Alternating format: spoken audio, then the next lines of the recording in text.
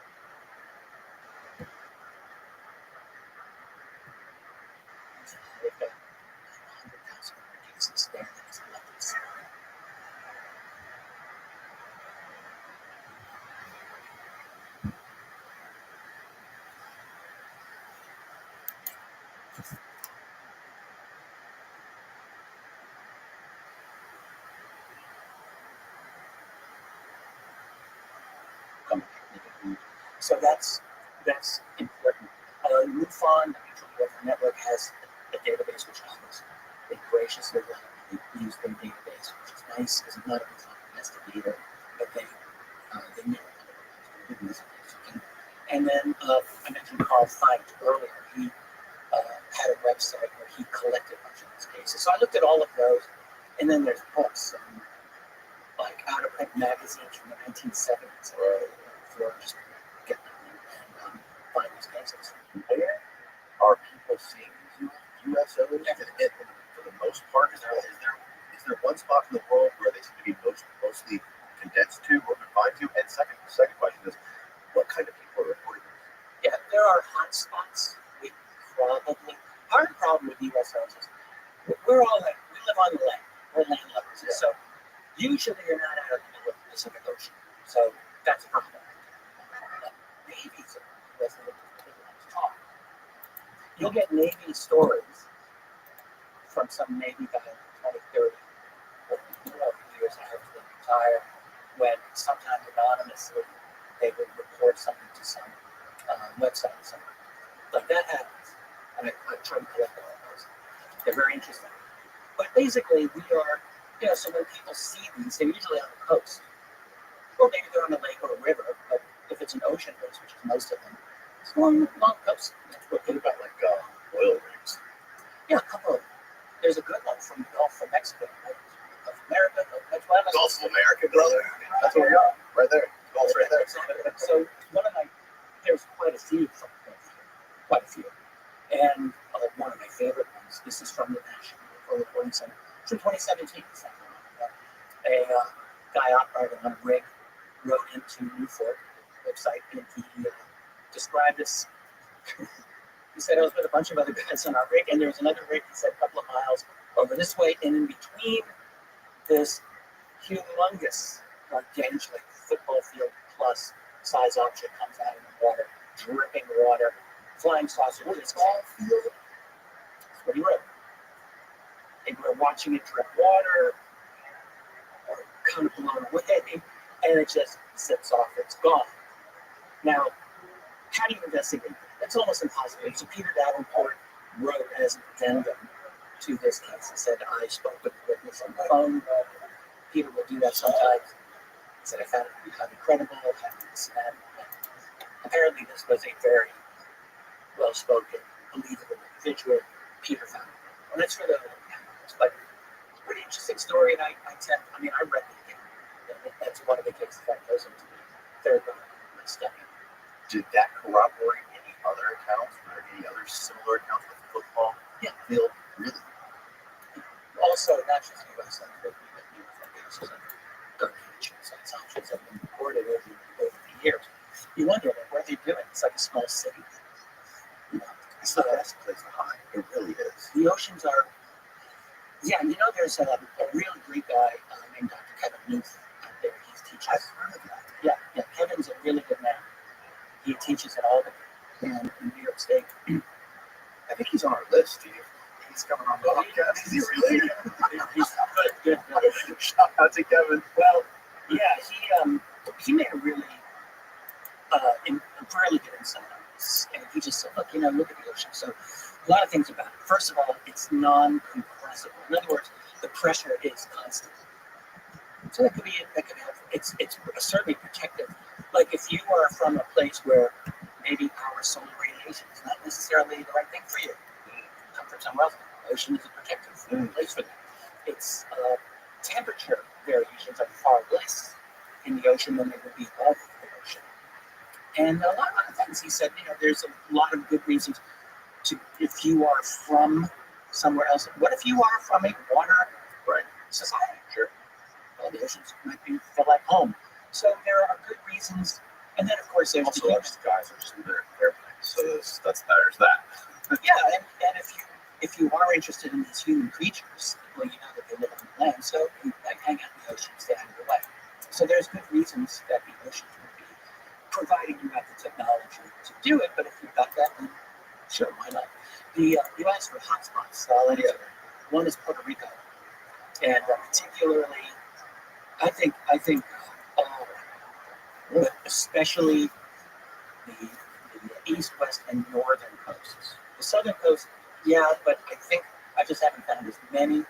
But along the northwest Aguadilla, or you go to the east, the U.S. Navy's got a big presence. There's no boats there facing the island. There's a lot of activity there. But north of the island, you've got the Great Puerto Rico Trench, which goes almost 3,000 feet down. It's super deep, and we can't get there.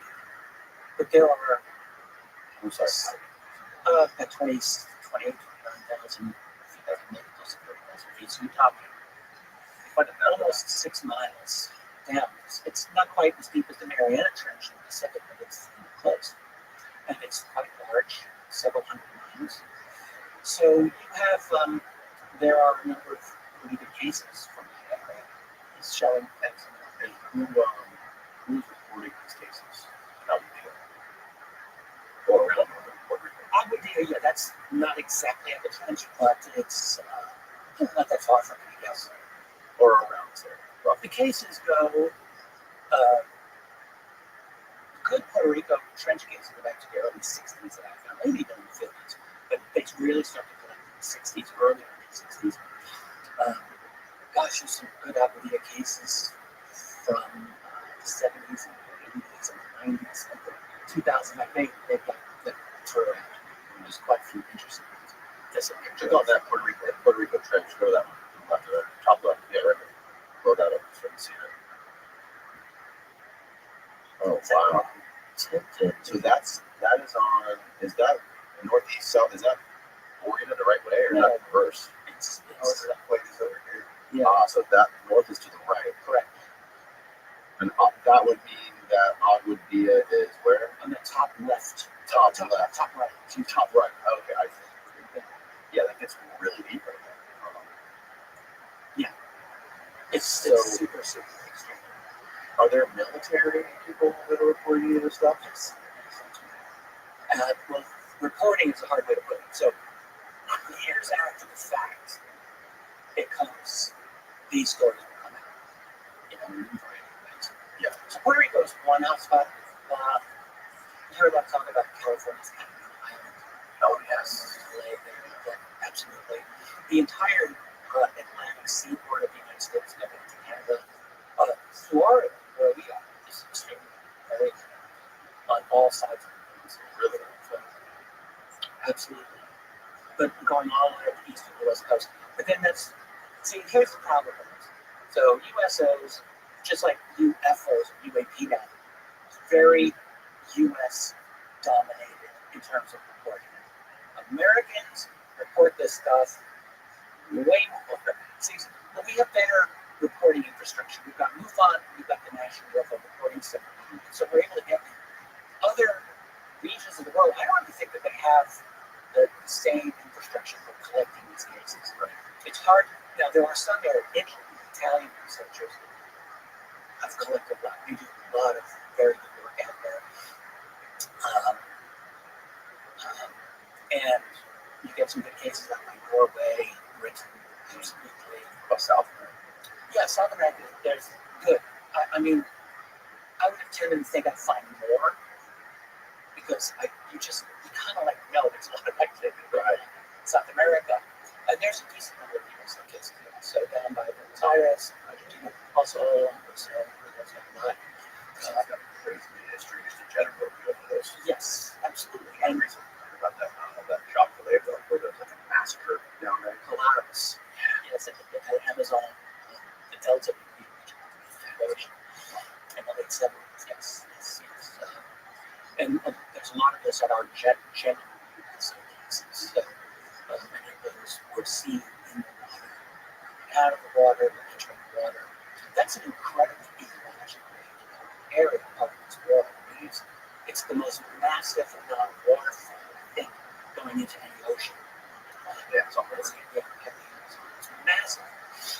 This is incredibly ecologically important, rich estuary where you've got it's just very important. So maybe there's part of it that's going on. Maybe they're interested in that. Yeah. But anyway, yeah, there were some cases in the late 70s there where people were killed and severely injured by these objects. That definitely Yes. Yeah, it's a lot. That it distracted me because there was it seemed like a slaughter of people, or there's a lot of people being murdered, not in a kind way, by something. Yeah, and in fact, there are claims that this kind of thing goes on to this day, not necessarily in that specific region, but other parts of South America. I've heard How recently? quite recently. There's a gentleman I know in Reno. I really liked him. He went down Manhattan or something. Maybe. Anyway, he's in the last few years. Very bizarre cases of accumulation of cases. I wish I could. These are with. I wish I could remember this a little bit better. Are these with indigenous people, or are these with sophisticated, like English speaking? Indigenous, not living completely indigenous lifestyles, but very kind of South American type. I mean, they have some technologies that They're not compound drops, no, but they are. they're a little bit more basic. Yeah. The technology. And they're described. Were there any details to like who was responsible for this, or like what their descriptions were of who was doing this stuff? Well, there's traces in the description. I can jump in. It's better than I can. But I'll just say that there's reason to wonder that this was a human operation. It's not a single that this was really like a dialogue over type of thing. Possible. I don't want to say much more because I'm afraid I'm going to say something that's not accurate. Okay. So, but yeah, this is a subject where I think I started this 30 years ago thinking who's been on this rabbit hole for a couple of months, and here you are, like it just opens up all of these fascinating, sometimes disturbing possibilities that are out there. Out of all the U.S. cases that you know, which one were there any that stuck out to you? That Many, really? quite a few better things. Amazing. What? I can tell. Also, I do want to know more about that 1717 case. Yeah, I'll tell you that right now. That's right off the coast of Martinique. Okay. So it's not that far from Florida. The name of the captain, I can't recall his name, Chevalier or something. He wrote in his talk. This is at after midnight. There was actually kind of this was a half a million dollars. There was somebody that was there. And what he was a vertical orientation, like a rod. He said it was like a massive ship.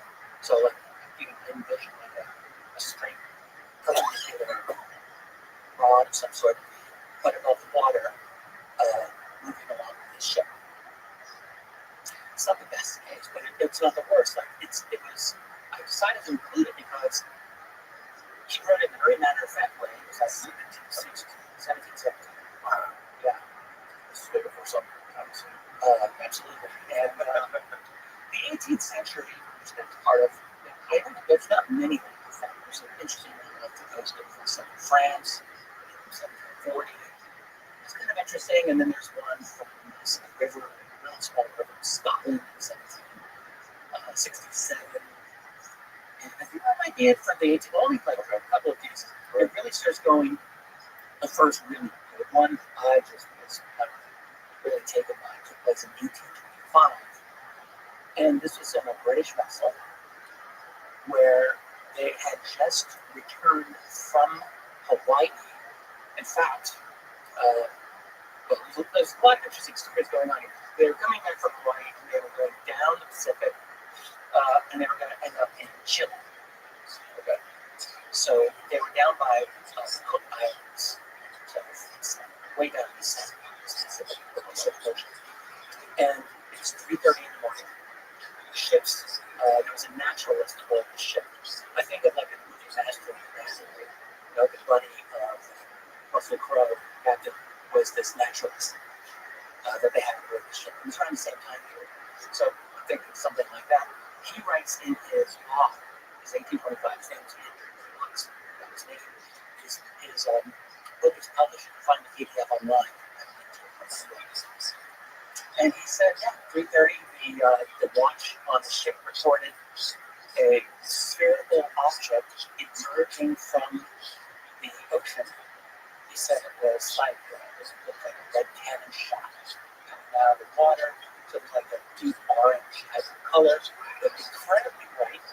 He said it was so bright, and he literally said you could pick a pin off the deck. It lifted up to a certain elevation and then went back down into the water and then came up a second time and then went back into the water. Now, how many naturalistic explanations can you think of that can account for this? I can't think of any. And Rothschild writes this in a very straightforward way. I mean, you read the rest of his diaries, I read some of it. I mean, he was clearly a very meticulous, very rational, and very intelligent guy. Just to this one bizarre entry in his journal from August 12th, 1825. That's kind of the case. And I thought that's like the first really, really cool case. Do you remember how close or how far they were from land? They were off the Cook Islands, so those are. I don't know how close they were to that. I don't think they were close to that. I think they were out in the ocean. I don't know exactly what he said.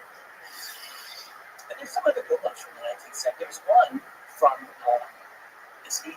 What's that? I found the story. Hot Sam with an ex. I just found it. Oh, you got it. Yeah, well, this is the story. Good. Good deal. Yeah. And he what's got? You got illustrations or what? Yeah, I think this is the illustration of that event. At least it's included with the story. That's like an iceberg behind it, right? Yeah, they weren't by icebergs. Yeah, apparently it's a little bit icebergs. But that's an it. Interesting. Yeah, HMS Blonde, correct, that's the show. And what year is that? 1825. Yeah. Wow. Yeah, what was the size of the thing?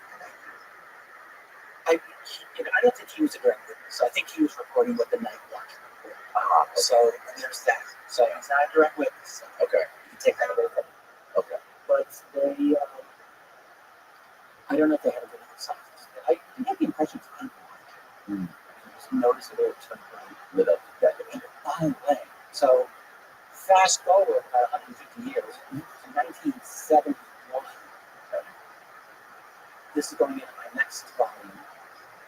And the USS John F. Kennedy Aircraft.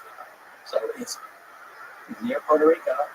Just saying, they were just finished with called carrier qualifications. So they've done this very involved series of exercises, and they had just completed that. It's 8:30, July 2nd, 1971, and the man operating communications, he had this name. He in fact reported this to Stephen Greer 25 years ago in Greer's book Disclosure, which you read. And his name is James Kopf with a K. And he also reported this to a couple of other websites at the time. So he's operating communications on the JFK carrier, 8:30 at night, and he says, suddenly all of the communication, he discussed the way the communication on the ship works, incoming and outgoing. He said suddenly everything was gibberish.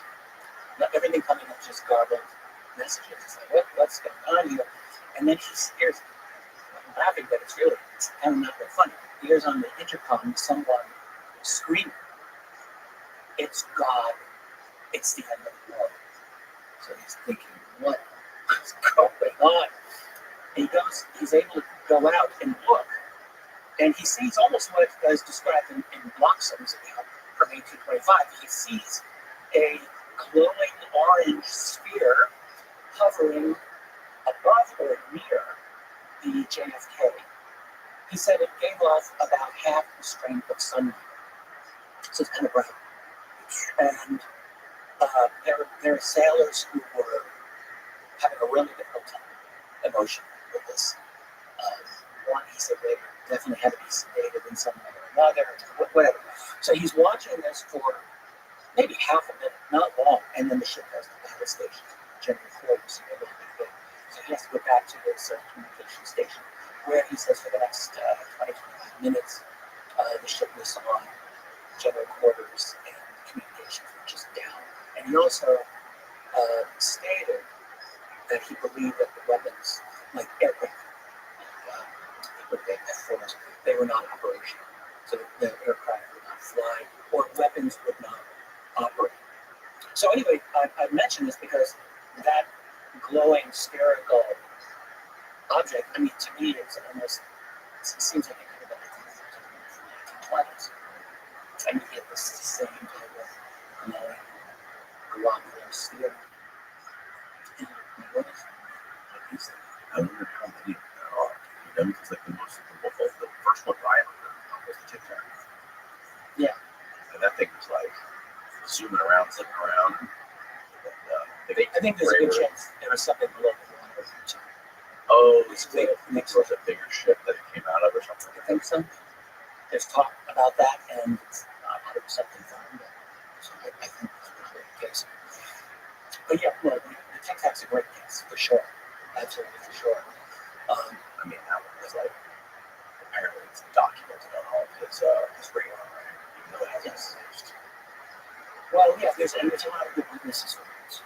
Kevin Day, who operated in radar for years at Princeton, who's a very decent man. He's a was there and has talked about this in great detail. And of course, we have James Schrader's testimony and a number of the other witnesses that have come out who have discussed it. So I don't think that we have any doubt. It's very, very unusual for sure. Of extremely high levels. Anything that can appear in is called cap point. Before they get there, It's like time travel. so, well, out of all that space-time metric engineering, they're the most equivalent in some way. That's San Diego, right? It's not anywhere near Catalina. It's off the coast of, that happened off the coast of Lower Baja California. Oh, those your Baja, California. I think, yeah, a little south, it's probably south west of San Diego. Oh, okay. Not that far, Right. but off that, out there. So, there's a lot of crazy stuff here. I have a friend who lives in Tijuana. He says all kinds of like UFO stuff going on out there, especially in the water, like USO type stuff, and stuff that you really don't hear about in like the media in the US. Yeah, I think that there's a lot of anecdotal information in this. Right? We spoke to a gentleman who had an interesting USO account of the Yucatan part of it, the other side. Oh, really? But yeah, I don't think they get reported officially. So they're just like the stories are floating around there, as it were. And how I have no doubt there's far more cases that are connected to Mexico than we probably Just the reports from like Robert Hastings, the UFOs and nukes, and the saucers showing up above these nuclear missile silos and things like this. I can't imagine that there's not some crazy case of like a UFO like stopping a nuclear submarine or something, or interacting with like a big nuclear sub. Well, we have some pretty good accounts. Actually, the best accounts. By the way, I'm a very big admirer of Robert Hastings' work, especially in nukes. Very, very important. So I'd like to mention that. But the best nuclear submarine stories that I've been able to find. I mean, there's one or two American, the Soviet Union. They have some. We learned about them. I think a lot of this happened when the Soviet Union fell in 1991. And for a while there, a lot of these stories came out of KGB files and this type of thing. And so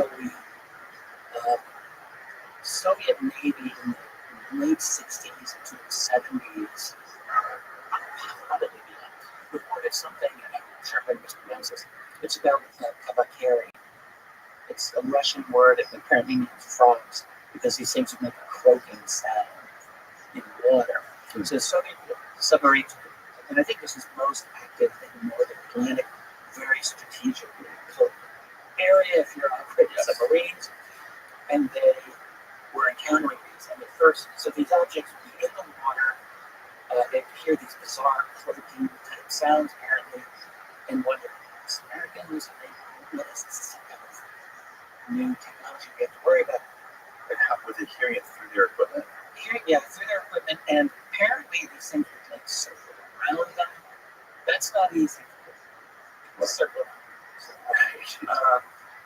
But that would happen, and there'd be multiple ones of them.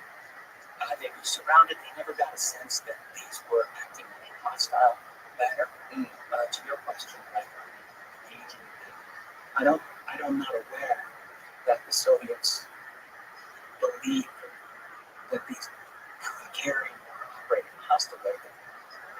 They were spoken. I think they could have spoken. And there was apparently there's a formal classified study of them that was supposed to be Soviet military structure. It's not available. Yeah, it's interesting because you only have your equipment to measure what's going on outside. You don't really have those hovers on giant windows to see what's going on out there. So those things can probably evade any kind of detection. One of the things that just fascinates me about these USOs is, like, whenever I write about these, I try to whatever extent possible to put myself in that position. Because you want to be accurate, you want to be analytical, but you really want to, I want to feel what is it like to be there. So imagine it's the Cold War, it's the 1960s or 70s, and you're in the water, and you're hunting and you're hunting the Americans hunting for the Russians, and it's pitch black, and you know, and then there's this other thing. There's this other presence. I mean, it's not hard to see why there would be secrecy from their point of view about this. I mean, honestly, but the amount of drama. Is my microphone okay? Oh, does he do the same stuff? Okay, cool. Listen, yeah, it's good. Okay, thank you. I just have to think, like, the drama, the human drama, has got to be off the charts for these people to have experiences. And those are the real draws for me to engage in this project. Yeah, that's one of the things I think about a lot too. Like, there's various ideas of like how many people know the truth about this stuff, right? Like, how many people that exist on Earth know everything outside of the compartmented, people that have all the pieces of the puzzle, maybe 100, 200, 300. Yeah, I mean, that's been 30 plus years, and I'm not one of them. Right. I've tried. Right. I try to get a handle on it, but there's gaps. Like, I always imagine, like, if they do exist, if there is anyone who has the whole picture, the whole every piece of the pie, what that must do to your worldview and your, what I mean, just like your life, that maybe I separated your work life from if you have a family life, if you believe that can exist, knowing that, right? About 15, 16 years ago, I think I coined the phrase, which is still out there, so it's called breakaway civilization. It was the idea that You coined that phrase? yeah, Really? it was my own thing. Oh, wow. And I was thinking, because I'm interested in studying human civilizations, very and I once read the condensed version of a book by Arnold Toynbee, a really great historian. It's like Mozart of historians. And he wrote this. Arnold Toynbee. He's a genius. Okay. And I think he died in the 40s. But he wrote this, something that is really not popular anymore. I think he's meta historian. Like, he was looking at the grand progress of human society and what is it that makes a civilization. And so it's comparative study of human civilization. Anyway, I was reading that at the time. This is 2007, 2008. And I thought, what about a civilization that develops out of the classified world that we don't know about? Based on Rothschild tech or whatever advanced tech that is kept secret, we had examples of the whole world of separate scientific infrastructure. The Soviet Union had a separate scientific infrastructure that, in a lot of ways, was based on some pretty bizarre things. They had this guy named Trofim Lysenko, these very unusual ideas about biology and evolution that were only designed to conform with Soviet communist ideology. But it forced an entire infrastructure to go down this dead-end path, basically, of research. So, like, that's something we know about. But could you develop, I asked myself, based on UFO tech that's kept secret, which I was thinking a lot about, of course, at that time, to the point where you would have breakthroughs in terms of understanding what's gravity, material science, or understanding who these beings are, that you cannot share with the rest of the world. Right. But that doesn't stop you from continuing on to develop this. And so you end up going on your own path, and you kind of break away intellectually and cosmologically, and maybe technologically from us little trolls living on the surface. But you are aware of anti-gravity research. You have the ability to go off world mate. You have the ability to learn who these other beings are more than. So I call it a breakaway civilization when it's broken away from our own. That doesn't necessarily mean that they all live on Mars and like what's like Sure. But it could mean, as you were just saying, you've got a job across the world, you go classified project, which then through that you go into another classified project and maybe a third. And so you've got all these layers of cover. And then you do your work, trying to break away, and then you come home, you say hello to your spouse. How was work, dear? That was a pretty good day. And you can't really talk about it. So that, I think, probably, that was my vision of it. Other people have taken the idea, and Joseph Farrell talked about Joseph. He actually wrote about it as well. And you can go pretty far. I'm more cautious about anyone else that I've heard talk about, but I do believe that there's problems. Yeah. Well, if you were one of the executives of one of those corporations that did have this technology that's been evolving since the 50s, with some sort of crazy physical understanding of physics that the rest of the world doesn't even understand, and you now have weapons that are more powerful than the United States military, Russia, China, all of them combined, and the head of the Joint Chiefs of Staff wants some answers, you're going to give him a double bird. And you say, fuck it. You don't get into our stuff. We can take out every single military on the world in the snap of our fingers. So, like, you have to answer to it. If they're that independent. I mean, that's really the question. And you're getting into a key area, which is what is the structure of this secrecy? Like, who's running it? Who's the guy in charge? And does he answer to someone else? Does he answer to them? There's all kinds of possibilities. Those answers, right? Exactly. Because I don't know. I don't have that answer. This is interesting. That I had this lady on recently, this woman who tracks money in the government spending budgets and stuff like this. And she worked during the Bush administration, and she was a part. Talking about Catherine Austin. Yes. Yeah, she's a great singer. Oh, really? Love Catherine. I just had her on. Fascinating. She was Brilliant. She was explaining like how the money that went missing when Donald Rumsfeld did that press conference the day before 9/11. Exactly. $4 trillion missing from the receipts. I think his quote was 2.3 trillion. I got it. But that's all right. And basically, she looks at this whole thing from a balance sheet perspective, saying all these trillions of dollars have gone missing and they're not accounted for. And if these things went to black projects, what we're speculating about with companies that have all this crazy tech is not that far off. Yeah, a couple of things. So first of all, everyone should know who Catherine Austin is. She's a great benefactor to our civilization. She's a gem and a brilliant individual and a wonderful person. She's been like absolutely decent. Yes, totally. But she has opened up this whole area. Now, the thing about the first it was 2.6 trillion in the summer of 2001, that was 2.3, and the number actually they supposedly got it down to zero, if you want to believe that.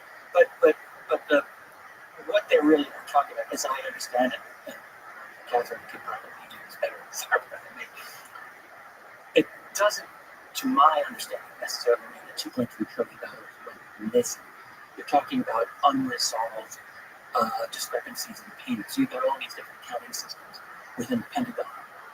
And you've got, so there's a lot of opportunities for duplicate transactions to be reported. And so I don't really know how much money gets siphoned out. There's definitely, I completely agree, a lot of money gets siphoned out. And what is the exact number? It's $2.3 trillion would be, the Pentagon's official budget in 2001 was something like $300 billion. So we're talking about a factor of 8. So how do you lose 8 times your annual budget? It's me. I don't know how that works. My accountants don't know that what we do. But clearly, we are talking about one thing Catherine said to me, I think it's written. She talked about when she first became Assistant Secretary of HUD, Housing. Yes, correct. First Bush administration back in 1989. And, her thing was always fun. She's a financial whiz. And she described, Catherine, forgive me if I get this slightly wrong.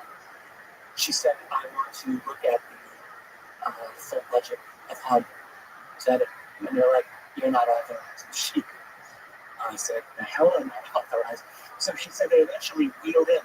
She described the library carts, like when you have library books, like one after another filled with stacks of papers. And I think she said something like, God could not sort this mess out. It was designed. It was physically unbelievable. And one of her points, that definitely was, it was like designed by default, physically impossible to use. And she made a very many astute observations. She just said, look, we have a system where these people are they do not adhere to the law. They are Yes. And I think that puts it as well as Yeah, it's a terrifying idea that all this money is going to some stuff that and well, think of one thing. sure. So all of our history, right? All of our history has been an extremely hierarchical structure. So it's always been this way. You have king, priesthood, guys in charge, and they own everything, they control everything.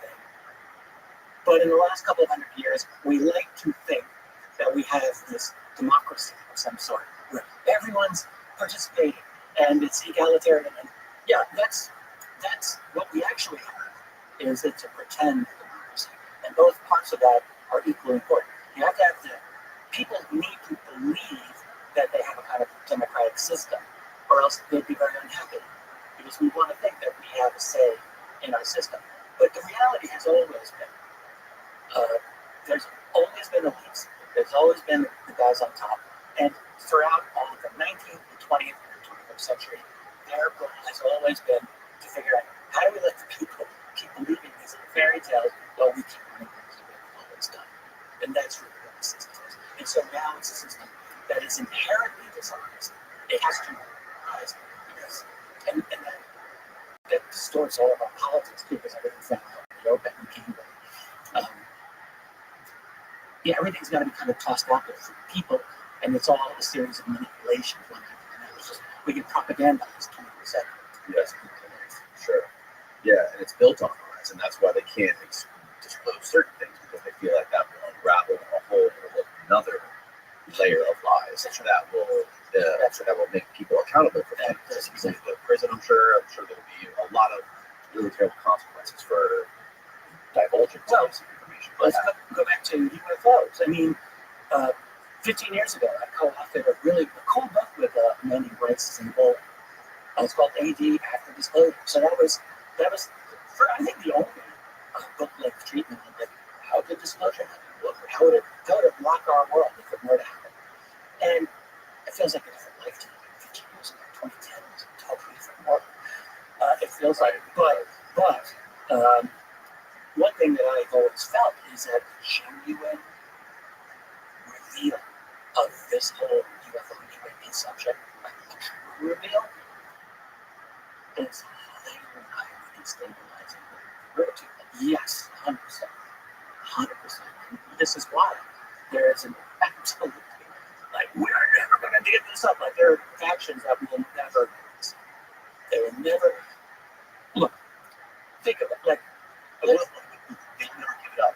They'll never willingly give up this. To protect us or to protect themselves. Protect the system as it is. Right, sure. They may rationalize it and say, should we put out right. I can see them justifying that. Yeah. Maybe they're right. We don't know all of it, do we? I believe in truth. I like to think that most of us believe in truth. If I'm going to have faith in anything, it's going to be a faith in truth. What else? If you cannot believe in truth, what else you got? So I'm going to believe in that. However, so let's say now in 2010, when we read this, the country was not nearly as polarized as it is now. So in 2010, we're envisioning the president goes and tells the world, well, this thing happened, this sighting occurred, we can't really ignore it anymore. Yes, it's real. And some of them are not human. That would be disclosure, right? That's kind of what we all imagine. And so even under that scenario, so I think it's way more complex now. We can get to that.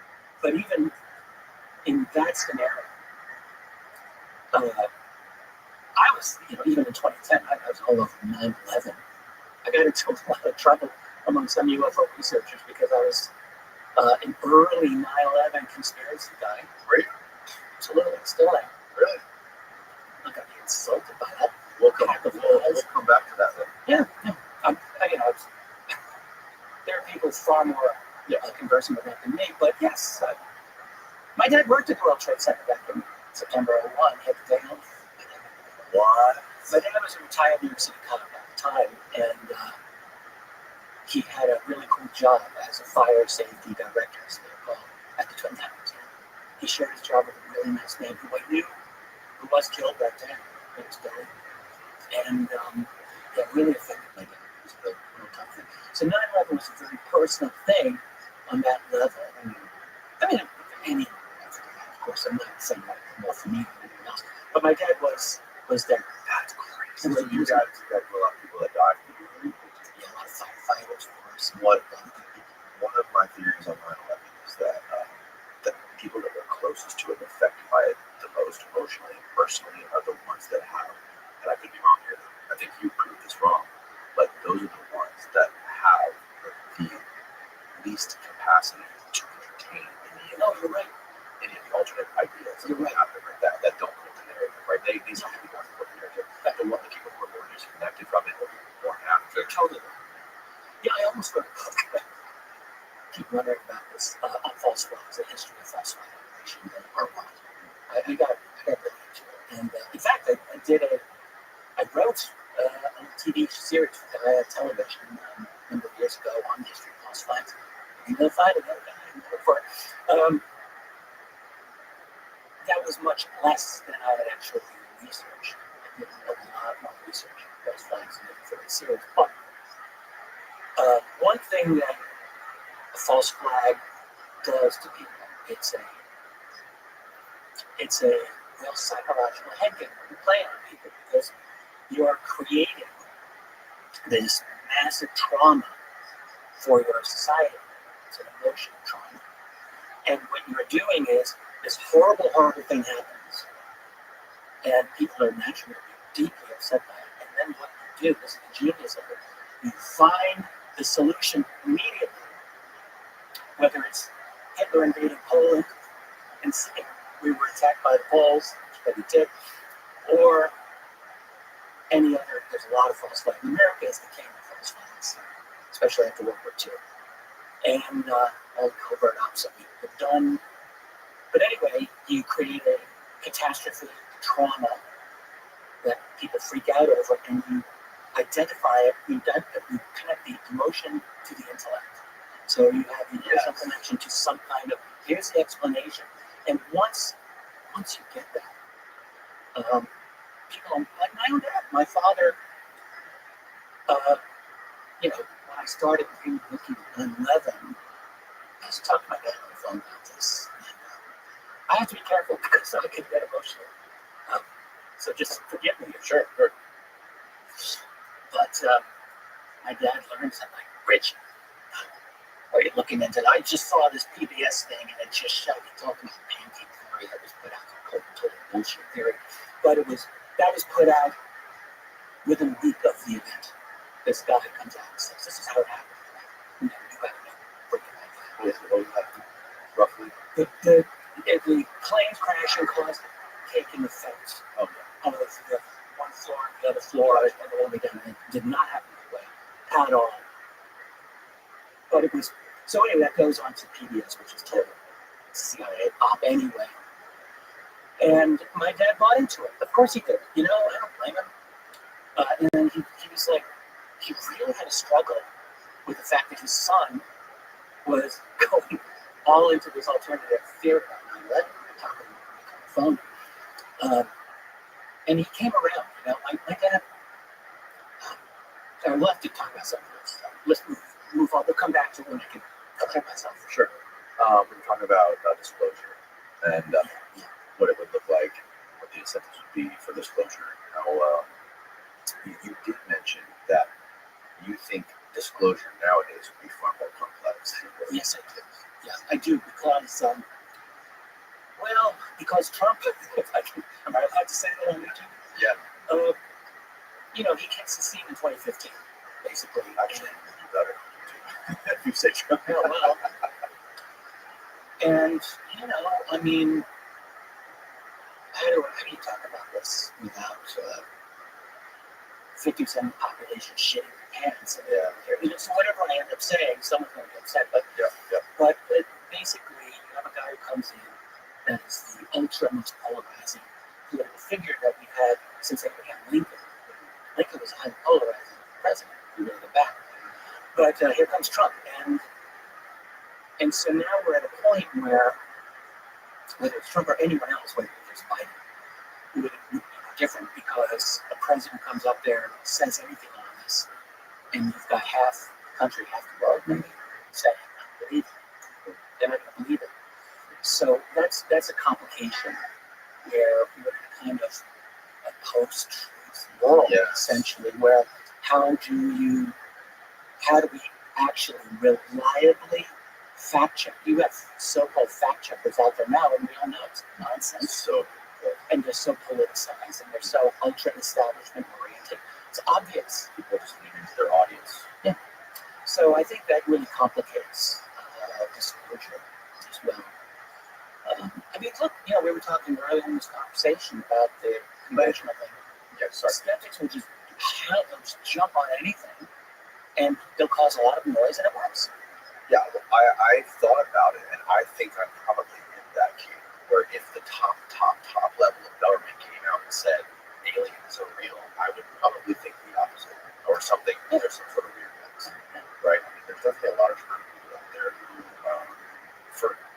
you can't really blame them. Whatever the government tells them, they think the opposite's true. It probably should be right to a certain extent. Think of the UFO reality as a mountain, right? It's a massive Mount Everest. And so you're going to disclose that? You're going to disclose that whole thing?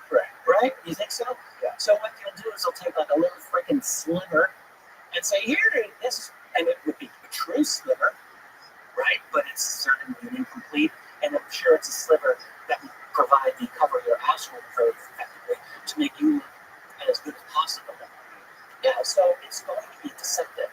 Yes. Any kind of real official attempt at disclosure is almost certainly from that model. I still maintain, and I caught a lot of hell for this, you know, what can I say? But I do think that a lot of the people who are pushing this narrative, people like Hal Puthoff. I've known Hal Puthoff for over 25 years. I admire and respect him. And I think he's on the right side of this. That's my belief. People can say, you're naive, whatever. Noel Elizondo, I said the same thing. Christopher Mellon. These are establishment people in a way that I've never been. I'm an establishment guy. I'm a historian, and I guess I do journalism.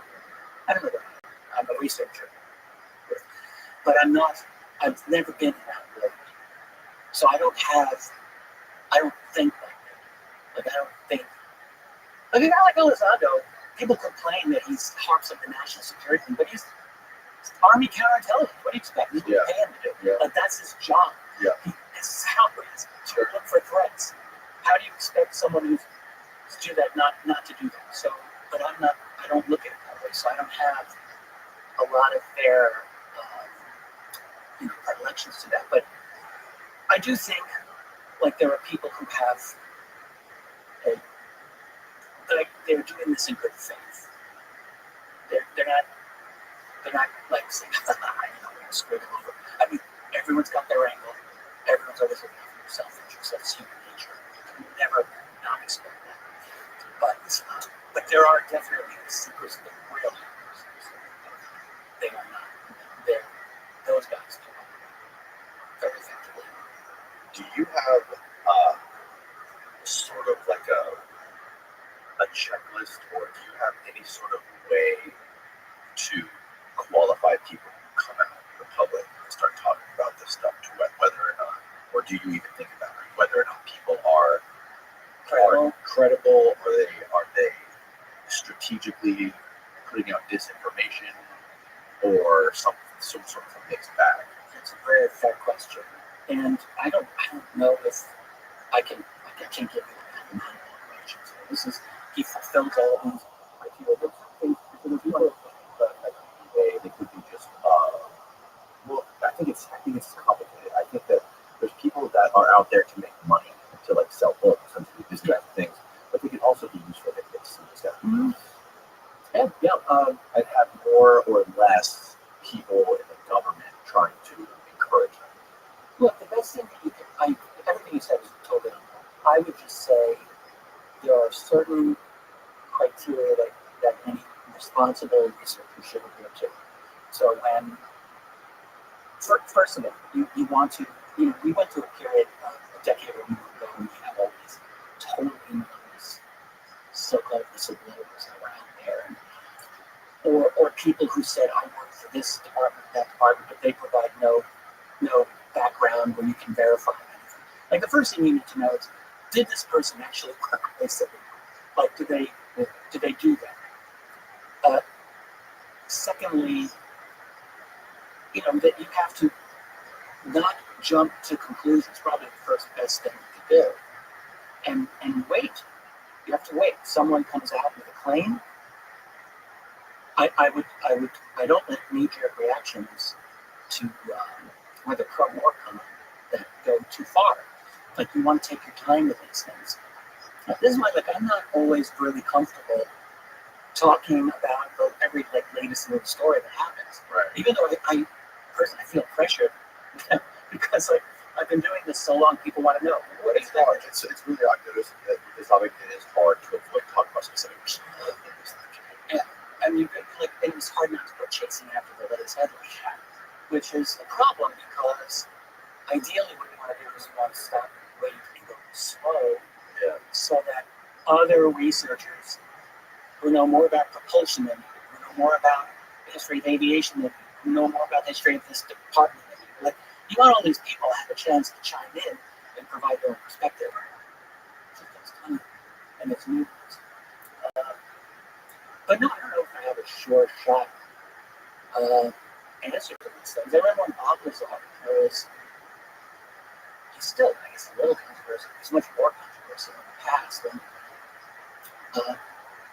part of it is you go by, for me, so I wrote about him over 15 years ago in my books, and it was really difficult. I didn't know. What do I think about this? I didn't know.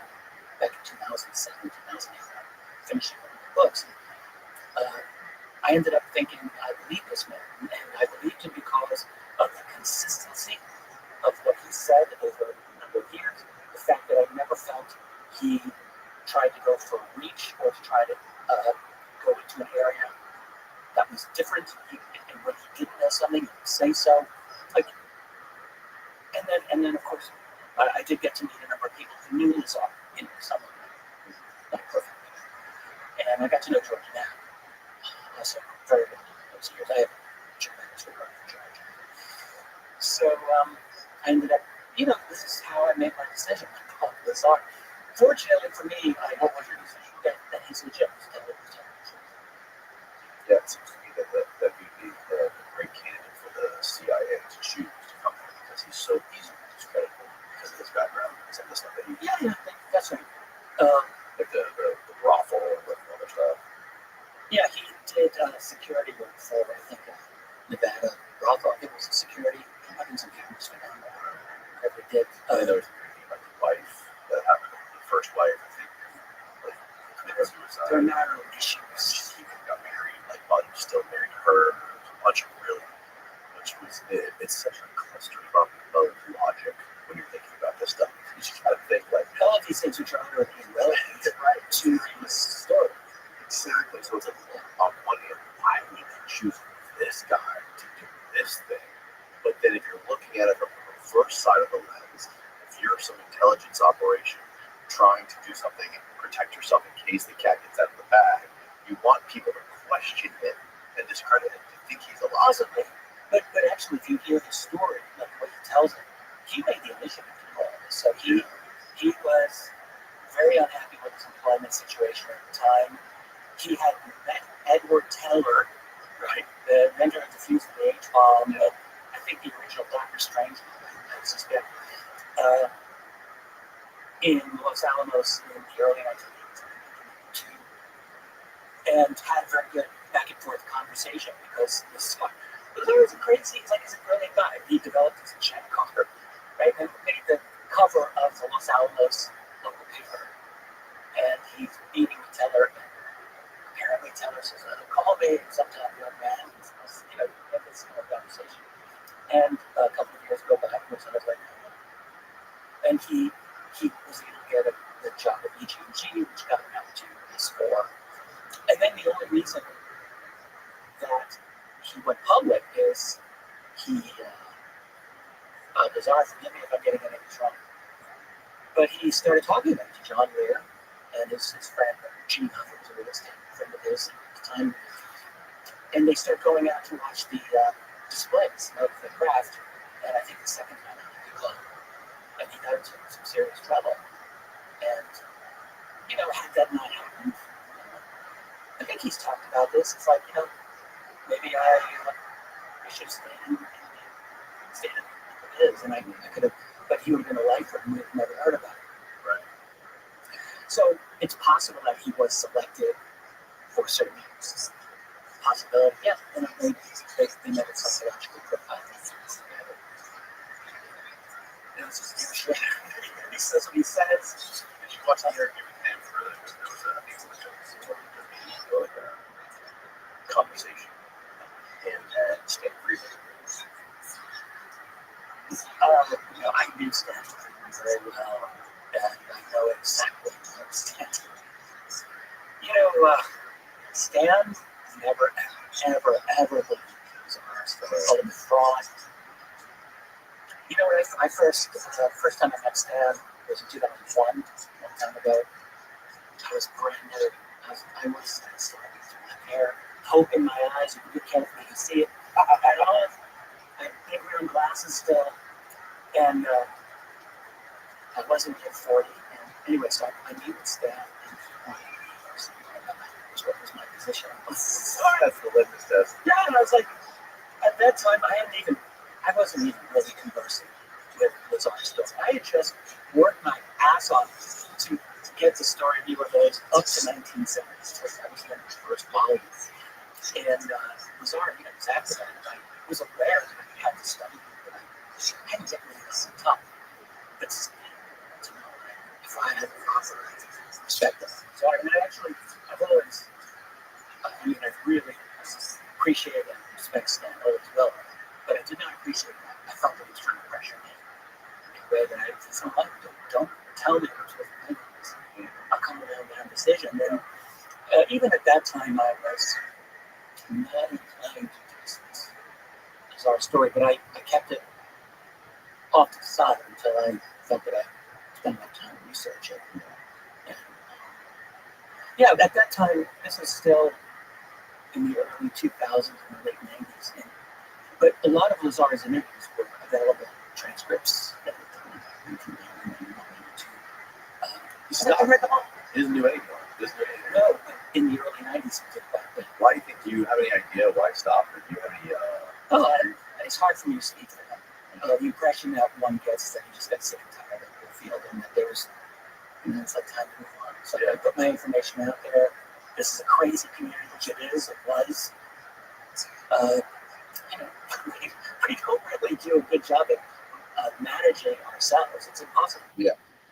And there's also all these other whistleblowers that come out, and one of the most recent ones that screwed my mind up was the guy who went on Jesse Michael's podcast. He was talking about kidnapping kids from Indonesia after an earthquake, and then Michael Pereira. So Herrera, this guy corroborated Herrera. Jake Barber? Yes. Yeah. I did not hear this. Jesse Michael's great podcast. It's Herrera. It's basically right. He had a different angle of it. He was part of some different organization, but basically he says that he went to one of Greer's public whistleblower conferences, and he heard Herrera talk. So Jake Barber says that he went there as like a guy to catch whistleblowers to prosecute them, right?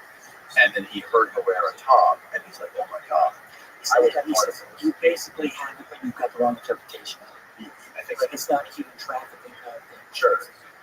He got so Jesse brought that up about human trafficking. This guy, Jake Barber, got really upset when he called it human trafficking. Yeah, no,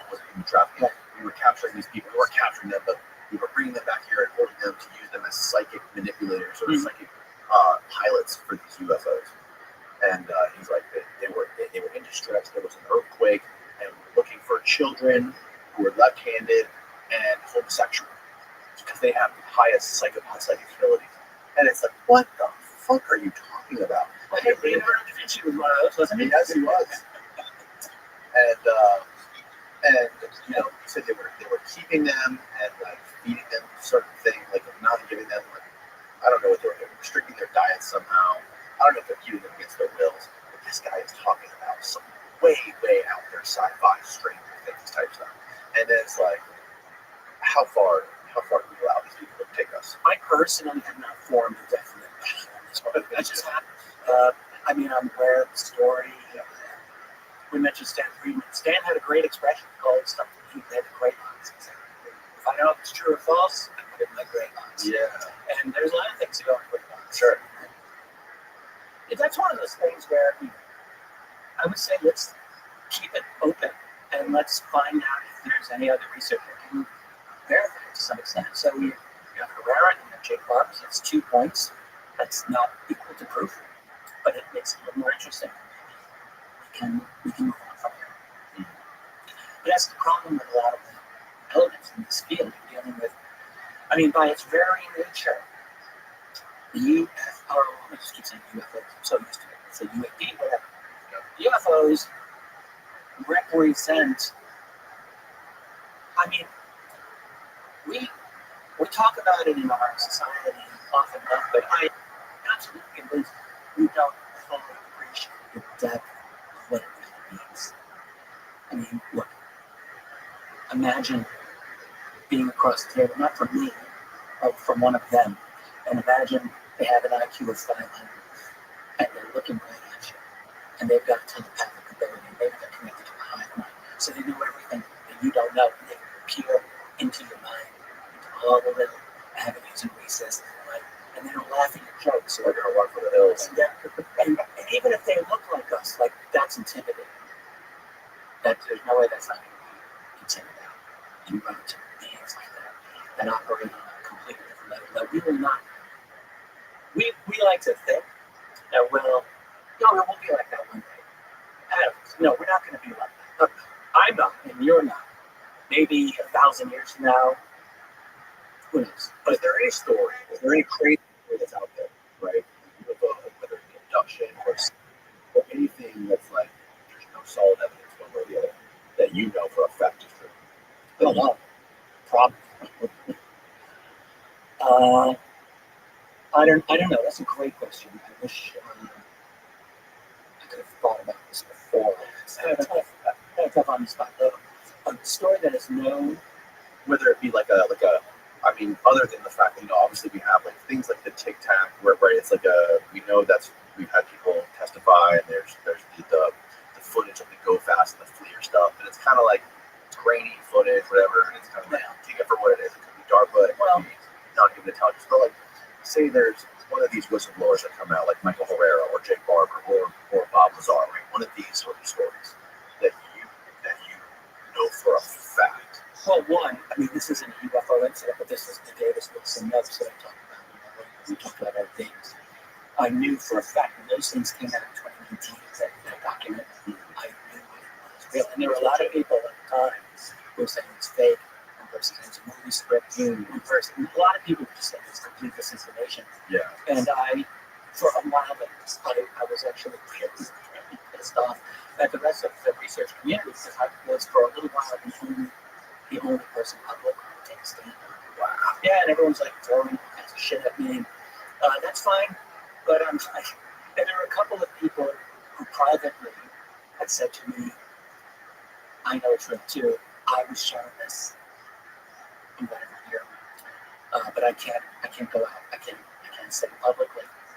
So I understand that's fine. But during that whole period, there was some really snarky, nasty people that popped up out of nowhere and since disappeared. Like, who are you? Who are these people? Not interesting. Yeah. But anyway, I always knew that would be the case. Just didn't know that. But then you get Jacques Vallée talked about it in his Forbidden Science, one of his volumes, his diaries. Yes, he mentioned knowledge of it at the time. When the astronaut, No, prior, before that. Yeah, I think in his volume that covers 2000 2009, when Davis actually interviewed us during that period at Valley News. And it's in also Eric Davis himself, short of saying I wrote them several times, interviews that he did in 2019, 2020, and then just briefing. Elizondo, this one thing that Elizondo did, he mentioned that he introduced Davis by way of his names. And he said he obviously knows the truth. Like an whole part, we all know it's all real. But there's been enough confirmation. And Davis himself, if you really listen to him, even in a briefing, it's quite obvious. He makes it clear without saying he's got to be careful. Those notes themselves are not classified, but they talk about something that is highly classified. Well, they're private notes, so it's not like an official government document, but it's discussing something that's extremely sensitive. Let's take this opportunity to back break, jump right back in. We're back, folks. We're back. We were talking about what were we talking about? Steve, you know what we're talking about? We want to talk more about the military aspect of this USO stuff. Yeah. Before we do that, one of my questions that I've been wanting to ask you is, I'm sure you do know about this base. I talked about it with Jesse when he was on here, that there was a decommissioned, I think it was a Navy base in the Bahamas that was specifically in charge of tracking some of this stuff, this underwater UFO stuff. Do you know what I'm talking about? Specifically, well, there's a system that was known as SOSUS when it was developed, the Sound Undersea Sonar system, and it was originally set up in that area, like near the Bahamas. So I don't know if that's what he's referring to. No, this was a base. Steve, if you pull up the podcast I did with Jesse, it's in the timestamps. I think it's its own dedicated timestamp. I should know it. I think NASA was involved with it I should too. put it to my second or third down line. Atlantic Under, is that what you were talking about? Yeah. On tech, that's what it was. Okay. So apparently, the way I understand it is they had some sort of, maybe it was like holy macaroni, bless you, underground, or not underground, underwater sort of base to track and detect things. Yeah, so I am aware of that, and I do have a little, I've learned a few things. Jesse may know more than I do. I don't know what he really has to say. One of the things that I try to do with this study is two things. One is track the casing, and then the other is to try to understand the technological, military, political, and other related developments that went on at the same time. So when I try to structure these books, I break them into chapters, and at the beginning of each chapter, I try to highlight what's developing here, what's our technology, what's our politics, what's relevant. And so the development of a lot of the Navy systems has gone into that section of each chapter. And so I wrote about census, and I have information about tech. It's related. It's all similar. It's basically their system for probing into the world under the water. So off the top of my head, I don't really know what else to say about it, but it's, as that description there says, secretive testing of underwater vehicles. Yeah, they call it the Underwater Area 51. Yeah. One interesting thing about it is its location. So that's an extremely active area. One thing I did when I collected all of these cases on my Google Earth, I put a little yellow pin for as accurate as I could for every single USO case I could find. So that's why I can tell you Puerto Rico is a major hotspot. That's why I can tell you Florida is a major hotspot area, this whole region here. And so the fact that they've got something down there in the Bahamas, I just think is kind of interesting, because that's a very, very active area for USOs in general. one of the fascinating things I also told you is there's this secretive NRO character who's tied into NASA, who's a part of this base somehow. Well, there's an underwater version of the and it's National Underwater. There's a brilliant UFO podcast on YouTube, UAP Garb. Oh, I've heard about him. Yeah, he's very smart. I've never talked with him, but if he's listening, I'll pick him up. Just has him. Yes, highly intelligent. The National Underwater Reconnaissance Okay, that's it. responsible for underwater reconnaissance operates primarily in the water during the Soviet Union. Started in 1969, and there's history there. One thing they collected a tremendous amount of intelligence against the Soviet Union at its coasts off the coast of Kamchatka there, and they actually were able to place a device on an undersea cable there, like a listening device, to tap into Soviet communications. And this is back in 1977. They were using the halibut. I think that was the submersible they used. I think that was the one. Or I think the halibut. I can't remember. But they were able to get very valuable intelligence for a particular more based on what they were doing there. They're like, that's a whole story that we know a little bit about, and we need to know much more, because there's no question that they have got information that we just don't know and may never know. They are the underwater aquariums. Yeah, I've heard that there's probably over 20 intelligence figure, like 3-letter agencies that we don't even know exist that are within the government. But I'm sure we'll probably never know. Like I never would imagine. I never knew that the NRO had the UFOs. Yeah. Well, they're a good candidate for it, actually. But we didn't know the NRO existed until the 1990s. They existed in total secrecy for over 30 years. The NSA, jokingly referred to as no such agency, was completely secret for more than its first decade or so. Well, there was a book in 1964 called The Invisible Government that mentioned it. It was one book, but no, I don't really think it was truly appreciated what the NSA was, and that it came out in the early 70s. But it's quite secret. But that was a secret agency. Its existence was classified for years. I remember I was friends with a Russian but he told me he was interested in some stuff, so he was convinced that there was a very substantial agency involved in this that was studying off the bars. So I believe that there are. I mean, look, I talked about having a pretend democracy this a while ago. I think that's right. So what we really have, what the United States has, of course, is a massive empire that's trying to dominate, has always tried to dominate the world, especially since World War II. And as a result, puts institutions and agencies in place that it doesn't think the public really needs to know about, even though they're supposedly useful to have this open, transparent society. Right. So I think there's all kinds of secrecy that's going on. I would not be shocked at all for a bunch of 3-letter type agencies that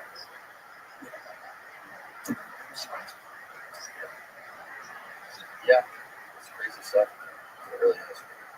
And another thing that I think that's something about is all the money that's going to these underground bunkers, and underground, basically like underground cities that are connected by highways all around the country.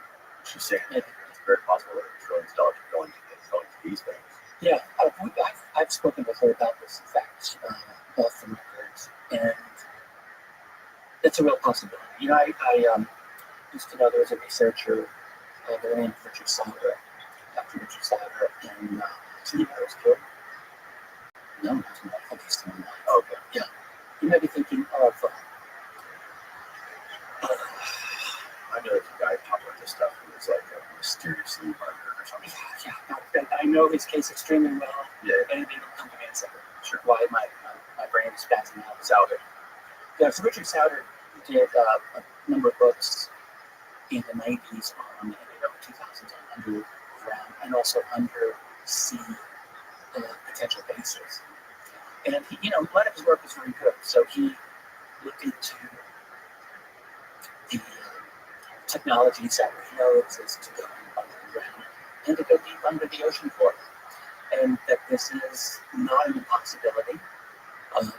We actually have the ability, all you really need is, you need the ability to dig, and if you're going to have a base permanently there, you've got to be able to extract oxygen from the water. But we've had that technology. That's what nuclear submarines are able to. They're not under the water with supplies of oxygen tanks. They have to extract oxygen out of the water, so hydronics and whatever it is, and they're able to do that. So there, at least theoretically, it seems that it would be possible. You could have a whole array of underground and potentially undersea bases. It's theoretical. One thing that Richard found was he ran into this guy who did illustrations for the U.S. Navy back in the mid-60s, and he was asked to develop a series of illustrations portraying undersea bases and operations. And he gave those illustrations to Richard and published them in a book, which back in those days I was his publisher, so I know about it quite well. He's publishing it now, so it's pretty good. Interesting. Yeah. So to your question, what Catherine was asking about, we're talking about these potential deep underground, kind of a labyrinthian underground connection basis. It's totally possible. Is it, how true is it? That's a question. And, speaking against that, I would like to see some more actual investigative journalism on it. It's some of this that can support it. But I wouldn't doubt that's a possibility. Yeah. Thinking of the other guy, Phil Schneider, of course. Oh, yes. Phil Schneider, that's a whole other thing. I'd rather not get into Phil Schneider, but it's an interesting case, and he does seem to have been really, I don't think he committed suicide, but I think he was killed. Another thing, so this things might also talk a lot about these breakaway civilizations and the fact that if there is some breakaway civilization, it's most likely going to be the bankers. Yeah, the top level bankers that control all the money. I think that's got to be true. That these people were taking so as much using money to explore space. Yeah, and it's really esoteric thing. Yeah, she describes it really nicely. And she says it's like, imagine there's an open river. The money's just flying out. Right. So, she says it's like we don't have a closed system, it's open and stuff. So that could really be the case. I can't, how that works financially. I think she could probably speak a lot more intelligently than I can about it. But the way she describes it seems quite logical. And even you have these characters like Elon Musk, who gets all these crazy contracts to launch these satellites into space and do all this work. It's tons of money from the intelligence community and the U.S. government to do all of this work. This is probably responsible for a lot of the money that he's made. And those companies alive that publicly will basically say that all this stuff's bullshit. There's no evidence of this stuff. If these aliens exist, they sure are subtle. Like we don't see anything like this. Yeah. It's so strange. Yeah, that's a really, because he's made this statement many times. Hey, I'm not smarter than Elon Musk. That's definitely, I'm certainly not. And I don't know as many things as he knows. I don't know about that. He knows far more. So it's hard for me to say, he's full of it. But for him, he's made this statement a number of times that, he's not seen any evidence of anything extraordinary out there. He didn't know about it. And it's hard for me to know how to judge that. I mean, there is a tremendous amount of actually very good space-based evidence for anomalous activity out in Earth orbit and beyond. There's all kinds. I mean, there was a man, Jeff Challen, Jeff, he's not alive anymore. He spent all of his time just pulling down NASA video footage from all the NASA space missions and just looking through them. And he wasn't just some line-eyed believer. He was, I think, a very astute, and he just kept finding all kinds of crazy things in these NASA missions. Objects out there that just did not make a lot of sense. Objects doing apparent U-turns at one point. Objects moving in angular motions in space. There are things that you can put out there to explain some of them. Maybe like the booster rocket went off and ice crystals moved off at an angle. But there's a lot of these kinds of things that seem kind of bizarre. And we're not all American. We have a lot of statements from American and Soviet cosmonauts, quite explicit about bizarre anomalies. There's Popovich, Marina and Pavel Popovich from the Soviet Union, both highly regarded cosmonauts in our country. Both spoke quite openly about these types of things in the book that they were aware of or had seen. And quite a few Soviet missions that talked about this, and enough American missions as well. And, I don't think you can just dismiss it. So for Elon Musk to say, to dismiss it all, which with a wave of the hand as he seems to do, I find very curious. Yeah. Have you heard of the guy who allegedly works for the NRO, who I think Diana Sulka wrote about him in her first book, who has all these patents. Worked with this dude, Chris Bledsoe, and apparently right into all this super secret stuff. Talked about all these crazy. Oh, it's the high-level NASA individual. Yes, there was two of them. There was one of them named Al Povenmire, apparently after the and then there was this other guy, I think his name was Tim. Yeah. Who apparently just said all kinds of stuff to Chris. Told him, he brought him to Cape Canaveral, which is 2.5 hours from here, and said that when you go through the gates, just play your favorite song in your head because these people are trying to read your mind. And it's very interesting.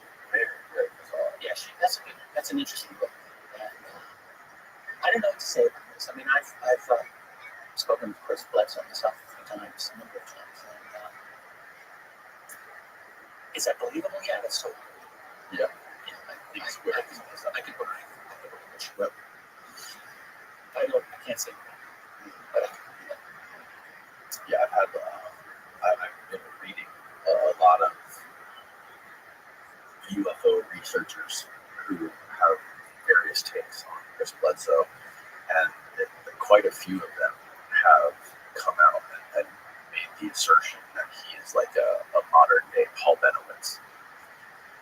Well, one thing that I can say, I actually did an extended interview with Chris a couple of years ago. I think I might have been the first extended interview that he did with anyone on social media. Could be. When was it? 2017, a while ago, I think. So a couple of things. First of all, Chris is an absolutely super decent. They're very good people. And his original site, the one from 2007, I don't think there's any question about it. There's, in fact, just recently, a number of people come out to attest to that. Certainly there's him, there's his son, and the other witnesses, they all come out. I don't think there's any reason to doubt that. And that's an extraordinary UFO encounter. There's a craft that they definitely saw in the woods in North Carolina. Yeah. So I have no reason to doubt that at all. And the subsequent activities that have happened on this property, which I have not been to, so I can be upfront about that. It's hard for me to say. I've not been there. Yeah. I've heard different types of stories, but I think it's fair to say that there is some odd things that are going on. Obviously, not that I've heard of. Yeah, I tend to. I don't think he's making any of this stuff up. I feel like my gut told me when he was explaining all this stuff to me is that this is something that he really experienced. The thing that just raises my ears is the fact that all these people from intelligence and NASA are clinging to him. Well, there's a couple of ways to look at it. One is that it's an op, and they're screwing it. A lot of animals. Okay. The other possibility is that they know that there's something to this. Yeah. And they want to understand it better. Like why would that not be a possibility? One of the things about Stephen Greer is that he develops these protocols, calls them the CB5 protocol. Yeah. Okay, so people have different opinions on this, but there's no question in my mind that there is a consciousness element to this phenomenon that's real. And there is no question as well that Greer did get interest from the national security state. I think because one of the things he talked about, and it's true, as far as I can tell, it's really true, is he met with him for many years on the short list of DoD secretaries and things like that. It was one, but he's up there. And also the then director of the CIA, Gene Morrison, and their wives. Yeah. All of their power They players. went to some dinner together. Yeah, they had dinner, and this is, I think, in the 90s. No, early 90s. Ms. Woolsey was director of CIA in the early 90s, under Clinton. So, why would they do that? I mean, That's near the 90s, is there any proof that you have that meeting? yes, there is, because the argument is over what it constituted. Greer was called a briefing. Yeah. And they issued a letter. So I'm sure I have it somewhere. I need to search it. It's down research now. Where they just said, this was not a briefing. This was an informal, like a dinner, and they were clear before this, like you talked about. They were clear. So I think, yeah, he did meet with them, and then you have to ask yourself, I mean, Greer can talk about this much more forthrightly than I can, but he wasn't famous at that time. Who knew him? He was this guy who just gotten into the UFO field. Medical doctor. Talking about crop circles in England in the early 90s. He did a little bit of that. He gets his interest from these very highly. I had a gentleman on here a couple of weeks ago who brought me a newspaper article that he had. He paid for some subscription to some website that could pull up PDFs of like ancient news articles, and he was basically making the case that essentially what the news article showed was the description of Greer, a publishing newspaper of Greer, how he got married, when he got married to his wife, and all this stuff. It was like a little blurb of how he got married at the Baha'i Institute in Haifa. And I've never heard talk about any of this stuff. And this was like I think it was the 70s or late 70s maybe.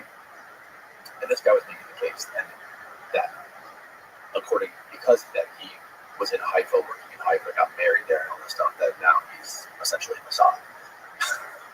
Well, first of all, I would never comment on some aspect of a person's life like that. I have no understanding of it. It is not for me to get involved in anything like that.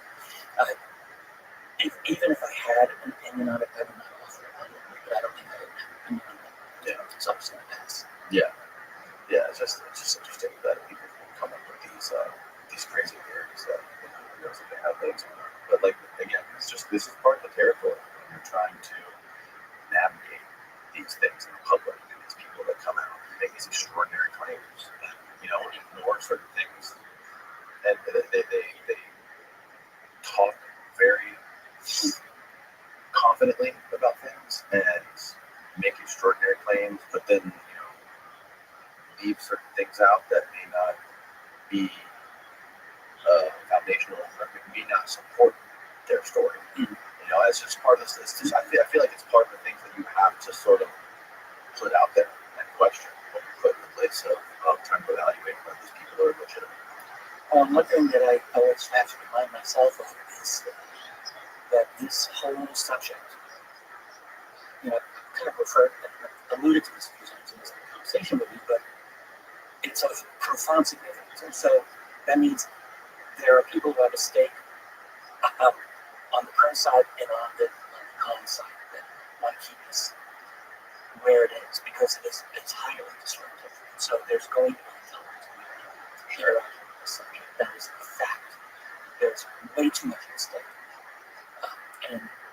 those individuals will use their assets in establishment media, their assets in academia, or they will use their assets wherever they can within the community itself, if need be.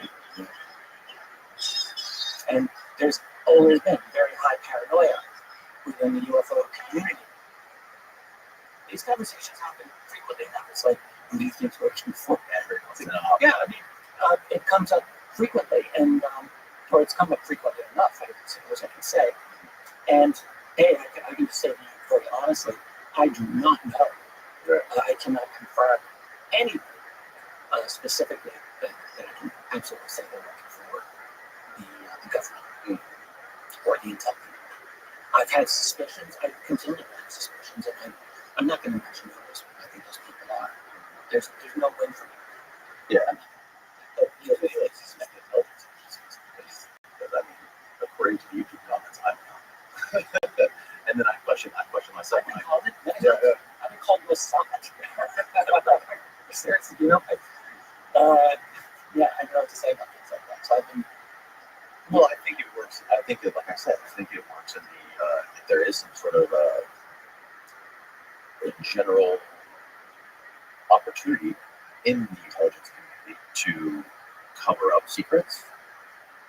The fact that everyone on social media thinks everyone is working for an intelligence agency is a benefit to them. Absolutely, it's a really big problem. Let's talk about this for a bit, if you don't mind. So I got into this whole field in the 90s when conspiracy theories were not really that much done. You know, there were people out there. I mean, Jim Morrison, released the book Crossfire, Pontiac Campaign. I was a good friend of Jim Morrison. I love Jim Morrison. He was a great man. But anyway, like the 90s it was kind of out there. And we were developing as a society a much more critical view. And then, for me, 9/11 was what put me on the top, by the way. 9/11 put me, and I think a lot of people, full on in government as actively lying about basically every single thing. Like I went there, and I'm still there. But the problem is, when you think that everything's in, so that's a bit of a problem for me too. Like, I said earlier that I almost wrote a book on false flags in history. It's like there are lots of like they happen.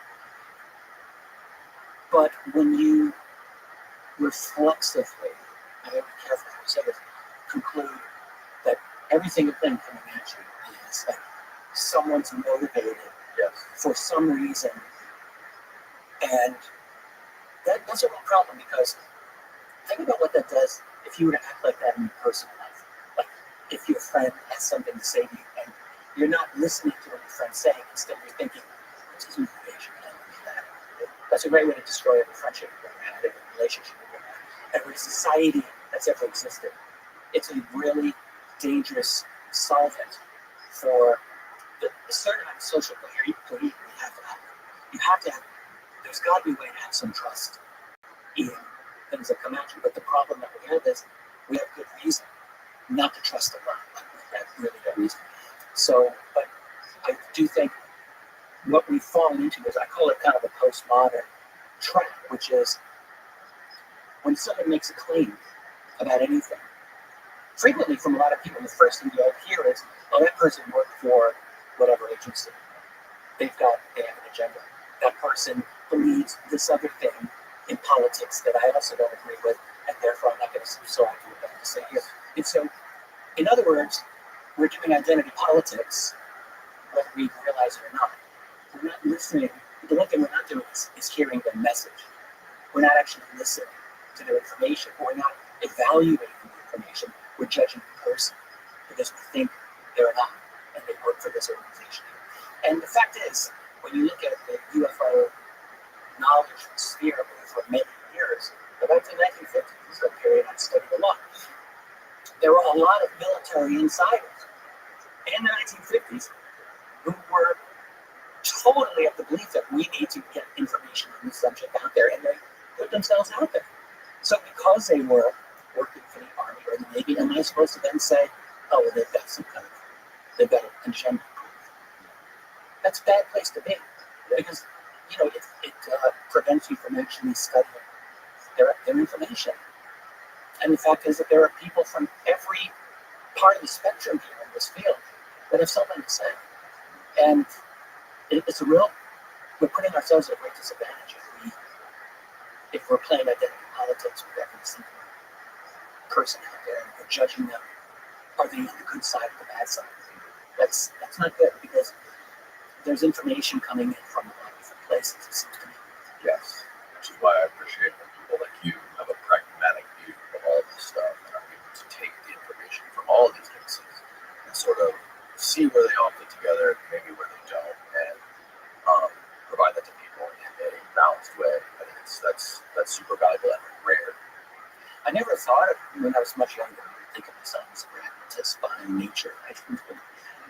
But over the years, I've seen that, and I believe in it. I believe in realism when it comes to global politics or when it comes to national things. I try to be what I consider realistic rather than dogmatic and ideologically driven. I've got my own beliefs about all kinds of things, but I also realize that the world is, I grew up with a very liberal mother and a very conservative father. And so it was kind of good because I was able to appreciate two very radically different worldviews that each of my parents had to understand to this day. And that was good for me. And I think that when, as we're in the world today, I take it as a given that there's always people out there who don't see the world the way I do. What am I supposed to condemn them and just say, well, you're morally suspect because you have a different perspective on the world than I do. It's very ridiculous. But yeah, we do it. We do it all the time. People right and left do it. And it's very unfortunate. We get a little apocalyptic about things. And we live in very dangerous times in many ways. I'm not going to deny that. Very dangerous on many levels. But the fact is that it's not for me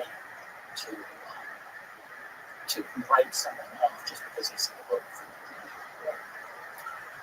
Well, Richard, that was 3 hours. Okay. That was fantastic. A lot of fun. I enjoyed this. Thank you. Tell people that where they can find your book on USOs and anything else you're doing.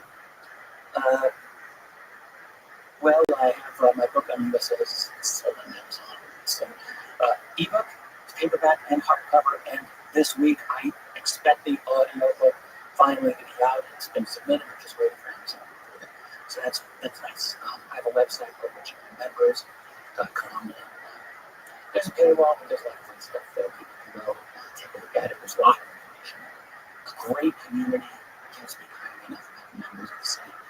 I got my own YouTube channel. It's just called Richard Intelligent Disclosure. There we go. That's a great thing. JFK UFOs. Oh, that's something we didn't go into. Well, that's really wonderful. I had another fantastic guest there. Going back to what we were just saying about how everyone has their own belief system surrounding everything, I noticed that everyone has their own flavor of the JFK assassination. Well, he was definitely killed in a conspiracy, in my opinion. Yes. Definitely the most of it at the CNN and the deep state. I think Kennedy's assassination, I liken it to Agatha Christie's murder on the Orient Express. And plot spoiler, everyone did it in that book. Everyone had a motive to kill this guy. And that's JFK. His biggest problem, I feel, is that he really believed he was the president of the Bunvets, and he ran into a bureaucracy that saw him as a threat on multiple levels. So you had Federal Reserve, you had Vietnam, you had UFOs are part of it. That's not a triple part. Not the whole thing, though. No, I think the nuclear issue, he was talking about nuclear disarmament with Soviet. Yep. So what he was showing, and then Cuba and that whole thing, and shutting down Operation Mongoose and all of this. So JFK showed that he was an enemy on many fronts. He had said famously, wanted to scatter the the CIA to the wings. And he tried. You know, he fired all those, he missed out. But they knew he was a problem. He was a serious problem. And, you know, what was the ultimate motivation? I mean, the ultimate motivation was they were like, no way we're going to let this guy flood the country for another month because he is a danger on too many levels. Yeah. That's what they thought.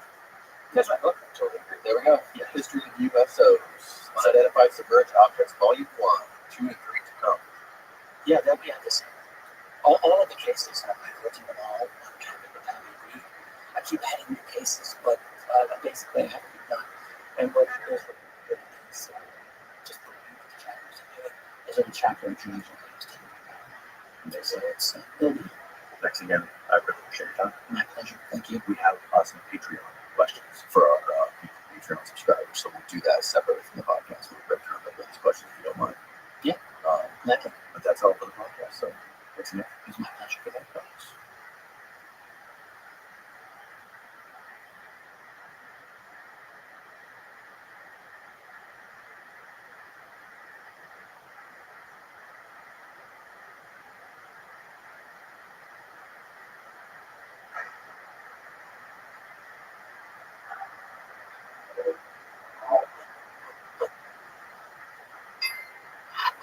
Yeah, I'm new to the whole Kratom, but I'm loving it.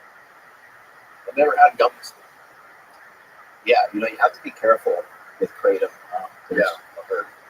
There's a lot of like adulterated versions of it, and this is, you know, anytime you're getting it in a gummy form or even getting like a liquid form, you want to be a little more cautious. I think capsules are, if you're looking for safety, I think capsules are very safe. Are they? But now there's people that are making, and I forget what the name of it is. It's a different type of Kratom. It's like a 9 something. I forget what it is, but people are getting very addicted to that kind. I also went to a smoke shop and picked up just like this little liquid thing of Kratom. Just 'cause I was curious about trying other brands that I haven't made my own. And I tried probably a quarter of a small shot. Dude, I thought I needed to go to the hospital. I was just kind of shaky and weird. So people, please be very, very careful with Kratom and be careful with the dosing. That's the hardest part to learn is about the dosage in there. And it's complicated. I can't even really barely explain it because I have capsules that are 750 milligrams, but the capsules that are 750 milligrams are basically like a powdered version of the Kratom leaf. It's your gene. But then when you turn it into like a liquid, and you put it in a gummy, put it in something else, it becomes way more potent. And so the smallest amount of milligrams goes a really long way. Like this gummy, I think, has like 25 milligrams, which sounds like a very low number compared to the 750 milligrams that we see talking about, right? But with the Kratom capsules, in order for you to kind of feel the Kratom impact or effects, you need probably 2 or 3 capsules at least. So people might even take like 5 or 6. But those are all, like, in my opinion, they're relatively safe. I think one of the most important things about any of this stuff, especially when it comes to Kratom, is it can be really addictive. So but a lot of things are addictive. We just trained today, right? They're highly addicted. They got highly addicted to training. It's all about moderation. The same thing if you're using something every day. It's always a good practice to abstain from things like that for a while. Every once in a while, just a great little practice. Yeah. Sometimes it can be hard to do, but this stuff. I wonder how much is in this stuff. The White Rabbit.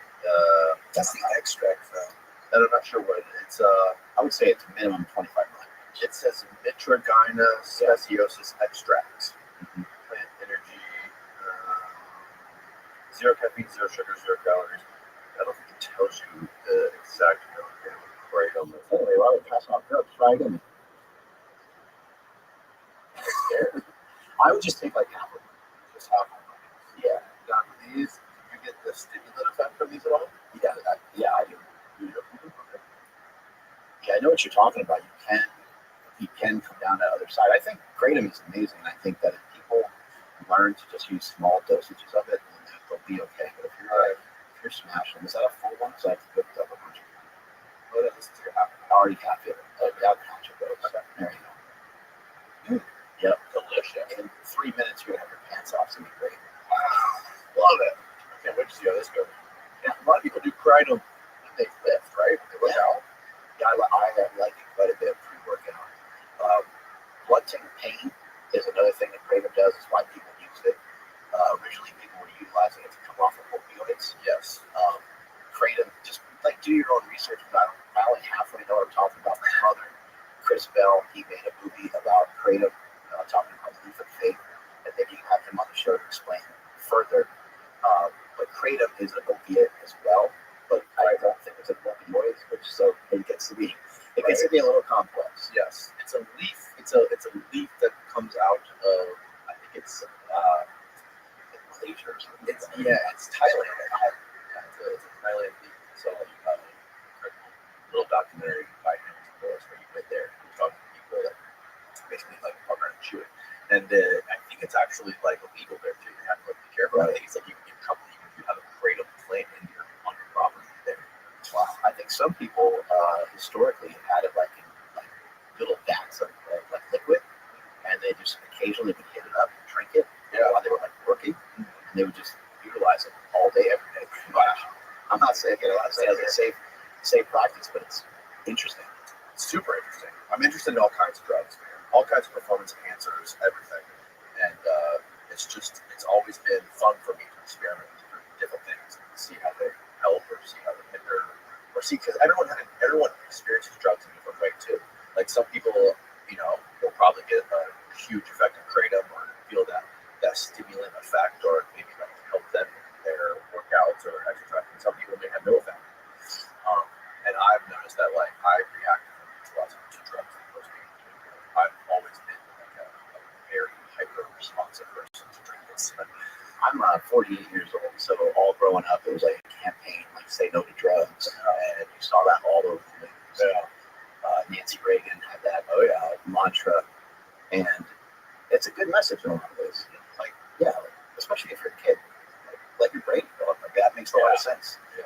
I would love it if most people and most kids could make it, past like 25 before they really touch just about anything. But we also know that that's probably not going to happen. What I've learned over the years is that there's a lot of drugs that can really wreck your life and put you in a really bad spot. But then there's some drugs where you can make an argument for them. You're like, well, they've got pretty good results. But also sometimes people crash and burn off of some of those same drugs because they do it too much or whatever it might be. I have a son. He's 21 now, but when he was maybe 14, 15, I'm curious about some of these things. I mentioned to him, I just said, when this topic comes up, I'm just going to tell him the flat truth. I'm just going to tell him flat out what's going on. And I was like, Jake, that I want steroids. Like, you seem bigger, stronger, faster. Like, he's like, well, I have a whole story, he knows me. So we never talked about it until that moment, but as he was more curious about drugs. And so I said, well, here's how I kind of look at things. I think there's drugs that can kind of propel you forward, and I think they're good, but every drug is a double-edged sword. So there's good and there's bad to the particular drug that you choose. Alcohol can be really relaxing. It's super addictive. It ruins people's lives. Right? But it might have its place in some person's life that can handle it in a reasonable way. Cocaine, crack, whatever these other drugs are, I think we can all agree, like, man, those seem to be heroin, fentanyl, those all seem to be, or painkillers. It's rare to know someone that does heroin that's like 25 and like kicking ass in day-to-day life, right? So there's a lot of drugs that you should probably just almost like never even try. And there's some drugs where you're like, well, you like gaining muscle, you like being big, then maybe you could try some steroids, maybe you try growth hormone or some of these other things. But the one major thing that I shared with my son was Mark Bell is a Mark Bell without steroids. Right? I'm not trying to discredit everything that I've ever done or anything like that, but I did that on performance enhancing drugs. I did that with the assistance of steroids. Just like I could say I wouldn't be sitting here in front of you today if it wasn't for my wife, if it wasn't for my brothers. These are all things that aided and assisted into the whole process. But also, children created while people are under the influence of the drug. Only the best part, in my opinion. Probably. I mean, just think as much like music. I was just thinking like that. I really like Eminem a lot. So, talks about mushroom all the time. So anyway, you get the point. Totally. And I think a lot of it has to do with intent too. A lot of the most destructive drugs are people just are using things to mask pain or out of boredom.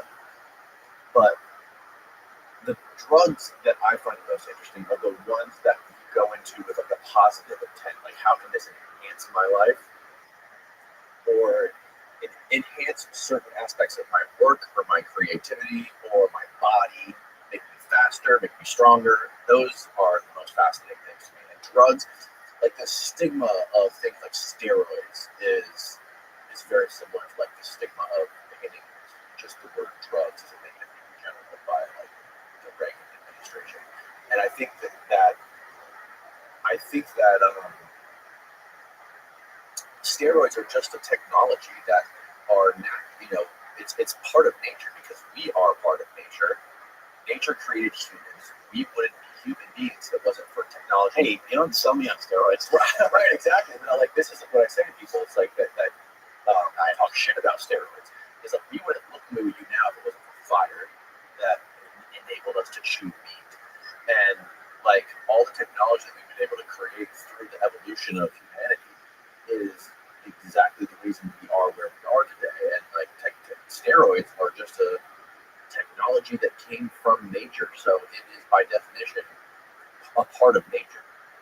So like, And to your point, I mean, people they'll take Fidogia, Agresta, they'll take all these other things, and they have no problem with those, and they don't think that those things could potentially have harm or danger. Yeah. But everything is a double-edged sword. Everything has a positive, everything has a little bit of a negative to it. I just kind of always think like people are trying to take these precursors, they're trying to take all these other things that are similar to steroids. I'm always like, why don't they just hop on a little bit of your testosterone? I do think it's a lot more acceptable. You're hearing about it a lot more on the men's side. You're hearing a lot of men seeking and getting TRT and some of these things. And the TRT is like beyond. It's like TRT plus, or I heard someone say TRT sport. They're on like a TRT sport stack where maybe they have a little extra other than just testosterone going on. Yeah. But I think the more that we're open to this, or more that we start to hear about it, I think you're going to see more women taking it as well. And I think it's important that women get their hormones optimized as well. There's a lot of issues with women taking testosterone. Absolutely. Yeah. And there's the only people that can make correct dosages are compounding pharmacies. My brother Chris actually just started working for a company down in Houston called Empower, and that's a compounding pharmacy. It's one of the biggest in the world. And a compounding pharmacy has the ability to actually make stuff like customized to you. So for a woman to try to get 7 milligrams or 3 milligrams of testosterone from a bottle of testosterone that a guy might use, which would be 200 milligrams per milliliter. It's like, man, you've got a lot of math to try to figure out how to extract that tiny little amount out every time. And so compounding pharmacies kind of come to the rescue in that situation. And you can obviously can't go directly to them. You still need to get it prescribed. It's a nice option for women. There's a lot of women that suffer from all kinds of different things that, I'm not a physician, I'm not a doctor, but I think it can be very helpful for a lot of women to at the very least, look into it. Yeah. Dr. Gabrielle Lyon was talking about this on her podcast, and a doctor like that, accredited person like her, is not going to talk about women taking testosterone if she doesn't think that it can provide some value for people. What specifically does testosterone do for women? I believe it can really assist and help with like menopause and things like that. So, and also, I know it boosts libido, right? For women too, right? Yeah, huge libido boost. It also will help with bone density. Bone density, muscle mass. Almost all of us, except for the few of us that are totally crazy that love to live, everyone's going to suffer from some sarcopenia. Your muscle mass is going to start to come down. They say like over the age, it starts to really decline. But I think that women, it's been amazing, like their journey, like because I started lifting in probably 1988 or something like that, I was just a little kid. I don't remember the exact age or time, but I was like around 12. And when I started going to gyms at like 15, 16 years old, there was no women. Every once in a while, there'd be like a woman, and she would be like the boyfriend, or she would be, she would be with somebody that like was teaching her how to lift or whatever. But we just went to the gym. It was like 70% chicks. And Yeah, it's a lot of women in there, and it's amazing. And then plus the evolution of how strong women are getting. I just posted on my friend's page the other day at Hunter Henderson. She is so strong. She's a IFBB pro bodybuilder, insanely strong, world records in powerlifting. And she's just doing, she's squatting 315. But she's squatting 315 super deep, super controlled, along with all this other leg exercise she's doing. And I wrote on her, like, I'm out of here. Like, I gotta page anymore. Like, I'm embarrassed that you're killing me. And there's a lot of people and there's a lot of girls with really impressive lifts. There's girls deadlifting 300, 400, 500, even 600 pounds. Shit's getting crazy. Yeah, that's insane. That workout that we did this morning was phenomenal. The way that you were explaining to me those twists with using the core and the glutes together to contort the spine, and using the dumbbell to do that movement between the legs to the lift. I've never done anything like that before. That was super, super cool. I'm very accepting and open to a lot of conjecture, and a lot of criticism. And I think, maybe even while people are listening, not just this episode of the show, but all of these episodes of the show, because you have a lot of conspiracy theories, things going on, and you have a lot of things that are challenging the status quo. But I would love for everybody to kind of, they say, put on your thinking cap, put on your cap that blows off the previous beliefs that you have for a moment. Like, just suspend your beliefs in a little cloud, just have them kind of hovering over you, and be prepared to potentially have those beliefs help you to change your mind over time. Because changing your mind over time and changing your answer over time is going to be the thing that, over a period of time, you'll have a collection of thoughts that will be more intelligent, or just keep advancing. And you can be almost a little robotic with it in a way, and you don't have to be so attached. I think what was the quote that you said while you were working out? Yeah, there's a great quote of this guy. I forget his name. He was on my friend Julie Gore's podcast, and his quote was, I have a bunch of very strong opinions loosely held. Right? And I think I love that quote. That is a really wonderful way to go through life, because if I tell you, if you want to get big, you got to do eccentrics, but you don't believe in eccentrics because you've heard Mike Israel maybe say that they're not important, you just missed what I said. And maybe what I'm talking about is slightly different than what you previously thought. And so I see that happen all the time. I'm still very guilty of it. The second I hear somebody spewing something, I'm like, bullshit, this guy's an idiot, this guy's a liar, this guy's dumb, this guy doesn't know about this or that. It's easy to do that, but try to do what's harder to do. And what's harder to do is to be open-minded. The sport that I've done for the last 30 years or so, powerlifting, it has potential to completely wreck and destroy your body. Yes. For me, I was very fortunate that I learned so much over the years, and I had so many great mentors, that it didn't destroy my body. But it did leave me really tight, and it did leave me to just have a lot of holes in my game for just normal movement in life. Something so simple as me touching my own shoulder. Yeah. I did a good bicep workout. Yeah, it's not just because I'm jacked. It's there's a lot of people that have a hard time doing that.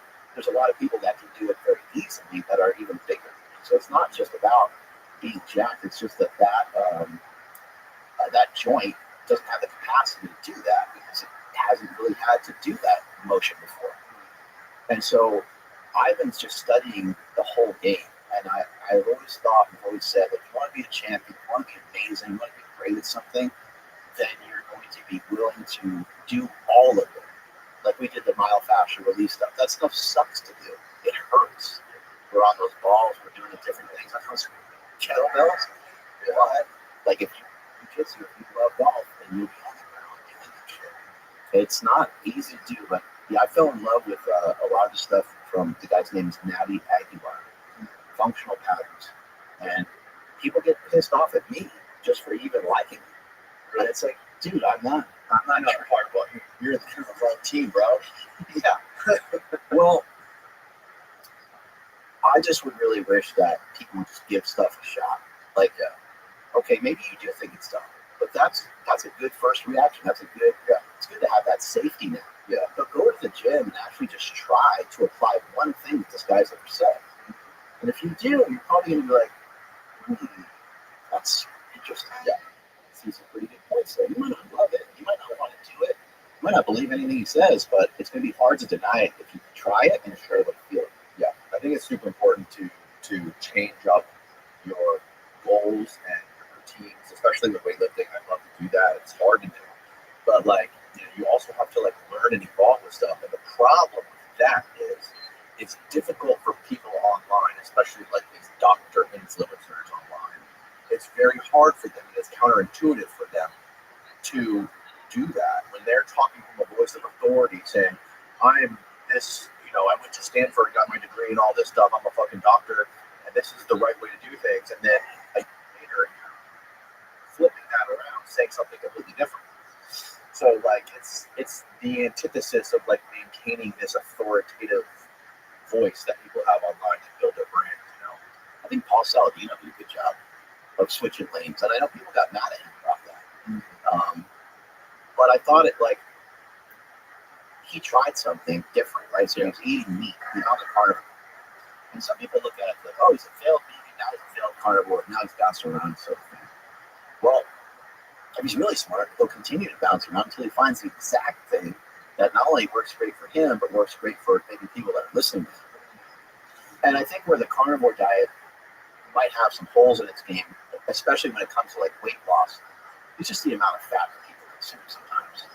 And so if you're going to eat, like my brother and I actually are the first people to mention a carnivore diet, first people to mention meat fruit as a potential diet. Yeah, I heard you guys. I was talking this morning. You were on Rogan in like 2015 or something like that, yeah. And you're talking about the carnivore diet. It's like, what, bro? I eat kale. I think you called him a nerd. Yeah, well, yeah, I call him a nerd. Yeah, I'm not a nerd. I'm not a kale salad. He's like, what's wrong with salad, man? Yeah, and there's nothing wrong with it. Look at the evolution of. Look where we are now, man. I know. I'm a fan of vegetables, by the way. I think they're great. They don't have a whole lot of energy to them. They're not really calorically dense. Yeah. And they can be a great filler. And I think there's a lot of stuff that vegetables do that we don't even know. So people talk about the like anti-nutrients that it has and stuff like that, but I just don't think we really know. I think that like an anti-nutrient that might be in kale probably also has a hormetic effect somewhere. Meaning that like a little poison is a good thing. And so I think that there's too much unknown. But I think if there's a hole in the game of the carnivore diet would be that it can potentially have a lot of fat. There's a lot of people just thinking like, I'm just going to blast this because I'm not eating this.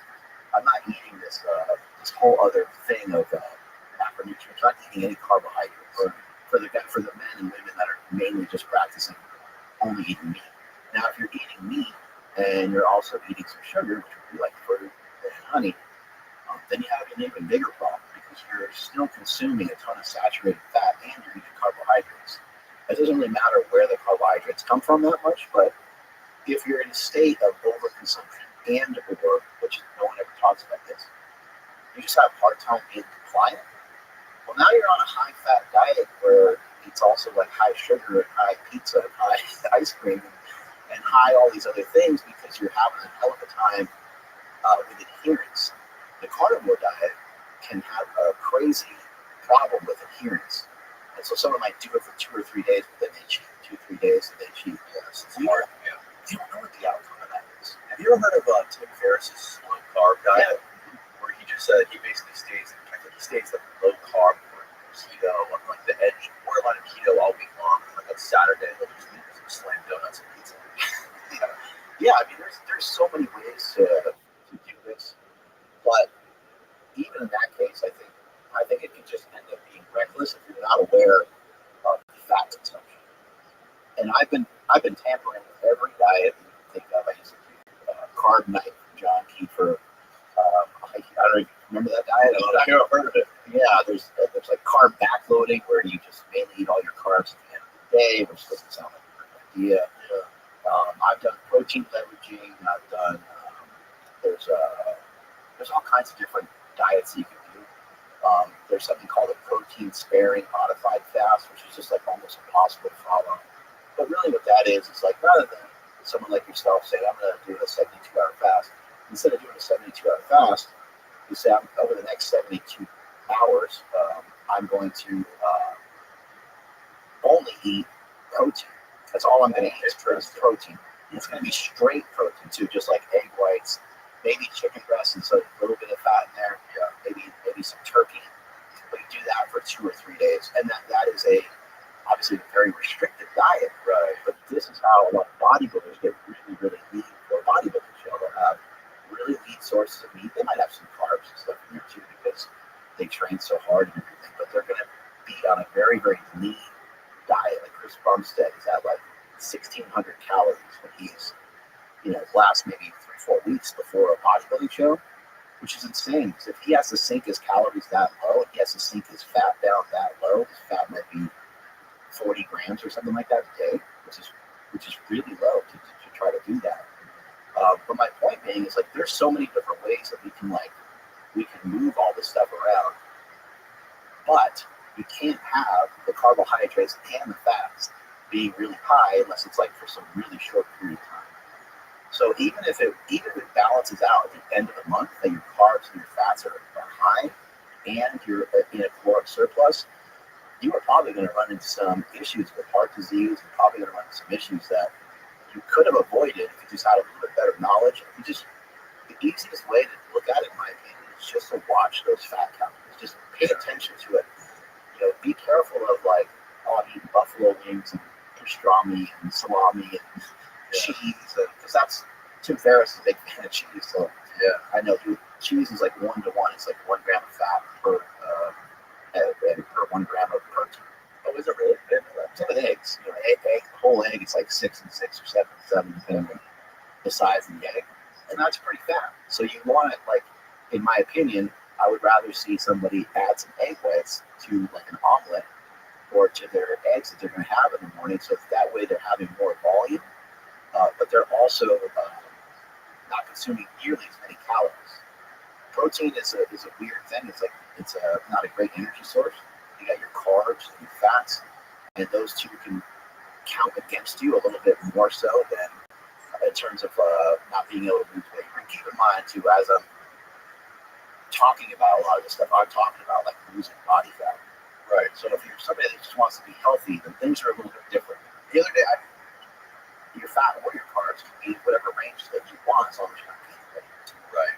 And that's something that you don't notice when you're not overweight. It's like when I started experimenting with the keto diet like 7 years ago, I felt great. I felt amazing. That's when I first learned about it from Don. And I started doing my blood work, and I took the cholesterol was off the freaking charts, like crazy. I thought like my primary care doctor was like, "You're gonna be dead in 5 years." But like he didn't know. I mean, he didn't understand like all of like the latest research and all this stuff because people don't really know losing patients. And it's still changing all the time. I think that with all the information I've heard about cholesterol, it seems like where we sit now is actually a little bit more in the middle. So I think for a moment there, we were like, oh, it doesn't matter at all. Nick Norwitz did his Oreo study, and all these different things, but it still seems to matter. It just seems to matter in terms of your LDL cholesterol is high, and then you also want to check like your ApoB. There's all these other things. I got all that stuff checked. Yeah. And you check your like fasting insulin, Lp(a), right? Yeah, I was pretty decent. I got a what's it called? CT angiogram. Yeah. Whatever. Just check the plaque. So, That's great.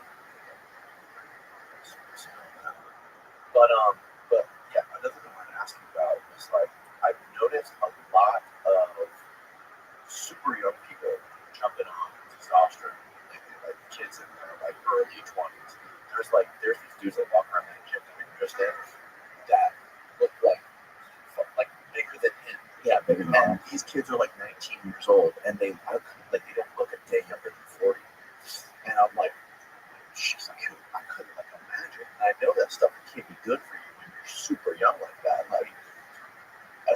know there's difference between being good for you or being like hampering your lifestyle, because like one of the main downfalls of it I know is it makes you infertile, right? So like, hey, if you want to have kids, it's not a good idea to do it. But like, I wonder like what would be the other downsides of it long term if you're managing. Obviously, if you're blasting at 500 milligrams a week, that's not going to be optimal for like your heart health and things like this.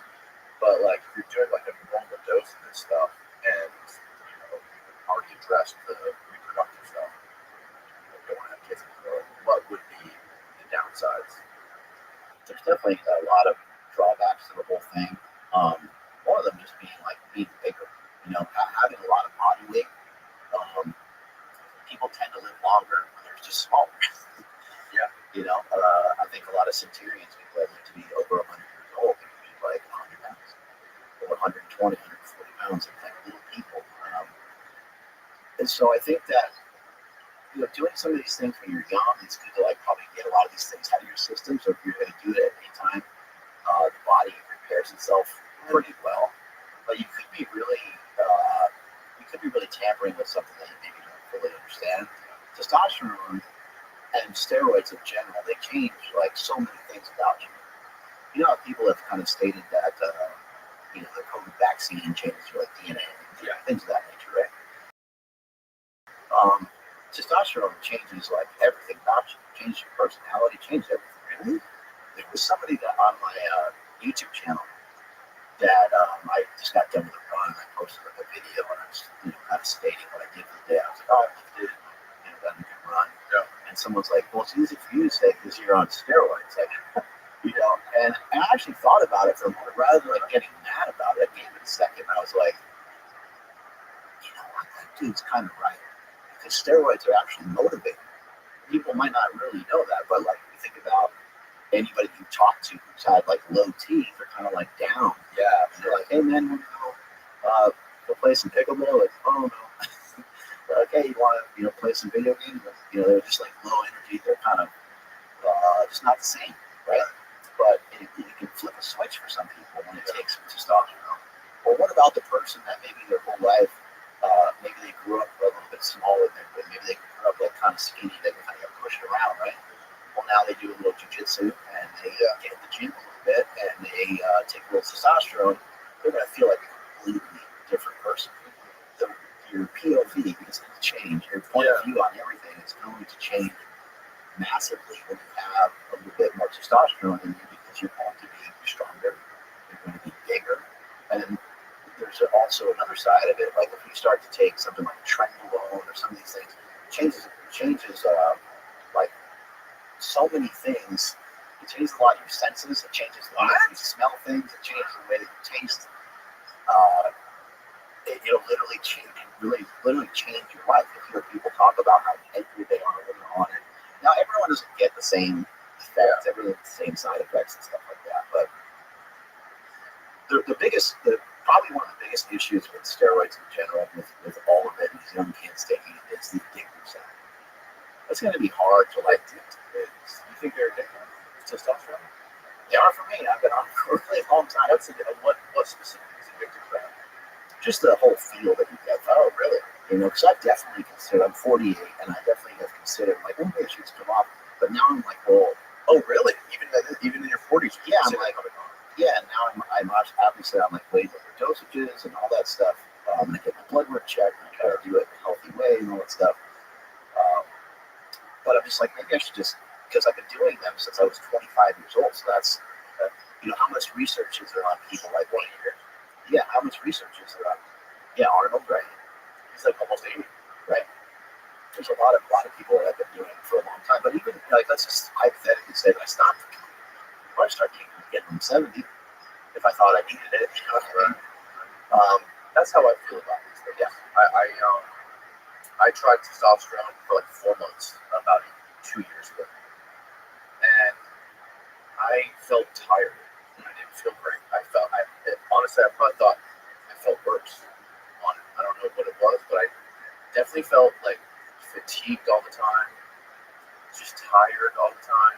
Previously, you have like low testosterone, and did you get your testosterone checked? My testosterone was, I got it done before, it was like 750. And got it done in the middle of it, and I was doing up to like 1,500. I don't know. I mean, that's a lot more. Obviously, Yeah, right.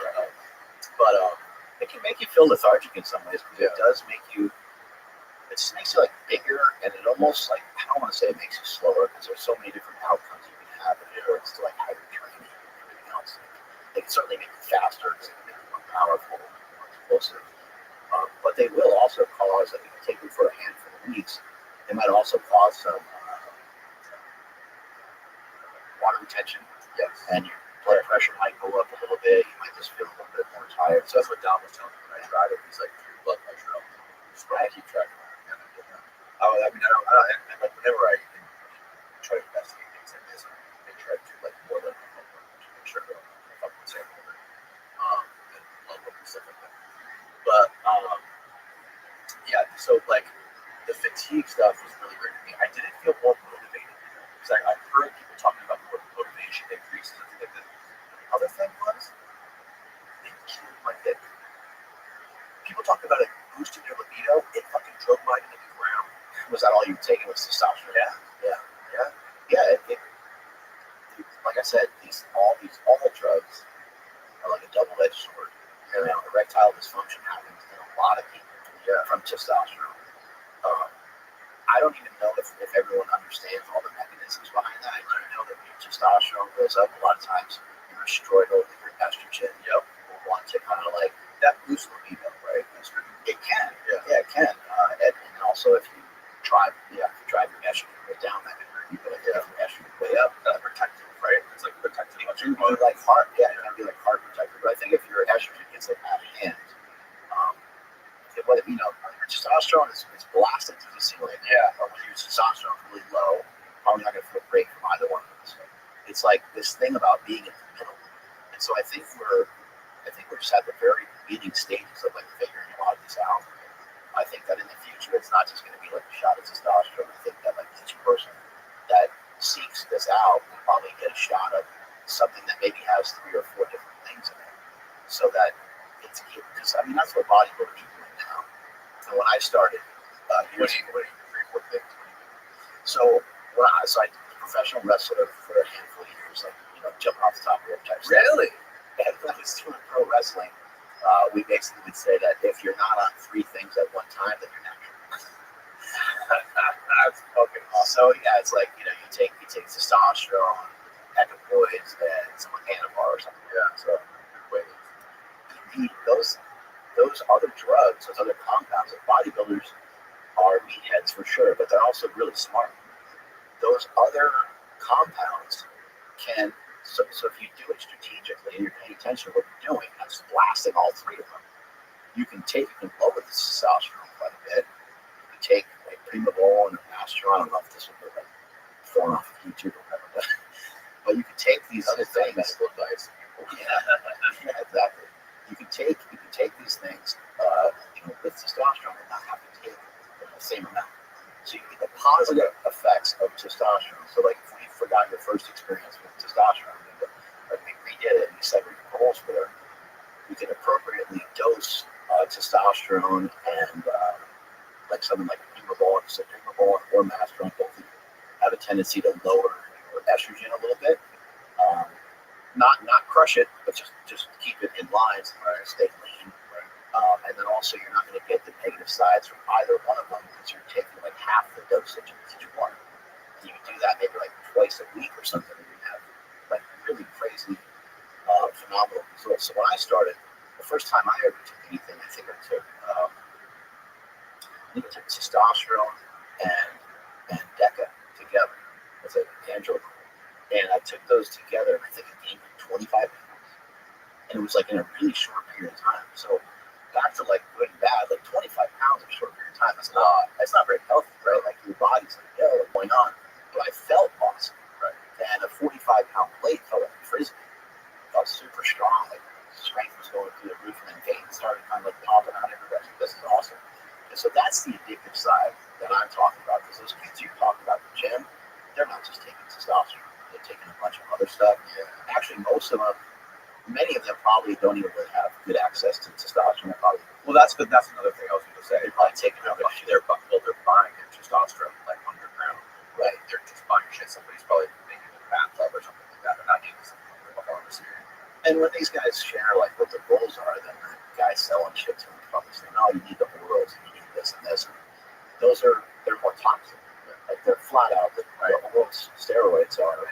And these kids also never know their blood work. So they don't know what the fuck they're doing. They don't care. They're just excited. Exactly. They just want to be jacked. I mean, look at how many people we go online. It seems like everyone's jacked, but as we talked about in the gym, only like 5% of the population works out at all. Yeah. One of the things I did notice though that I can't deny is I had like I could get a shitty night's sleep and still feel easy today, no problem. I wake up in the morning, hop right out of bed, and like right away. I think it's a big cause of sleep apnea too, interestingly enough. I mean, for one, you get bigger, but I think there's some, I don't know what the correlation is personally, but it seems like there's a correlation to testosterone. I've heard that, and I don't know. It could just be the weight gain. It could also be that maybe holding a little extra water. But almost everybody I know that takes testosterone, especially when they start to take quite a bit of it, they almost all have trouble sleeping. Really, my sleep definitely got better. Yeah, I went many years where I was probably only sleeping like 4 or 5 hours. It's crazy. That was like right in the middle of my power team. So it was stronger than ever. I guess it didn't hurt me at all to not have that. But who knows? I mean, maybe it show up in something nowadays because maybe that did have a negative impact. But at the time, I was strong as shit, so it didn't matter. Yeah. You know what the funniest things to me is how there's this huge stigma with these steroids and testosterone in sports like the NBA and the NFL. And it's like, oh, they can't be doing that. These guys are going to be piss tested for these things. But I know a lot of those guys are literally on testosterone, and they have to be on testosterone.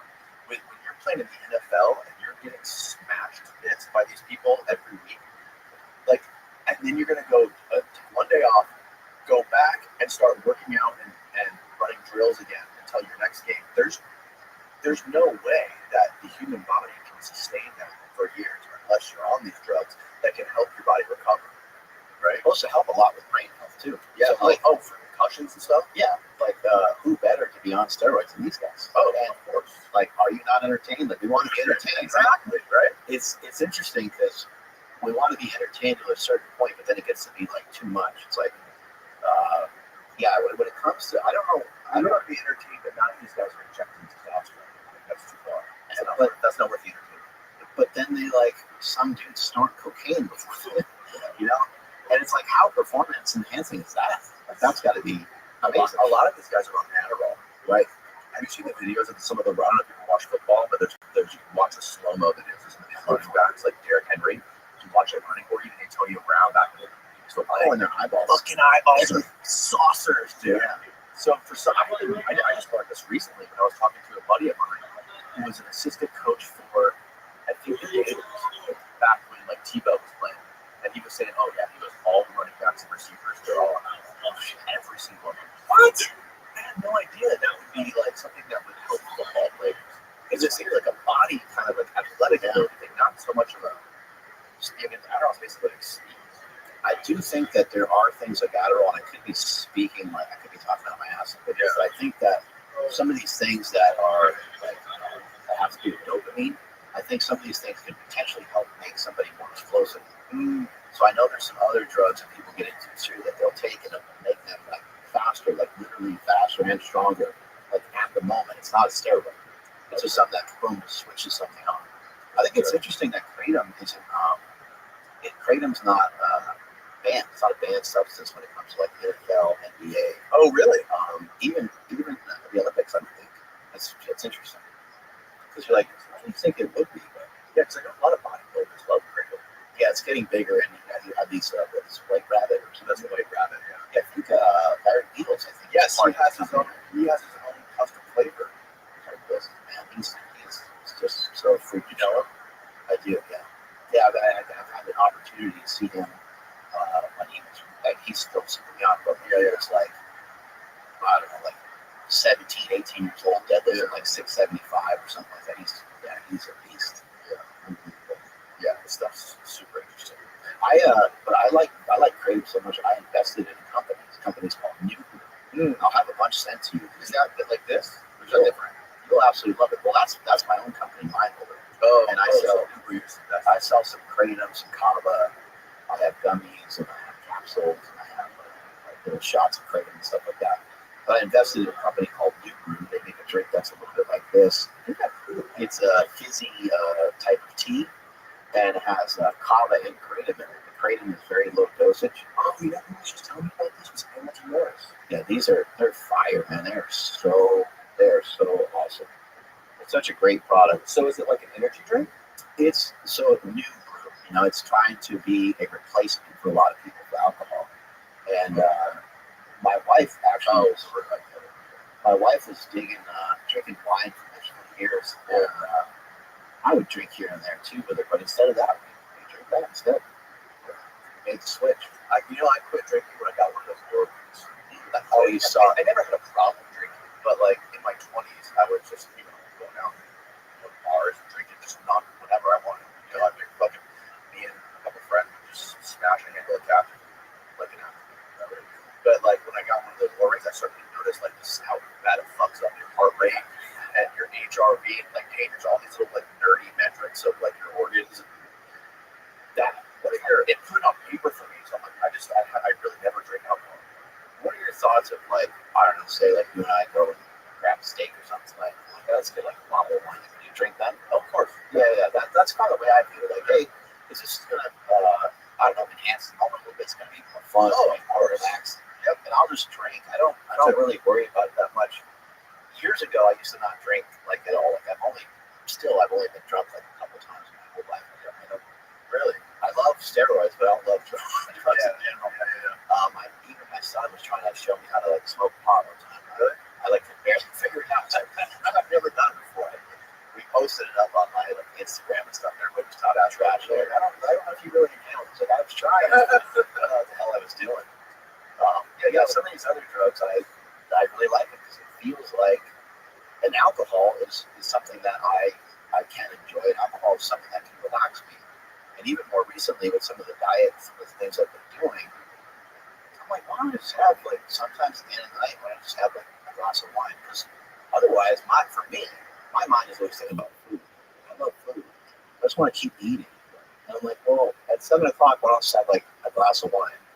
And then that'll be it for the night. And that works pretty good for me. Yeah, I feel the same way. I know, like, if I'm going out with friends or if I'm, doing something where I'm being social or going to a party, of course I'll have drinks. And I know that I'm gonna fuck up my sleep that night. It's just like you gotta do it. On a normal day, like the night before a podcast, I'm not gonna drink. Hey, we can make an argument. Maybe it's good for you. Like maybe it's good for you to have a little shitty sleep. The other day, Your body more resilient. I think so too. I totally, dude. It's weird too. Sometimes when I get really fucked up the night before, something I have to do the next day, and I sleep like shit, and I wake up hungover. Sometimes I feel like super hyper vigilant, like super sharp. Like I feel better than I have done. I don't know what's going on there, but that's happening to me. We should make an app that shows how much better you slept after you drank a lot. I know, right? People would love it. An anti-overbrain. Like, oh my god, you got 100% on your sleep. Yeah, I'm getting completely wrecked the night before. The other day, I just got out of the weekend. Beach, just the kids that are here. Just the little bottle of tequila. I was like, fuck it, I'm gonna drink this. I'm gonna do this thing each of the slam. Drink a whole mini bottle of I was like, I'm gonna drink shit. And then about 20 minutes later, it all hit me like a truck. Oh no. And I was pretty smashed. It all came But it's together. fun to do that every once in a while. It all came together at the same time. Yeah, it all hit me just at once. It just completely snuck up on me. It wasn't very good. I think some of what you're talking about at the gym, I think, is what's pretty cool about like your goals and stuff like that. And I think a lot of times people have trouble like really being more specific about your goals. I know there's like some people that have talked in the past about having a particular goal and being like super specific about it, writing it down. I don't know if you need to go that far with like exercise and stuff like that, but it is cool to like really think about it on a deeper level rather than like I just want to be like bigger and stronger. Maybe you kind of figure out like why, like what's the reason, and the reason why that's important is like maybe bench squat, deadlift, bent over rows, and military presses aren't the best thing for somebody, but maybe they are. They can be. Like if somebody is 135 pounds and they're graduating high school, they want to be little bit more jacked, they want to be a little thicker, then maybe they do those things for their body because maybe that will help make them feel better. But if we're talking about like an athlete or something, they might want to have other considerations. Like, oh, you want to be fast, you want to be, and you want to be big and strong, but you want to be big and strong and fast in your sport, and not just be able to perform, some good lifts. Yeah, totally. Yeah, I just want to. I mean, my goal has always. I've never really wanted to be like some friend, just like super jacked, meathead gorillas. I know they look great. I admire that, but I also want to not injure myself. Like I want to be able to sustain my body as long as I can and enjoy like doing the sports that I like to do. Which is why this shit that you were showing me today was so fascinating. And I definitely need to incorporate some of that stuff because working out with like Dom does. I don't think Dom does much of that kind of stuff. Dom does like the very like push and pull like the basics, right? I mean, he's out on a barn, like carrying those nice bars with like 1 million pounds on them and doing like crazy amounts of squats. One of the things I do love though is that behind the bar shoulder press. I forget what's the name. It's like what's the name of those kinds of basic presses where you like bench or like a straight bar up and down. Where you're not doing dumbbells, but you're doing like compound movements. Compound. That's what I'm looking for. Yeah, those compound movements. I think those are super, super beneficial, and I've basically done those since I was in high school. But that's when I noticed that as I get older, it's way more important to do something. I think even speaking on that right there, it's like that would probably like advice for people listening right now. Like getting rid of a barbell for most people, most of the time, would probably be a great idea. There's nothing wrong with a barbell. It's not a bad piece of equipment. And if you like to squat, or like to bench, if there's a particular thing you really love to do, and you're doing it correctly and you feel good about it, then by all means, you should probably continue on. But if you feel like tight and you're kind of banged up, you're kind of injured, you're not feeling great, you just want a little bit more mobility, you just want to move and feel a little bit better, just switch to try to do one leg at a time. The kind of bilateral movements. Right. It can really change a lot of things for you. Like just that one simple thing, rather than going in and being like, I'm going to squat heavy, you're going to weight on your back and all that kind of stuff. Maybe you're like, I'm going to do walking lunges. Doing legs and I'm like crazy. Bulgarian split squats, step ups. Like there's a lot of other movements you can do. And then if you still want to train both legs at the same time, you mix in a couple of other things. But I think a lot of times we just get one dimensional. What I've always said about a barbell is a barbell provides a crazy amount of value because of the amount of weight that you use on barbell. If you try to use an equivalent amount of weight with dumbbells, it's really hard. Like a 300-pound bench press is a really nice bench press. But for someone to try to handle 150-pound dumbbells, that's a really good feat of strength. For somebody to handle 150-pound dumbbells, means they been in the gym forever. But there's a lot of guys that bench around 300, even take 200, and then to have 100-pound dumbbells in each hand is like a totally different thing. Or even think of a 200-pound loaded barbell versus a 200-pound dumbbell, right? They're a world of different. They couldn't be any more different, right? So the barbell, it does allow you to overload the body, so it allows you to overload the spine. Those are some really good things that you can do because it can be important for some people that are looking for some of the impact of bone density and having thicker and stronger bones. So it does have some application.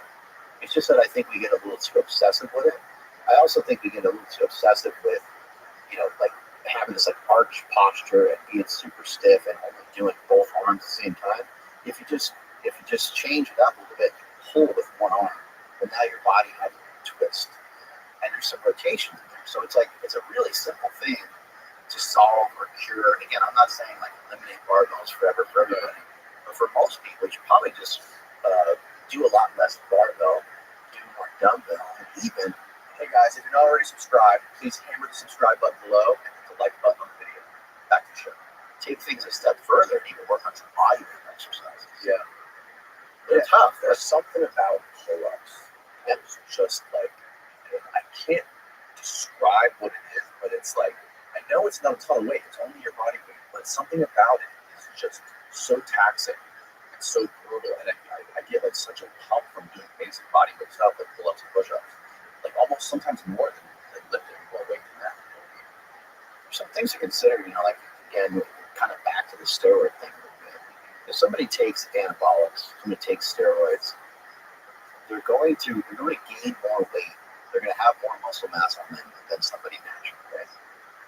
If somebody, even a natural person, if a natural person decides to go to the gym, they start to lift a bunch of weight, they're going to have a lot more body weight on them than what we would have otherwise had on us hundreds of years ago, naturally. Especially if they're like specifically doing bodybuilding the way that like Dom does bodybuilding, right? It might not be a profound, crazy amount of weight that you have on you, but it could be 20 extra pounds, 30 extra pounds, whatever it might be. And so when people talk about like being natural, I think the act of like lifting all the time, like bodybuilding or powerlifting, isn't very natural. Because like I don't think we'd have ever gotten that big. Like people having big legs, like people always love like when someone's got like big legs. I always thought it was kind of stupid. I like having muscular legs and calves and stuff. It's kind of cool. But it's like, well, go try a 400 meter. Go to the track, try 400 meters, and see how those legs work for you. Like they're just too heavy. They're too heavy to lug around. So these are just all things I like to think about them. I like to do like, I'm not saying that this is bad and it's dumb to be big and jacked. I still love it. I'll always love it. But it's good to like just reconsider some of these things. What is your body capable of doing? Like, are you capable of just doing like basic stuff? Can you jump? Can you sprint? I don't know if you can. I don't think that's right. It doesn't make any sense. You work out all the time, you can't jump or sprint. Yeah. It's one of my favorite things. Like one of the best things I've learned was when I had like 5 years ago when I had this like sciatic in my back. I learned like all about the movements of like the hips and the shoulder blades especially, and like learning to keep your posture better, like to protect your spine, like rotating the shoulder blades in and like having the shoulders back, and then using and like having different areas, like different tilt positions of your hips and your pelvis when you're doing these lifts, and that like changed everything. It's huge. Having good posture is incredible, and lifting can sort of can help force someone into having better posture, but lifting too much can force somebody to have worse posture. Somebody who's got like weak shoulders, someone who has their shoulders like really internally rotating forward, and they go in, they hammer out like a lot of bench pressing and stuff like that. Their shoulders are just going to kind of continue to creep forward, and then if you're at your computer all the time, kind of combination of things, looking down at your phone and so on, it's just going to sort of want to shift your head forward. And it's going to sort of just over time, put you in some bad positions. But what I'm trying to explain, and what I think what they're doing in functional patterns is they're trying to say, we know that you can move your body into like these weird ways and have your body sort of almost like misshapen from heavy lifting. Yeah. I mean, if you know what you're doing, you can lift really heavy and you can build a great body that looks symmetrical. Like there's tons of people. Arnold is a great example. There's a lot of people who've done it over the years, but you have to like know a lot to be able to do that. And what I think is interesting is that you can also just take some of that, some of the knowledge that we know that you can force yourself in these bad positions and look sort of awkward from like overlifting. You have that, lat syndrome thing going on and stuff like that. What's the lat syndrome? Where imaginary lat syndrome, where someone's like kind of posturing up and they're just kind of like walking. Like, hey, What's going on? And it's like super stuck and super stiff, and people just moving around like they have a stiff neck. You wake up with a stiff neck one day, and someone calls your name, and you can't. You look worth the shit. Yeah. I think it takes some of those same principles and just understand that we can unwind them. Some of the stuff I showed you today. Yeah. You don't have bad posture, but over time, you can solidify your postures in positions that otherwise you might be compromised. Like I've never seen you swing a golf club, or I haven't seen you surf, but there could be like little small things you're doing or or do jujitsu, there could be little small things that you're doing or something slightly off that is leading to some stress in your lower back and things like that. And if you strengthen it in the gym, you strengthen it the right way. Like I just don't think like deadlifts at a 45-degree back raise is really gonna like do it. You know what I mean? Like think about how different jujitsu is than like a deadlift. Yeah. Like they're not, and I'm not saying like the only way to get better is to like do the sport. But what I would say is like what you're doing currently isn't going to work the way that you think. However, you can still pick heavy shit up off the ground and have it have massive benefits. So what some people might try to do is say, okay, well, all right, maybe like the regular deadlift bar, I'm not going to polish my back, so I'll use a trap bar. And that sounds fair. Okay, it's a less range of motion. You're able to be in better posture for the lift. Might not be a bad idea to explore some of that. But it would be even better to explore lifting a heavy sandbag. Right. Because now your asymmetrical shift. And now your spine has to like grab, your spine has to open up, your spine has to round over. You were just mentioning some of the things you did for like PT, learning to move your spine around. Yeah. You have to, like for me, I took like pride in this because this was my sport. In squat 1,080, you have to have a really rigid spine. So 1,080 deadlift, or 1,080 squat, and a 766 deadlift, and 854 bench.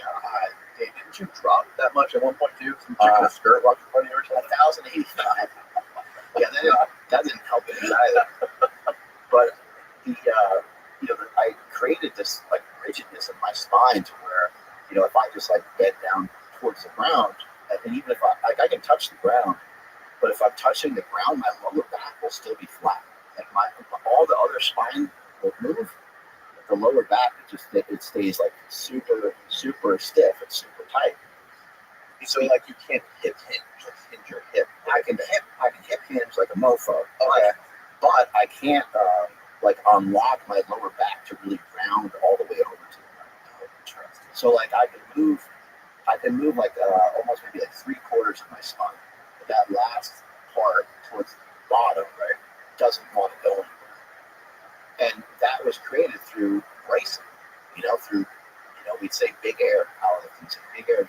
You push your stomach out against your lifting belt and you just hold this posture. I remember when I did squat 1,080, I remember that we're just squatting over 1,000 pounds many times in training, many times in competition. I remember standing at that weight, and I was like, I'm not going to fucking move from this position no matter what. I'm just going to, all I'm going to do is open up my hips and bend my knees. But this upright posture I have right here, nothing's going to move. And I was able to accomplish that because I built up a ton of strength through doing exercises like good mornings and deadlifts and stiff leg deadlifts and bent over rows. But all of them with a very straight spine. Right? And sometimes the spine would go from straight to maybe just like a little bit of like almost like neutral-ish, maybe slight bend, but everything was almost always straight. More recently, I started getting into like picking up sandbags and picking up stones and rocks and shit like that. And now my back, at first, it was very taxing for me. At first, it was very hard. I had to start with like 60 pounds, 80 pounds. I had to start really light. Oh my God, it's embarrassing. So weak at this. And it's not like I couldn't manhandle the other ones, couldn't lift them at all. It was that every time I lifted them, I felt like I was going to get hurt. And it's because my spine, lower back wouldn't round. But if you can get your lower back to round, you think about jujitsu, someone's trying to stack you, or you're trying these different movements, they can't do shit to you if your spine can really move. It's obviously not just your spine, but if your spine can move better, it's going to be harder for them to pass your guard. It's going to be easier for them to pass theirs, and so on, because your hips and your lower back can get unlocked. And so I would suggest for people listening to try some of these things, maybe just like instead of the barbell, grab some dumbbells for a little while, move those around one at a time, so your body's twisting and moving. Instead of like regular deadlifts, or maybe replace some of your deadlifts with picking up like heavy sandbags. Yeah, try some different shit. Just messed around with like foot exercises, like feet, foot balancing stuff. Yeah, some foot fetish stuff. Yeah, that stuff really changed the game for me. how like Foot stuff is great. how to keep my foot posture correctly, walk with my feet pointed in the right direction, and like strengthening those muscles. That's huge. Foundational. It's huge. And it's the simplest exercise. I mean, there's two really simple things you can do for your feet. One is just to try to kick your shoes off a lot more. If you can, in times when it's appropriate, if you're in particular gyms, they might not want you to have no shoes on. But whenever you have the opportunity to train barefoot, that's great. Don't force it. Like, don't try to train barefoot like a blacktop or anything like that. There's probably no good reason for that.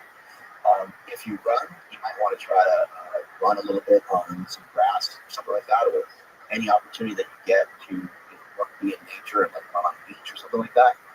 All that stuff is incredible. But a really, really easy one, take your shoes and socks off and just grip a towel. And continue to grip it. And while you're doing this, let's say you're doing your right side, you have all of your weight on your left, and your right is just kind of going. You're just crinkling your feet. You're trying to actually scrunch your foot, mainly at the arch. But what you'll find is like that doesn't move very. You're gonna probably most likely, unless you're a good dancer or something, right? You're gonna find like that part won't move that great. So really focus on that. You want to try to almost turn your foot out to where you're getting a little bit more towards like the pinky toe. And then what you do is you'll start to shift your weight like in 50-50 body weight. And now you're trying to crinkle that foot. Then you lean all the way over to that side and you have like 70% or so of your body weight on the right side while you're still trying to crinkle that towel down. And you're going to find that like totally stuck at it. You can't really even grab the towel, but over time you can work your way into being able to pick the towel up. You can work your way into being able to pick the towel up even if it's wet, because it's heavier. But at first, it's like that scene in Kill Bill where the girl's looking down at her foot. She's like, "Move your left pinky toe." She can't get it to move. You're gonna feel like that because your feet probably just so moving. Yeah. Yeah, I recently got one of those brand wide toe shoes. It's called Lux or something. Yeah, does that sound right? Yeah. Because my whole life I've always worn like skateboard shoes. Here's where I get to be the old guy who can jump into some cool stuff and then 10 minutes. Yeah, but I sort of did. I worked with Reebok many years ago, probably 8 or 10 years ago. Oh, really? And we created a shoe together, and it was mainly for powerlifting. I was like, powerlifters have fat feet. Powerlifters got wide feet. All that heavy lifting kind of makes your foot kind of turn into a human-shaped foot into like an elephant foot. Right. And so we made a version of a shoe that was a little bit similar to a Chuck Taylor, but it was much wider, had a wider toe box. And I got this opportunity there. You guys see them there. Is this them? CrossFit Light TR, they were called. Yeah, we made one with ST on it for super training. Oh, that's cool, dude. And it's kind of crazy because, like, from here, Reebok made these for a while. They made like 2 or 3 different versions of them. And then from this point on, it was like game over. Like, they're just an entire, Vivo, Barefoot, and all these other companies started to come along years after this happened. And this happened only because of my friend Kelly Starrett. Kelly Starrett was like, he's like, "Do you have your own shoe, Mark Bell?" And I was like, I'm like, "No." He's like, "But man," he's like, "You know so much about lifting and stuff." He's like, "You should have a lifting shoe." And I was like, "I'd love to." He's like, "I'll introduce you to people at Reebok." So he was kind enough to have myself and my buddy Jesse Burdick go to Reebok and start to explain to these guys about, lifting. And as I started to get more into like foot stuff and looking at feet, I started noticing people at coffee shops and people just walking down the street. I'm like, holy shit, I never noticed it before, but nobody fits in. Like, listen to the show now and go out and start to observe some people walking around in their shoes. You're going to see so many people that outside of their foot is outside of the rubber that they're standing. Yes. Makes zero sense. Right. The reason is, Even like, especially running shoes, I feel like, because they'll have that skinny base, the sole, and then you'll see the fabric comes out around on both sides because their feet are wider than the sole of their shoe. They have like crazy bunions and stuff like that. it's insane. It's an aesthetic thing, right? So like,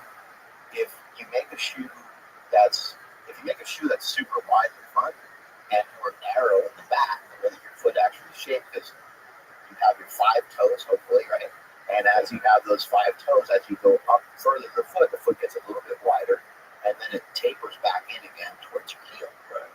But a shoe is built the exact fucking opposite way. Isn't that crazy? Because a shoe is built a little bit more like a torpedo, but it should be turning the other way. Yeah, the front part should be the fatter part. And people are always like, "Oh, it's like a clown shoe. That doesn't look good." Yeah, it's like, well, so what I try to communicate to people is that you want your shoes to be foot shaped and not shoe shaped. Yeah. So just don't buy shit anymore. That's not. There's certain circumstances where if you're playing soccer or certain things where you can make an argument a tighter shoe, or even for running. You know, you can get some really cool running shoes that might squish your feet a little bit, but the shoe might be exponentially like the super shoes. I don't know if you know what a super shoe is. Super shoe has a carbon fiber foot plate, and because it has a carbon fiber foot plate in it, if I had the shoe right here in front of you and I tried to like fold it, or if I tried to push it on the desk and like let it go, it would jump across the because it has like all the stored energy from this carbon fiber foot plate that's like made out of this like rubbery plasticky thing. It's real bouncy. So you can make an argument that there's like a good reason to wear a super shoe. However, they kind of end up in that category of look how skinny they are. On a foot that's skinny. Right. I'm not personally glad that that's crazy. That part of their foot that skinny like that. Have you seen like famous basketball players' feet? Oh LeBron, yeah. LeBron James' feet. They're right. Yeah, and you know, so Let's pull up an image of LeBron James' feet. there we go. This is really interesting. Okay, the shoes do some of that. The shoes do some of that stuff to his feet, but also, as crazy as this is going to sound, Look, that one right there, where it's like, bottom left. they look like the toes never came out. Yeah, I wonder, like maybe toenails. That's dead, and that's not even a bad picture. Like it's worse than that. Yeah. But yeah, he does definitely have bunions. But interestingly enough, in a sport where there's a lot of stopping and starting and jumping, it's actually really important that you smush your foot together like a crazy person. So having the ability to splay your toes is a nice ability to have. But you would never splay your toes and like jump. You wouldn't be like, oh, hold on a second, let me get my toes out all away from each other as much as I possibly can, so I can bounce off of them. You actually are gonna like turn them into like a little club. You turn your foot like a little club. You squeeze everything together. You jump off of that because when you jump off the outside edge. Well, everyone's a little different, right? There's some people that they go into it more. There's a lot of people that are probably upset with me that happens. There's a big thing about the big toe. The big toe is a big thing, really.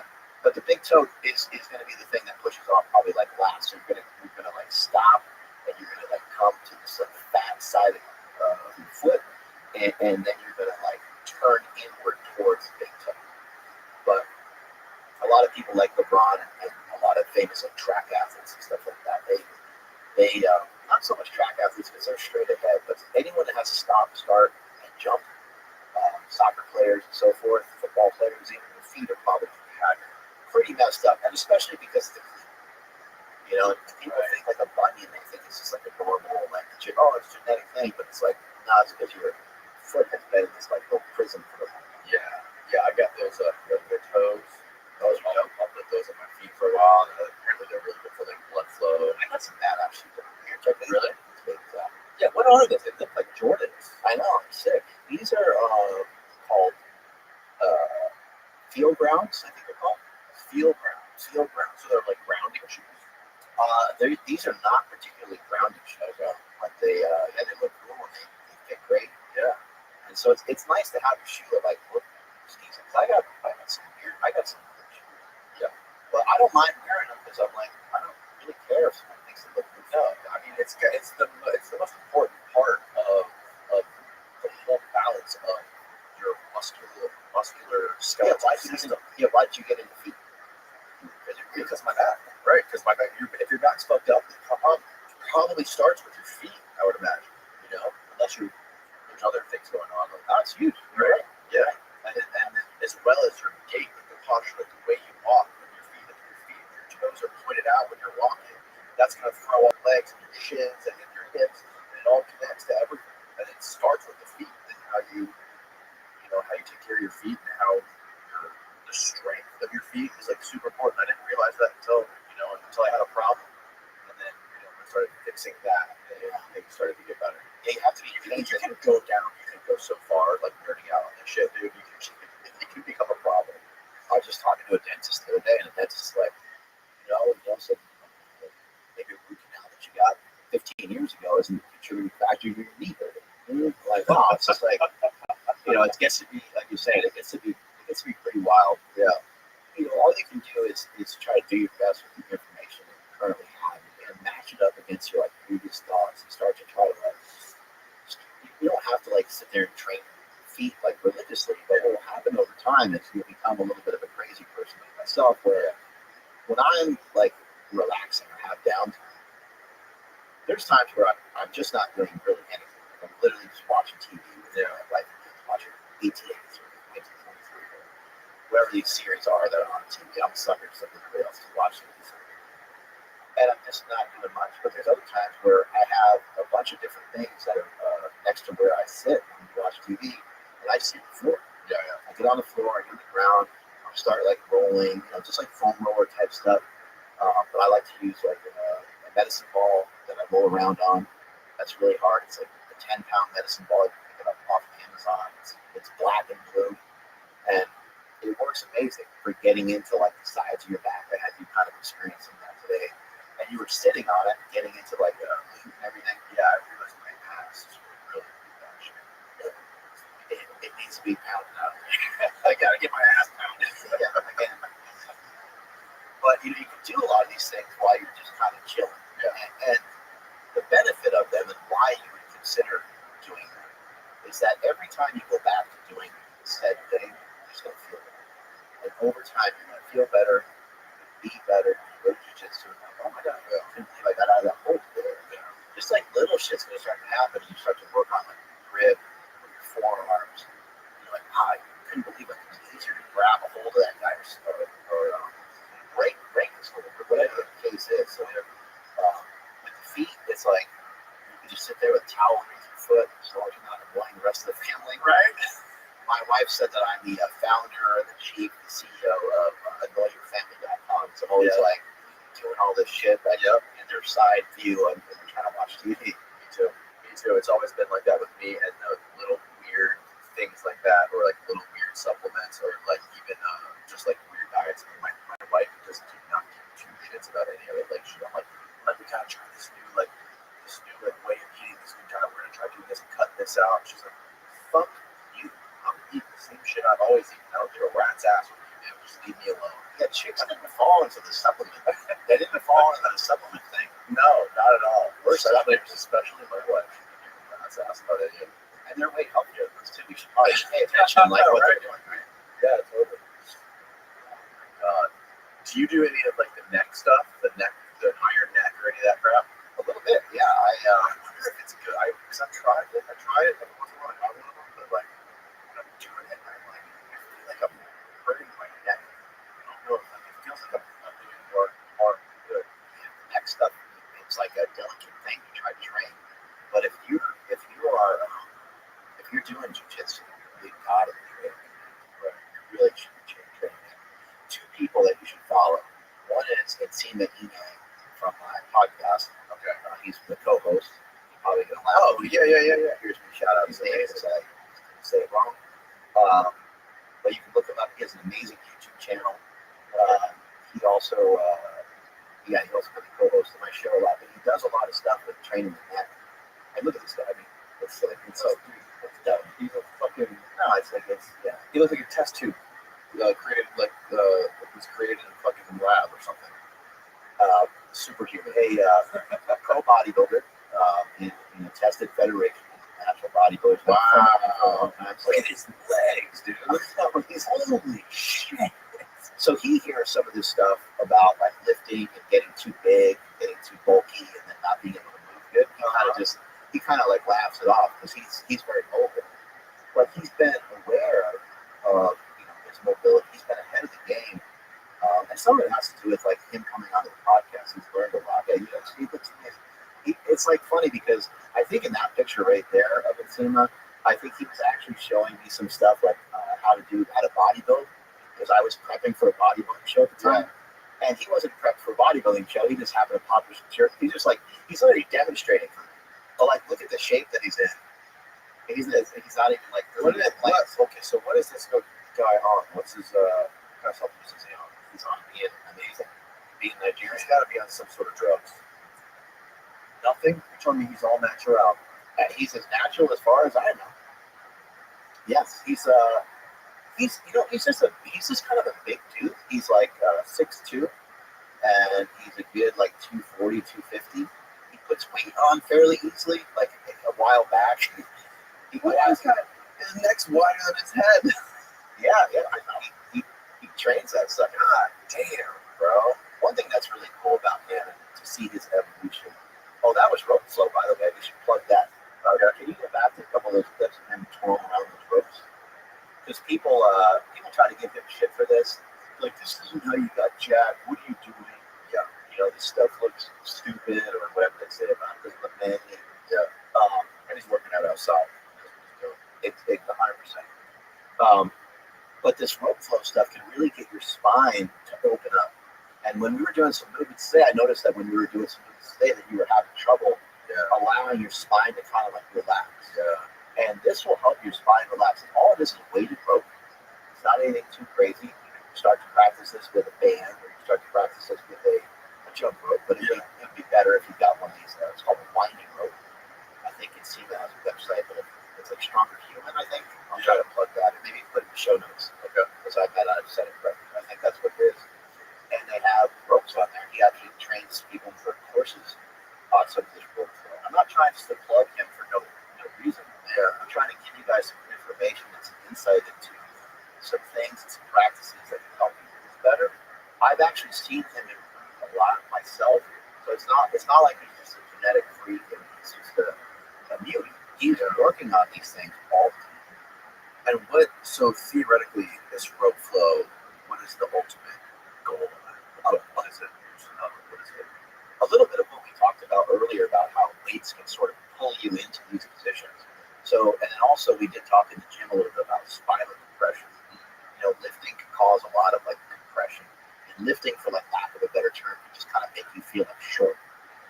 You ever forget that there's like extras, or if you ever mess up when you're going down a flight of stairs and you hit the bottom step and it feels like it made your whole back shorter. That's kind of what lifting sort of does over time. It's just like it's very compressive. And I'm not going to say like scientifically that this is like decompression because somebody might have a heart attack about it, but it feels like it's decompressing your spine. It feels like it's opening up your spine. And because the rope has some weight to it, it actually will pull you in directions. It's not really heavy. It might be like 2 kg, 3 or 4 pounds, somewhere in that range. But it has some weight to it. Because it has some weight to it, as the centrifugal force of the rope is going to kind of pull your body towards that side. So it's going to help you to get in otherwise would be harder to get in position if you're just trying to move your spine around because you don't have a resistance. Much like what we were doing in the gym today, when I had to twist and do some of those movements, you wouldn't have been able to do hardly any of those movements at all. You would just fell on the ground before you got the full twist in because that weight resistance was set up horizontally, right, for you to move against. Yeah. Right? And most of the time, muscles that I barely ever use. Exactly. Most of the time when we train, we need, all the time when we train, we need some sort of resistance of some sort. So the rope, even though it's a very light resistance, and the benefit of it being a very light resistance is you get it hundreds and thousands of reps. When you throw a football, when you throw a punch, when you're doing a lot of these movements, if you watch baseball, or you watch a quarter, they're going to raise, if they're right-handed, they're going to raise their left shoulder up a little bit. They're going to lower their right shoulder. They're going to cock the ball back, right? And then they're going to do the exact opposite. The left arm is going to go down. The body's also rotating. There's a lot of shit going on just when you throw a ball, And so your left shoulder will go down, your right shoulder will go up, and then you release, right? And then we kind of can't figure out why doing some of these movements in the gym really help us throw a football further. Well, it's obvious why it doesn't help you throw a football further necessarily, because they're very much unrelated to each other. Some strength training can really help, like for example, maybe training your biceps a little bit could potentially help a pitcher or a quarterback, because the bicep is a decelerator of your arm. So your bicep will help protect you, will help slow your arm down after you release something, which could be really necessary. So like throw your arm basically like almost out of socket or tear something when you're chucking the ball. So there's definitely some application of like where lifting can really help. But a lot of times we just need, with these particular types of movements that you're trying to get in, I think it's really helpful to get in a crazy amount of repetitions. So I do group flow as well. I do it morning and night. I've seen huge benefits for myself. This isn't something where someone's going to be like, oh, I got shredded because I did the rope. It's nothing to do with anything like that.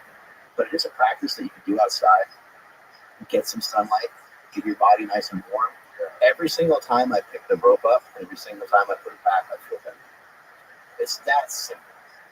It's that simple. I mean, this should be the start of anyone that hits a gym. It should be the start of their workouts. I know that probably only the people that are impacted and affected and are comparable are the only people that will entertain this. But I think this is great for everyone to do it. And if you just take a page out of my book or just learn from me, I made myself super stiff. So lifting and stuff is cool. But if you do it congruently with other movements, then you can learn from my mistake and not end up like stuck because I got the mobility of the traction. Yes.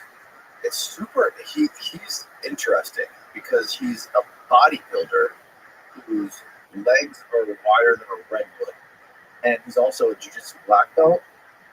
So those things don't go hand in hand. Being a bodybuilder and being a jiu-jitsu person. I know. Luckily for him, so there's a couple things that are awesome for him. Is that he did his bodybuilding career when he was younger. I think he's only like 32 or something. Okay. He did his bodybuilding career when he was like maybe like in his 20s. Yeah. And he started to pursue jiu-jitsu right around the time that I met him. Actually, I met him and he knew no jiu-jitsu. So I got to see this crazy evolution of this guy. It's been amazing. But yeah, he did bodybuilding first, and then he got into jiu-jitsu many years later. Bodybuilding, and he stumbled upon me when he started doing powerlifting. And he started to come into my gym, and we got him to do a 755 deadlift, a 655 or 655 squat, I think, and like 400-pound bench press. So he's a monster, and he only did like one power technique, but he's a pro in bodybuilding, and I think that if he was to go back to bodybuilding, I don't want to discredit a lot of the other awesome natural bodybuilders out there, but I think he'd be one of the best in the world. Yeah. It's hard to be that big. What do you think about the same super guy? Yes, I think he's awesome. I think the information, the information that guy shares, it's great to see that he's gone viral because he explains stuff in such a great way. It's so simple, and I think that he's just super relatable. He's just chatting in his car, all that kind of stuff. Showing what he's cooking before and after he works out. When he's making, it's like 14 eggs. It's just like really like kind of plain, but he's intriguing. He just won like Mr. Olympia, right? I think he did. Yeah, I think he got his pro card, so now he gets to compete as a pro. He also is. I think he's insanely smart because when he starts explaining stuff, you can start to tell. I've heard him talk about like, oh, there's this spectrum and this spectrum. He's like on this spectrum you have let's say 30 sets, and he's talking about sets that you do in the gym, right? So say it's sets of curls or something, bicep curls. Because you got 30 sets over here, and you have 0 sets over here. He said we all understand that 0 sets provides 0 value, right? As you start to do 1 set, 2 sets, it starts to be more value. He said, but then that curve starts to come back down. He's like, when does that curve start to come back down? He's like, it's probably somewhere around 10 or 12 sets. So 10 or 12 sets would be referring to maybe you did 3 different exercises, and maybe you did 3 or 4 sets. of each exercise, right? Not usually for biceps, but like for maybe like your back or something, sure, your muscle, right? It's pretty normal. And then he explains, well, once you start to get to like maybe 15 sets, 18 sets, 20 sets, maybe for most people, probably start to not have as good of an impact. Finishing return. It started to get to be like way too much. And there's a couple bodybuilders out there who've done 20 sets and things like that. They've been able to get through it, but for one workout, I think, right, I think that explanation is really good, really clean, because if you're to try to like, if you try to actually apply what he said there, well, you definitely want to be in like that middle slot, especially if you really love to work out, because if you're in that middle set range, that seems like something you can probably do, maybe even twice a week. A lot of people that build up big, amazing physiques, a lot of times they train the muscle group more than once a week. Some of them are able to they just like to annihilate on one day, which I was never really a fan of because I don't like the trash legs. Like have your legs just be like completely gone. You mean like just work so hard that they're fresh? Yeah, I think the idea of having legs day and having like an hour and a half of just all legs. Maybe if you're pursuing a career in bodybuilding, maybe that's the only exception I can think of. But I don't think it's a good idea. And you're talking a lot about stiffness and stuff like that. So imagine every day. Imagine you come to me and you're stiff as a board. You got this like bodybuilder, physique, and you can't move hardly at all. You say, I want to move better, and I started going over what you did. You're like, well, I do 25 sets of chest, I do 25 sets of legs, and every 7 days I hit them up and make myself so sore that I can barely move. Well, then I watch you walk after a leg day, and I'm like, oh, well, there's your problem. We just need to stop doing this many sets. And if we just pull back, like your gait's going to get better, like everything's going to improve. Yeah. And then obviously you have to have to do other things to help you with maybe if your gait started to erode from years and years of lifting. But a lot of times it's just like you just keep making yourself tight, and then your body relaxes. And as soon as your body relaxes, and as soon as your body wants to be like chill and like recovered, you go and put something in. And you do it like repeatedly over and over again. So you're telling those muscles to not only be tense, but be tense in whatever exercises you're doing. So the way that you're doing the exercise could matter a lot. Because again, there's a lot of people that build a great body that's super aesthetic. And Seamus built a great body that's super aesthetic with primarily bodybuilding when he was younger. But he also never lifted like, well, I shouldn't say never. He very rarely lifted like an idiot. He would lift with precision, kind of like the lifting that you would see like Arnold or something. You'd see Arnold get after it on some sets. He would push hard, and Arnold, did a lot of sets, and Seema handled a lot of volume. But when you go through the workouts, and Seema is also very like cerebral, very calm. And when you go through your sets like that, that's a different input on your body than doing some what I did for powerlifting. Like for me, for powerlifting, and everyone's a little different, but for me personally, for powerlifting, I had to be hyped. Yes. I needed pre-workout. I needed the music. I needed kind of all of it. I felt like I needed it. Maybe I didn't, but I felt like I needed it. As I got to like the middle of my powerlifting career, I started kind of recognizing, oh, this is actually a problem. This is not. This is like hardcore and halfway cool. Yeah, at least I thought that's what it was. I was like, this is actually kind of dumb. I should be able to just lift weight with no height. Right. And so I started to really work on that. That started to allow me to actually move better. But so like over a ton better, especially through the movements I was trying to do, because you're giving yourself the stimulus all the time when you have your body. And your body is so hyped. They talk about fight or flight. Your body's so like over tense and over hyped. I mean, imagine being that fired. Imagine being super fired up, some smacks in the face. You're trying to like get you all fired up. You caffeine and things. And yeah, exactly. You're all smelling salts. Smelling salts. So you do all that stuff, but imagine it was like to go against someone in jiu-jitsu. It's like you might just That's the opposite of what you might just like get tapped out right away because you're so fired up and like try to like charge the guy or something. You're gonna get injured. Or even if you're trying to fight someone and punch him or something like that, you might just get destroyed by the guy. But he's going to be a little bit more thoughtful. He's like watching what you're doing and paying attention to how you're going to come at him. You're not paying attention to anything because you're just like hyped. And so these, I like to call them inputs, and how we handle the certain things that we're doing. Um, it sends a message to your body. It sends a signal to your body that this is what we're doing.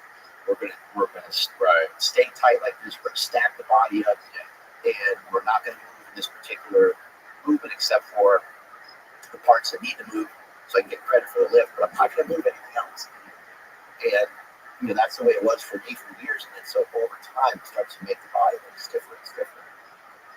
A little bit of bodybuilding done correctly and done. It doesn't have to be like perfect, but a little bit of bodybuilding done correctly in combination with sport or in combination with something else. It's not like you have to like do so much of the something else that it impacts the bodybuilding negatively. But whether you're playing volleyball or pickleball or some golf or some other recreational stuff, I highly recommend that you explore some of that, and you do some of that, because you're probably just going to make your body insanely stiff. What do you think of these people that do like put their hands in like super cold water before they lift, or they'll even do like full cold water immersion before they lift? It sounds similar to what I wonder if it could be like if that could be detrimental if you're only gearing yourself up to do these exercises after you freeze yourself, because now you're in this super fight or flight state and your body is like super ramped up to the a ton of weight. But that's interesting. It's like the way you're describing, being kind of more relaxed and more focused during these things, you can kind of see how that would be super beneficial. There's like the story of Joe Montana. Joe Montana was just like cool, calm, collected, and he was one of the greatest quarterbacks of all time. And he was known to have like ice water in his veins, so that was what they would say when he was when it was the fourth quarter, when he had to make a comeback and stuff like that. And there's a story of him in the Super Bowl. The 49ers were playing against the Cincinnati Bengals, and they're in the huddle, and there's like it's a famous drive that the 49ers had in the game. And Joe Montana just is like looking around. He gets in the huddle and he's about to call the play, and everyone's like listening. He's gonna like hype them up a little bit. It's the last drive. They have to make this. They have to get scoring range, have to score a touchdown in the game and everything. And he just is like, hey, you guys notice John Candy? He's in the end zone back there. That's by the field goal post. And all the guys turn around and they look, and they're like, holy shit, that's John Candy. And they all like laugh. And then he got all the play, and they famously did the drive. So you see, like, not only being calm, like what it can do for a particular person, but what it can do for everybody else around you too. Right? It has a huge impact, because they're like, well, he's our leader, he's our guy, he seems to be calm and seems to, like, he has the most pressure on him. Yeah. He has the most pressure on the quarterback. And who's all the newspapers and all the whatever that comes out the next couple of days, it's all going to be about how he messed up or how he threw the interception into it. And so it kind of like broke the tension. Exactly. Wow. And I've always liked to be that way myself. I always like to, approach stuff with a little bit of humor. Like just try to make a joke of some stuff and things like that. I think that's really important. Some people get frustrated. It makes them can't get a straight answer out of it. It usually just like dipping around. But it's a great way to go through life. But at some point in my powerlifting career, I got like overly caught up in the numbers, and I started to get like a little obsessed with the numbers. And what happened was, the more obsessed I got with them, the harder it was to get better. I needed to channel. Like it's gonna take you.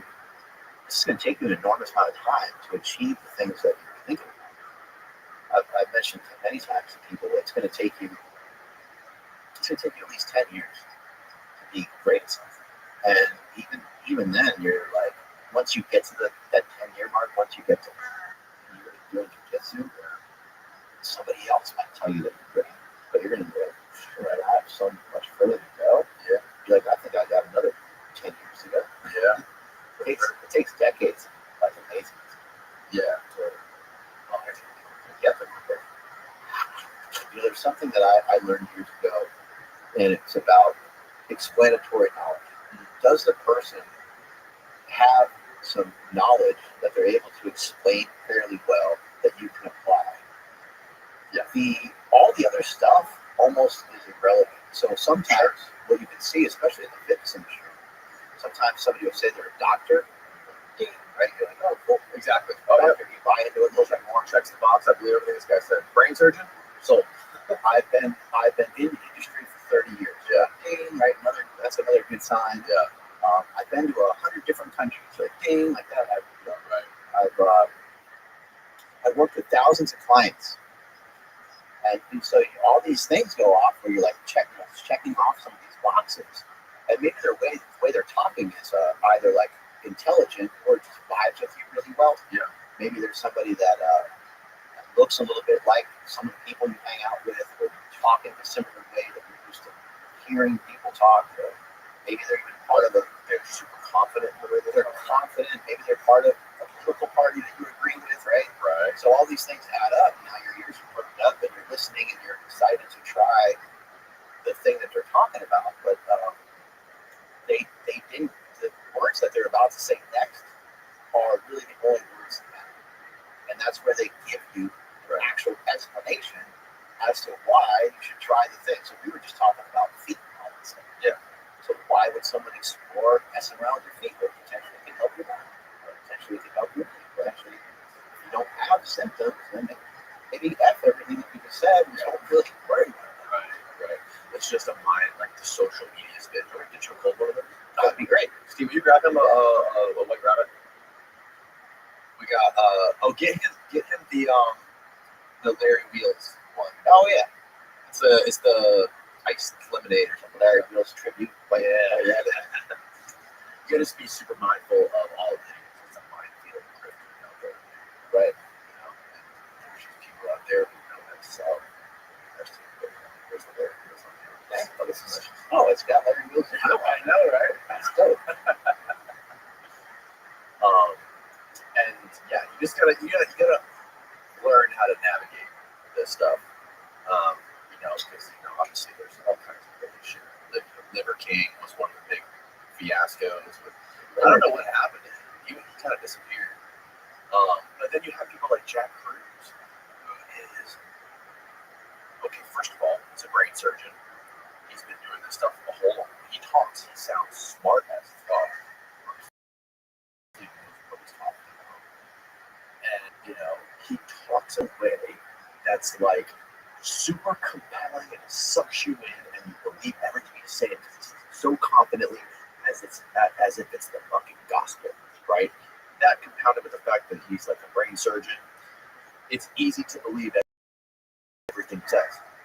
Two Jacks are slinging a bunch of bullshit products. He's not slinging anything. He's not selling anything. He's just trying to get his information out there and try to teach the world everything he knows. I think that he'd be wrong about some shit, sure. But like, you have to kind of understand the landscape of these people and be able to evolve your bullshit detectors, especially in this space, right? In this health and wellness space. Yeah, it's easy to get sold on stuff. I love supplements. I literally have like an entire room full of all kinds of different magnesiums and all these different things, vitamin D, like countless things, a bunch of stuff no one's ever heard of. And I wouldn't say that they don't work, but they really don't do much. Or it's hard to notice like a real difference. Everyone's always like, magnesium helps you sleep. Like, I don't know, maybe it does, but like, I've never felt it like particularly help me sleep. Right. There might be some supplements out there that have magnesium or other things. Find a decent combination that maybe helps some people. Right. There's a lot of stuff being said out there about like people that are magnesium deficient. Like, well, how do we know this? Like, where's this information coming from? Right. The other thing that happens too is, like, maybe a lot of people are magnesium deficient. I'm not saying either way. I'm just saying like what I hear. Another thing that happens is that somebody on a big podcast could be talking about vitamin D and the importance of vitamin D, but then it's like, well, hold on, wait a second. You kind of keep making it sound like you're talking about the vitamin D, or are you talking about trying to like collect a bunch of vitamin D by getting out in the sun, right? By getting more sunshine and being in a place that has like a decent UV and stuff like that to help, right? Because then I think people get confused. confused. They think the red light's going to help the vitamin D. It doesn't work that way. I think you need like UVA and or UVB light. I forget which one, but you might even need a little bit of both. You need both. Yeah, you need both of them. And the best way to do it is not necessarily through like a light system that's in your house. The best way is through getting the sun. But I think it's just a tough thing to figure out because you're like, oh, I'm not really sure. There are things though that if you're keeping track and you're keeping score, there are things that are going to do move the needle sometimes. I found for myself like learning about salt and electrolytes has been something that I think has been helpful for me. However, I have to admit that as soon as I dropped some of the keto stuff that I was doing, as soon as I dropped some of the carnivore stuff that I was doing, and I switched over to eating more fruit, I don't think I need it at all.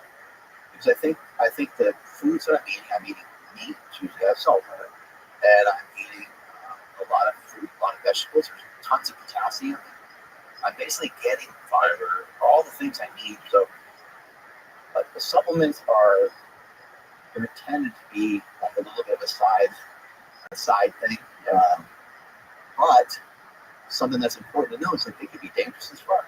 Yeah. I think I've heard, off of Amazon, when you're purchasing off of Amazon, so much of that stuff tests out to be fake and or has other stuff in it. It's like, so you're ingesting something good, you're doing the exact opposite. You mentioned your wife doesn't do it, my wife doesn't do it. They're probably just as healthy, if not healthier than we are, and we think we're like, giving our body this good service. And back to Jack Cruz for a second. Jack Cruz is selling circadian rhythm. Selling the sun. He's selling the sun. Yeah. Get outside, you dumbass. So, I've had Jack Cruz even on my show, and he was even, volatile and... you had him on? Yeah, I had him on. When did you have him on? Probably like a year ago or so. Okay. It was just a remote. I wasn't able to get him in studio just yet, but he... Yeah, he was, he was inflammatory, he was mean, he called us names and shit. Yep. I don't, none of that, that's not saying that we're big heads and whatever. And none of that bothered me at all. Yeah, he's anti-muscle. Well, because yeah, and that would be a great discussion to have. Should we have as much muscle as him, or should we have more? I don't know what the answers are, but yeah, there's a lot of fingers. I'm not gonna throw out his information though, because it was maybe addictive. I don't even think he's a dick. I think he's trying to get points across. Yeah. And he's trying to get people's attention. Yeah, totally. And again, it's from New York. It's like, you're just talking about going outside and getting a little bit more sun. And what he's telling people to do is to go outside, especially in the morning, and get some of the morning sunlight to set up your circadian rhythm. He's trying to tell people, hey, be a little more conscious of your technology pieces. Maybe pay attention a little bit to how much EMF is around. Those are all incredible, great things to be paying attention to, right? I mean, those are 100% without any question, without any doubt. Those are healthy practices to do. Right. I would say one of the things that really helped me out of anything I got from him was actually watching the sunrise. Because, I have, spending the day outside, I can, maybe it moves the needle a little bit, maybe it doesn't, but, I can spend the full day indoors or the full day outside. I don't notice that much difference in the way I feel. But what I notice that's palpable is that when I wake up as the sun's rising and I spend 10 or 20 minutes outside, not even in the direct sunlight, just outside, out of the sun, but the light is in the air, bouncing off the trees a little bit. I am at the end of the day around 8:30, between 8:30 and 9. I am fading and I am struggling to stay awake. I don't need any things, I don't need any supplements, whatever. But when you watch the sunrise and as soon as you start to get tired around 8 or 9 o'clock, if you don't fight it and try to stay up later, if you go with it and go to sleep right when you start to get tired, that has been the biggest game changer just as far as energy for me throughout the day and feeling good. You can give me any diet, any supplement, any fucking drug, nothing. I have noticed nothing that moves the needle as far as energy for me. That is better than watching the sunrise. And the way it sets the clock, like the way, and I'm fucking butchering the science of this, but like the way he explained it to me was that like you're doing that, you're outside, and you're getting that, I think it's UVA combined with NR, near infrared light, or the infrared light from the sunrise. It's creating some sort of chemical through your eye. It's melanin or POMC in the eye that is it's a protein or some sort of hormone that breaks down into these other peptides that create all kinds of chemicals in your body, including melatonin. Starts the melatonin clock so that in exactly like 12 hours from now, the natural melatonin will start pumping. And that, for whatever reason, it is like been one of the most foundational things for me as far as like maintaining energy throughout the day.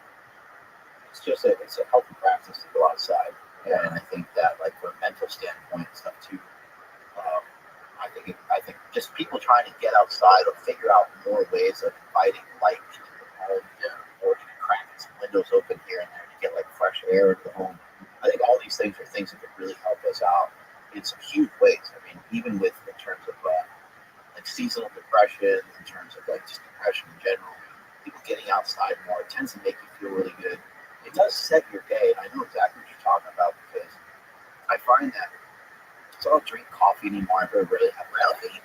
I'll have like a decaf coffee here and there just because, I got used to coffee. But I got rid of a lot of those things because I felt that they kind of messed up my like circadian rhythm to some degree. Even having it, super early in the morning, and people are like, oh yeah, one cup. And maybe that works great for them, but for me, it's been a blessing to be able to get rid of it. But I think one of the reasons why I've been able to get rid of it is seeing that morning sunlight and getting that energy from the morning. But I'm similar to you, where I'm like, I haven't felt anything crazy happen like in a day. But I know that it's not like you don't just do something for a day or a week. It's like over a long period of time. And if you kind of think about, if you get your circadian rhythm kind of linked up, and at 7:30, 8:30 at night, like you're like, oh shit, you're looking at your clock, you're like, oh, maybe I should start to think about getting to bed, and you get to bed at like 9 or 10 or something like that. You start to do that over and over and over again, and you start to get the proper sleep. Now you're getting proper sleep, your brain's clearing everything out, your body is really at rest, really recovering from the day, getting rid of like a lot of stress, also your memory and all these other things are all going to be improved by better sleep. Better sleep is also going to improve the way that your body acts and reacts the next day. We know that with one poor night of sleep, some people, their blood glucose can register as being like pre-diabetic, and so they're not even handling carbohydrates the same way, right? Which it gets into like the calories in, calories out equation. And sometimes that can get thrown off because for some people, they're going to utilize energy less efficiently. That doesn't mean that we see that. This is where people get lost, though. Then they'll be like, "Well, see, the calories in, calories out doesn't mean anything. It doesn't matter." So, no, it still matters. It's just that person, they're dealing with carbohydrates a little bit different than the other person because their sleep is interrupted, because they're stressed out all the time. But over time, if you can just repeatedly just do your best to try to do the right thing as many times in a day as you possibly can, right? That leads to tremendous health outcomes. It's just that there's so many offensive things that could happen every single day. Someone's like, oh, I want to go have a birthday cake, or like just something dumb. And nearly every single day, especially when you have children, especially when you have like your own business and successful things are going on, every day is a day to celebrate. Every day is a day to like have something to celebrate, something to have like a dessert for or whatever. Especially with kids are just chaos. You can't really have a set schedule of a perfect day every day. It's impossible with kids, especially when they're doing all kinds of activities. Their leftover food like I was telling you at the gym. Another thing that goes into this circadian rhythm stuff, which is also a game changer for me, is for a long time, like starting in around 2017, 2018 is when I really started doing the intermittent fasting stuff. It's not eating breakfast ever since I met Jack, he was like, "Oh, I only eat breakfast and dinner. I don't eat lunch." Why? He explained to me how the metabolism is running way faster and running way more efficiently early in the morning. Or like between them super early. Like you're supposed to. He was explaining to me you're supposed to eat before the UVA or the UVB light kicks in, which is typically around 10 o'clock. Around there, especially here in Florida, around 10 o'clock, it's different. But if you eat before that UVB light kicks in, your metabolism is going to burn through everything that you ate a lot faster. Versus high noon, like smack dab when the sun is right in the middle of the sky, your metabolism is running the slowest. That's the slowest point of metabolism is running throughout the day. So, like, if you're going to eat lunch, it's going to automatically slow you down and you're tired, which I was noticing too. And now that I'm eating massive breakfast and skipping lunch, I feel like 100 times better. It's interesting how food can kind of slow you down. I think the amount of food that you consume matters a ton. Because if you have if you eat something real small, if you just had a little bit of fruit or something on midday, it probably wouldn't make you feel shitty. Right? But what's hard though is it's hard to eat a little bit.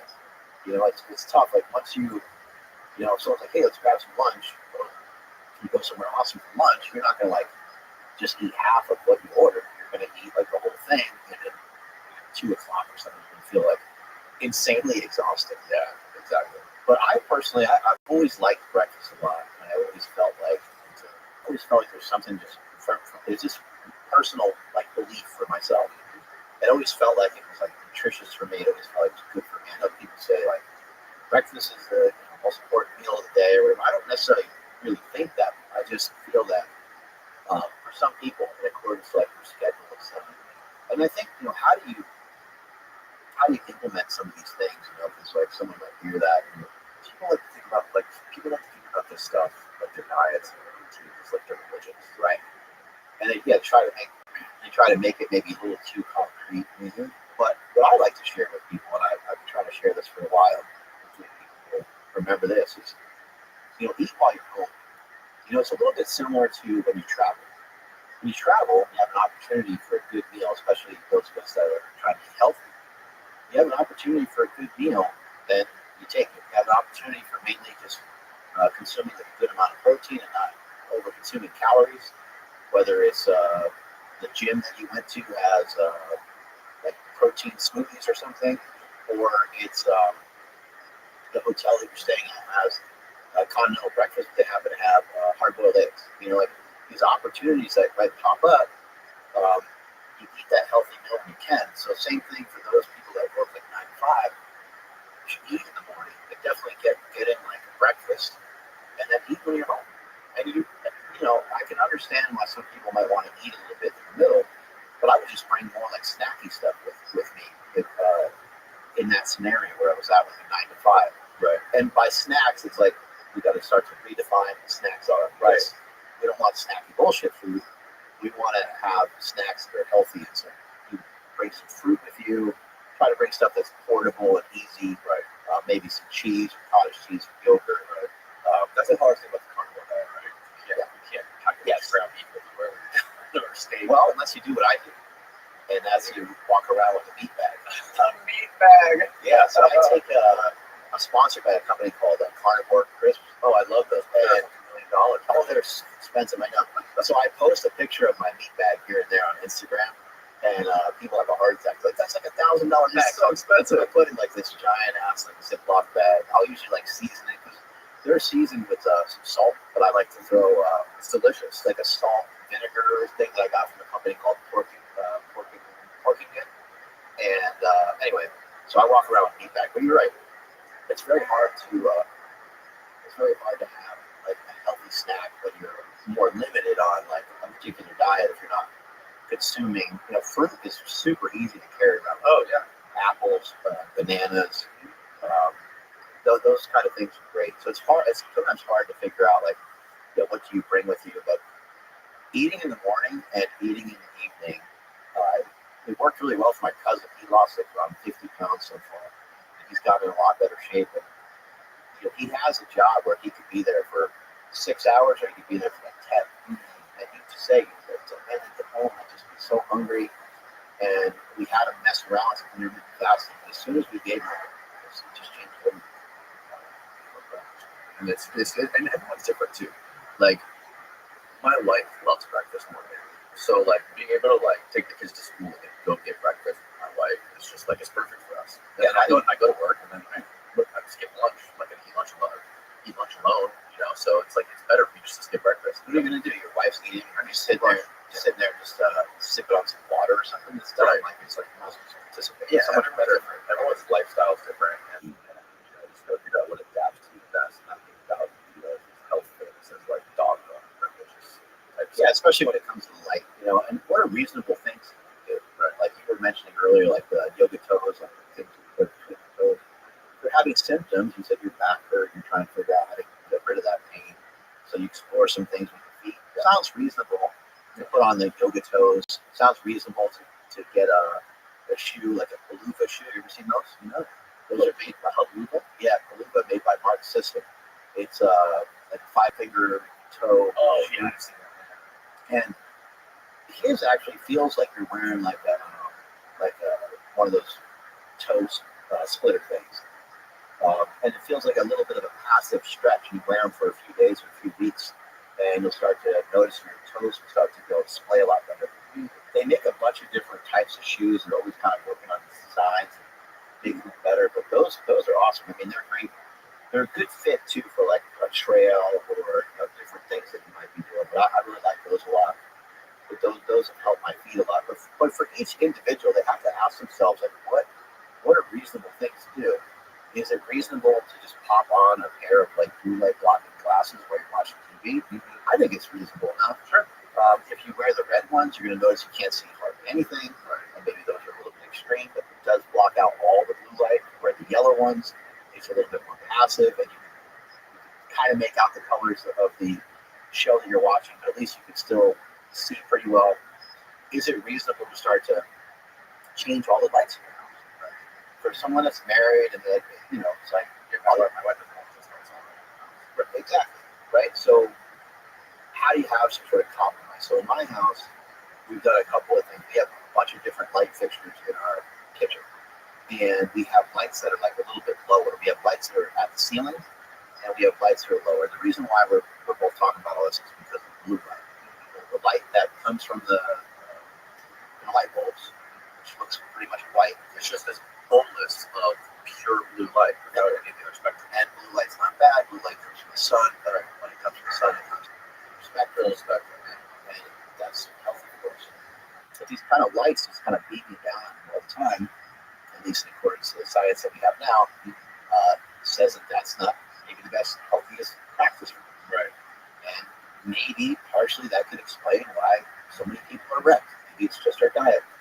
Whatever the case is, I'm starting to agree more with Max Goldhain said on my podcast. He said it's really hard to outrun a poor light diet. I was like, that's got to be the dumbest thing I've ever heard. And then as I started practicing some of these ideas of messing around with better light habits, better habits around the lights that were in my home, better habits of being outside, I started noticing just everything was a little easier. Not necessarily like just pure like weight loss, but my decisions with food were changed. It was easier for me to stay on the diet. I felt less stressed. So those are all things to think about, consider. But in our home, we whenever the sun starts to go down, I shut off all the lights in our kitchen. Our kitchen is kind of right next to our living room. We have our TV. TV's like pretty much always on, 24/7. And we shut off the overhead lights. We have lights that are a little lower, and I have my wife does all the maintenance stuff around the house. So she switched out the lights because I'll break something. She switched out all the lights in these lower level lights that we have in the kitchen, and they just kind of like shine down onto the countertop where the sink is and stuff like that. And so if you need to see, you walk over there and you can see just fine. You can mix up whatever foods you're making or whatever. And the rest of the kitchen is like it's not super dark, but it's not not super light. So it would be great it would be great at certain times of day, or when you're doing certain things, you're trying to cut something with a knife or something like that. That would be the time to, be in the dark on that part. But with just small compromises like that, and the light bulbs that we put in there, they're not strictly just like yellow lights, but they're way less powerful, so they're not giving out a really, really crazy signal. But for those of you that maybe have some uncompromising women, maybe or women, I should say, just use I call them off lights, and an off light is just a light that's off in a different. So I'll put on like our light for our pantry shines into our kitchen. So when I need more light in the kitchen, I'll sometimes just flip that on. When I go to brush my teeth at night, my wife and I don't usually like brush our teeth at the same time, but if we are brushing our teeth at the exact same time, I'll put the light on the shower with the shower curtain closed, and there's still plenty of light. She doesn't really love it. I do actually like scrubbing her face and whatever else, but she doesn't really mind it. It's only for just a little bit, and I'm out of there because I don't need to spend that much time manicuring myself. Like brushing my teeth very good. So yeah, I do little things like that, and I can't say I'm not going to sit here and work like, oh my god, you guys have to do this. This is amazing. It's just stuff as I've gotten to be more aware of the poor outcomes that can happen potentially from just blasting yourself with blue light all the time.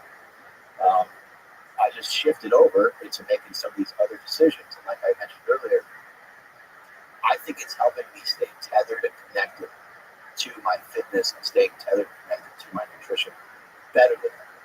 For you, what is the best time of day to lift weight and exercise? I like to do stuff. I like to do stuff in the morning, but not necessarily when it comes to lifting weights. Not necessarily like great when I wake up. Right? So it might be I might wake up at like 5. I might wake up at like 6 or 7, and I probably won't lift until like 9. And that would be like a perfect scenario for me. Right. Sometimes on the weekend, I may actually work out even a little bit earlier, just because I like to have the rest of the day a little bit free for any family stuff. But I'm gonna have a beautiful gym on my property, which is great to have that access. And then if it comes to like something like running, they actually like this time of year is the best time of year. This is incredible. People should just try this and try it with a walk. If you don't like to run, try it with a walk, and hopefully maybe over some time you get inspired and you'll turn it into like a walk jog, or maybe you turn it into a walk run, and maybe it turns into a real run. But a sunrise run, I love that. Greatest invention of all time. It's the greatest thing. I mean, if you can get out a little bit earlier and when the sun's out, and I call it beating the sun. If you beat the sun, it just feels so awesome. You actually can I think you can get addicted to it.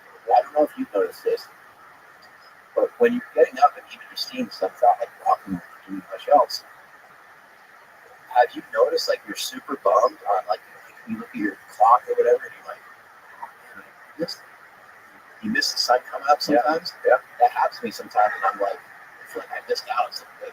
Yeah. No, especially like if I'm sick or whatever, and I'm like laying down on my bed all day, and all the curtains are closed, and it's super dark. I feel like super depressing. It can be. Another thing I wanted to ask you about, what do you know about these myostatin inhibitors? I don't know. Do you know anything about this stuff?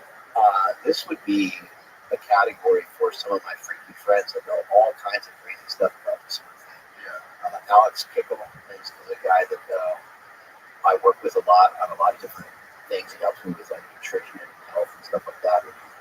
Another guy that I have in my back pocket is named Andy Triana. He goes by the name of Bill Superbrain on Instagram. These guys are so intelligent. They're so smart. They know all the details on some of these things. I would be speaking out of turn if I knew. What I do know about like a myostatin inhibitor is that I believe these are things that were these things were they were discovered from these cows, I believe, the Belgian blue cow, which is a really just like jacked cow. Now I don't know if those cows were like made like genetically or if they were just natural and natural cow that's like got a lot of juice. It's in my brother's movie. And it's a really good photo of my brother, like with the Belgian cow. But I believe they have these like myostatin. That thing. Yeah. Yeah, these guys are almost as jacked as Ronnie Coleman. Isn't that crazy looking? Dude, that is So absolutely these nuts. guys, from my understanding, like these dudes have to be careful. I don't think they can like do too much. I think they can get really hurt. Like they're really, really powerful, and because they have like so much muscle, I've heard they can like break their legs. Because you see how small, like how they skip leg day. Right. These yeah, guys they are skipping. they got little things These there. bastards are skipping leg day, Yeah. and they can get hurt. It's balls, dude. Yeah, bro, nice balls. Um, a little bit similar is a Piedmontese cow. Certified Piedmontese beef is super lean meat. This is where we can have a good conversation around saturated fat and beef in general. But certified Piedmontese beef, a fillet from them has 0 grams of fat. It's like 4 ounce. It's like a 4 ounce fillet. It's like 26 grams of protein. Yeah, it has 0 fat. They have It's like wild meat. yeah, it's gnarly. The steak tastes amazing, but that's the thing. It's still tender. They had it at a local supermarket that I go to, and I picked it up one day and I was like, "What is this?" Like, I look at the stats. It's grass fed, grass finished, regenerative agriculture. It's pretty expensive for like this tiny little steak. I was like, "Man, that's kind of a lot." Then I looked at the stats and I'm like, "Am I imagining things? The steak has hardly any fat." And I was like, "Well, I'm just going to take a gamble on it and buy it." But there's no way. It's not even possible that this thing tastes good. It has, and I looked at the other cuts that they have. And they all have like half the amount of fat as other steaks in this store. Like, so a ribeye might have, say, 20 grams of fat. Their ribeye would have 10 grams of fat, stuff like that. Their cows in general just have way less fat because their cows are a little bit like those Belgian blue cows, but they're not nearly as gnarly. They don't look as crazy as that. But they still are jacked. They're still really lean. So I'm like, oh, I tried it. I was like, this is amazing. So I think my brother was eating it too. And I think my brother made a post about it. And I think that we ended up getting a cool relationship with those guys. So they send me this beef, which has been the most amazing blessing to get some free beef. They have 93, they have 93.7 deep ground beef as well. And again, you're thinking like that's not good. Obviously, if you buy their 85.15, it does things better. Yeah. But their leaner options are absolutely delicious. So those are great options for people that want to eat, leaner meat without having all saturated. So these Belgian blue cows, what is so unique about them? Why are they so jacked like this? I don't really know. So I forget some of the language around it, so I don't want to be screwing it all up. But it does have to do with the myostatin gene. Right. But I'm not sure if they don't have myostatin or if they have extra. I think it's that they don't have. So the from what I understand, is the We can look it up a little bit too. So myostatin, I think has to do with the regulation of testosterone production or something like that. Oh, I thought it was like the regulation of like the muscle in the sheath, and I thought it was something to the effect of like the muscle just can expand, and get much bigger than normal. I thought That's probably it. Okay, Belgian blue cattle, known for their double muscle phenotype, have natural mutation in the myostatin gene. Mutation specifically an 11 nucleotide deletion. that's what I said. That leads to functional loss of myostatin, a protein that normally inhibits muscle growth. So these myostatin inhibitors that people can take basically inhibits this myostatin, which stops your muscle growth. So it's basically some sort of gene modification that you can do that will make your muscles bigger. I think when it comes to like steroids, I think people talk a lot about protein muscle synthesis, which is hard to say sometimes, but protein muscle synthesis happens when you eat protein. It also happens when you live, and then it also is just going on all the time when you're on performance-enhancing drugs. So it's a really interesting thing. But even when you play the card of, I call it, you play these cards. I learned this from one of my mentors, Dave Tate, who owns thefts.com. Shout out to Dave Tate. But Dave Tate said you have these cards that you're playing throughout your life, and card number one is like you go out for the football team and you're slower and you're not as explosive and strong as the guys, so you go and you win. And that's like a card that you play. There's other guys on the team that don't even need to play that card because they're fine. They don't even. There's guys that go pro that barely lift it off, and they even turn pro, and they turn all pro, and they go in the Hall of Fame without any real lifting at all. It's like kind of boggles your mind. Like I thought for football, you have to. There's some guys that they have other physical activity, I'm sure, of some kind, but some of them is kind of minimal, and they just kick ass for whatever reason. Right. But you're playing these cards throughout your life. Once the card is played, um, you don't get any extra growth after a certain time period. And I find this to be really interesting. I've talked about this before, and I'd love to talk to somebody high level in terms of like maybe understanding biology or understanding sports, something like that. It seems like after like about 6 or 7 years, that no matter what you do, it seems like you're about the same, right? So you live for 6, 7, maybe 8, maybe 2. Like I did mention earlier that when you do something for 10 years, you can become great at it. But lifting, it's like you don't necessarily get like way stronger. You don't necessarily get way more muscular.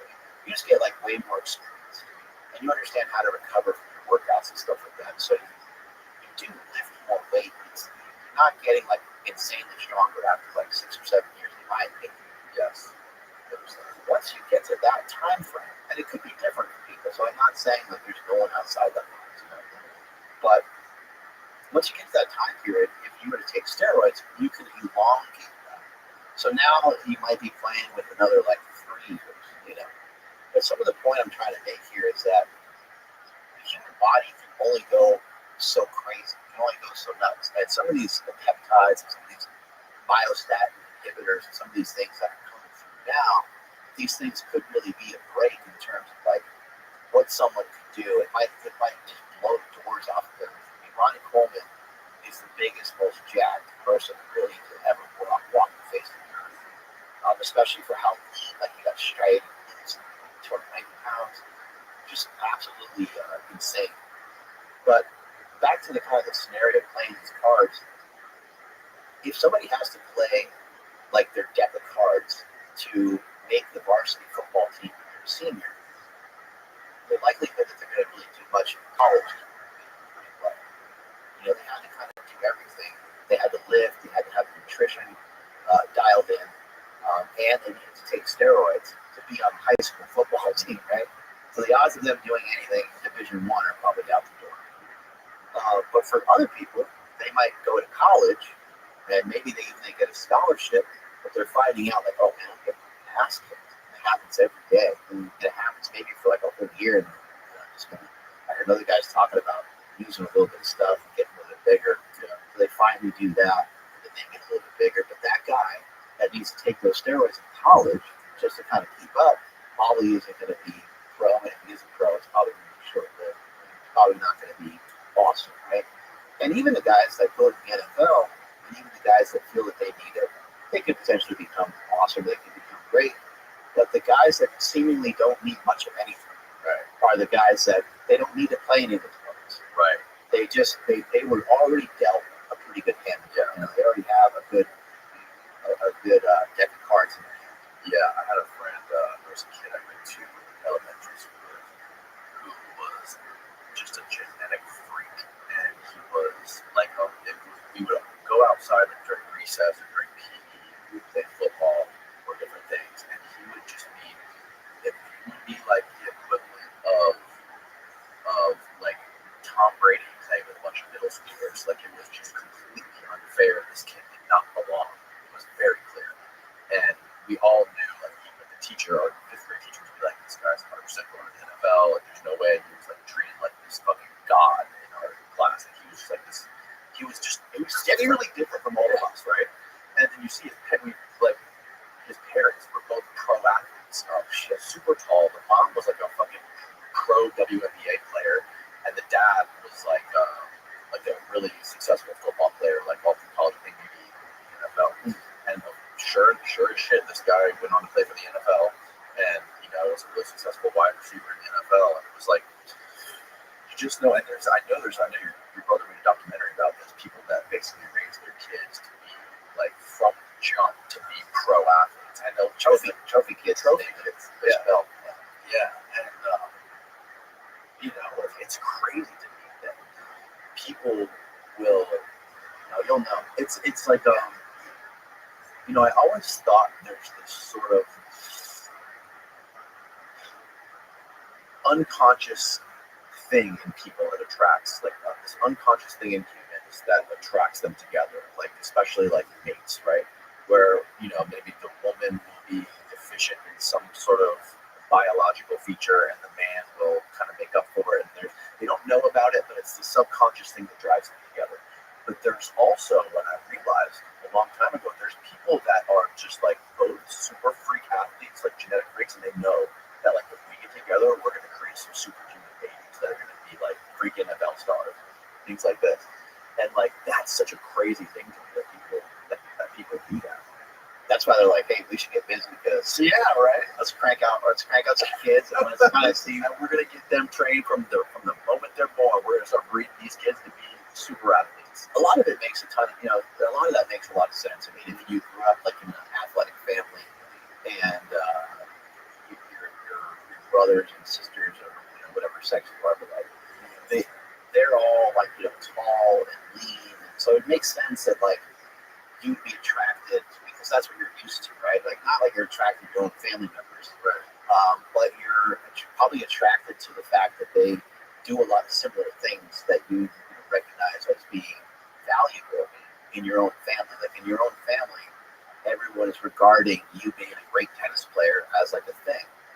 So I'd imagine, if you're a girl, you grow up and someone is good at a sport, it might be something that, especially if it's healthy, like, person's really good at tennis, everybody loves him, and it works out great, and he's like, the dad's not like a big asshole about it or whatever, that person will probably want to be attracted to somebody that has, some attribute like that, I would imagine. Right. It kind of makes some sense. Yeah, it's bizarre. Well, Mark Bell, thank you for doing this, man. This has been fucking amazing. I wanted to ask you something. Yeah. How did you get into so many of these different like rabbit holes of like conspiracy theory stuff? That's a good question. And do you like that? Like, do you? Because like that like some of my outside perspective of the show. I haven't seen every episode, but I've seen a handful. Yeah. It seems like there's quite a few people that are like, I hate the term conspiracy theory, but it's like you've been talking to a lot of like disruptors. Yeah. And do you like that moniker? And how did you end up here? I don't know. I don't know how I fell into it.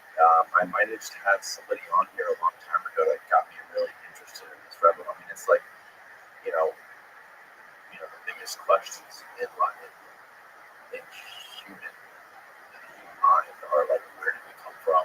Are we alone? And I think I'm somewhat drawn to that, like many people are. And when I started to realize that a lot of these mysteries are like super tied up in things like the government's been doing and like all kinds of things that I always thought were just crazy out there, but like there's like hard evidence for a lot of the stuff being true. Just like all kinds of crazy, mind-bending shit that it has been documented and we know actually happened. And you're like, no, there's no way that happened, but it did. Right, and it did. And it just kind of like, yeah, man, I don't know. I just kind of like followed my interest. And like I mentioned to you earlier, I really like talking to people that, haven't been on podcasts before or haven't really been in the public light before. And then I'm like just coming on talking about some weird, obscure thing they were a part of or studied or whatever. And to me, that's like one of the coolest things about doing this is bringing to light some things that people may have never even thought about or never even considered. Why we're here is like, I love that question. Do you think it matters? Like to you for your life, does it matter why we're here? Does it matter? I mean, I don't know. I'm not Or like, why do you think we're here? What's your theory? I don't have a theory. I really don't. I just like, asking the question. I mean, some of the times when I do some of these podcasts with these folks, it leaves me with more questions than I had when I started. Some people think it's like demoralizing. Like if we don't know why we're here, if we don't know our purpose, people think it's like super sad. But my personal belief, and I grew up Christian, and I grew up like in a church and stuff. So maybe this is like a little bit religious.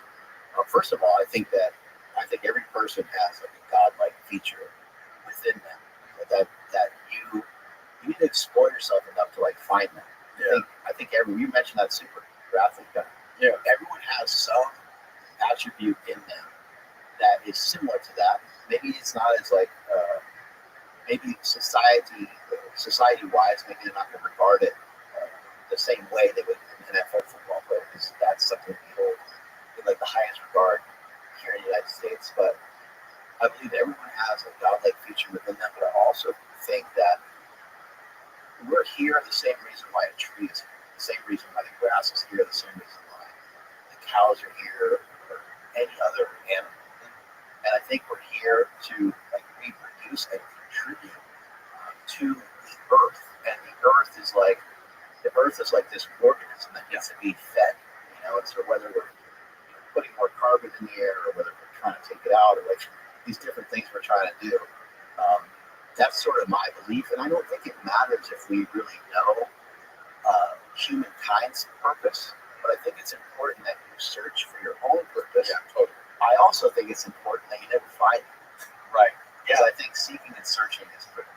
I totally agree. Yeah, man. I don't know if I believe that like we were put here by anything for a specific purpose. Like I think like you said, the planet is just this living organism that we're a part of. We are this super rare species that has evolved that we don't know exists in any other place in the universe, but we have this insane ability to have reason, which is unique to human beings. And by the fact that us having the ability to reason gives our brain, it's like a fundamental thing in our operating system that we have to believe in some sort of higher power, God or something like that, right? Because like everything has to come from something, right? So like we know, like I know I came from my parents, they came from their parents, and so on and so forth. But the first human, like how do you comprehend that? Where did that come from? So yeah, I think we're meaning machines. Like we have to find meaning, right? To give our life some sort of purpose. And I think that to me just makes human beings so interesting. What if another animal or species ends up with some reasoning skills we fucked? I don't know. Maybe. I think we're creating that with technology. Yeah.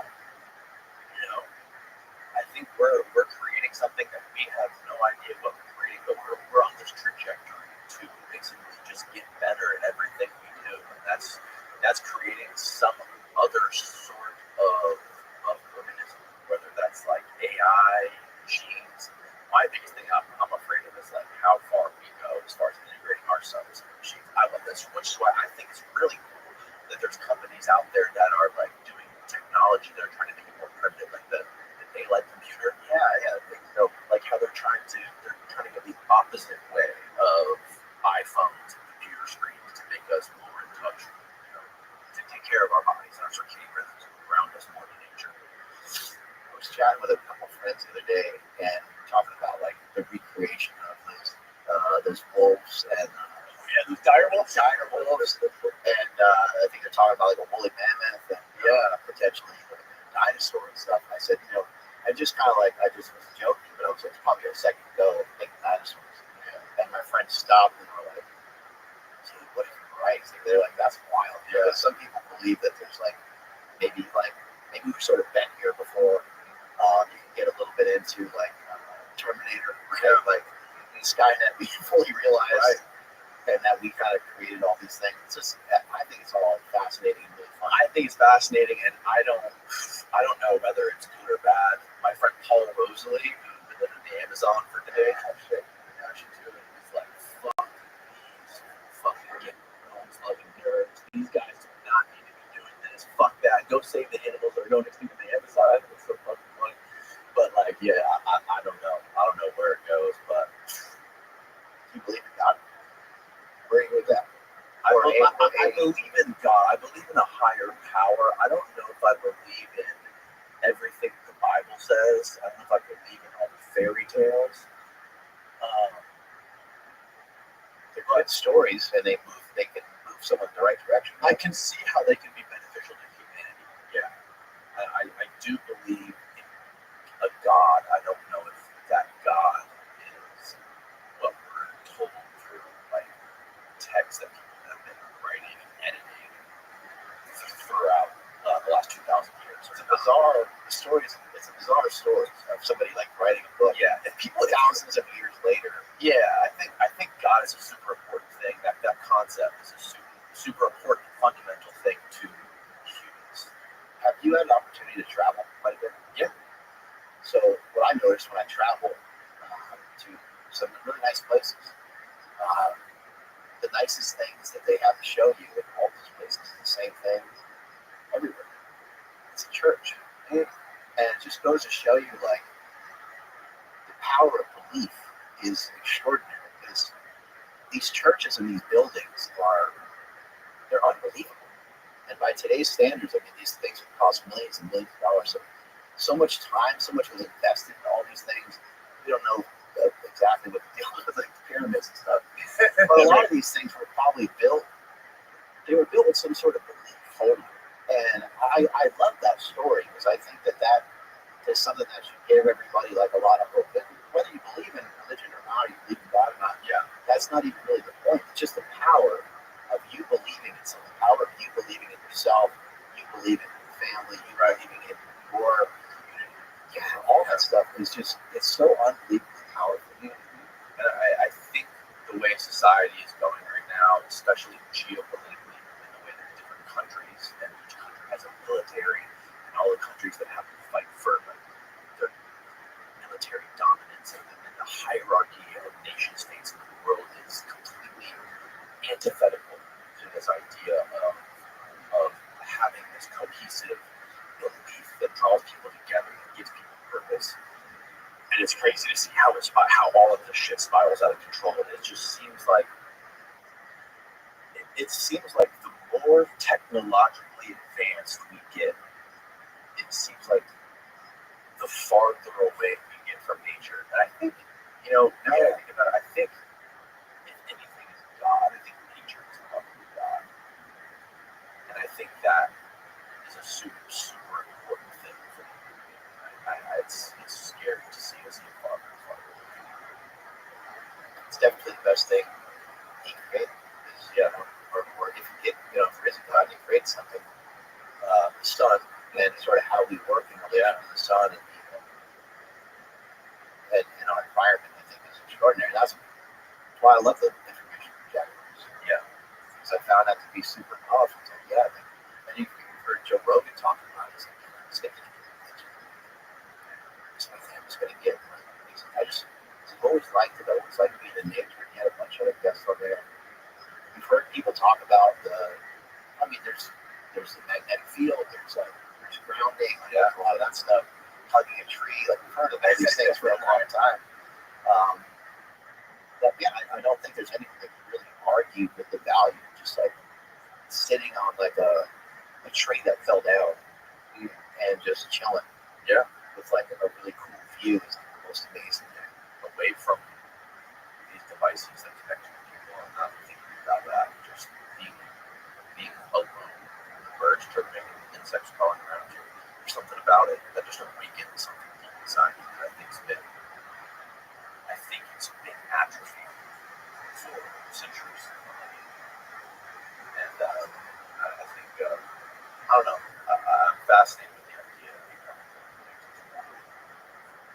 You're saying your diet is a little off right now. My diet's shit. I try my best. How do I encourage you? What do I gotta do? What do I gotta talk about? I don't know, man. I think I was encouraged today watching you in the gym, man.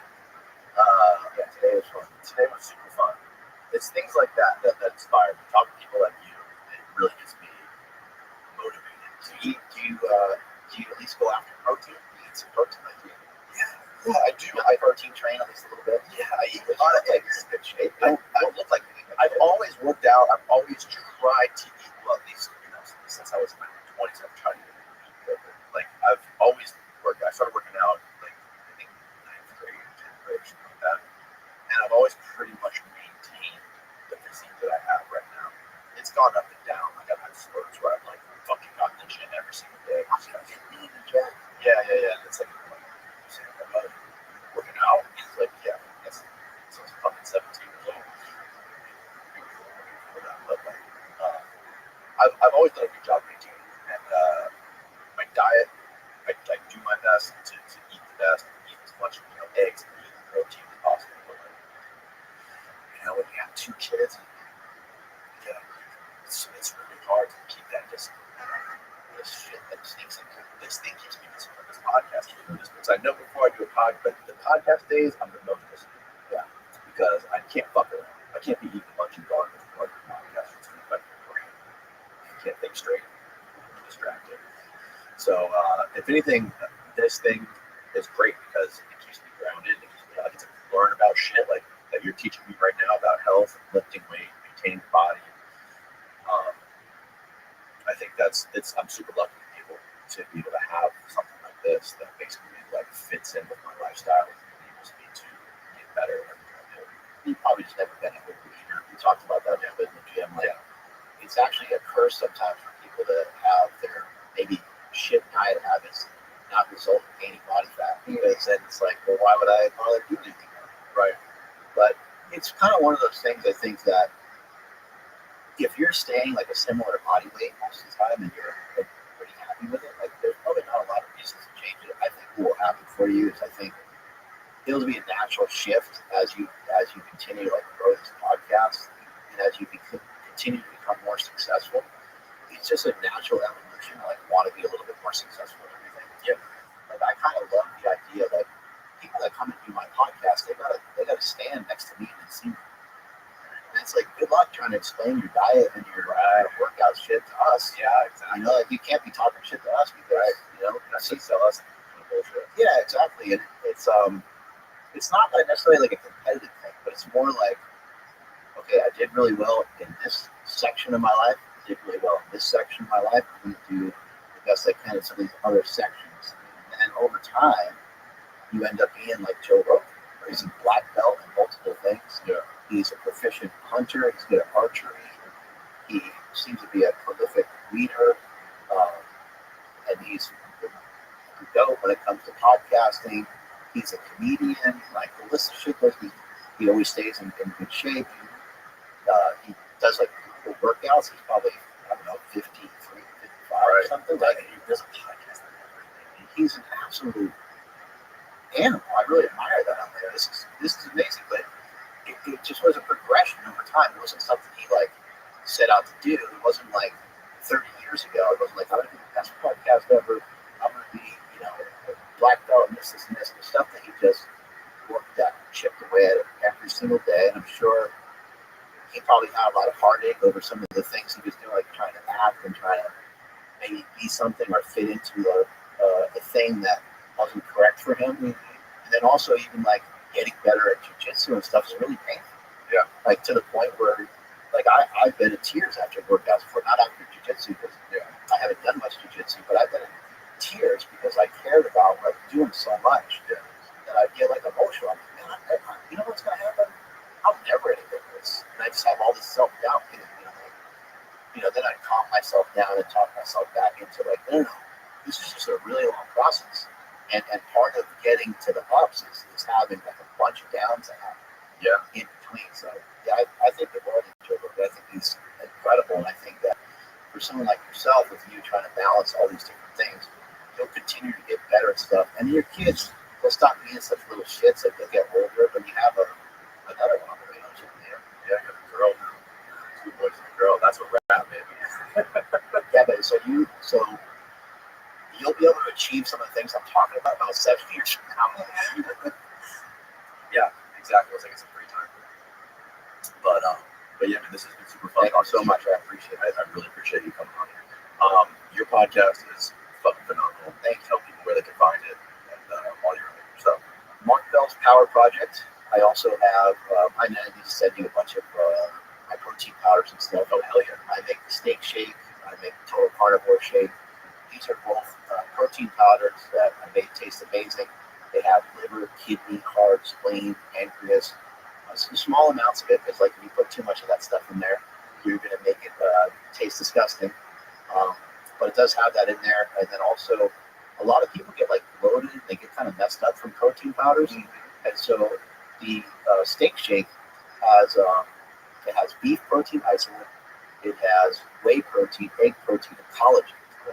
And so that one's got four different proteins coming at you at one time, and then it has a little bit of MCT in there too, just for like flavor and mouthfeel. Okay. And then the total carnivore one, this was me like saying I'm going to throw out any allergen that anywhere else, because I hear it constantly. People are always talking about. You can go to withinyoubrand.com if you want to check out the website. So I took out every allergy by making the total carnivore steak shake. And the total carnivore is beef protein isolate and collagen. And I have friends and some people I've sent the product out to. And like, dude, I drink your shake and I get no gas, no bloating. They're always really shot. There's no dairy in it. There's no egg in it. There's no gluten. There's no wheat. I tried to pull everything that I possibly could out. There's certain things that you can't. There's certain things that are very hard to pull away. And also has beef tallow in it to give it really good flavor. So there's certain things you have to keep in your protein powder, otherwise it just turns into like cement. And obviously I didn't want that to happen. So in addition to the total carnivore steak shake, I also sell a total carnivore steak shake that is unflavored.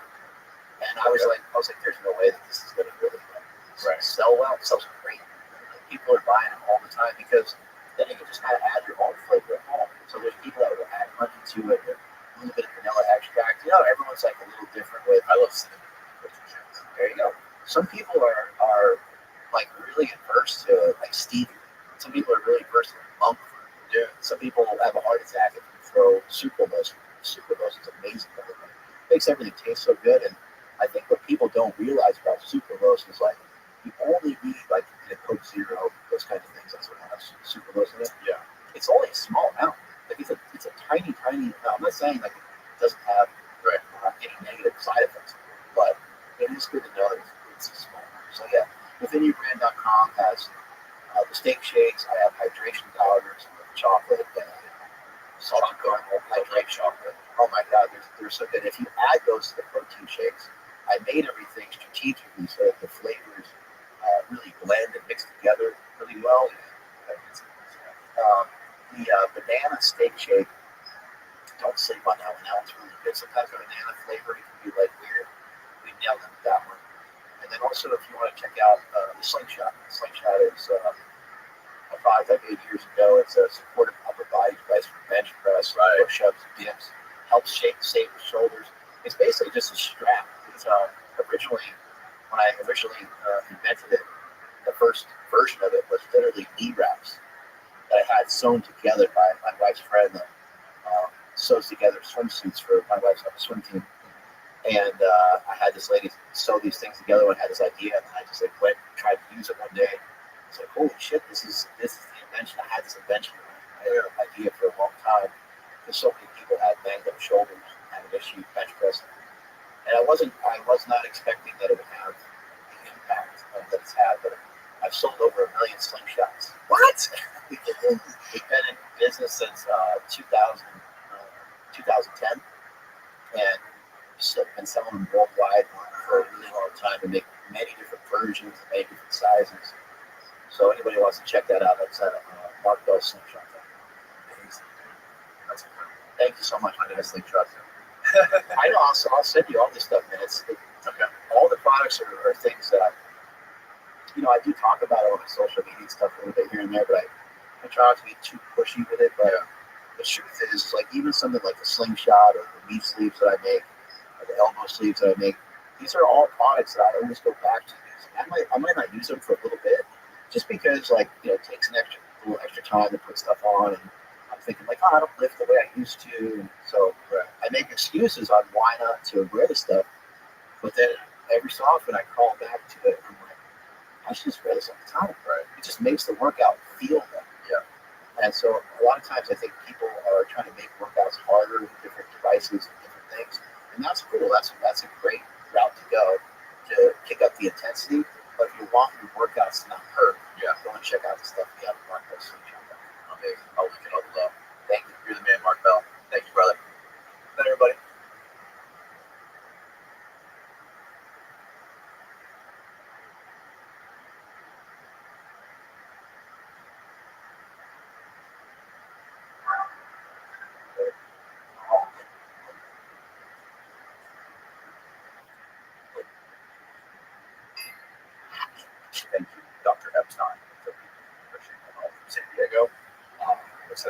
you and showed me this is your monograph. This is new. That's coming out. That's currently under peer review, but It's not a peer review. Okay. that summarizes 12 years of research that my team and I have done on Google and other tech companies and their ability to influence elections and indoctrinate children and affect our opinions, our thinking, attitudes, our purchases, you name it. So that's like a summary of the whole thing. How long have you been working on that? How long have you been putting that together? More than 12 years now. Oh, Yeah. for people who aren't familiar, how did you, with your background, get so into this world of Google and the curation of the content that goes on Google and YouTube and all this stuff, and how it manipulates mind, culture, elections, everything? Well, I was trained as a research psychologist at Harvard. I was actually Skinner's last doctoral student. And some people don't know just how broad psychology is. It's really broad.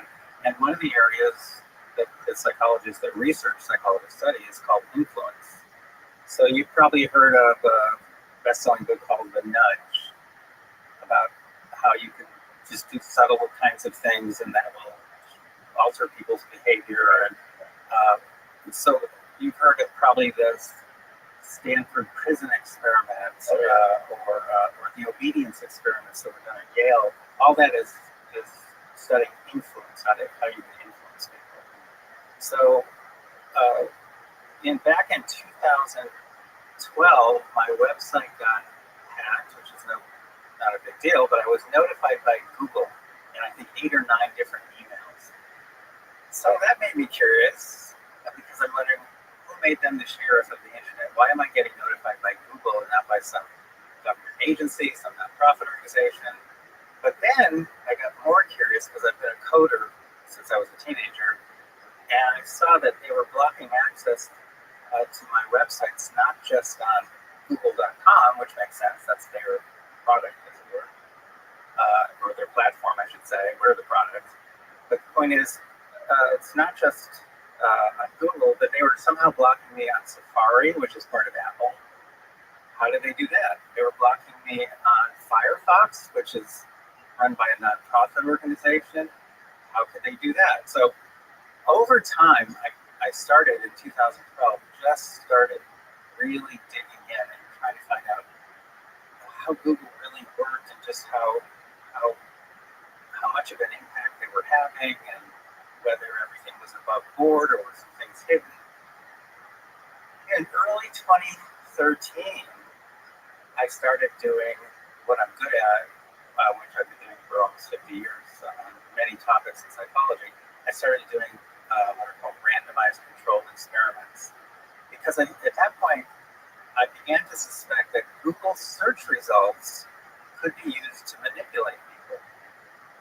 So what if when they're pulling from among billions of links out there, they're pulling links that make one candidate look better than the other, or one product, one dog food, one guitar brand, and they're suppressing links which make the other candidate look good.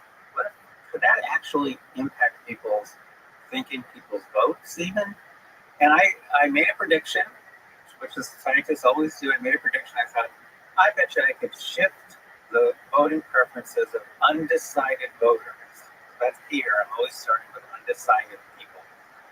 And I could shift it by 2 or 3%, I thought. It's by favoring one candidate or the other in search results. In other words, I had to build, my team and I had to build a simulator that works just like Google.com. It was called Cadoodle. Cadoodle, yeah, I saw it in your book. So, but it worked exactly like Google. And I thought, okay, one group, they get search results that favor one candidate. The other group gets search results that favor the other candidate. And then there's a control group, so neither candidate is favored. And I thought basically I could shift voting preferences by 2 or 3%. That was my prediction. I have never been so wrong because that first shift we got in that first experiment was 48%, which I thought was a mistake. In fact, I thought was impossible. That's after one search. So they're undecided voters. The only difference, they're all seeing exactly the same material. They can click on any of those links, go to the web page, so they have access to exactly the same material. The only difference was the order in which we were presenting the material. And we got a shift of 48%. And don't forget, we're using random assignment. So that means we can push people in either direction, any way we want. So anyway, we thought it was a mistake. We repeated it. We got a shift of, I think, 63%. And then we began to learn that we could hide what we were doing. Like, even if it was blatantly obvious that the search results were biased, most people didn't see the bias. And we thought, what happens if we just fool people a little bit? So it's candidate A, candidate A, candidate A, candidate B, candidate A, candidate A, get it? So what if we just mix it up a little bit just to get people confused? That's called masking. We found that we could get these enormous shifts in voting preferences with no one having the slightest idea that they're looking at biased search results, no one knowing that they're being manipulated. So we got to that point, this is early 2013, and we said, this is important. And we wrote it up for the Proceedings of the National Academy of Sciences, which is one of the top scientific journals in the world. It's very, very hard to publish there. And by this time, we had done more experiments. We'd done a nationwide experiment with people from all 50 states. We had done a big experiment in India, right in the middle of a big election of theirs. It had more than 2,000 people in it. And this got published in what we call lovingly PNAS, Proceedings of the National Academy of Sciences. And the last time I checked, that very technical scientific article had been accessed or downloaded from their website more than 250,000 times, which is extremely rare for a scientific piece. Extremely rare. I mean, it's literally, you can publish a piece on discovering gravity waves, and I know the guy who did that, and you'll end up with a few thousand. But this got enormous attention. It got written up in the Washington Post and other places because it's scary, because it means that Google has the power to shift possibly millions of votes in elections, election after election, not just here but around the world, with no one knowing that they're doing it. Do you think this was their plan from the start, or do you think this was some sort of natural evolution of their problem? I think that they've done a lot of things over the years which start out very innocently. Search suggestions, I think, started very innocently. They're not innocent anymore, and we know because we've studied that now and quantified that. I think a lot of things, they just start out innocently, and then someone or other realizes that they can use this to change people's thinking and behavior. And they have very, very strong ideals, very strong values at Google, and they're very proud of that. I actually happen to share a lot of their values. So part of me is always, cheering for Google as I'm studying them and discovering what terrible things they're doing. So they have what they have done, and this is a whole separate story, which we can talk about later if you want to. But what they have done more and more is use very powerful techniques of mind control to control people's thinking and behavior, and literally around the world on a massive scale. And they know exactly what they're doing. For years, I was just doing experiments and discovering these techniques, and very skeptical, always very skeptical, and yet replicating it, or other labs have replicated these same findings.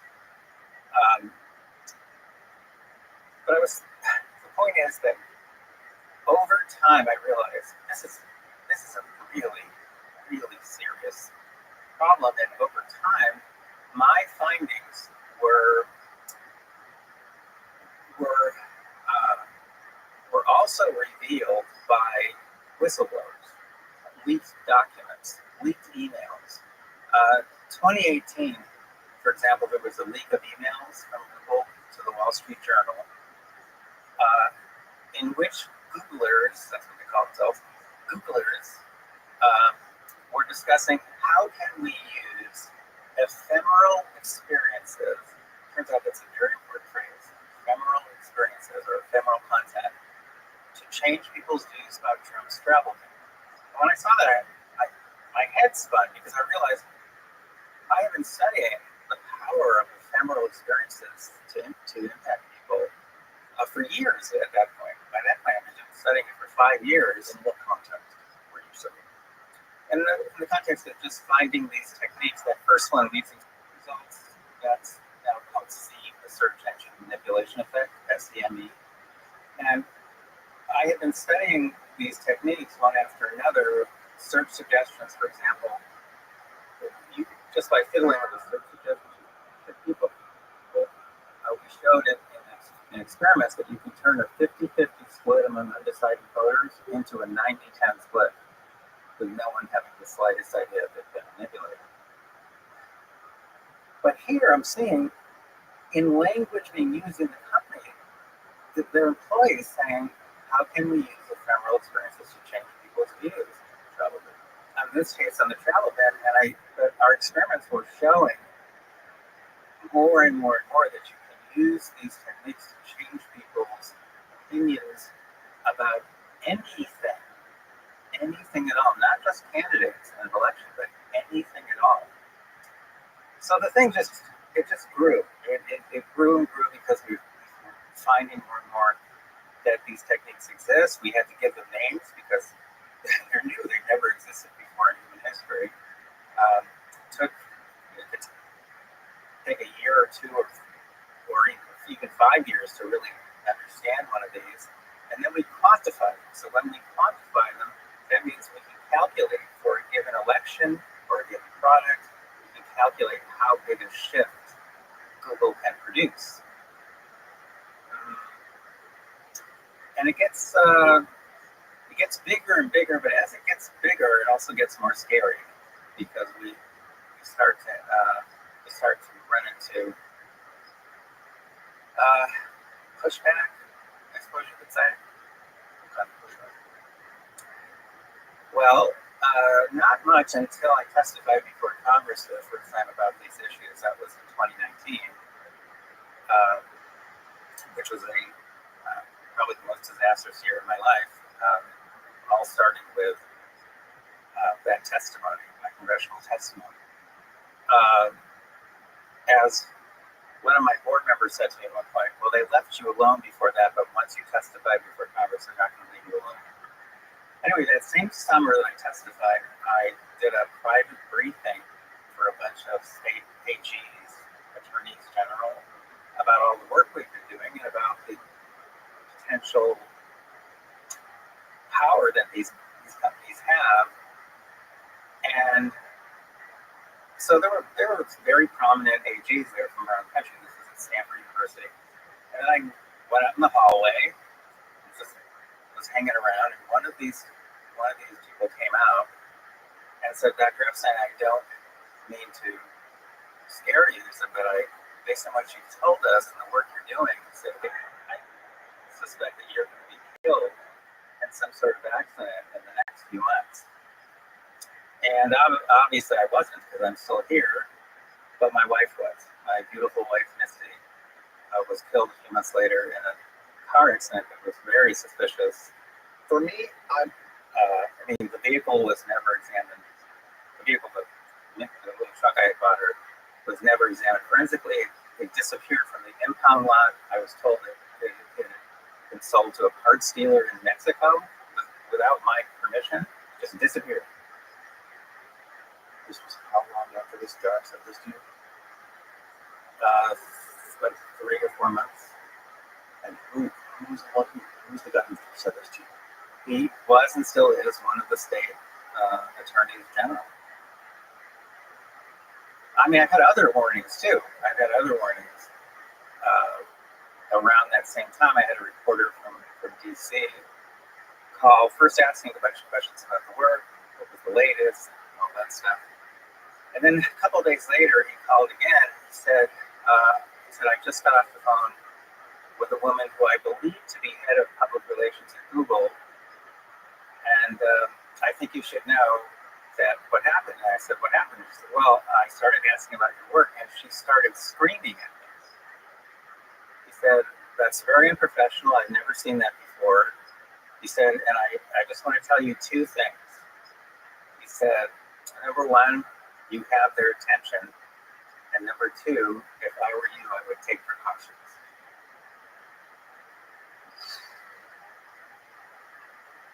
That's You've had now 6 incidents in total. what were the other incidents? Well, the last one, which was right, by coincidence, it was right after I had lunch with probably the most prominent state AG in the country. That's Ken Paxton from Texas, who has an office with 800 attorneys, and they've gone after Google over and over again, and they're having an impact. They're having a big impact. But right after he left, so there were still some people left, and it was in a restaurant. Oh, I have the.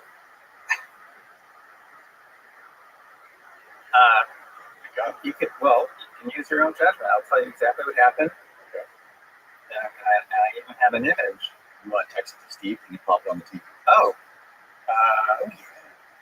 that's a really good idea. Yeah. We can have a full screen on the game. Oh, and Steve's already in here. Yep. Well, that's a really good idea. Well, this is one of the creepiest things that's happened so far. Okay, this is what we talked about on Roku, right? Yes, and I didn't realize it. Now you see that? So here we go. This looks like a sharp piece of metal needle. Yeah, but look at the coating. And look how the blade at the end has been sharpened to an extreme degree. Mm-hmm. So General Paxton, AG Paxton, leaves with his staff.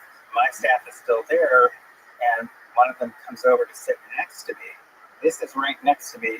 So I'm on a bench seat in the restaurant, and this is my computer case for my laptop. And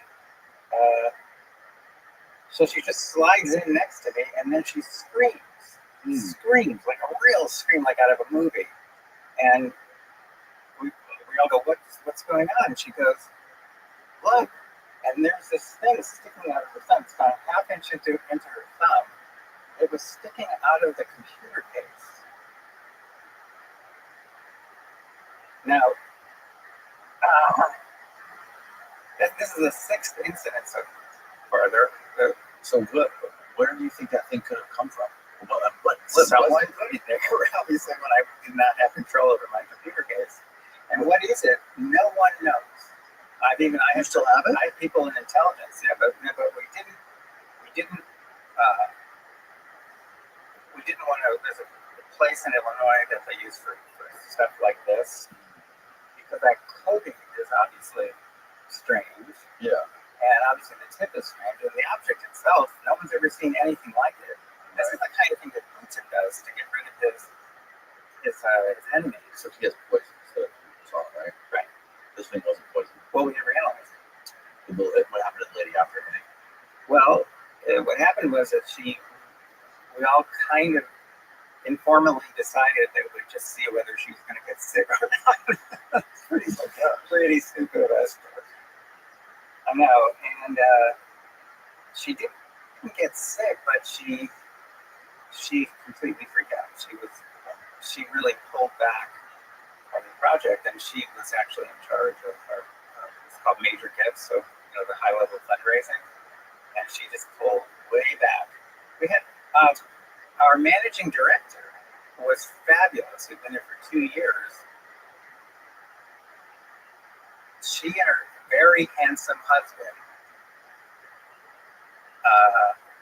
were walking Saturday afternoon in San Diego, pretty safe city, 2 p.m. Saturday afternoon, downtown San Diego. A guy comes out of the crowd, pulls a knife, slits his face all the way from his ear down to his mouth, all the way through.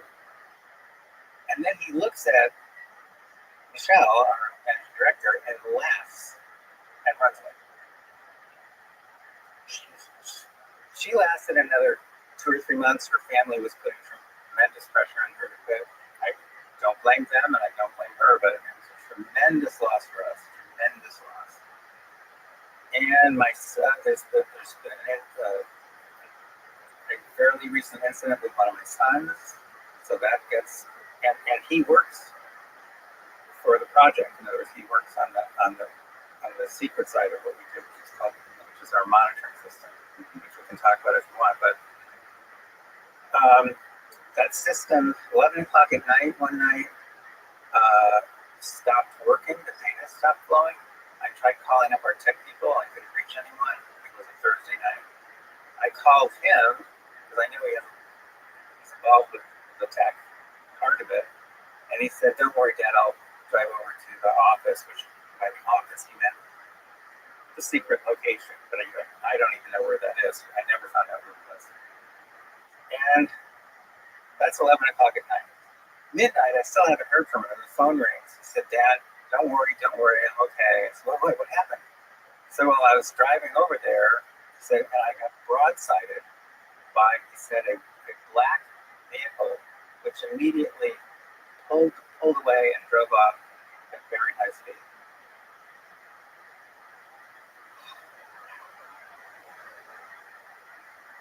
How long ago was this?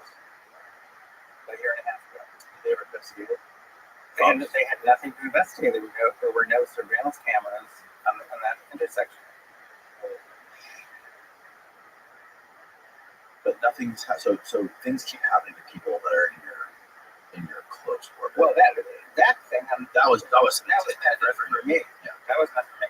Right. But I assume the fact that you're out there, you're talking in a public forum, done some big shows, and you're publishing stuff about this all the time, that they can't touch you directly, right? So they're just trying to intimidate you. This is not intended to kill you. This is intended to intimidate you. I'm assuming, right? Well, I don't know because we found one lab that was recommended by the FBI. They wanted $5,000. I just kept saying the same stupid thing, which I really regret. I think it was a mistake on my part. Let's see if she gets sick. Which is so stupid. She never got sick. Not as far as I know, she definitely got freaked out, and that lasted for quite a while. She just never. She didn't from that time on, perform with enthusiasm. I can say. Right. Yeah. One of the reasons when I originally asked, like, was this the original intent of Google, or was this something that just happened after they invested? Because I read a Medium article that was very well done. It was a 3-part series. I forget the author's name, but it was essentially about the story of how the United States intelligence community funded, nurtured, and incubated Google. Right. At Stanford with Sergey Brin. Yes. And the PageRank system, I think, actually came from DARPA. Possibly. I mean, the intelligence. I think we have to be fair here. The intelligence agencies. We're talking the 90s, so it was barely an internet. And the intelligence agencies, they had meetings about this growing internet thing, and they were worried about how it could pose a threat to national security. And one very legitimate concept that they were working with was that if there's more and more information posted out there and someone wants to build a bomb, that's going to be the first place they go. They're not going to go to the public library. They're going to go to this new internet, which at that point was easy to use anonymously. So when they were talking, and to some extent providing funding to people building these new search engines, which are just basically big indexes, Right. to what's on the growing internet. They basically were saying we want to be able to track people who are looking stuff up, especially certain stuff. Now that's legitimate. In other words, and they still do this. All the intelligence agencies around the world do this. They use the internet, people's search histories, people's emails, anything people do on the internet, they use when they're looking for bad guys or bad gals. That's Sure. And that's legit. In my opinion, that's legit. Now, it's true that Google, yes, they started out with help from intelligence agencies. Yes, they were definitely encouraged to preserve search histories. And is that normal for a big tech company like that to be funded and incubated and nurtured by the intelligence community? You have to look. Google was not the first search engine. It was actually the 21st search engine. It was very competitive in those days. I know one of the people who created one of the very first search engines, and he was just a professor at Carnegie Mellon. He said, "Oh, I'm going to build an index," and he ended up becoming a millionaire because he sold it. Did he have security in mind?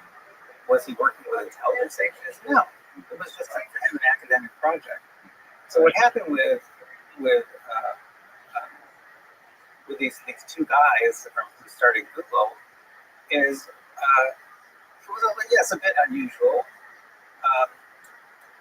but some things came together for them very quickly because what they realized was because they were preserving search histories, they could monetize that. They had no way to make money for the first 2 years, but because they had these search histories, they realized, hey, we could hook people up. Forget the bad guys. We could hook up to anybody who's searching for umbrellas with companies that sell umbrellas. So now they go to the umbrella company, so their actual customers are vendors.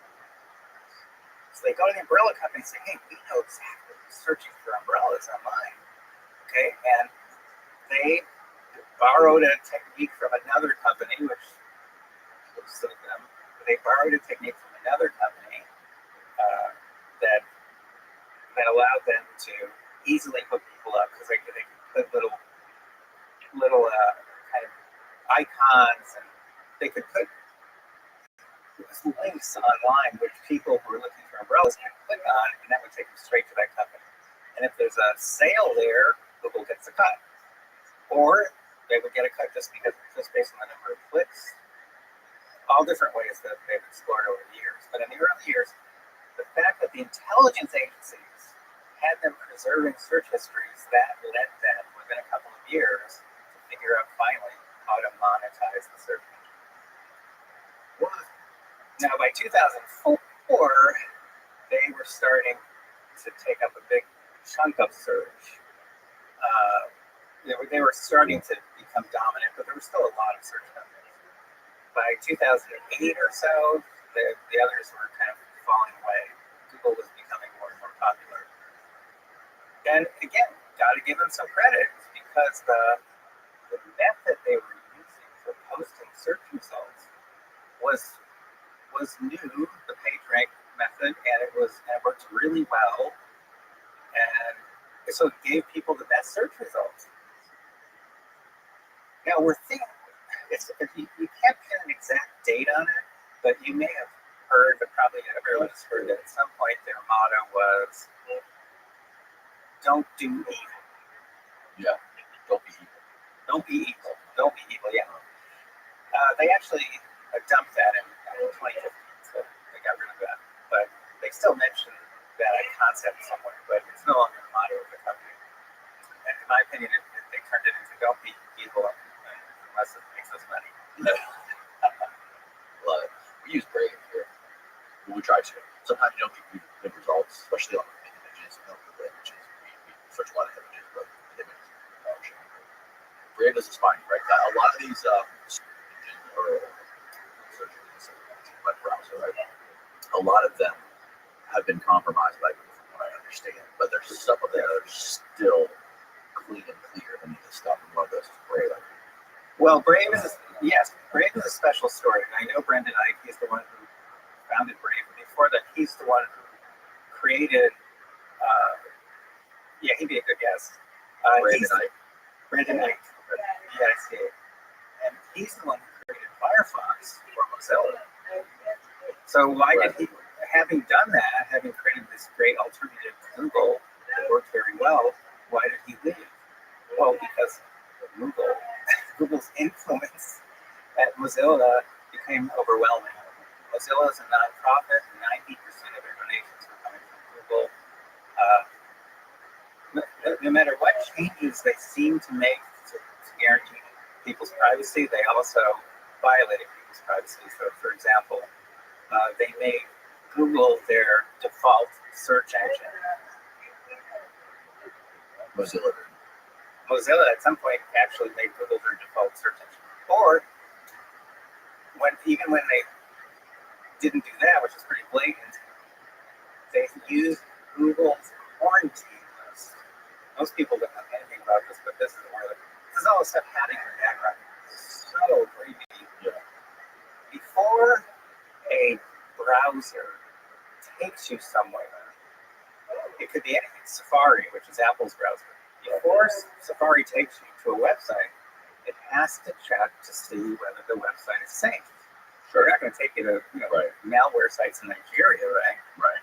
Well, where are they going to get a good list that they can check at super high speed?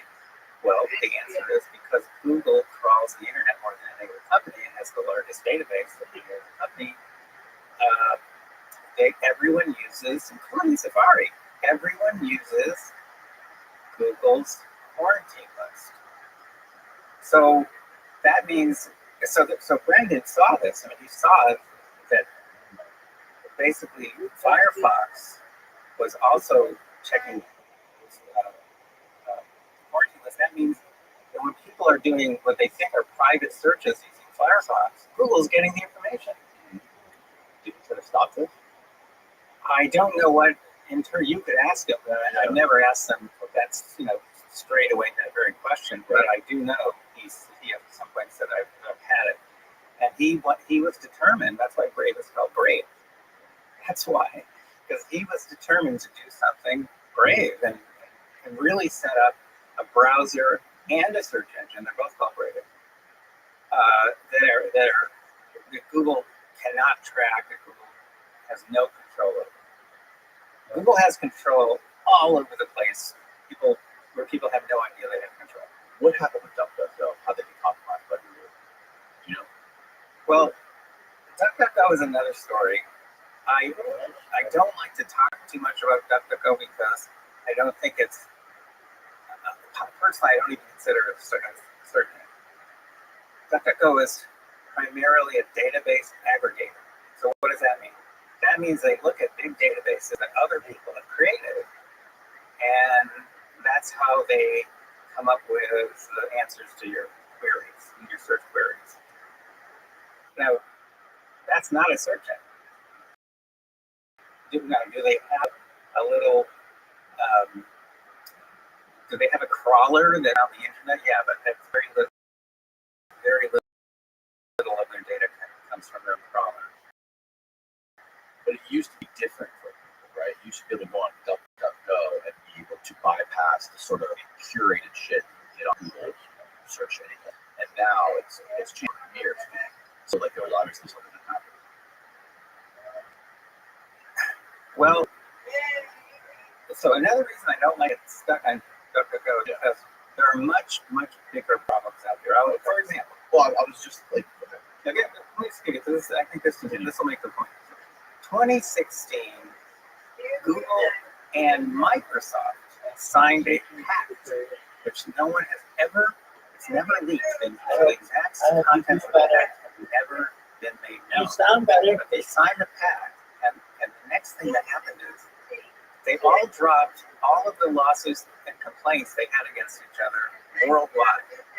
Microsoft pulled the funds from all the nonprofit organizations that were supporting that fought Google. All the funds gone. All the consultants that Microsoft had, and by the way, they offered me a consultant position with them at one point. I refused. Microsoft did, and I refused. But a dear friend of mine, he accepted. They got rid of all their consultants, all at once, gone. And Windows 11 became, Windows 10 has a lot of problems, but Windows 11 became a very aggressive tracker. And some of us believe that from that point on, their search engine, Bing, which had been losing about $1 billion a year for Microsoft, started to save some money, probably by scraping context from Google. Now that's a much bigger problem because Bing has a much, believe it or not, gets a lot more traffic than DuckDuckGo does. Yahoo, I have a copy of a document that was filed with the SEC, which gives Yahoo the right to scrape content for Yahoo search. The problem is, I'm just saying, it's bigger than you think. It's that my sister wears a Fitbit. When you think Fitbit, you don't think Google. No. But Google owns Fitbit. They bought Fitbit so they could get all that physiological data 24 hours a day. Do you have I hope not, a Nest? You probably do. I have a Nest thermostat. You have a Nest thermostat? I have all the security cameras. We have a Nest security camera. Okay, so about 6 years ago or so, Google bought Nest. Right. Now, some people know that, but what they don't know is that about a year or two later, some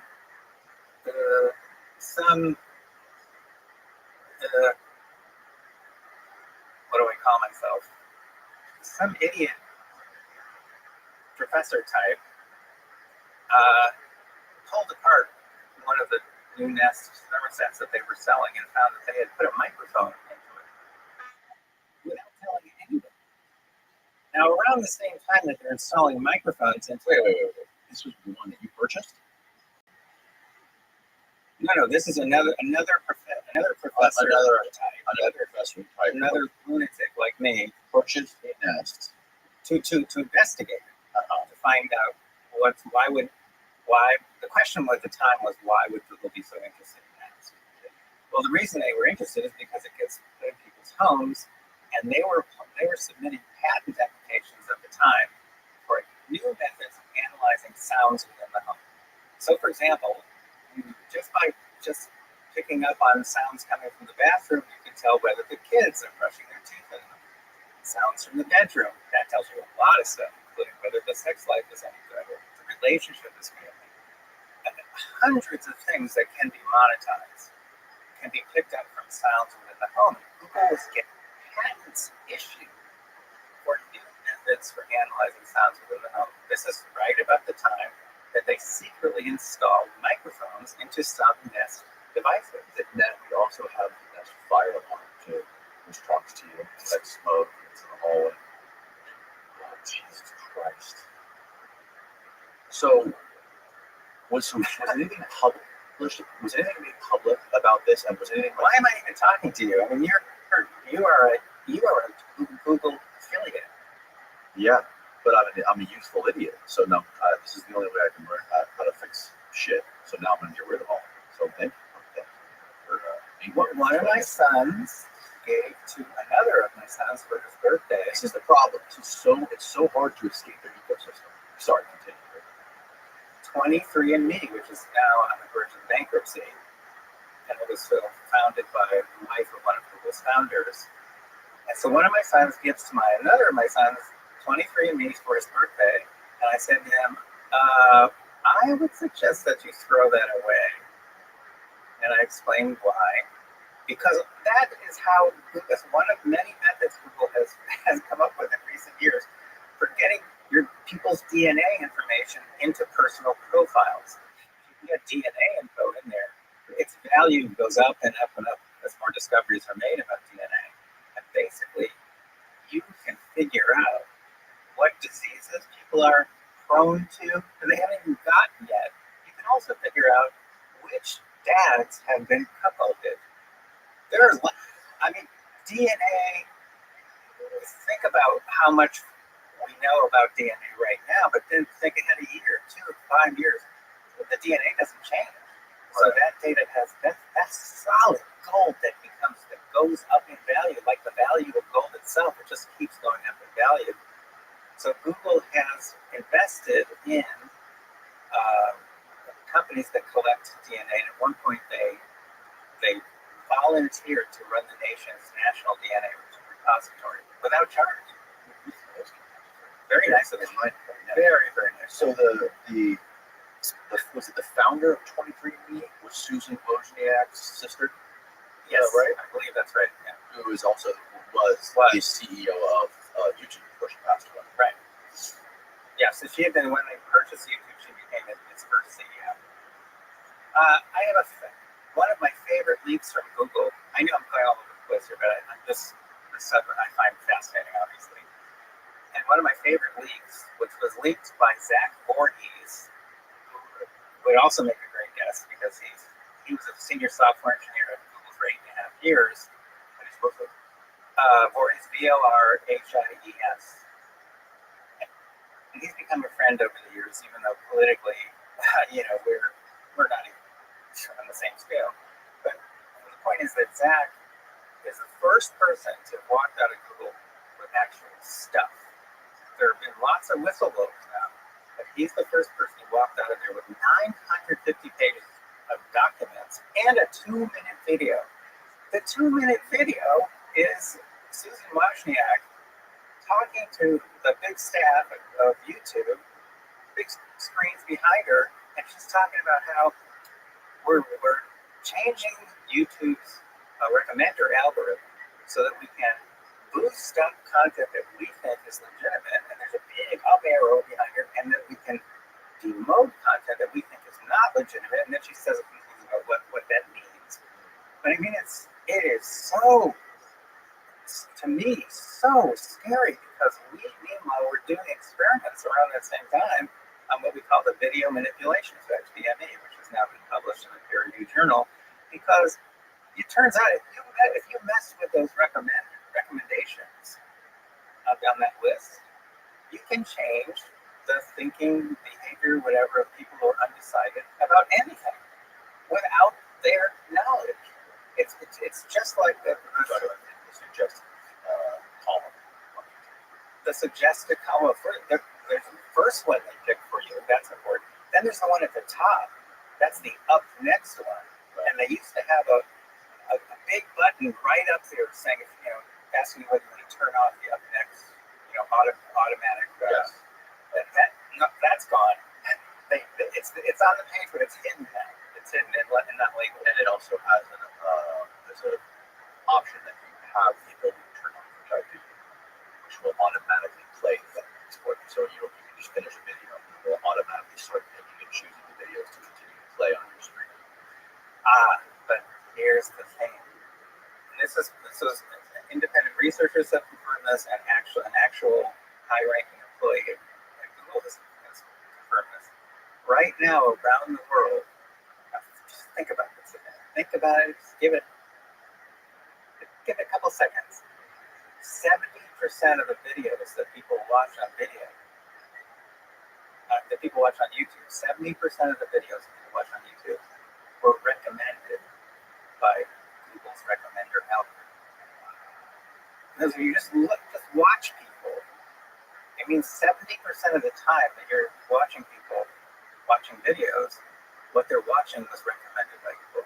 Think of the power that's right. And again, if you go to videomanipulationeffect.com, you'll actually come to our peer-reviewed paper, which we give you experiments. We show experiments at videomanipulationeffect.com, and we've got experiments, randomized controlled experiments that show the power that those videos have to shift people's thinking.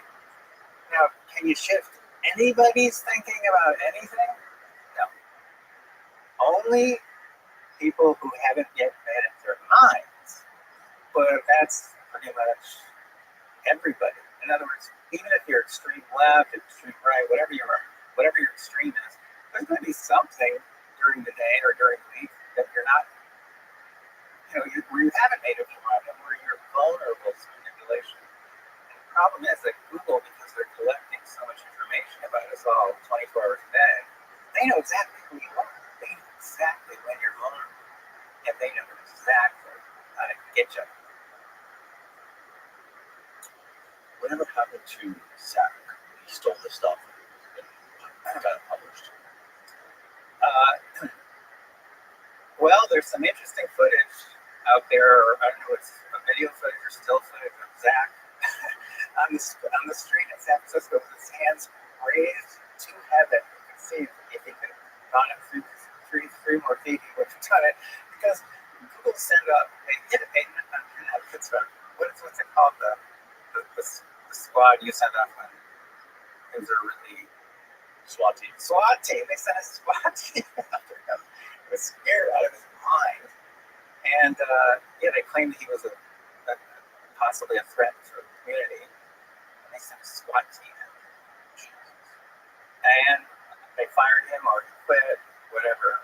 But he was the first person who had the cojones to walk out with actual stuff. And the stuff is amazing because it's, for example, I know I'm going all over the place, but I'm going to come back. Really, just trust me on this one. So when I first testified before Congress, before I testified, one of the high-ranking executives from Google testified. And the man, under oath, was asked by, I think, Senator Josh Hawley, does Google have any blacklists? And he replied, no, Senator, we do not. 3 weeks later, that is when Voorhees documents are made public.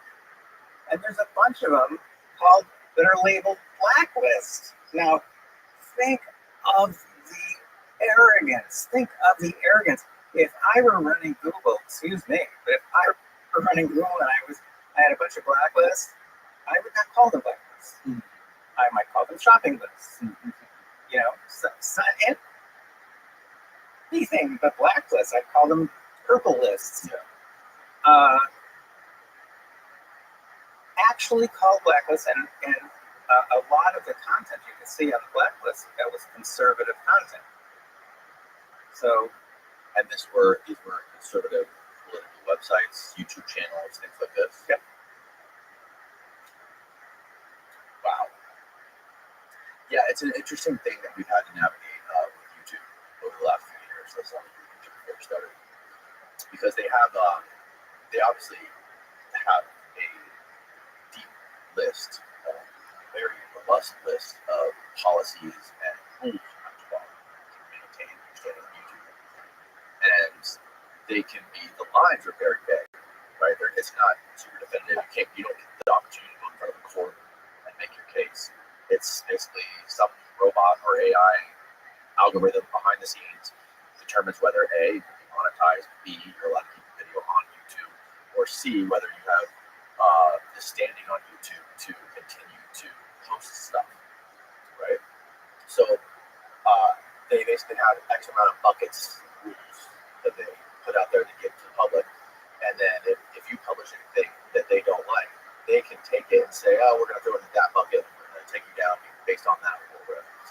Most of the times, that's happened to us, that rule is completely irrelevant. There's nothing in that video that has anything to do with that rule whatsoever. And you can send emails and tell the council, oh, no one's going to answer you or give you any sort of reasonable response to why it was done. But we have a very, very hands-on experience dealing with YouTube. in the monograph that you have, you're one of very few people who has this, by the way. In the monograph, there's a section there on how Google makes those decisions. And I'm quoting from an internal document from Google. It's about a 100-page document that's meant to train people to make those decisions about what content to suppress. Mm.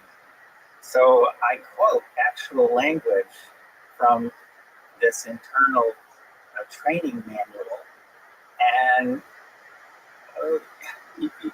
you're just kind of guessing, but when when you actually see what's in the training manual, you don't have to guess anymore. Because what it says over and over and over again, I think 22 times, over and over again, says, well, when you can't quite make up your mind, just use your best judgment.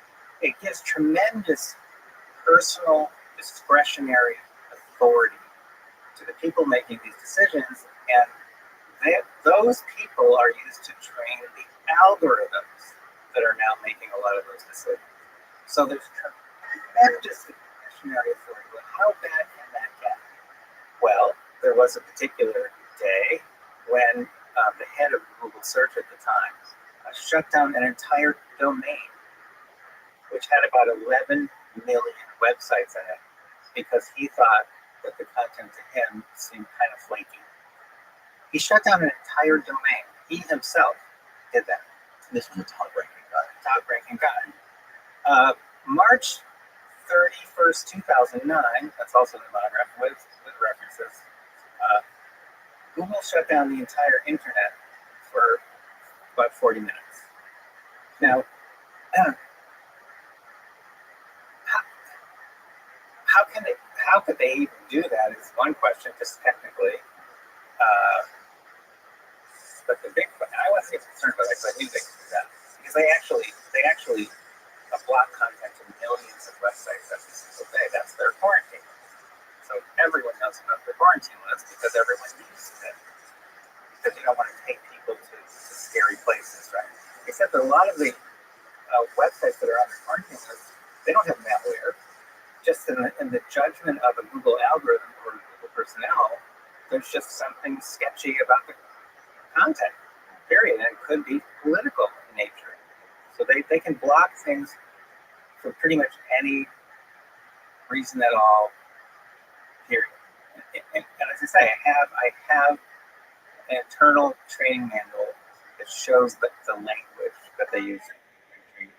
So I'm not imagining this. So, but when I read, and this was reported by The Guardian, that they had shut down the whole internet, what I became upset with for a while was, why did they pick that time of day, that time of day?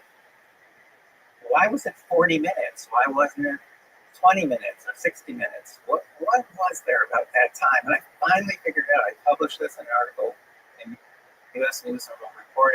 You can get to it at the newcensorship.com. The newcensorship.com. And I finally figured it out. There it is. Okay.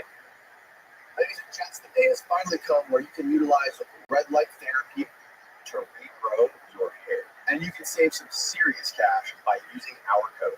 The iRestore Elite is clinically proven to help regrow hair using 300 lasers and 200 LEDs that send light therapy directly to your scalp. Just pop it on while you're watching TV or reading a book and enjoy the benefits. It's a system with proven results.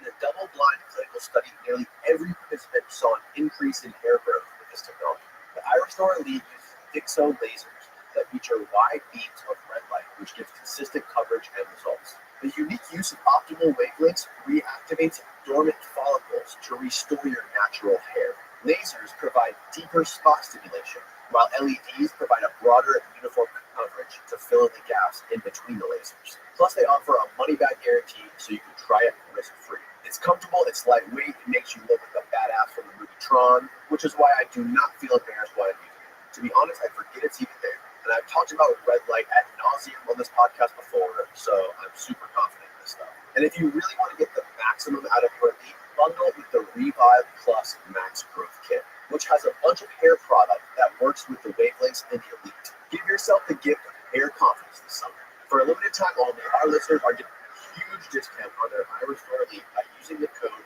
DANNY at iRestore.com. That's the letter IRESTORE.com. Head on over to iRestore.com and use the code DANNY, DANNY, for my exclusive discount on the iRestore Elite. Please support the show and tell them we sent you. Hair loss is frustrating and you don't have to fight it alone thanks to the iRestore Elite. It's linked down below. Now back to the show. You know how the stock markets are, in the United States, they're open whatever it is, Monday through Friday, whatever the times are. Yeah, but somewhere else, when our stock markets are closed, they're open because they're in different time zones. So the question is, are there any points in time during the week, any points in time at all, when all the stock markets are simultaneously closed? Bingo. They literally shut down the entire internet during the small interval of time when all the stock markets in the world were shut down. Why would they do that? So that no one would make a fuss. And then back, no one made a fuss. They just did it because they're geeks and nerds, and that makes them feel powerful, and then they had a big laugh over it. That's why they picked that time. And I'm pretty sure I know why they picked 40 minutes. Because on the day the Earth stood still, one of the great classics of old science fiction movies, the alien shows the power that the alien has, shows it to humanity by shutting down all the electricity in the world for 30 minutes. They picked 40. You know, it would have been cooler, I thought, if they picked 31. But obviously they had some little laugh and said, oh no, we're going to go 40. So it was all for shits and giggles. Well, and also to demonstrate, they're also seeing, they're testing their metal. They're testing, their ability to do something if they need to do something. And they still have that ability. And the point is they exercise that ability. They do block access to millions of websites every day. And as far as content goes, and blocking content, like they won't necessarily, for example, your website, right? They won't necessarily give you any sort of warning that they're going to block your content or your YouTube videos or anything like this. They will just sort of, because you're not technically violating any rules or anything like this, right? So they're just going to, behind the scenes, throttle it back, bury it on the search algorithm, to where it's just harder for people to find it, and you will completely be unaware, constantly frustrated by you're not being able to say your stuff, why people can't find you, and why your sales have just dropped by 90%. Right. Again, when it comes to YouTube, the people that are monitoring this stuff and making these decisions, I've noticed a lot of them aren't even actual Google employees. A lot of them are contractors that are working in like Costa Rica, in the Asian countries, all over the world, right? That have no accountability for any of this stuff. Like, it's not like you could say, okay, you got this wrong. Okay, we're going to go look at the exact person who flagged it, got it wrong, and recommend them, make sure they don't make that mistake again.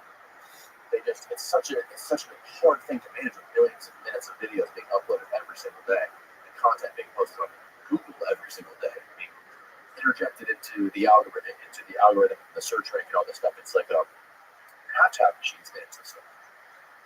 Well, more and more they've been moving in that direction, but they have to have humans involved always too, because the humans are the guideposts. They're the trainers. Right. So that's why now and then someone gets upset when they realize that a human being has listened in on content going to the Google Assistant, which is on phones, or the Google Home device, which is like Alexa. And now and then someone figures out that people at Google are listening in. Now, this has been established now in several court cases where the courts have gotten access to records of sounds within a home where, let's say, one spouse has attacked another, so it's a spousal abuse case. And so the court will subpoena records from Google or from Amazon, which runs Alexa. And in every case that I'm aware of, these companies have eventually turned over the recording. So as far as we can tell, we have our own way of testing this, by the way. As far as we can tell, all of these devices that people like you, the problem, not me, but all these devices that people carry on, these surveillance devices, they listen all the time. Now, what about if you just turn off something or other? Turn off your... Well, a few years ago, you remember, you could take the battery out. More than a few. No, I don't know, 10 years ago, you could take the batteries out of these phones, and then they soldered them in. The iPhone, the first one I remember, the battery was soldered in. Before the iPhone, it was like, I had a flip phone, the battery out. Which was good because you could put a fresh battery in. Yeah. But and now you can't take batteries out of it in any phone. So the problem there is, even when you think it's off, it's not off. How would we demonstrate that? It's really simple. You turn your phone off, go around town with it, say a bunch of stuff to it that's substantive. This has been done. Even Tucker did something like this for one of his shows, which I thought was really cool. Really? Yep. Then you turn it back on, and if you use what's called a man-in-the-middle device, which we have in our lab, you can actually watch as content being transferred from your phone up to Google or whoever it is that's monitoring, or to your hosts. You can actually track and see what content is being transferred. You can also use that kind of device, a man-in-the-middle device, so that when you're not doing anything on your phone, it's still transmitting. It never stops transmitting.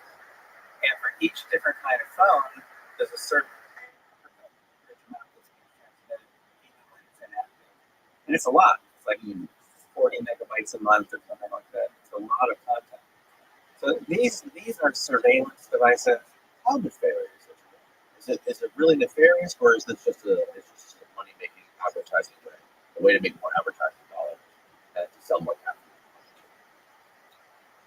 Well, here's where again I run into a problem, because my son is involved in a business that makes use of all these technologies, and he keeps saying, "Dad, this is how it works. It's not just our company; it's every company has this now." And I say, "Yeah, it doesn't bother you?" He goes, No, this is just normal. An example: one of the effects that we studied and quantified and published is called OME, opinion matching effect. It's just genius. It's just genius. You want to get a new guitar, so you start looking at what you type in. I hope not on Google. It's on Brave, even DuckDuckGo, Firefox. Anyway, you type in the search bar. You type in best guitar, and you're going to get a bunch of websites. The very best guitar you can buy, etc. Now it turns out that almost all of those websites are built by people like my son. In other words, they're not built by some organization that's nonpartisan, nonprofit, whatever, and it's perfectly fair and like Consumer Reports maybe. That's not who builds these websites. They're built by marketers. And very often they have a quiz. This is the part that we studied, because I just had this funny feeling about quizzes. And they say, "Here, take this little quiz, and then that'll help you to make the right decision whether the guitar is the best for you." So it asks you some questions, and you answer the questions, and then it says, "Well, based on your answers, the best guitar for you is blah blah blah." Now the question is, has the website, has the algorithm even looked at your answers? And the answer is, well, yeah, they probably do store your answers, because that can be sold. That's information that can be sold. But they're not using your answers to give you advice about the best guitar, because that site was set up by marketing professionals at one guitar company, and they're going to recommend their guitar. So this is called opinion matching effect. They're matching opinions. They're matching the technique. By the way, this is an astoundingly powerful technique. You literally can get shifts of 80 or 90% of people who are undecided on virtually any topic using opinion matching online. And no one suspects, not a single person suspects in any of the experiments we've ever run, that they're being manipulated, because how would they know? They're not seeing anything biased. They're just being asked a bunch of questions. They're answering the questions. Do you know that there's a website that's been around now for more than 10 years that helps you decide which candidate to vote for by asking questions on a quiz? No. Yeah. Did you know that what's the swipe left, swipe right So it's Tinder. And in 2016, Tinder set up a swipe the vote option, so that when everyone going to Tinder was offered the opportunity to do a little swipe thing, and to poll what the people's preferences were on between Hillary and Trump. no, it was to help people make up their minds about which one to vote for. So you get a question about immigration or this or that, and you swipe left for yes and right for no. Right for no. Left for yes, right for no. And so it asks you a bunch of questions. You swipe one direction or the other, answering the questions, and then bingo, it gives you, it tells you Hillary Clinton, you know. And so these are examples of how quizzes are being used for manipulations. Not as far as I know. How much influence does Google have on the search indexing on social media apps like X, Facebook, Instagram, some of them are, or do you think? Well, different deals are made at different times for different companies, and those relationships change.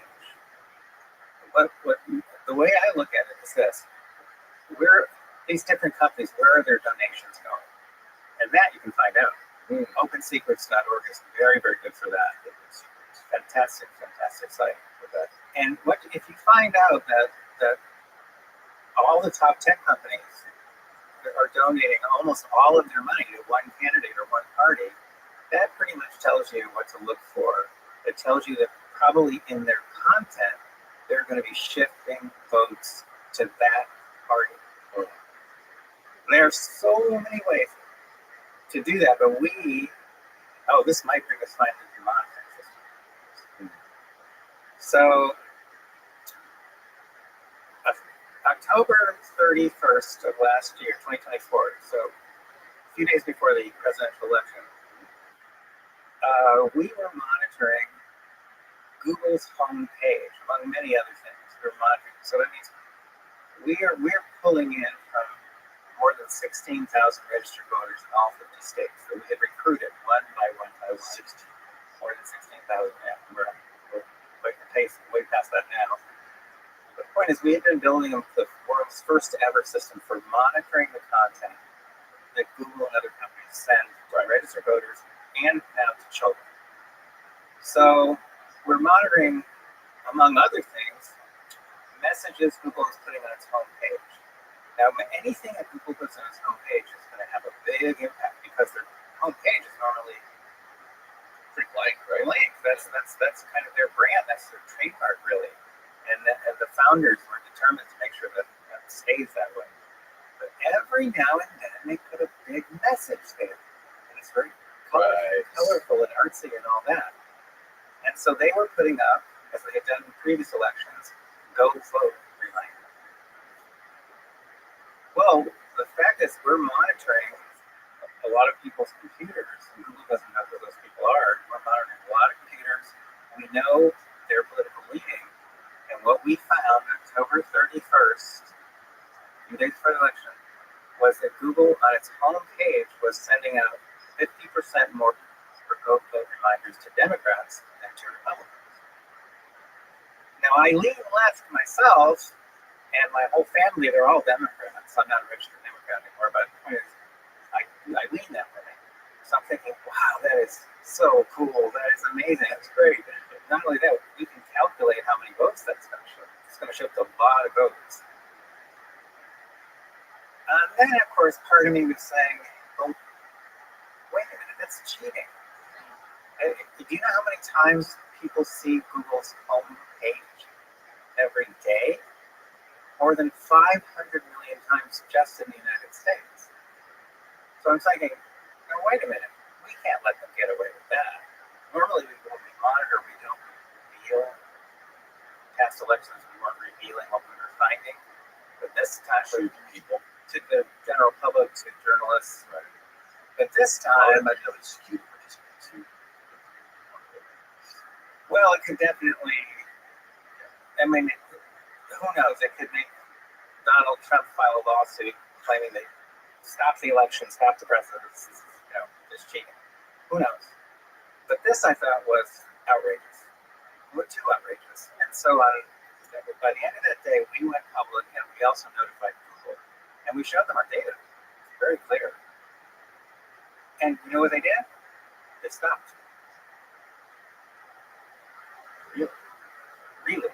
It went from 50% more go vote reminders to going to Democrats to pretty much even Steven, 51, 49 for those last 4 days, including election day. They literally stopped. There's no way. Have you considered the fact that maybe they got to people that you had monitoring? Oh, of course. But we have so many protections against that. We would see that. We have ways of, I can't tell you what they are, but we would know that in a flash. Right. It's not the first time we've stopped them, by the way. So we start 2015. So my work on SEAM, search engine manipulation effect, was in the news. So I guess the Washington Post had written it up. And I get a call from a guy named Jim Hood, who at that time was AG of Mississippi, I think. One of those southern states that I've never been to. And hell of a nice guy, strong accent, really strong accent. I'm not too good with that accent. But he says to me that he had sued Google on behalf of his state, and that they had replied by suing him personally. They sued him personally. So now he's in this legal battle against Google,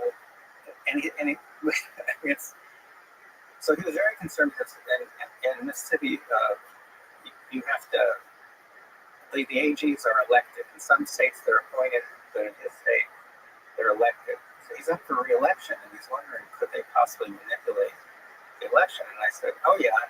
He said, well, how? I explained how they could do it. How they could shift a lot of votes and so on. And then he asked me a very critical question, which I became obsessed with. He said, but how would you know? I said, well, unless someone at Google is going to tell you, you really wouldn't have a way of knowing. He said, well, in law enforcement, what we do is we call them sock puppets. Now they're called bots. But we use sock puppets. So it's 2015, 10 years ago. And we basically set up just fake people. Fake people send off stuff and whatever. That's how we find out what they're doing. I said, well, that's a really bad method. I said, because your sock puppets don't have any profiles. They don't have any history on Google, so Google's algorithm can immediately spot them as fakes and send sanitized data. He said, well, then what do we do? I said, I don't know. I don't know. Let me think. So I started obsessing, and I realized if you really want to know what a company like Google is sending to real people, remember what they're sending is ephemeral, right? It's going to appear, affect people, then disappear, and it's gone forever. And No evidence. No evidence. No paper trail, nothing. And it's personalized. So my wife, Misty, she loves Google search results because she called Google her personal shopper. It's all personalized and ephemeral. How would you, if Google's trying to influence the vote, the only way you could figure it out is you'd have to stand behind someone, a real person, and look over their shoulder in a way that Google can't detect. And then you'd have to, Google shows them search results, you'd have to grab those search results. And then you'd have to look at all the websites and see if there's any bias. I mean, literally. Yes. Or you'd have to look at whether they're getting a go vote reminder on the home page, or you have to look at search suggestions, et cetera, et cetera. You could look at all kinds of stuff. And I was thinking, how do we do that? I knew this was going to be really expensive because I had no idea how to do it. So I started asking around. I started telling people this is what we're going to do. No, I don't know how we're going to do it, but we need money. And some guy in DC had me call some guy in Central America. I know, it's like spine up. And the guy in Central America says, okay, well, what's your bank account number for your organization, for a nonprofit? And money started to come in. Oh, It's coming in from a New York bank, all from an anonymous source. The source is always labeled anonymous from a New York bank. what's the KGB? I don't know. To this day, I had no idea where this money came from. The point is, we started to make some progress on building stuff that you have to build. You have to build very special software that's called passive. We call it passive monitoring software. That you have to get someone, a registered voter, a real person, to install this on his or her their computer. So there it is. And now, when that person does a search on Google or Bing or Yahoo, when the search results appear, our software is going to grab that stuff, either as an image or as HTML. It's going to grab that, and then it's going to send it to one of our computers. And all that stuff has to be coming in from lots and lots of people, and then we aggregate it and we analyze it, and we could actually figure out what they're sending to real people. We would be preserving ephemeral content, which has never been done before. So 2016, we managed, with anonymous money, we managed to preserve 13,000 searches on Google, Bing, and Yahoo. We did Bing and Yahoo for comparison purposes. And 98,000 web pages to which the search results linked. So now, by looking at the bias on the web pages, we could calculate to see whether there's any overall bias in the search results. Did we find bias in the search results? Now, we only had 95 computers, people we call field agents. We had 95 field agents in 24 states. And did we find bias? Oh, yeah. We found overwhelming bias favoring Hillary Clinton, whom I supported at the time. And so, enough to have shifted, we calculated from the experiments that we run, between 2.6 and 10.4 million votes to Clinton nationwide without anyone knowing that this had occurred. And of course, we're the only ones who preserved at least a small number of these ephemeral experiences. Ephemeral time, 13,000 searches on Google Bing and Yahoo. Was the bias there on all three search engines? No, only on Google. There was no such bias on Bing or Yahoo. Yeah. 2018, we built a bigger system. 2020, we built a much bigger system. We didn't preserve 13,000 ephemeral experiences. We preserved 1.5 million, mainly in swing states. 2022, 2.5 million, mainly in swing states. And of course, at this point, we're moving well beyond Google Bing and Yahoo. We're pulling more and more content from more and more places. Such as YouTube. Oh yeah, we got really good at doing YouTube. YouTube's interesting because it's becoming more and more important, especially with this last election, where I think podcasts were a huge contributing factor to that. 2023, I announced that the time had come for us, or late 2022, I guess, I announced the time had come for us to build a permanent nationwide monitoring system. Because if you don't have a monitoring system in place, you will never know what these companies are doing. You have to capture ephemeral content, and ideally, you want it to be the real content, personal. It's ephemeral content. You have to collect that. You've got to see the content that's being sent to kids, to teens. If you don't preserve this content, you have no idea what's going on. You have no idea why that person just won the election and the other person lost. You have absolutely no idea because the shifts are so large. 2020, we calculated that Google alone has shifted more than 6 million votes to Joe Biden.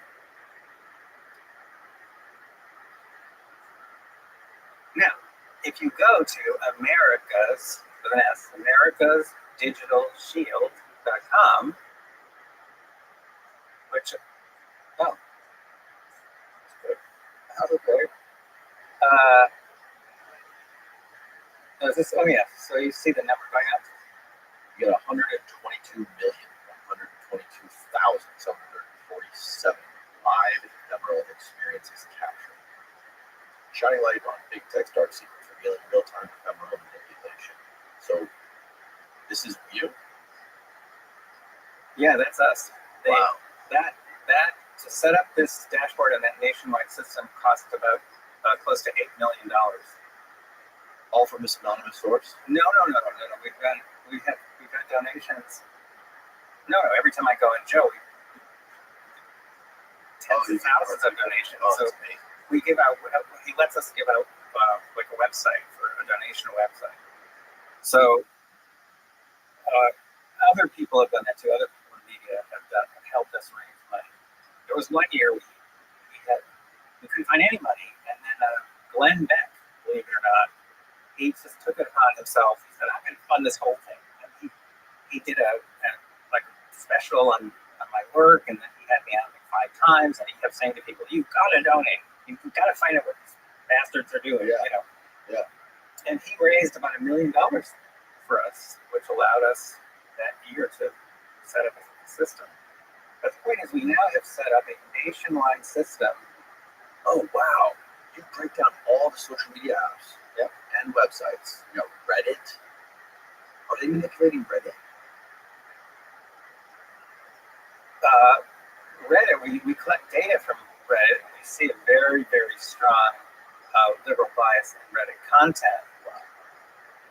But we haven't studied Reddit yet, so we can't tell you exactly why that. But if you look at Twitter, which used to be all blue, below the line means liberal bias, above the line means conservative bias. If you look at Twitter, you see we're basically above the line. Yes.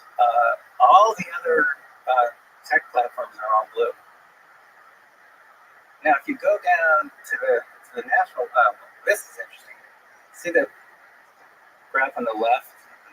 That's what I was talking about. So October. Yeah, so that tall one there, that's October 31st. Okay. And that's 50% more go vote reminders on Google's homepage going to Democrats, that's blue, than to Republicans, that's red. And then we announce it at the end of that day, and we notify Google, and look what happens the next day. See? Wow. They're both. The next day is the one that doesn't graph right next to it, right? Yep. That's the red November. one's a little bit higher. That's right. It's November 1st. The point is the huge. And this is with. Sorry to interrupt, but this is with how many people are in your experiment. Well, at this point, there's more than 16,000 people in all 50 states, and they're politically balanced. So that's very, very important that they're politically balanced. Right. So this allows us in real time to be seeing what's going on. We can notify members of the press. We can notify members of Congress, which we've done. We can notify Google or Facebook or any company and say, this isn't just by way of like a toy. This is court admissible data. No one's ever had that before. Now, where we are now is the system is still running 24 hours a day. We're way past the presidential election, and we're monitoring all kinds of stuff, not just electoral stuff, because that's the whole point of such a system is you can monitor anything on any platform.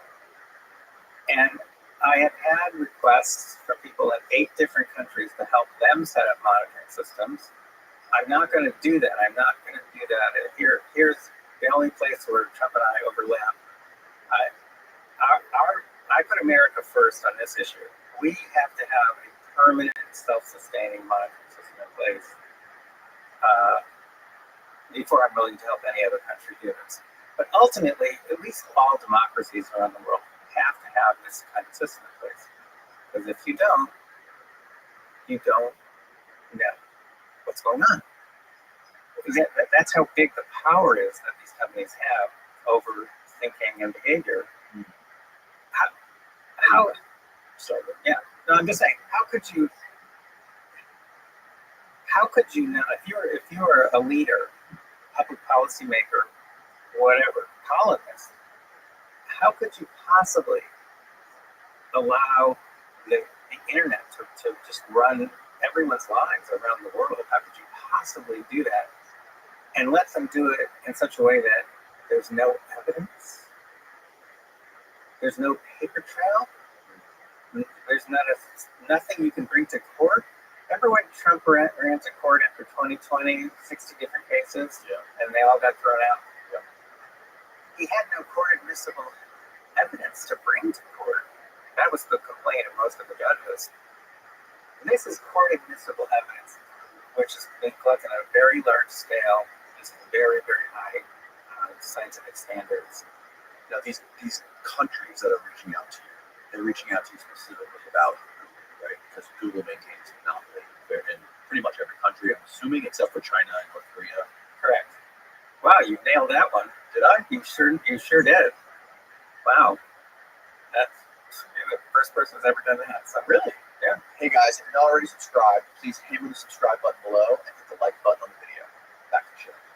Yeah, these countries are mainly concerned about Google. That's right. Because they all have concerns that Google has already interfered. I'll give you a great example. It comes back to you, by the way, and your business practices. So you're going to see, we're going to go full circle here. You're going to go, damn it, Epstein, never having you back. Let Rogan fight you again. You're never coming back here. Not true, sir. The Guardian runs all of its stuff through Google services, G Suite. Yeah, that's good. That's what you do. So there's a very good reporter there named Carol Cadwalader. The last syllable is kind of interesting because there's no vowel. It ends with DR. Carol Cadwalader.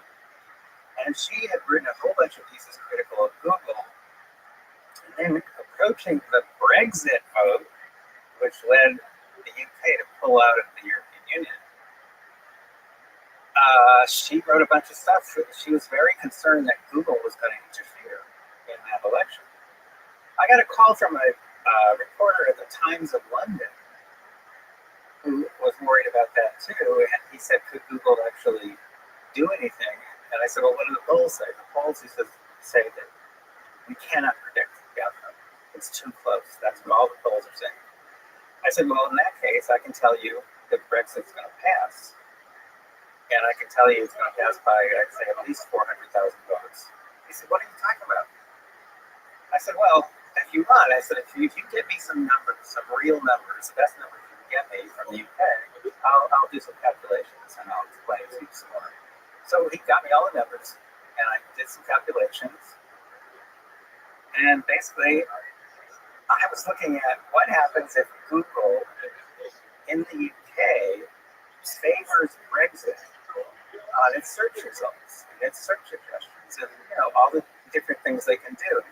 Go vote reminders, and what if they do that? And I told him that even though the polls are saying it's unpredictable, the outcome's unpredictable, I said Google can shift so many votes, even at the last minute, even on election day. Because remember those go vote reminders? That shifts a lot of votes on election day. Right. So I said, well, Brexit's going to win by at least 400,000 to 600,000 votes. It actually won by even more than that, which shocked everyone. I wasn't shocked. But then he said, well, why would Google do that? What determines whether they favor one side or the other? That's what I'm trying to tell you. They go case by case. So they don't always favor the left. In Cuba, they favor the right. Because the left is in power, the left hates Google. And all Americans think Americans right. So what's their goal for the EU? It's to destabilize the EU because the European is the most aggressive government entity in the world, right? To go up against Google. They have fined Google now 4 times, fines totaling over 10 billion euros. That's 12 or 13 billion dollars. This is pocket change for Google. They couldn't care less. But the point is, they have also passed very strict laws trying to protect people's data and all kinds. And the point is, the European Union, from Google's perspective, needs to be taken down. And so that's what they're doing. So their first big hit against the European Union was Brexit vote. So Carol, the reporter, she writes a piece right after Brexit saying, I'm pretty sure that Google did this, but she said there's no way to know. You can't go back in time. There's no evidence. Right? So I got in touch with her. I said, you need a monitoring system, and then you'll know. I said, by the way, I'm very upset that I can't seem to reach you, but I've shared all of our communications with Google. And she said, yeah, I know about that. I've complained about that to management, and they won't do it. They won't change it. Then I find out from one of my Google contacts that kind of content is all not going to forget this one. I'm going to forget the term.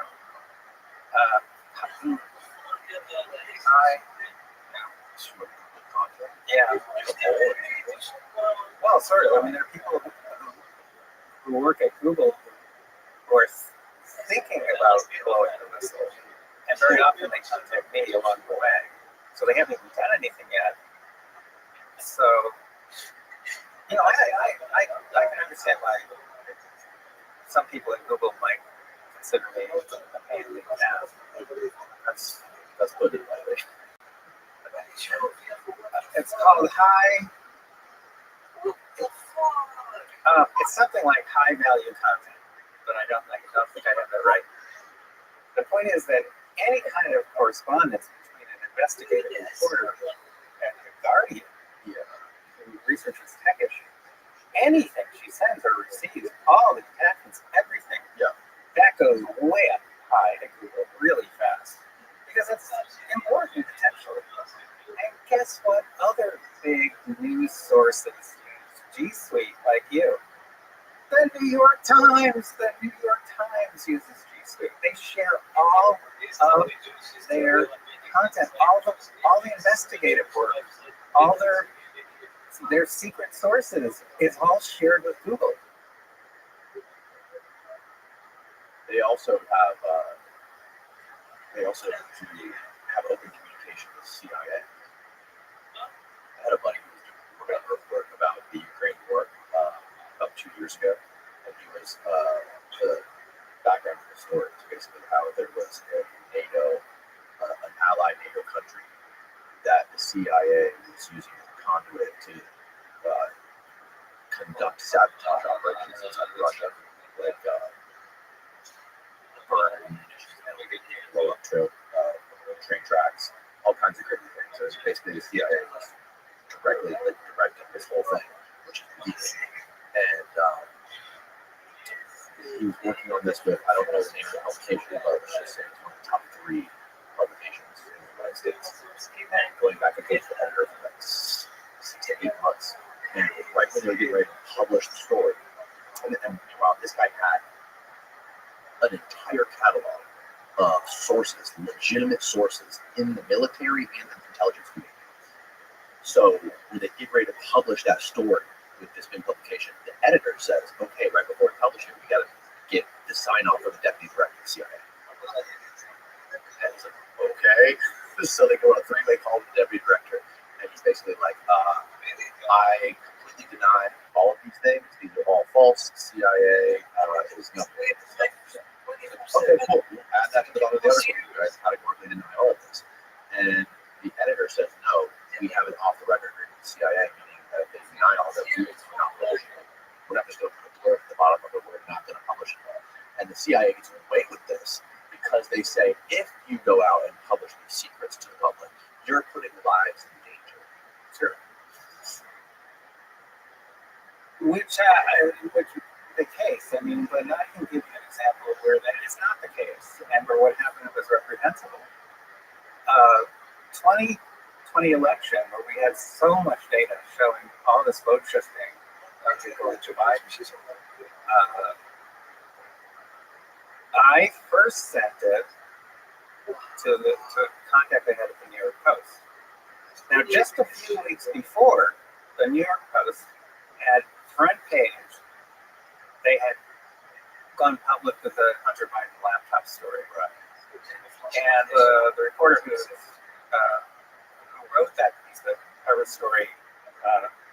Wonderful, wonderful reporter, wonderful person. She since has interviewed me and written about me for the New York Post, so no complaints against her. But this was a different reporter I went to a few days before the election in 2020. Shared a ton of data with her. She got the assignment.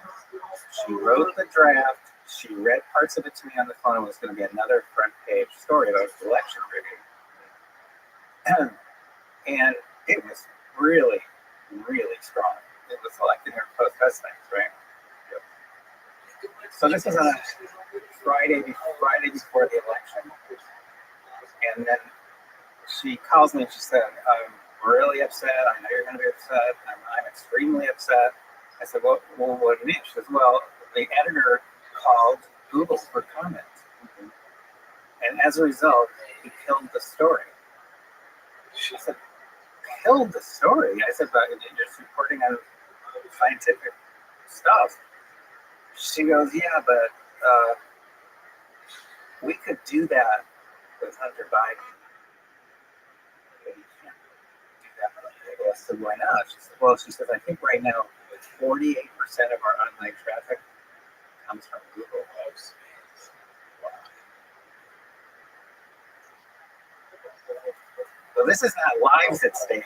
No, this is This is a business. the existence of a business. It's an existential matter. Yep. And they killed the story. So I sent the stuff to Ted Cruz's office, and on November 5th, 2 days after the election in 2020, Ted Cruz and two other senators sent a very, very threatening letter to the CEO of Google, saying, you testified before Congress saying you don't mess with elections, but according to Epstein's recent findings, you did this, and it's 2 pages. And how do you explain this? Please explain this to us. A lot happened because at that point in time, we had been monitoring mainly in swing states, 10 swing states. But at that point in time, Georgia, right after the 2020 presidential election, was gearing up for 2 Senate runoff elections, which were going to take place in early January. So Georgia is still very much in play, totally in play. And we had more than 1,000 field agents in Georgia. We preserved more than 1 million ephemeral experiences in Georgia during just that short period of time. So we were very carefully monitoring throughout Georgia to see what would happen. And we saw that Google was favoring them. Google was sending out, again, partisan go vote reminders, among other things. There was very strong bias in the search results, liberal bias, obviously. Starting the day after that letter was sent, they turned off all of their manipulations in Georgia. Gone. No one in Georgia from that day forward got any go vote reminders. And the bias in their search results went to 0, flat, literally to 0, which we had never ever seen in Google. It went flat, 0. They literally pulled out. Now, they must have done so having calculated that the Democrats would win anyway, and they did. Each Democrat won by a very small margin, one by a much larger margin. They must have figured that out beforehand. I can't believe they just could give up 2 Senate seats so easily. But look what happened in 2024. Google pulled out, letting Trump win. Right. Well, things have been shifting. One knows this. No one's put it all together into a nice little article yet. But in 2024, things were different. Things were starting to change because there was a decision in court in August 2024 in the case Department of Justice, meaning the United States of America versus Google. And a decision had come down in August of 2024 that ruling that Google was a monopoly.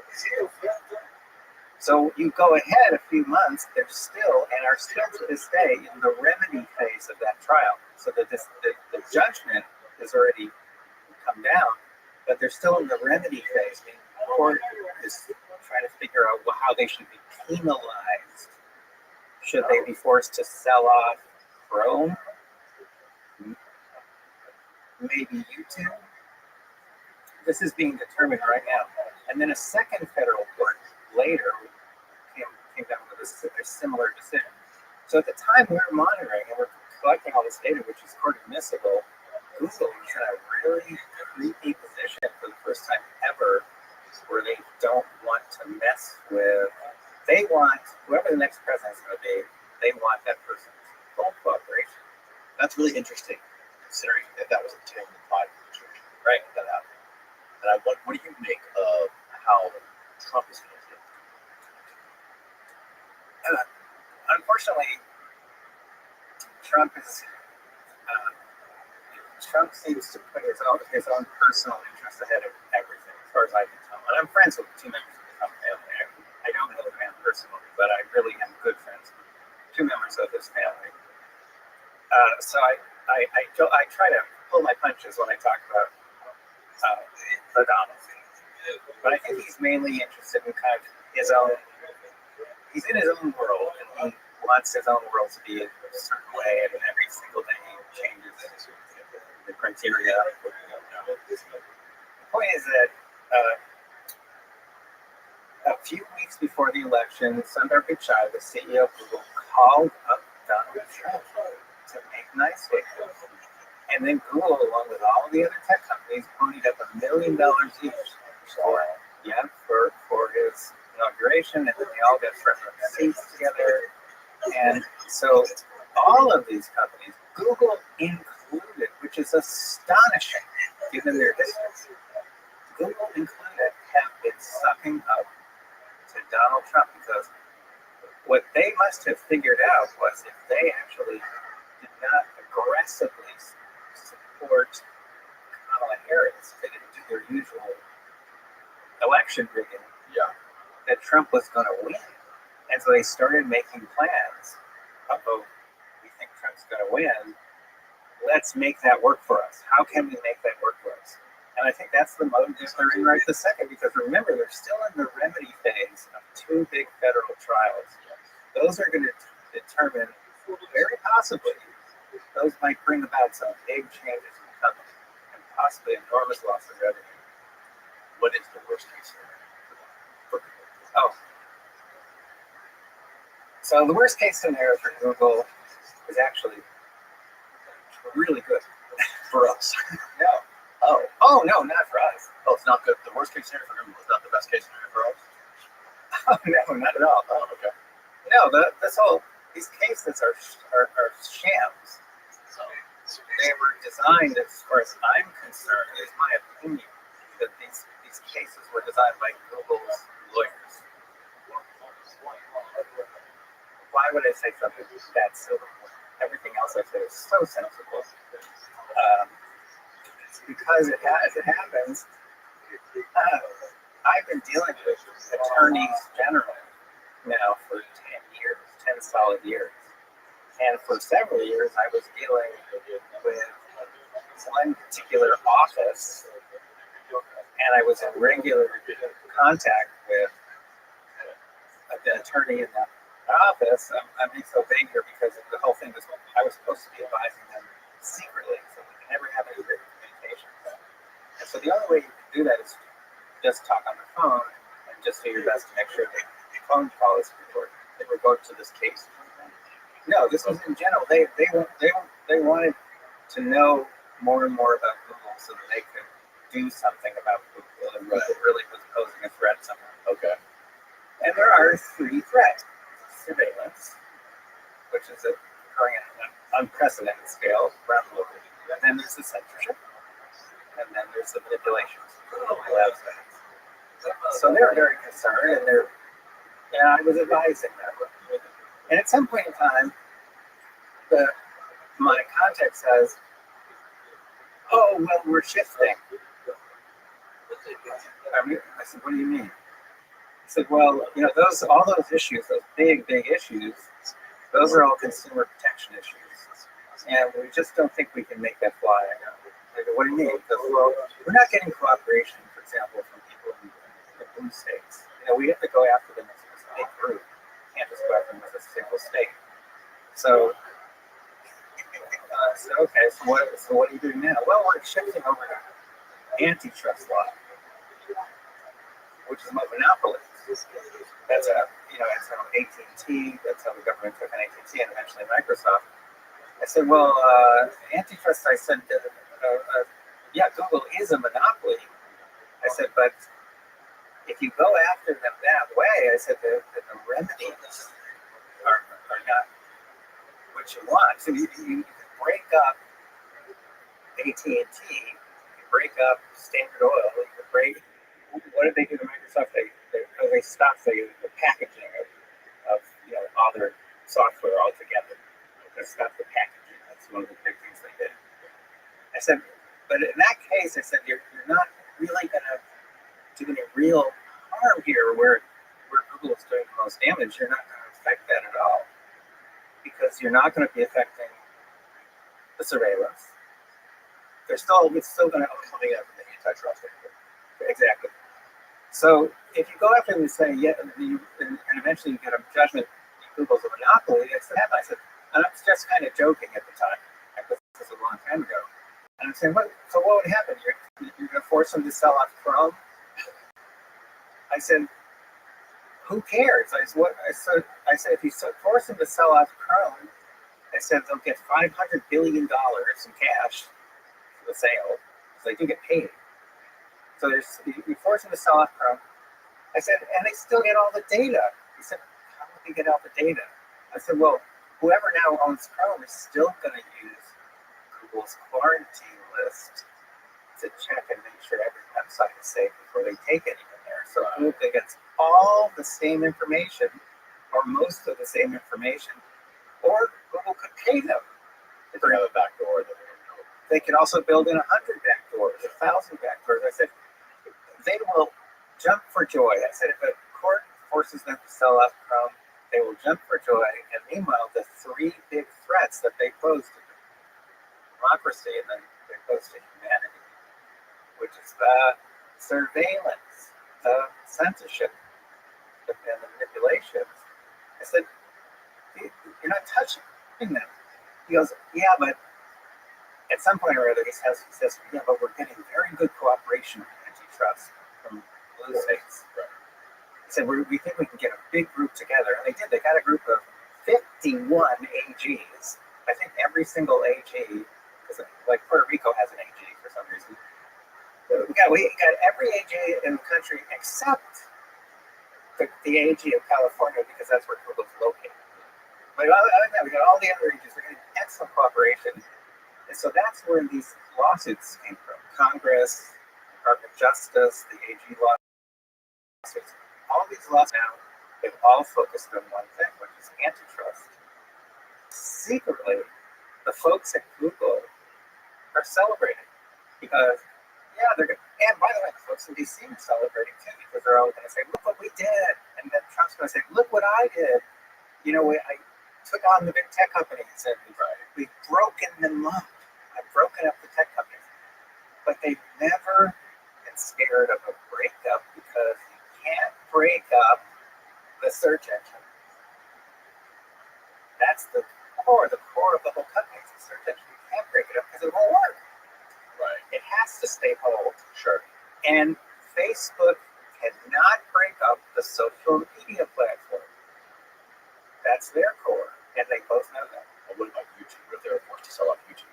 They could be forced to sell off YouTube, in which case they would definitely lose some data, but I'd have to really figure that out. I don't think they'd be losing much data, and they could do what they do with Apple.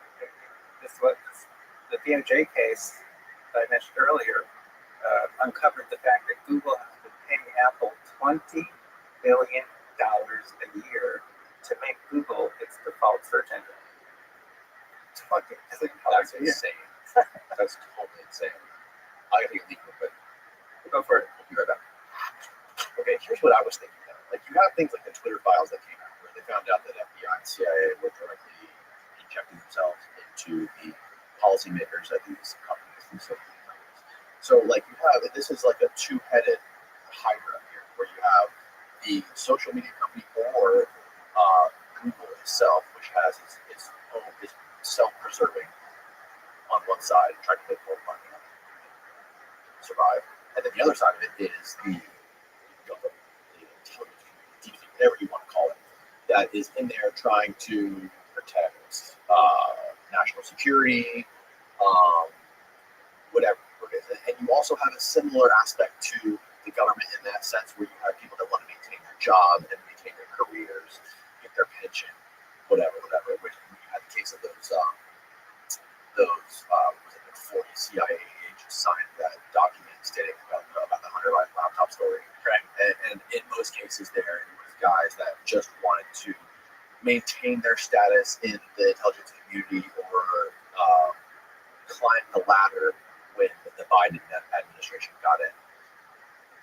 So this is kind of like a hard thing to, I imagine you thought about this, right? So like, how do you even fathom combating such a monster when it is so entwined in the United States government that it's almost impossible to parse it? Well, you put it very well, and I can actually put this into a very old context, but I think you'll see how relevant it is to what you just said. A lot of people are familiar with, at least vaguely familiar with, President Eisenhower's farewell speech as president in 1961, a few days before Kennedy was inaugurated. And it was a remarkable speech because he was an insider. He had been head of Allied forces in World War II. He was a five-star general. And yet he's kind of narking on everybody. He's saying in the speech, look, from what I've learned over these past few decades, we have to be concerned about the rise of the military-industrial complex. So he's talking about military working with companies and the power that they might have to affect public policy. And he said it. So that's the part people know. But when I went back and read the original speech, I was stunned because he said, we also have to be concerned about the rise of a technological elite. Right. That's his phrase. Right. A technological elite that can control public policy without our knowledge, that we have to be vigilant to make sure these things don't happen. Now, one of the pieces I published recently is called The Technological Elite Are Now in Control. Because we weren't vigilant. And the fact is that Google and some, to a lesser extent, some other tech companies, working closely hand in hand with our intelligence agencies, and under Biden, they were also working closely with the White House. They created this entity that controls public policy without the knowledge of the public, and everything is so intertwined, to use your term, that it appears to be unstoppable. It appears like there's nothing we can do about it. So the way I approach the problem is I break it up into pieces, and I say, okay, where can we do something about it? Either in our personal lives or say on a larger scale, where can we do something about it? So let's talk about just the personal part of it. The government has always been spying on us. I mean, it's part of their job, in a way, to spy on us because they're always looking for threats to national security. That's legitimate. The tech companies, what they're doing is new. It's very new. It's unprecedented in human history. They also have the ability to manipulate in ways that have never existed before in human history, and more so than any government has ever done. How do we break this up? What can we do? So let's start on the personal level. There are things we can do to protect our own privacy, to protect us from being manipulated. So there's surveillance. We can guard against surveillance. There's censorship. That's tough. That's kind of tough because you don't know what they don't show. So censorship is tough, and then there's the manipulation. So what can we do? So I could to try to help people get started on this. And most people I have, by the way, have never thought about these kinds of issues. Never. Or they say things, oh, well, what do I care? I have nothing to hide. And that's not true. Everyone has things to hide. Even if you don't have things to hide, you don't want them manipulating every decision you make, do you? I mean, don't you want to be aware if someone's trying to manipulate you? Like a TV commercial, you can see it. A billboard, you can see it. But the kinds of techniques that they're using on people to manipulate their opinions, their thinking, their behavior, you can't see them. It's a whole different kind of manipulation. And I think most people would say, I don't want that to happen, especially to my kids. I don't want these companies messing with my kids in ways that I'm completely unaware of. So I send people to myprivacytips.com. So that's the domain name, myprivacytips.com, and there's an article of mine there, which I update every year or two, and it's about 7 steps you can take if you want to start protecting yourself and maybe your family members. So it's not that hard, especially I kind of go in order from easy to hard. It's not that hard to do. For one thing, you have to stop using Gmail. So jettison Gmail. That's my first one. So I'm big on alliteration, as you know. Jettison Gmail. What's 2? Kill Chrome. So more alliteration. In other words, you have to get yourself out of the Google universe. Is that really possible? Well, the answer is not. You can't get out of their universe completely. Can VPNs help? Oh yes, that's my number 7 on the list. Okay. VPNs are very, very important. They used to be very expensive, or they didn't work very well. Now VPNs are cheap and easy to use. I recommend NordVPN right now, or Proton VPN. Proton is a very, very interesting company based in Switzerland, subject to very strict Swiss privacy laws, run by an American named Andy Yen. He is a die-hard, down with Google guy. Google tried to shut down this company when it was first set up, and he fought them, and is one of the few people who ever survived a fight with Google. And Proton is what we use for email, for example. We use Proton Mail. So all this is in my guide. 7 simple steps. So yes, VPNs, because they help protect your identity when you're online. Proton Mail, because Proton Mail encrypts all the emails end to end, which means even Proton can't read your emails. The only people who can read your emails are you and the person at the other end, the recipient.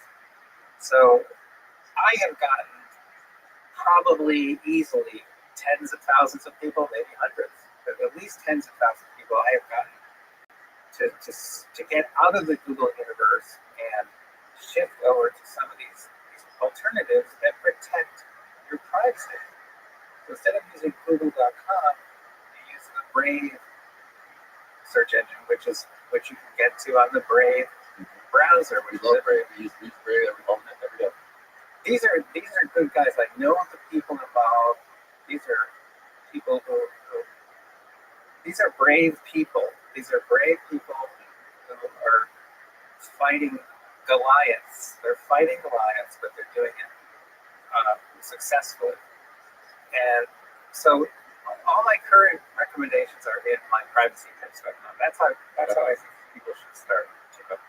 Now, if you're interested in larger scale kind of stuff, well, some people out there, some of you who are watching or listening, I know, are kind of involved in community this, community that, or political this, or political that.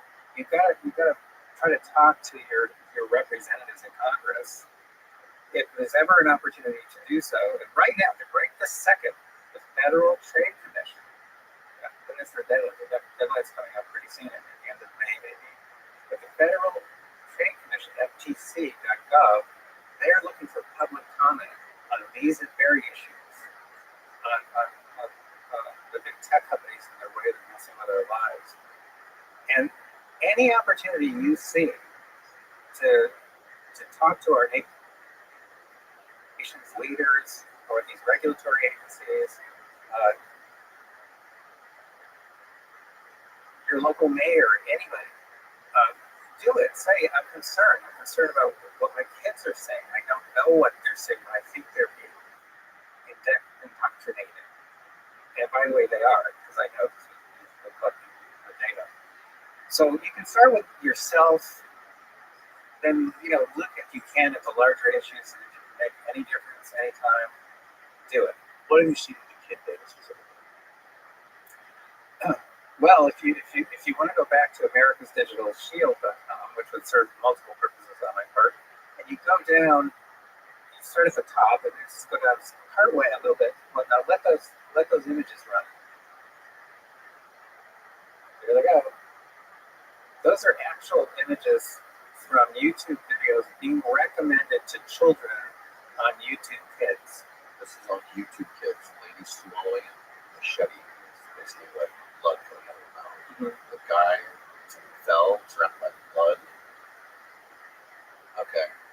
So these look like the first one looks like a cartoon. The other one looks like a video game, like some spooky video games.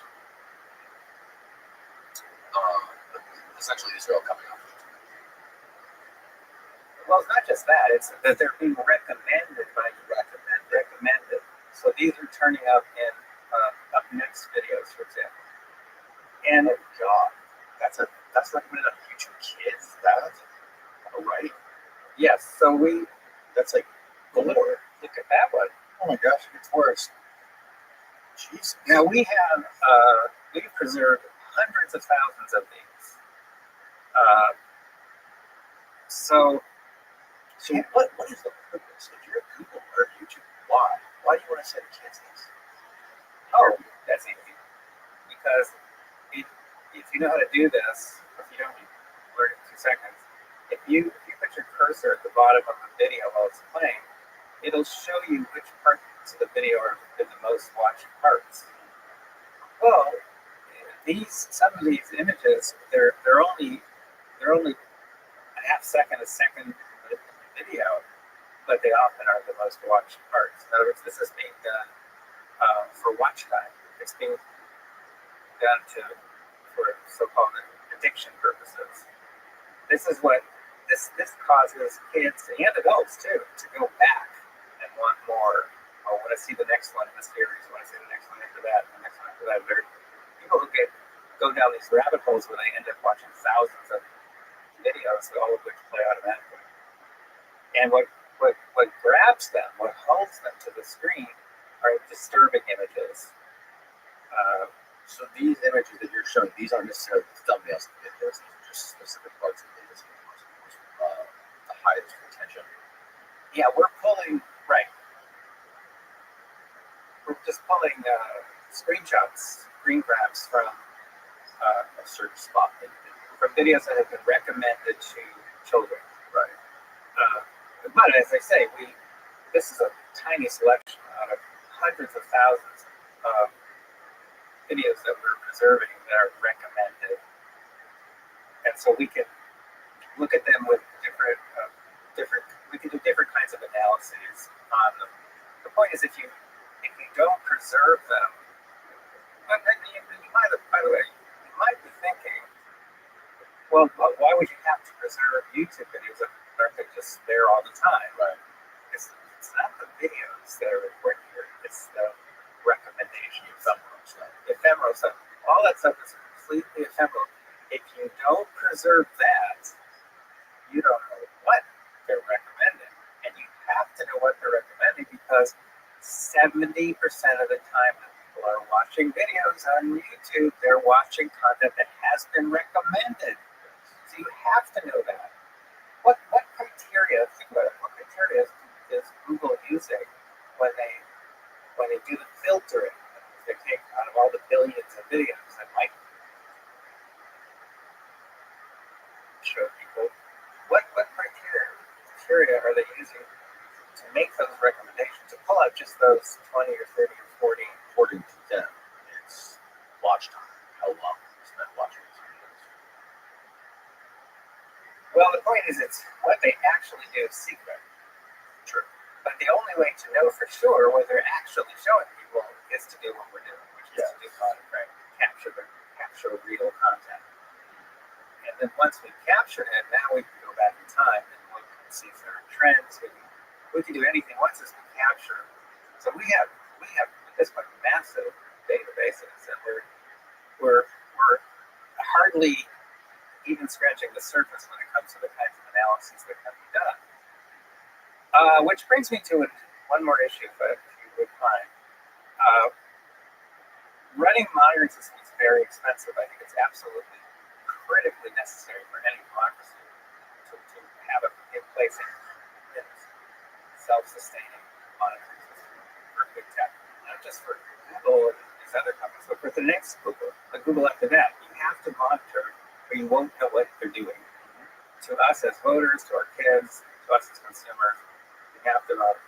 But it's very expensive. So, for example, we pay, just like the Nielsen company pays Nielsen families to let the Nielsen company monitor their television watching. That's been going on since 1950. And they're in 100 countries now. And so that's where the Nielsen ratings come from. That's what determines how much advertising costs for a particular show or whether a show is going to be renewed for another season. All the Nielsen ratings. So they recruit families, they keep the identities of the family secret, critically important, right? Obviously, because otherwise people would try to interfere with the signal coming out of that family's home, or they would try to bribe the families to watch my show, not to watch someone else's show. So that's how we do it too. We recruit registered voters. We now have more than 16,000. I'm not going to say the exact number, but we have more than 16,000 in all 50 states. They're politically balanced. We pay them a token fee each month to let us use their computers to capture all this data, which is normally lost forever.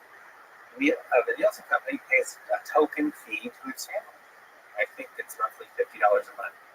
We pay our field agents $25 a month. Now, we need to develop regular sponsors. So if we have 25,000 field agents, we need 25,000 Americans, presumably patriotic Americans who are concerned about the internet and all that, to sign up and sponsor a field agent. So we have maybe now 1,000 sponsors, but obviously since we have a lot more field agents than that, we need a lot more sponsors.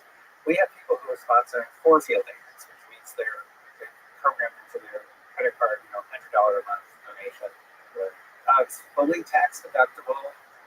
If you go to americasdigitalshield.com, which is the dashboard for the monitoring system, you'll see there's a place you can click, sponsor a field agent.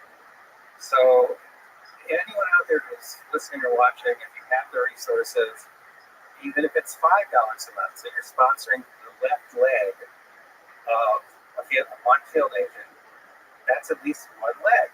So we'll take it. So we need help there. And if people have other ideas about how to make this system, how to bring the costs down and make the system self-sustaining, let us know, because we are determined to make these systems permanent and self-sustaining. That's amazing. The thing I'm thinking about with this is when you have people, independent, like journalists, content creators in general, that are publishing stuff on Google or on their website, which is queried by Google, or on YouTube. And you have people that are, which are a subset of the population for sure, but that are reliant on Google for their income to manage and maintain their livelihood. And Google and YouTube are constantly enforcing their policies based on topics you discuss, whether it be political or against advertiser policies and whatever their excuse might be. And you have people that are essentially just willing to give up and self-censor to avoid this stuff. How do you think that affects society or like our population in general in the United States? Like, how does that affect general discourse, culture, society? Do you think about that? First of all, I have to agree with you wholeheartedly that a lot of people just give up and they put up with the companies, especially Google, that have this power, and they just give up. And what that means is their free speech is undermined. Yes. Now, the head of Europe's largest publishing conglomerate, who actually called the book, by the way, it's not based in Germany, he wrote an open letter to the leaders of Google, and I think it was called Fear of Google or something like that. His name is Doppler. And he basically said that every single decision they make about anything, they have to take Google into account. Because he said if they don't, what happens is that company or whatever it is, it drops in Google search results and then they lose sales. He said in some cases, Google made another change to their search results, their search algorithm. They almost put out of business one of the companies that's publishing the product. And he said, there's something wrong with that. We shouldn't have to be taking into account Google when we're just making everyday business decisions. Right. But that's where we are now. And it's true with my son, who's a business guy. It's true with his buddies who are business guys. Everyone has to take Google into account when they do anything. And what this does is it undermines free speech. So we have to, these are big issues. Ted Cruz invited me for private dinner with him. A couple of years ago, we sat there for close to 3 hours, and we talked. We sit at a restaurant. We just talked tech. Never touched politics. This was never dangerous, but we just talked tech because the guy's a really smart guy, and he understands these big issues. Undermining of free speech, this round-the-clock surveillance, most of which we're unaware of. I mean, he's aware of these issues, and he wants to try to fix these things. I said, so what's the problem? He said, I can't get bipartisan support. I have to get someone on the other side.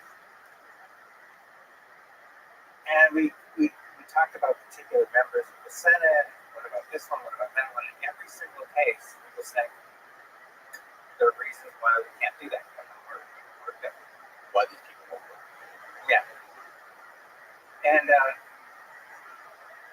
so we're kind of stuck in this country. I don't honestly know what's going to happen with Trump.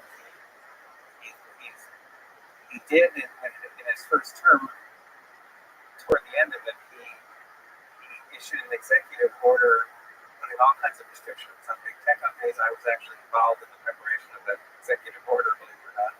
And nothing happened. It was completely ignored. Everything made works. And now he's trying to do the same kind of thing, and I don't think anything's going to happen. I think that there's so many problems here. One of the problems is that the problems are so big. Another problem is that there's collusion, constant collusion between companies and various government agencies. Another problem is that our leaders, our members of Congress, and most people in general don't understand the nature of the problem. Yes. They just don't get it. Or the general public. General public doesn't get it. So we're about to release online a new test and questionnaire. It's going to be at mydigitalhygiene.com, unless we can come up with a better name. But right now it's going to be at mydigitalhygiene.com. And there is a beta version there now. And it will allow you to answer a bunch of questions, and at the end, it will tell you where you are protecting yourself, where you're not protecting yourself, where you have good knowledge or adequate knowledge of what the problems are, where you have no knowledge, you don't understand what's going on. And it'll help you to figure out how to protect your family, So I want to do more on that. I want to try to educate the public, not just with questionnaires, but with articles and maybe a book, so we become more informed about our digital hygiene. We know a lot about our physical hygiene. We teach that stuff. Yeah. So presumably, people could learn more. And what do you make of how, with the rise of AI and OpenAI, Grok, and all these different LLMs that are essentially scrubbing the internet to come up with answers to things and to solve problems? How does that tie into all of this? Does Google need to directly work with these LLM companies, or are they essentially, because they are the source of information for those LLMs, do they by default affect or bias the LLMs? Okay, you're asking a very, very important set of questions, and I'm just gonna hit you with a couple of pieces of information here. First of all, Google has its own version of ChatGPT. It's called Gemini. Right. And so they're really trying to compete with OpenAI, which created ChatGPT. And of course, the Chinese now have a version which is called DeepSeek, which is as good as ChatGPT, but much, much cheaper, it turns out. So that's starting to spread the Chinese technology. So AI is spreading everywhere, and it's being integrated into everything. So Windows is now integrating AI into Windows 11. So more and more, we're not going to be using search engines. We're going to be like Captain Kirk or Captain Picard on those Star Trek shows saying, "Computer, how many yellow figs are there in this planet below us?" Right. So we're just going to be talking to various devices, not just computers and phones, but to various devices, period. We're going to be talking to our washing machine and our refrigerator. Yeah. And these devices will pull in content from the internet. In many cases, they're going to be pulling the content from Google. Pulling content from the internet. Again, how's that prioritized? Yeah, right. Then that's how we're going to get our answers. So we've already studied and published an article on what's called the AnswerBot effect. Go to answerboteffect.com. You'll see a very disturbing study, because what we have learned that in one question and answer interaction, you ask one question of a chatbot and it gives you back an answer which is biased. We can get a 45% shift in voting preferences on undecided voters. If they ask several questions, we can boost that up to over 65% shift in voting preferences. And people they're not aware, especially if it's just one question, one answer. They have no way of even being slightly suspicious that they're being manipulated, because it doesn't compare the answer to. Right. This is where we are now. We are right there. So we're not on the brink. We crossed over the brink, and that's where we are now.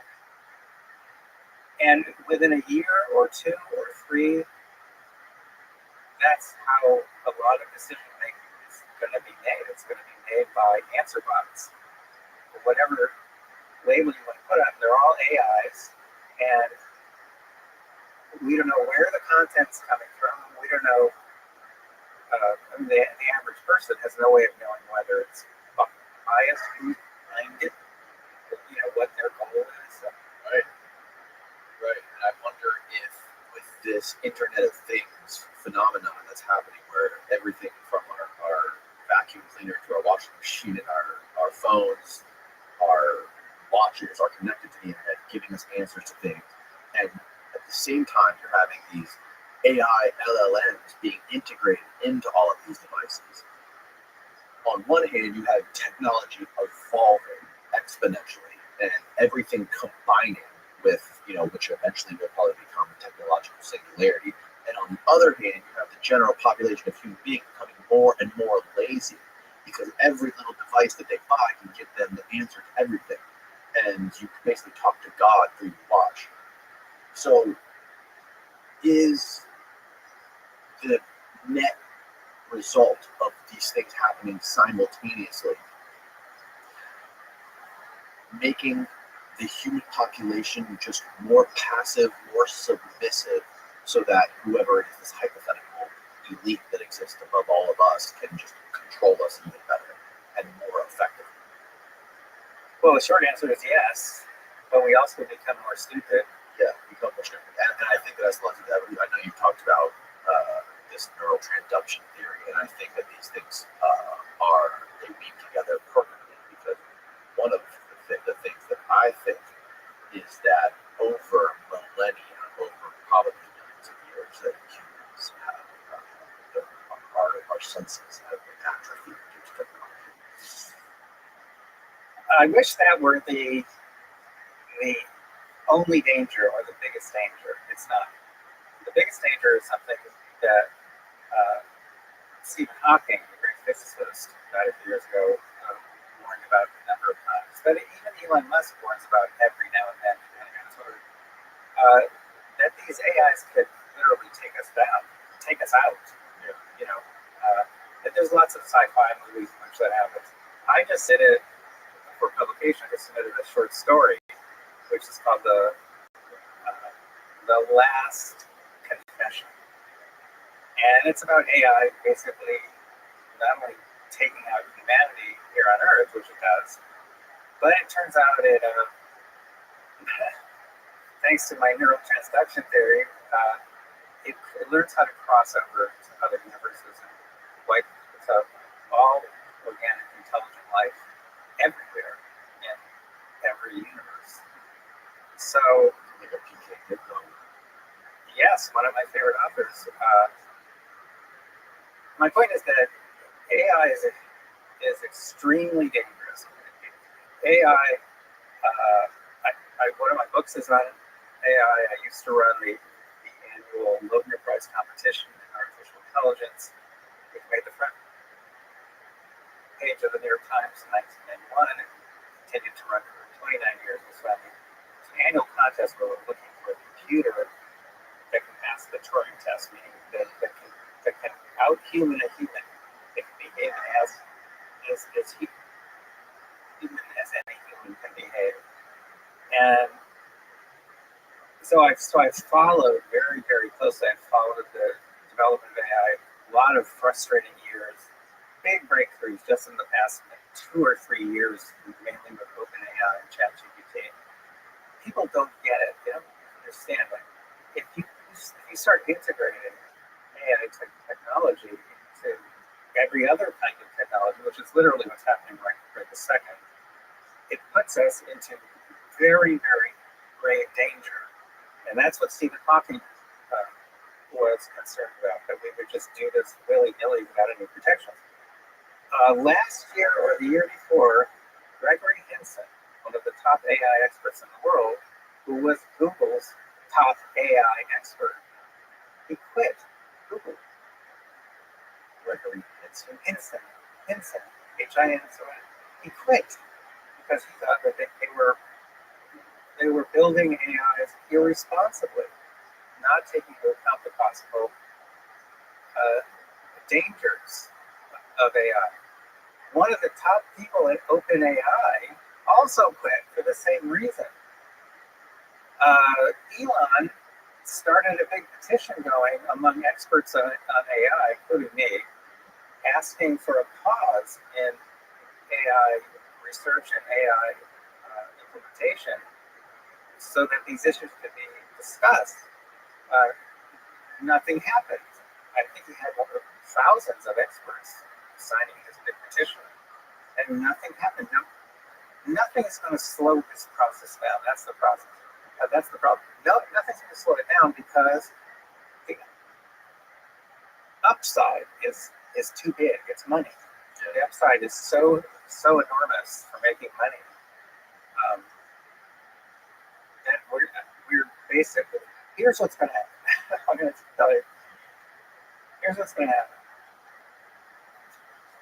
Now, I'm not saying you're going to be satisfied with this answer, but this is actually the answer. Okay. What's going to happen is very soon, 2, 3, 4, 5 years, I'd say maximum, very soon, the machine intelligence will surpass human intelligence. Some people call that moment the technological singularity. My old friend, Ray Kurzweil, who I worked with for years and now is head of engineering at Google. Is he really the head of engineering at Google right now? Yes. What? And he won't talk to me. Yeah. Why would he talk to you? Because of the research I do, I guess. We've never had any conflicts. Conflict of interest. He works at Google and trying to lift up Google's skirt. Yeah, but why would he stop talking to me? And his wife stopped talking to me. We're both PhD psychologists. I was on the board of her school for autistic children for many, many years. I helped her to publish, et cetera, et cetera. You tried to talk to what? I went, no, we were friends. I was friends with them. And then I went to their daughter's bat mitzvah. They came to my son's bar mitzvah, et cetera. We were friends.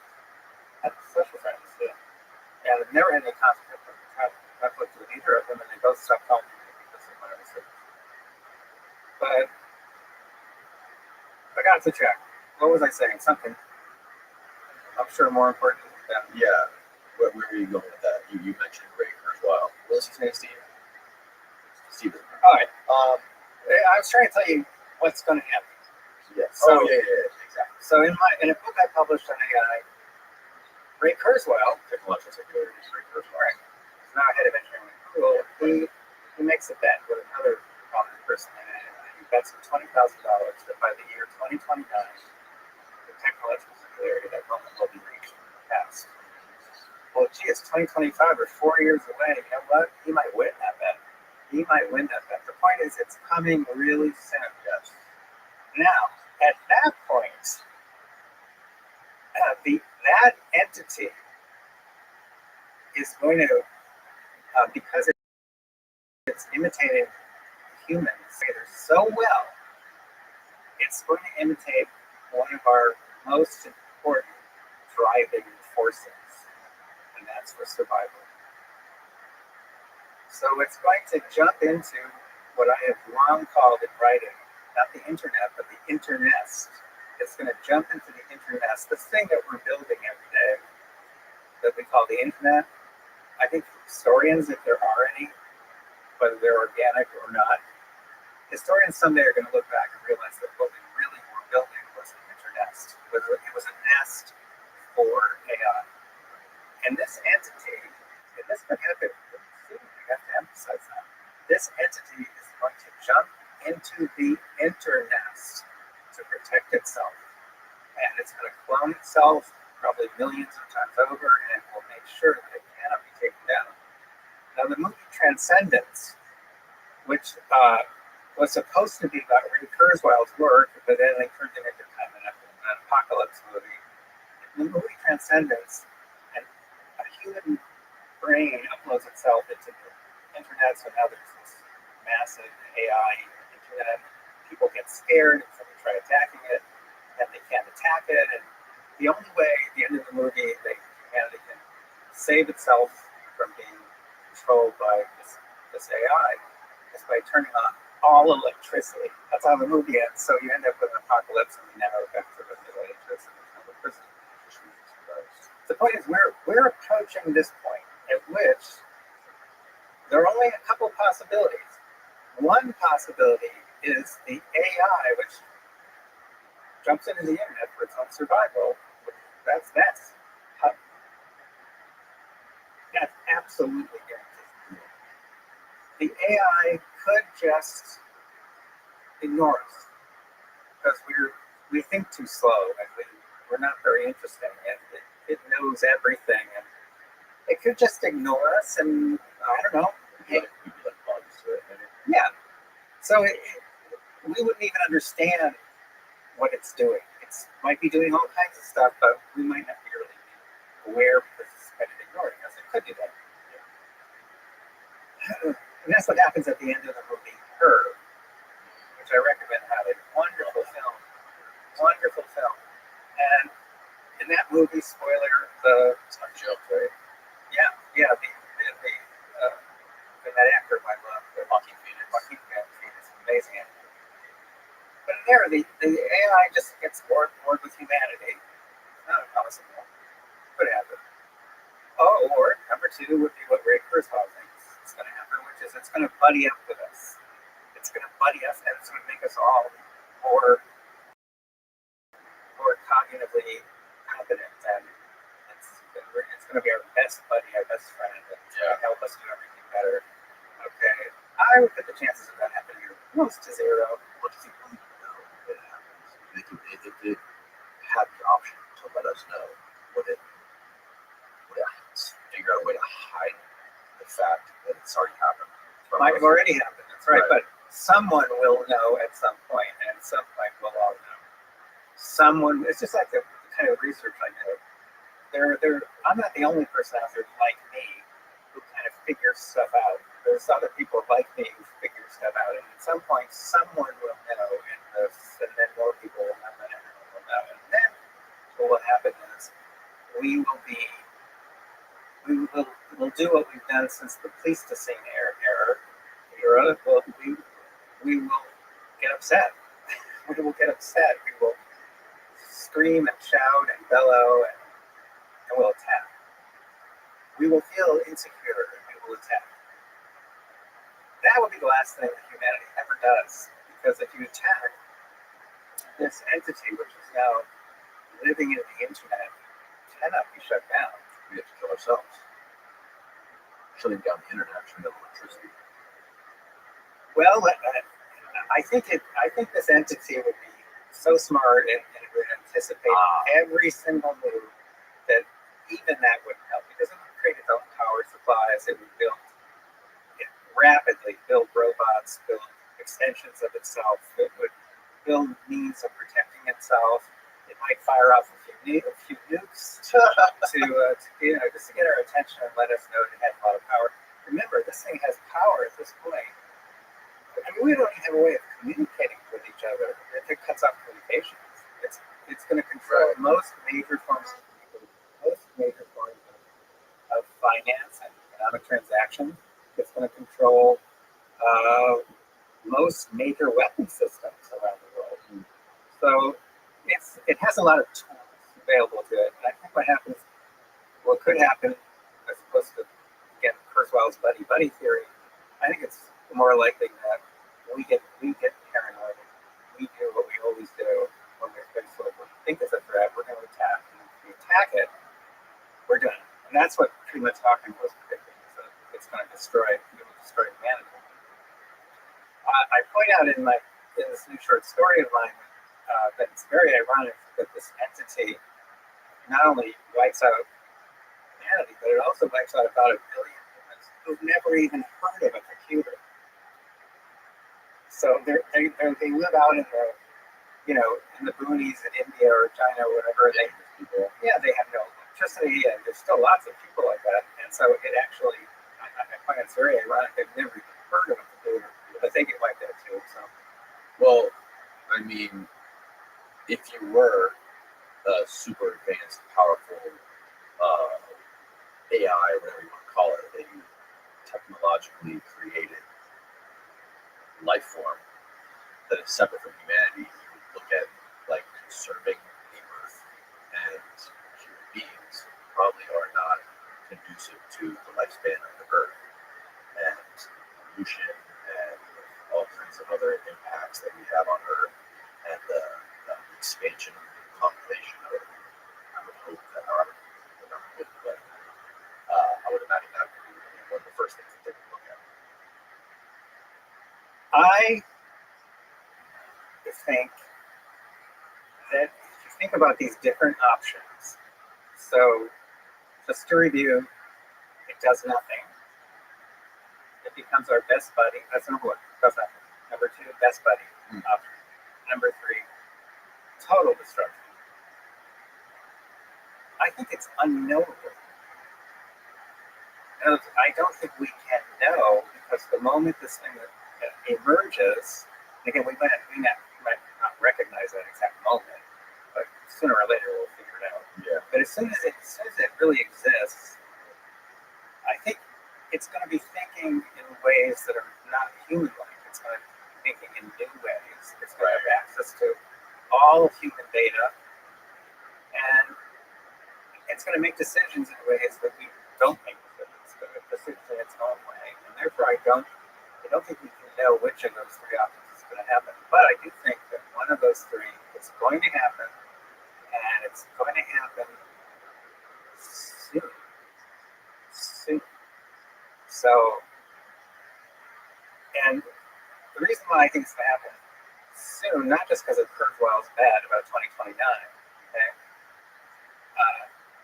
It's because things are moving so fast and so recklessly. People are proceeding in these industries that are building these AIs, proceeding recklessly and fast, and that's why Henson quit Google.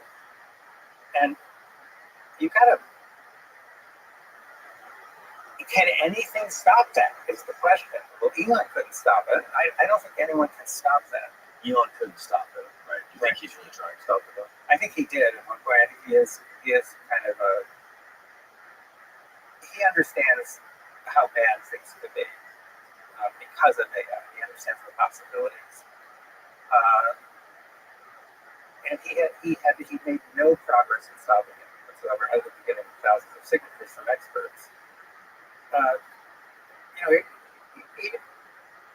Even if one government went for it and tried to stop it within their country, so that would just provide more economic opportunities for another country to just go to moving it faster. That's where we stand right now. There's every single incentive for proceeding at a reckless pace. There are no incentives for shutting this thing down. Now, there was a famous science fiction author, Isaac Asimov, one of my favorites, who wrote a series of stories and books, and eventually inspired the movie I, Robot, which I think starred Will Smith. And it was great stuff, because Asimov realized when he started thinking about robots, from a sci-fi perspective back in the 1940s, he realized that if we're going to build really smart robots and they're stronger than we are, they don't need to sleep, and they're smarter than we are, think faster than we are, we have to build a protection. He said it's going to him it was obvious. Yeah. And when we start creating these things in the future, we're going to build in 3 laws of robotics, and they're going to be built into every single robot brain. There's no robot brain that can exist without having these laws built in, and the laws have to do with I will not harm a human, and they'll also do with protect. Laws.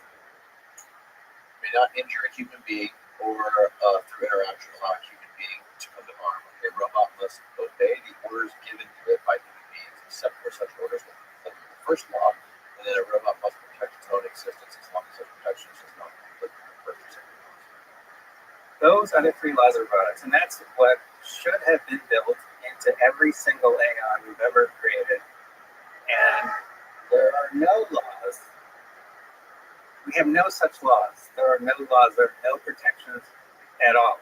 And by the way, trivia fans, eventually Asimov, it's just brilliant stuff. Eventually he comes up with a 4th law that the robot itself comes up with, and it becomes the 0th law.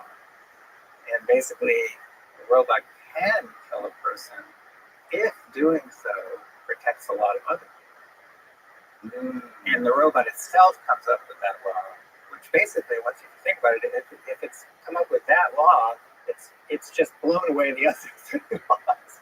Because now, in its judgment, it can kill people just using its judgment. It's very, very. The point is that there are no such laws. None. No system is being built with any protections for humanity. We're just going at this breakneck speed, recklessly building these super smart AIs and integrating them into everything, which means communication systems, economic systems, weapon systems, everything that we depend on, that we become more dependent on every single day. Yeah. And you have people at the top, like the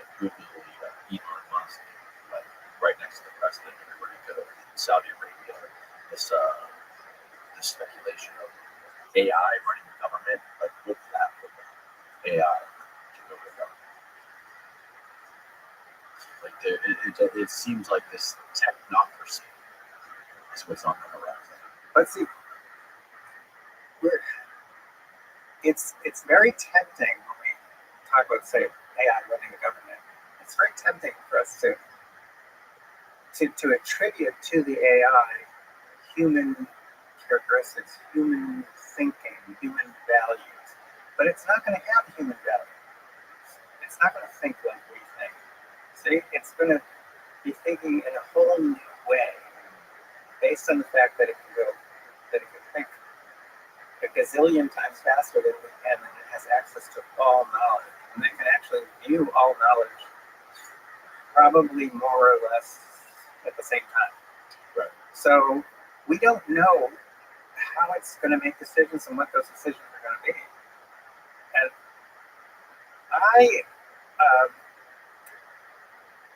I would say there's a 50-50 chance that it will destroy humanity, but not necessarily because it has anything against us, but because we're so paranoid and we try to take it down. We unplug everything. We try to shut down, to deprive it of electricity. We do everything possible to shut it down. Now, if its existence is imperiled, I think it will counterattack. So that's where I'm leaning, but I don't know. I think it's unknowable. What if the singularity already happened and everyone's this stuff that are running the show already? Elon's just one of the minions to get everybody to their chips, turn this thing biological, great economy, and manipulate. Maybe it's all being run by AI right now. It's Well, that's not impossible, and that would be hard for us to know. And Elon and others too have said that also we might just be models inside of a simulation. So that would be hard to know too. Although I think we'd see evidence of it nowadays. I think there really would be glitches.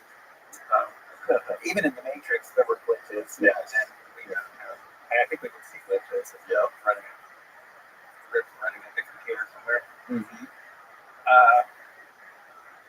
I think that this is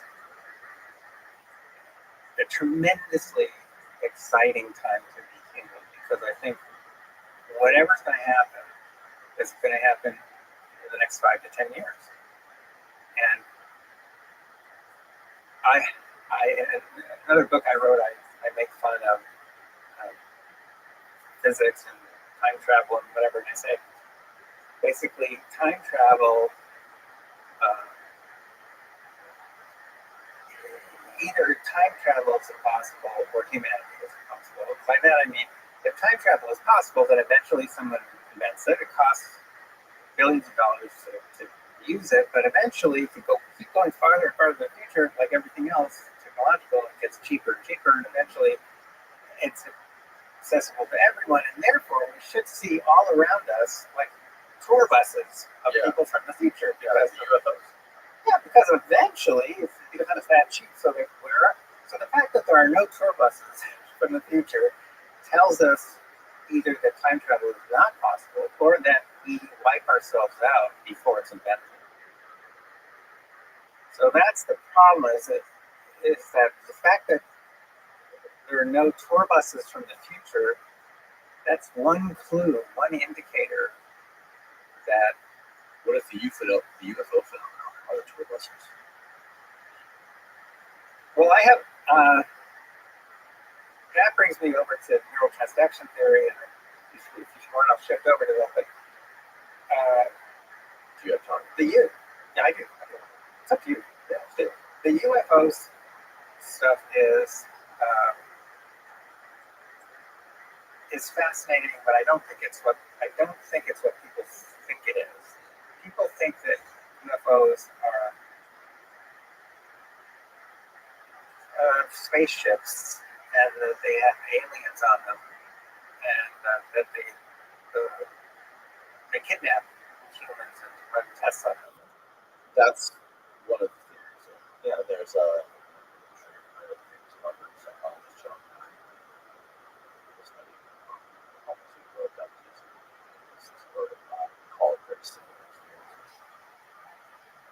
Yeah, so there's some wonderful people out there who've been thinking about these issues for decades and decades, and so there are a bunch of theories. I think the prevailing one, person on the street, is there are aliens from other planets, et cetera, and their spaceships. And we've all seen the little clips of, reported by pilots of, bizarre objects moving in ways that our flying objects can't move and all that. I don't think that's really real. It's not real. Oh, that theory's not real. I don't think those are aliens. Oh, right. I think that we basically, to put this into a broad context, we basically experience a lot of things perceptually, perceive a lot of things that are not real. We have dreams at night. None of that stuff is real. We have twice a day. How do you define real? How do you define real? What if it is real? What if it's more real than this? We just don't know. It's not real in this, like the way this table is real. It's not real in the sense that given how we define real when it comes to people and objects in our local, current, immediate universe. Right. Stuff that happens in dreams, I see That's highly contested, though, right? That stuff could be. We just don't have any good scientific. Well, I'm going to be changing that. In fact, I'm hosting a conference that's going to take place next year. We are going to test out at least one theory that really can help us understand a lot of things, including the UFO sightings. Sorry, I was on there. No, I can explain. It's called neural transduction theory. If you go to neuraltransductiontheory.com, you'll come to an article I published a few years ago in Discover magazine. And it's about this theory. This theory, unlike a lot of other theories that are out there, is actually empirically testable. And so I've been, since that time, developing relationships with physicists, mathematicians, neuroscientists, and people in other fields who actually think that this is a theory that's worth trying to test empirically. Well, one of the people, for example, is a researcher at the Harvard Medical School. She researches neural correlates of schizophrenia.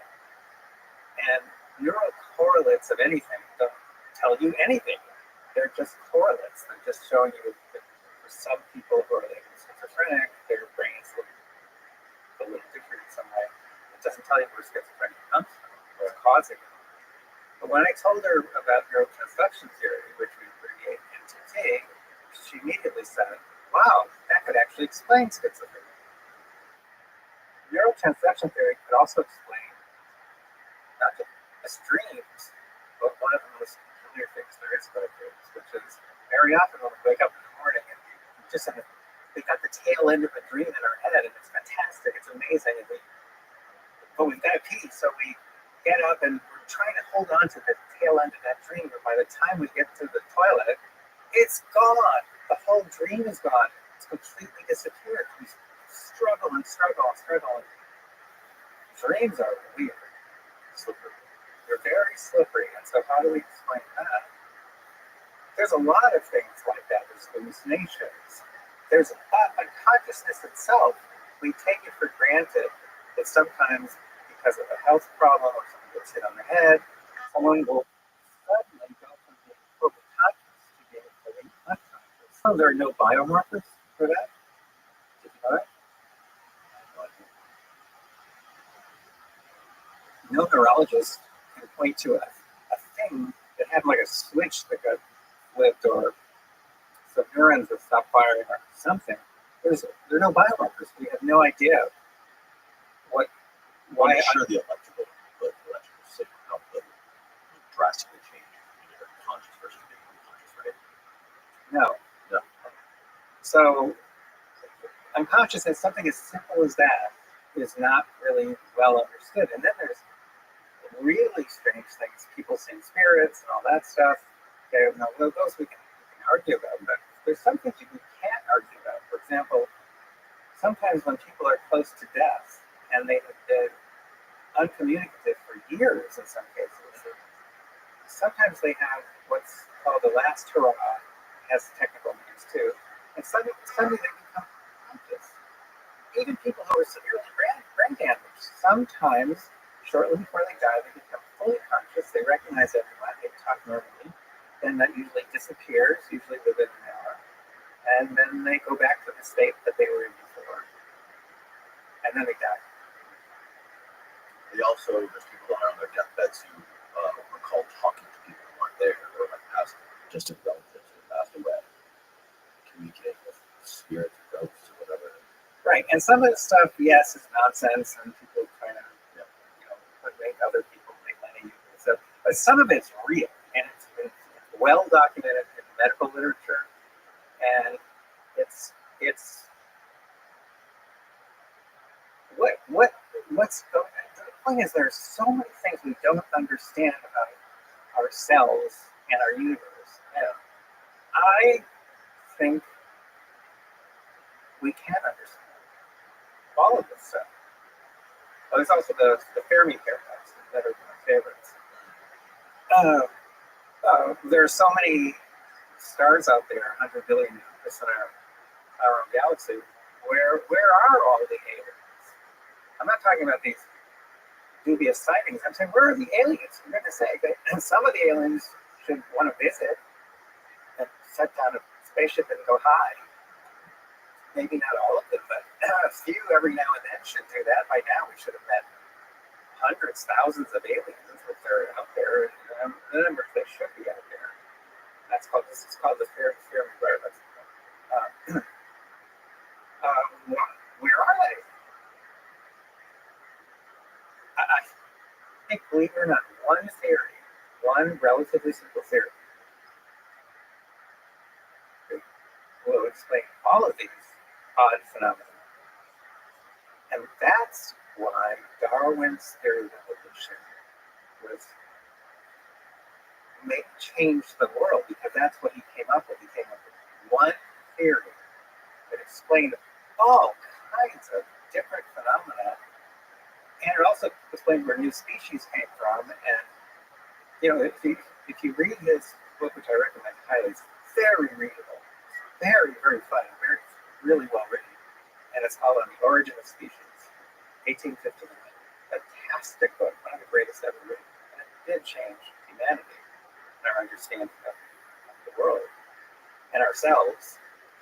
And the reason why his theory was so amazing was because it explains so many different, diverse things about the world, and different things about different species and species that look alike.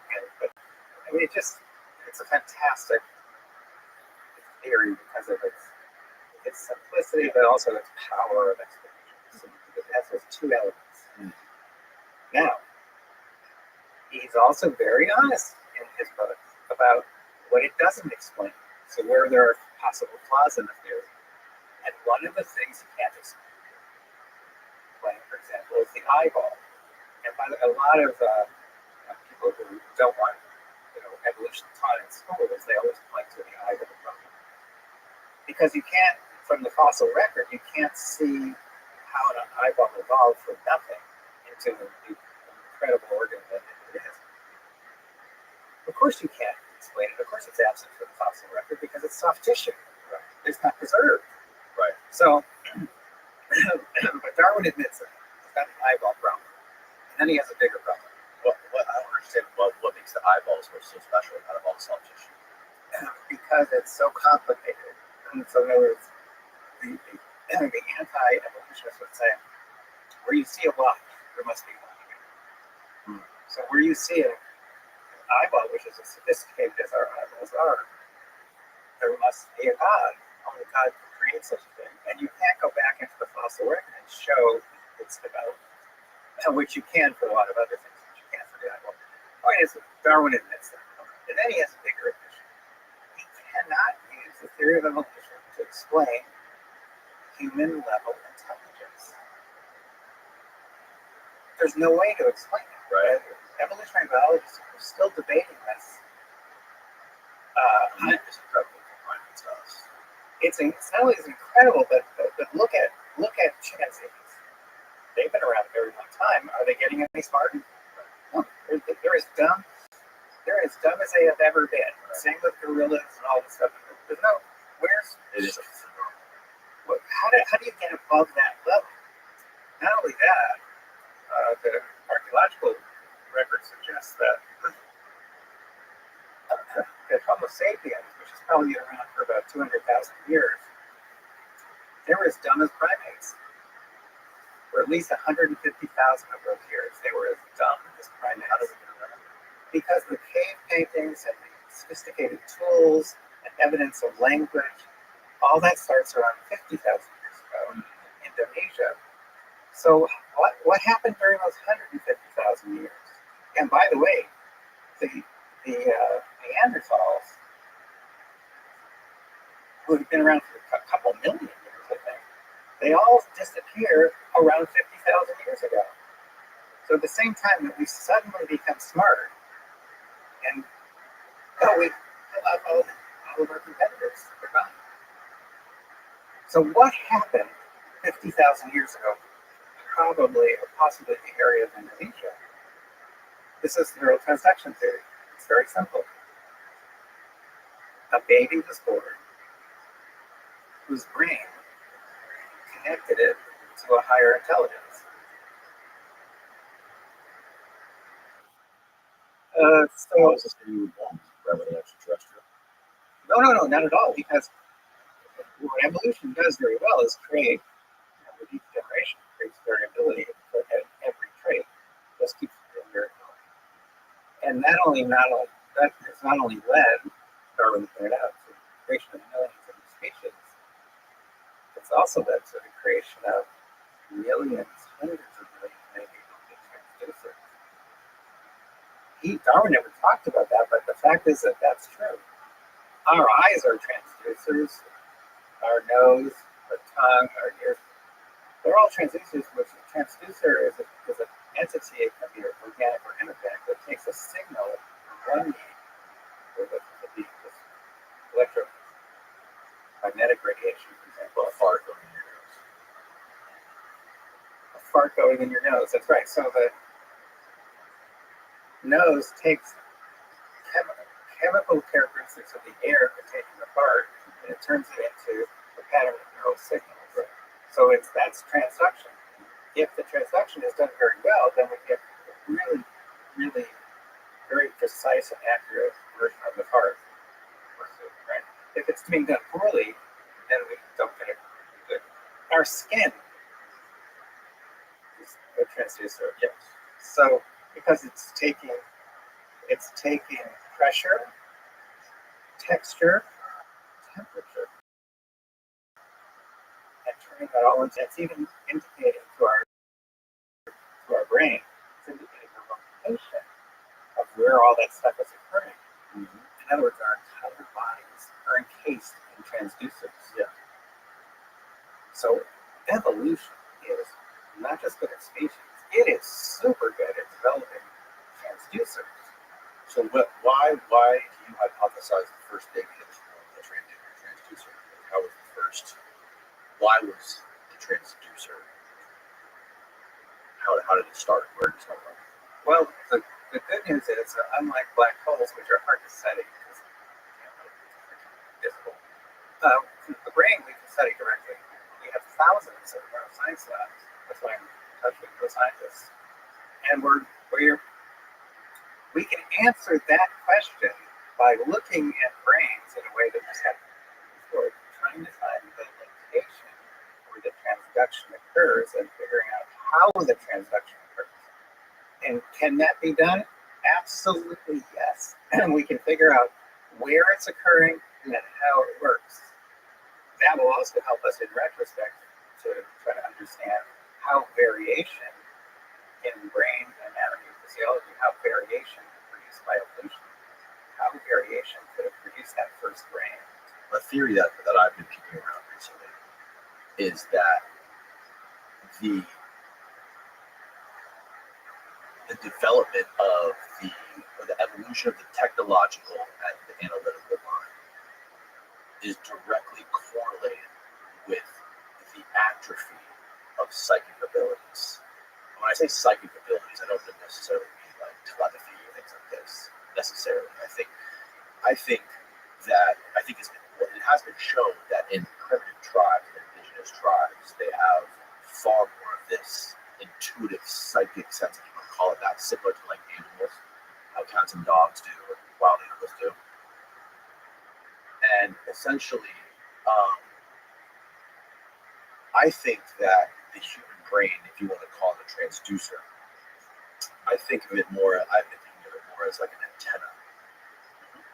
And I think that antenna, over however many years it's been, since before we developed technology and ways to offload our memories, has been atrophying. And I think it's very possible that our far ancient ancestors had way more senses and even possibly some psychic abilities.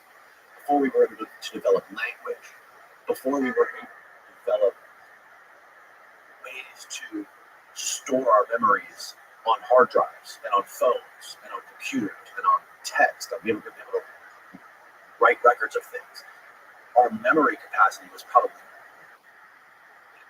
way greater than it is now.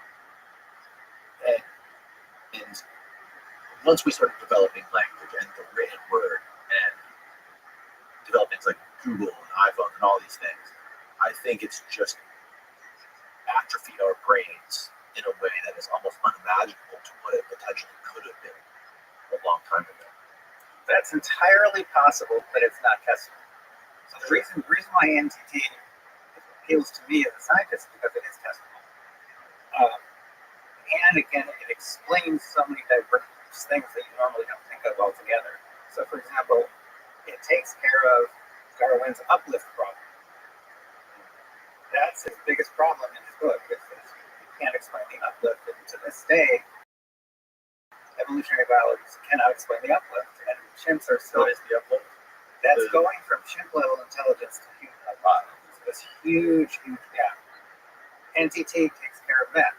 NTT takes care of the Fermi paradox, because you realize that if you could just dart around the galaxy and look at planets, it means you find lots and lots and lots of chimp level intelligence, but probably very, very few examples of human level intelligence, because for that transducer to occur is a very, very rare event. It's extremely rare. So you end up with thousands and thousands of chimp level intelligence all over the place, but that means they don't have electricity, they don't have space travel, so Right. that means we don't see them. But it explains telepathy. Where telepathy actually occurs, a simple explanation is neural transduction. It explains dreams in a conscious state. That's really simple. And we'll be able to find the biomarker for it, because when we become unconscious, it means there's a temporary break in the transduction pathway. And we'll be able to find it. No one's ever looked for it before, but we have the labs now, we have the equipment, we have access to the subject matter, which is the brain itself. So I could go on and on, because literally my staff has come up with 58 mysteries. You meet someone and you feel like you know them forever. Yeah. Oh, that's easier. So really tough things like comas and people who come out of comas. At the moment, that's a complete mystery. But if we actually understand, if we find evidence that transduction is occurring in this way in the brain, and find the pathway. Now, there's another very cool aspect of this, which is what this conference is going to be next year. Once we have some idea about where the transduction is occurring and how it works, we can simulate outside the brain. So think about it. What's this? This microphone is a transducer. Like your antenna idea, it's a one-way transduction, which is only one way.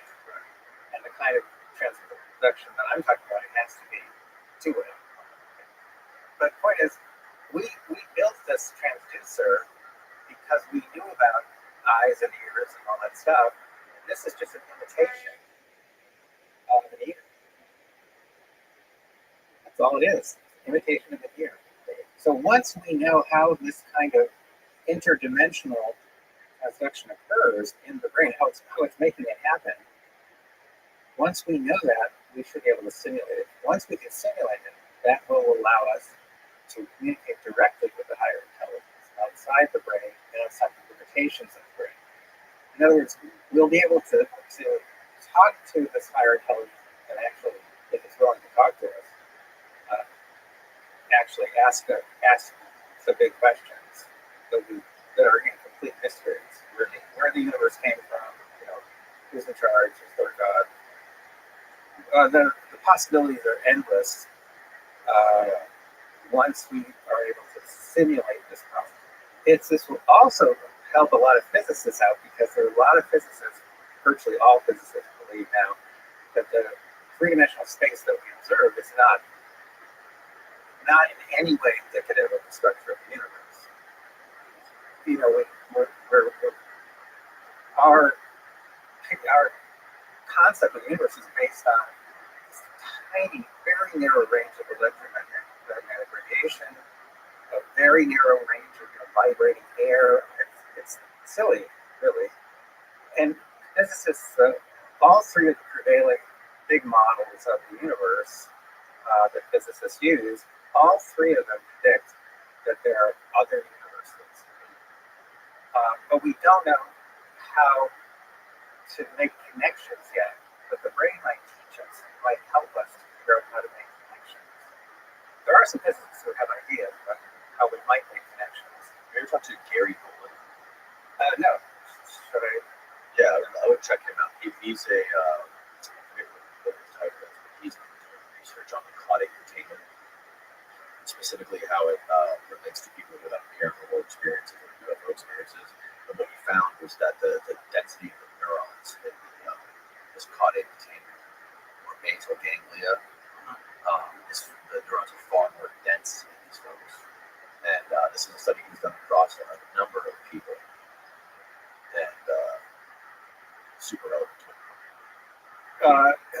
It is, but again, we're talking about correlation. Yeah. And so correlation is always very limiting. So we're saying people who have, behave in a certain way, they have these characteristics in the brain which appear to be somewhat unique. Right. But that's just correlation. Right. So as I say, what we're after is something very, very ambitious. 100 years ago, one couldn't even have begun to investigate something like this, but now the labs exist. Equipment exists. It's just being used for relatively trivial purposes. This obviously is not trivial. We can find out where this is occurring. Crazy experiment. I don't like it, but imagine building a room that prevents this connection from occurring. That would mean that when someone walked into the room, their language and cognitive abilities would deteriorate dramatically. Yep. So everything that happens, everything we do is being streamed. It's live stream. Nothing's stored. Brain's not a storage device. Positively, our brain is not a storage device. So, no, really, probably the best, or at least the most widely read piece I've ever written is called The Empty Brain. And that's what it's about. And it was published in the AM magazine, based in London. And when they posted it, which was 2016, I think, it crashed their server. They got 2 or 3 million views, I think, within the first day or two. 250,000 shares on Facebook. Wow. A lot of it critical, because what I'm explaining there is that there is no memory in the brain. And I'm also explaining that the computer metaphor that we use to try to explain how the brain works doesn't it. It's not even slightly valid. It's just a metaphor, and that we don't know how the brain works. So NTT was years later was my way of trying to figure out a testable theory of how the brain actually works, and it takes care of the memory problem. Wild stuff, man. Thank you for doing this. Sure. I appreciate your time. Again, remind people all those links where they can go. I'll just Thank you. I appreciate it. love you say it. Oh, say all the links. Yeah. What's the name of the people? All of them. MyPrivacyTips.com. Rapid fire the website. MyPrivacyTips.com. Very important. Americas with an S. AmericasDigitalShield.com. Neurotransductiontheory.com. I think I mentioned a few others, but I think those are the most important. Dr. Epstein, thank you so much. I very much appreciate your time. This was really fun. Danny, you're an amazing guy, and I've enjoyed every minute talking to you. Thank you. All right. Good night, world.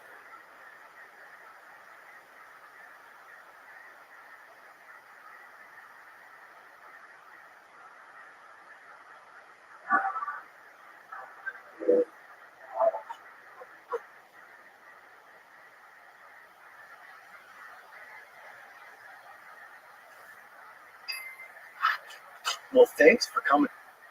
Yeah, I'm really excited to talk to you. Thank you. I, as I said, I appreciate your show. So for people that don't know, can you kind of give us a summary of your background in the government with the Bush administration and then getting into like finance and all this stuff? So I grew up in Philadelphia, and I got very interested as a child. I got very interested in money and why everybody was destroying everything on the theory that somehow that made them money. And so I decided I was going to understand how all the money worked in a neighborhood. And what I didn't understand until I went to Wall Street is you literally have to know how all the money on the planet works to understand how money in a U.S. neighborhood works. Because it's organized, it's very centralized, and it's organized so that, so if you and I go to the White House, money works in housing, here's how all the money works in the military. But it doesn't say here's how the money works, in West Philadelphia. So you can't, now with relational databases, you could, and I've worked on that. But anyway, so I went to Wall Street because I wanted to learn how the planet works. And I went from sort of department to department to department, learning all the different markets. And then I figured out, it's all being rigged for Washington. It's the Treasury and the Fed. So I got to go to Washington. So I went to Washington. I was a partner at a firm called Dillon Reed.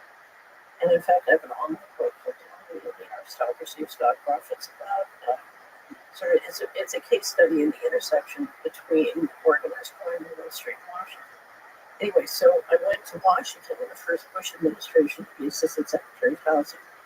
And it's the Federal Housing Commissioner. And that's the person who oversees all the mortgage markets, both the credit, most of the credit, and the most regulation. So, and I went smack into all the mortgage corruption because a lot of the black budget is financed with mortgage fraud. And anyway, so I left, but I discovered the internet when I was in the administration. And so I created an investment bank that could use software tools basically to get all the information about how the money works and make it accessible to neighborhoods. So anyway, but my company, I started from Bill Hamilton Securities Group, it was very successful. And we got hired on competitive bid by the Clinton administration. So I worked in the Bush administration for that. Hired by the Clinton administration to be financial advisor for the FHA. Then we led $10 billion of mortgage auctions trying to stop the mortgage fraud, which was they had other ideas. They wanted to take the mortgage fraud the other way so we could have the financial crisis. Anyway, so I ended up in 11 years of litigation with the federal government, with the Department of Justice. Have you ever seen the movie Enemy of the State? Yeah, Will Smith. It's been a long time. I played Will Smith in real life. Oh, Yeah, I played Will Smith in real life. So we had 18 audits and investigations, 12 tracks of litigation, physical harassment, the smear campaign. It was right out of the movies. And of course, so Will Smith is a successful attorney. And in fact, his office in the movie is right next to where my office was, our company office was in Washington. And, everything's crazy and it won't make sense until he finds Gene Hackman, who's a former NSA employee, who explains how covert operations work.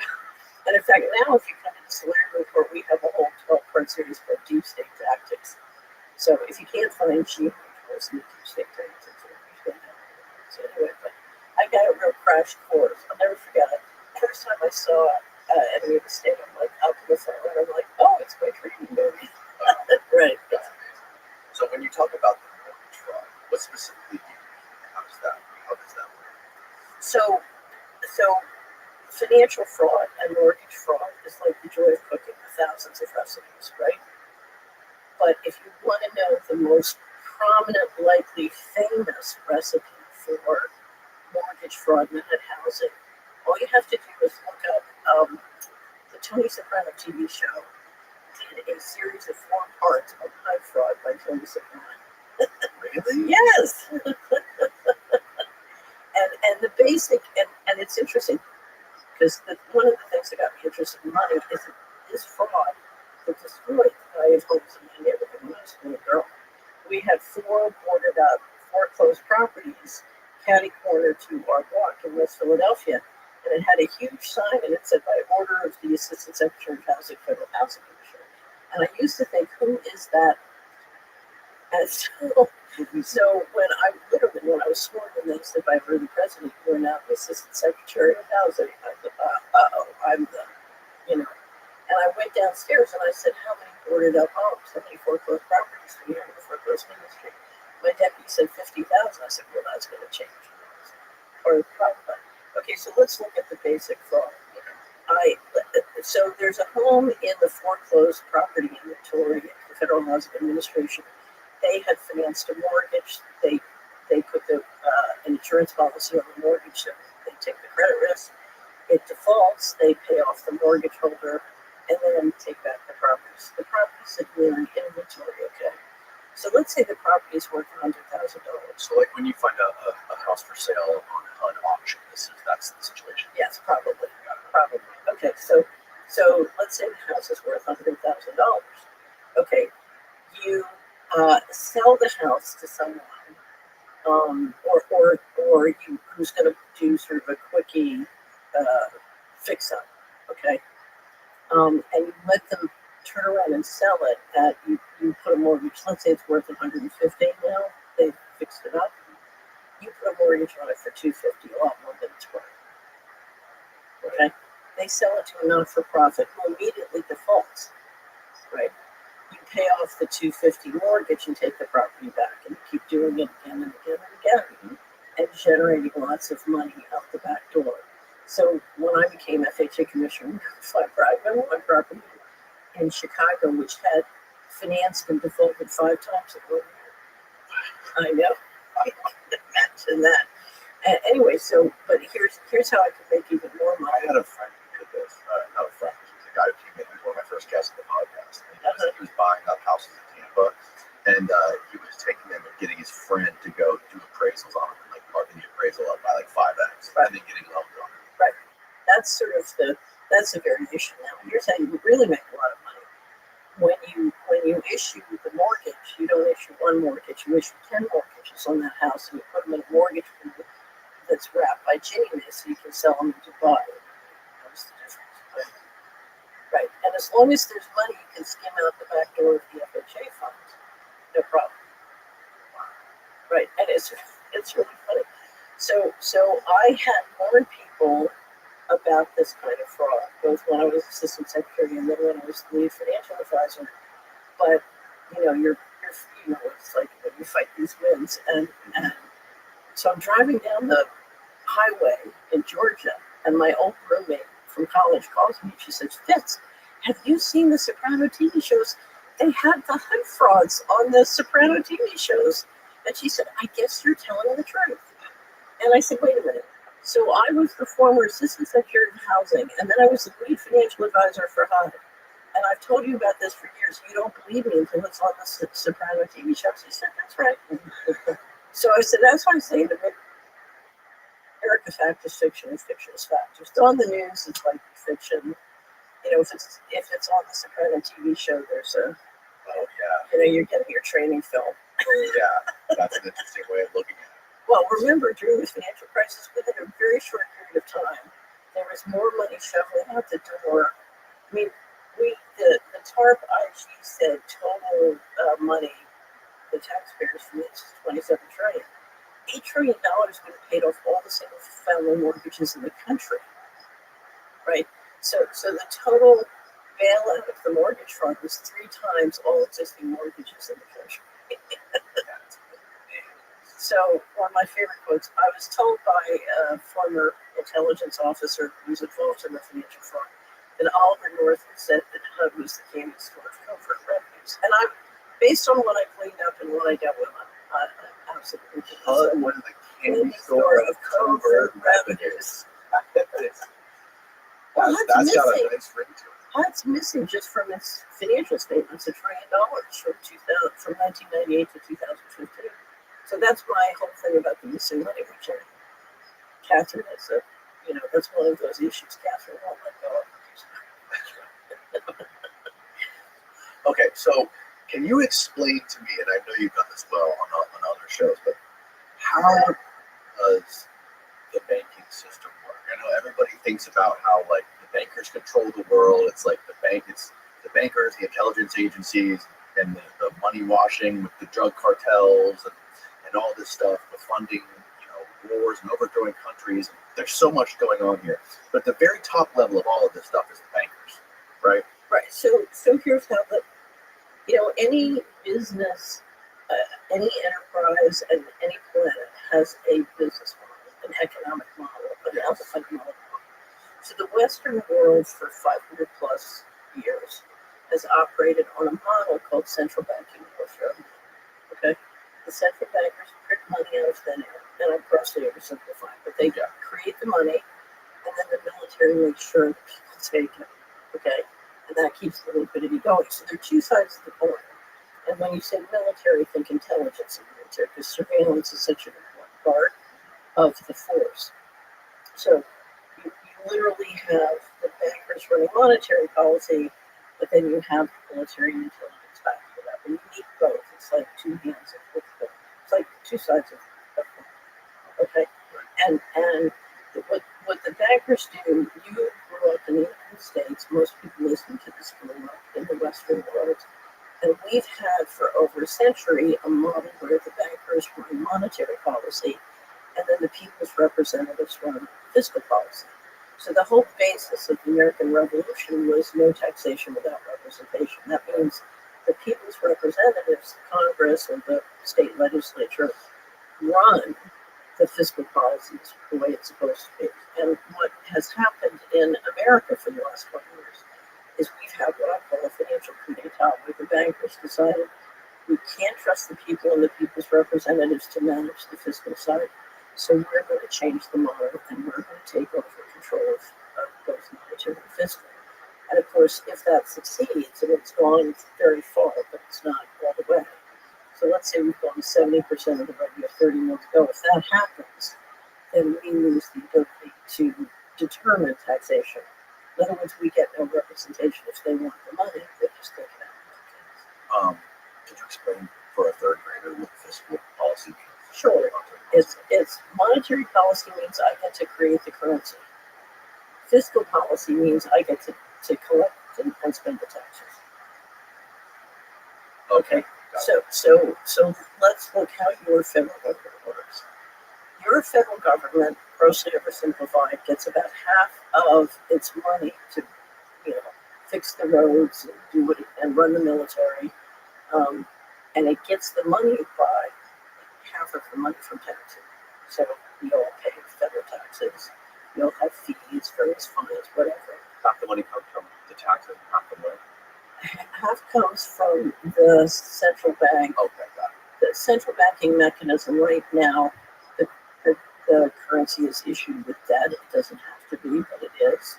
So the New York Fed, so the Treasury, your bank account as a citizen is the New York Fed is the depository for your bank account. Okay, so they are the federal government's bankers. The Treasury account is at the New York Fed and its members' banks. But the New York Fed is owned by its members, but they also act as agent. So you're going to have the largest banks in the country owning and directing the New York Fed, choosing its president, but also, doing depository functions for the Treasury. So they, as agent, are also doing bracelets for the Treasury. Okay. So they have a function called primary dealer. And a primary dealer is authorized to go borrow money using Treasury bonds and bills. So they borrow money, so that's sort of part of how the currency gets into existence, and they put it in the Treasury bank account. So half comes from taxes, and half comes from borrowing, a lot of that coming from your retirement or my pension fund. Wow. Okay, so our retirement fund, or it could be a Norwegian pension fund or a sovereign wealth fund, are buying Treasury bonds, and the money is going into the bank account, and that's where half comes from, which is why if you're the president of the United States, it's like getting an allowance from them. If you don't do what that wants, you're not going to get your You don't have sovereignty. You don't have financial sovereignty. And you don't have information sovereignty because you, as the president, can't have a private telephone call you against intelligence agencies. Even the president. Especially the president. Especially the They'd much rather know what he's saying than you or I are saying. I guess that's true. Right. Okay. Wow. Right. So how are you going to run a government if you don't have information sovereignty? You don't have financial sovereignty. How are you going to do that? That's a good question. What do you think? So have you heard my red button story?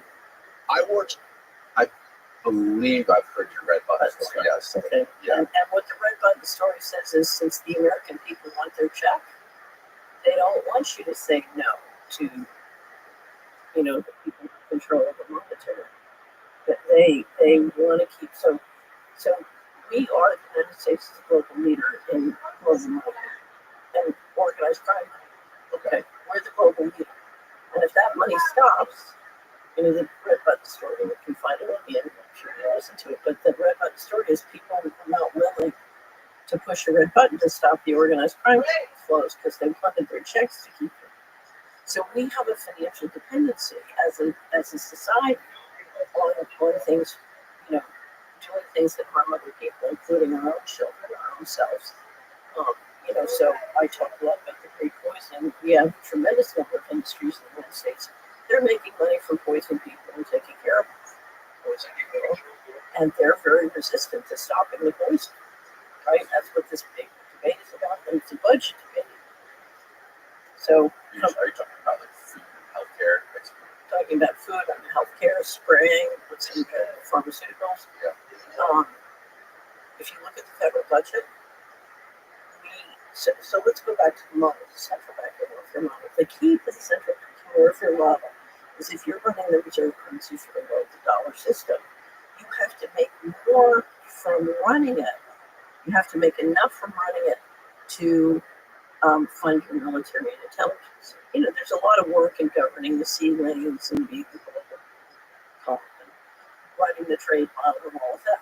Yeah. So you have expenses. So when you hear the president yelling at everybody at NATO, like, you have to share more, what he's saying is that the subsidy from the dollar system minus the interest on his debt minus the cost of military intelligence is no longer working, and he's got to rebalance the model. The subsidy? Yeah. What do you mean by the subsidy? So running the dollar system, you get to extract a tithe. So let's say tomorrow we created Danny Jones dollars, okay? And whenever you wanted some, you could just print it off your computer. And you could pay people throughout this community for food or or for services, for doing your landscaping with Danny Jones dollars. And you have your own printer. That's a big subsidy, right? Right. That is a big subsidy. That's an unlimited subsidy. And it's not unlimited. If you have to pay everybody in America off to go along with what you want to do. So part of the big cost of running the model is the American people vote based on domestic issues and don't understand what's involved in running the whole global model. And so you've basically got to buy them off and pay them off to get them to sort of go along with what you want to do. And that's expensive.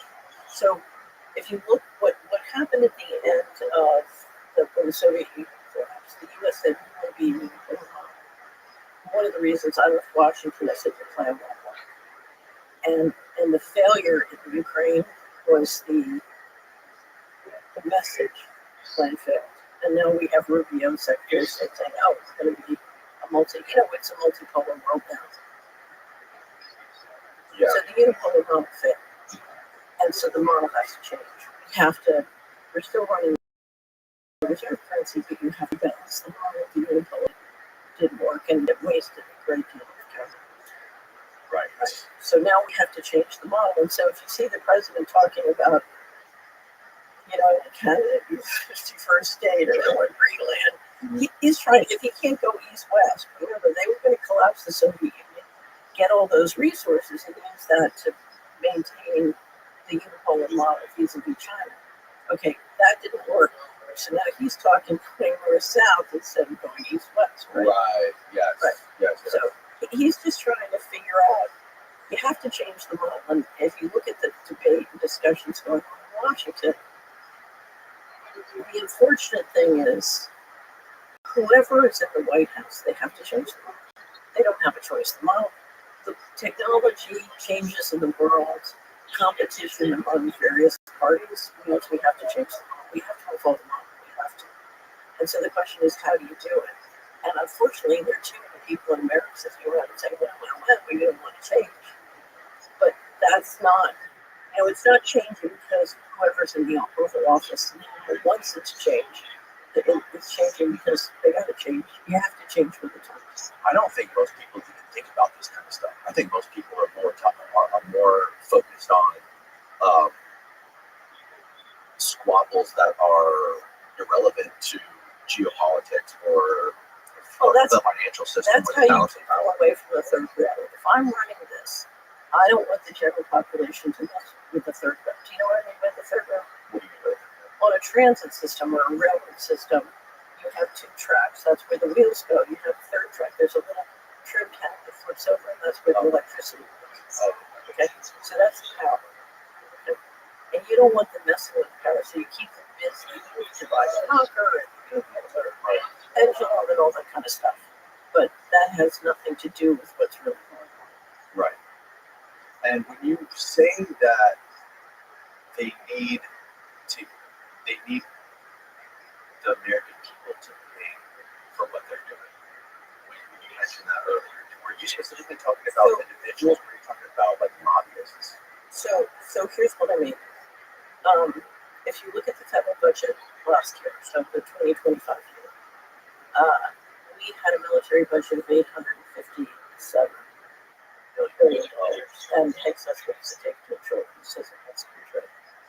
The HHS budget is 1.8 trillion, and that's because we're all poisoning each other. American people are poisoned, chronically ill, and our if you look at our healthcare system, it's almost double the cost of Switzerland's healthcare system. So we spend more per capita than just any country worldwide. And so it's very expensive. And so Mark Skidmore, who is the professor at Michigan State University, has helped me a lot to document all the money missing from the federal government. He just finished a calculation. We just did a show with him on disability report. If we cut disability, so the number of people in America who are disabled back down to 2010 levels, you would drop that HHS budget by $500 billion. Right. So that's what it costs to poison the population. And that's why this battle around the HHS budget and policies is so fractious, including the fact that the government is legally liable if the truth comes out for poisoning Americans. Which means, if you look at what Toby Rogers says, Toby Rogers is the guy who's really tried to cost out the price of autism. So I got onto all of the HHS issues because I was an investment advisor. And what I discovered was that healthcare fraud was the number one cause of family bankruptcy or loss of family life. And number two, in my experience, was financial fraud. So people were just losing their health because they were being lied to. They were being lied to by the healthcare By system. hospitals, Everybody. really, like legitimate healthcare Yes. organizations. Yes. And many of those legitimate organizations really didn't know. I mean, my father was a very successful surgeon. You know, I sort of grew up. Fortunately, we'd say, Daddy, what did you do today? And then he'd really tell us. Oh no! Oh, yeah. No, the dinner table in our apartment was where we used to read the surgical books for fun. What kind of surgery? It was, he had, during the World War II, they had taken the University of Pennsylvania Hospital and literally picked up most of the people and the organizational structure and moved it under Stillwell to Burma. So he grew up in, or he did his internship and residency in China, Burma, doing trauma. He was a master, right? And when he came back, you know, because a lot of the big improvements they make in surgery happens in wartime because they have so much, so much opportunity. And when he came back, he worked and redesigned how the emergency room should work all over the country. Yeah, and well, it was really funny because both sides of my family, all the competition were very competitive people on both sides. But it was like, okay, who did the most to save civilization today?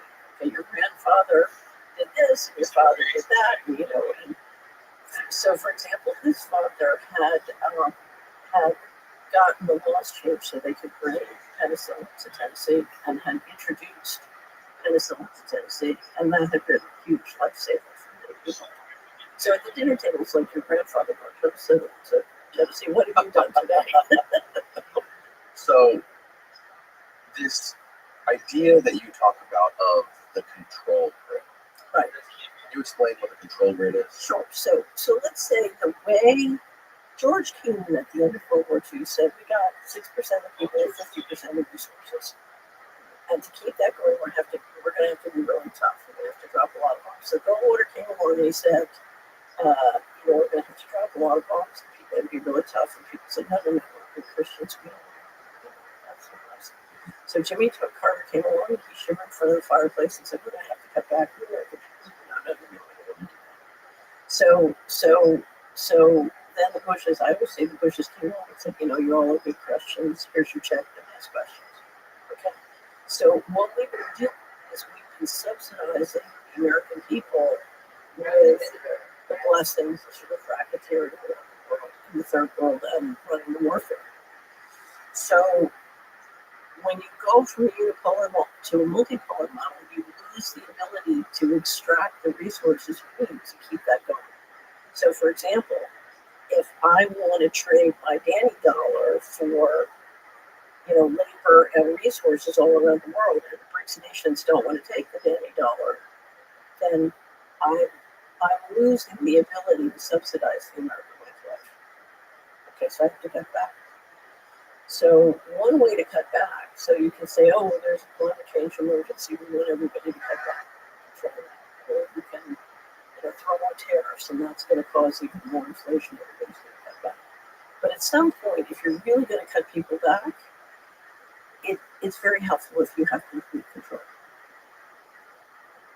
So if you're the bankers and you want to control fiscal policy and collapse the current constitution system, if you can exercise complete control with digital technology and an all-digital financial system, you have complete control. So go back to the pandemic. If we say, okay, we want you and your family to lock down, then suddenly your money won't work outside your house.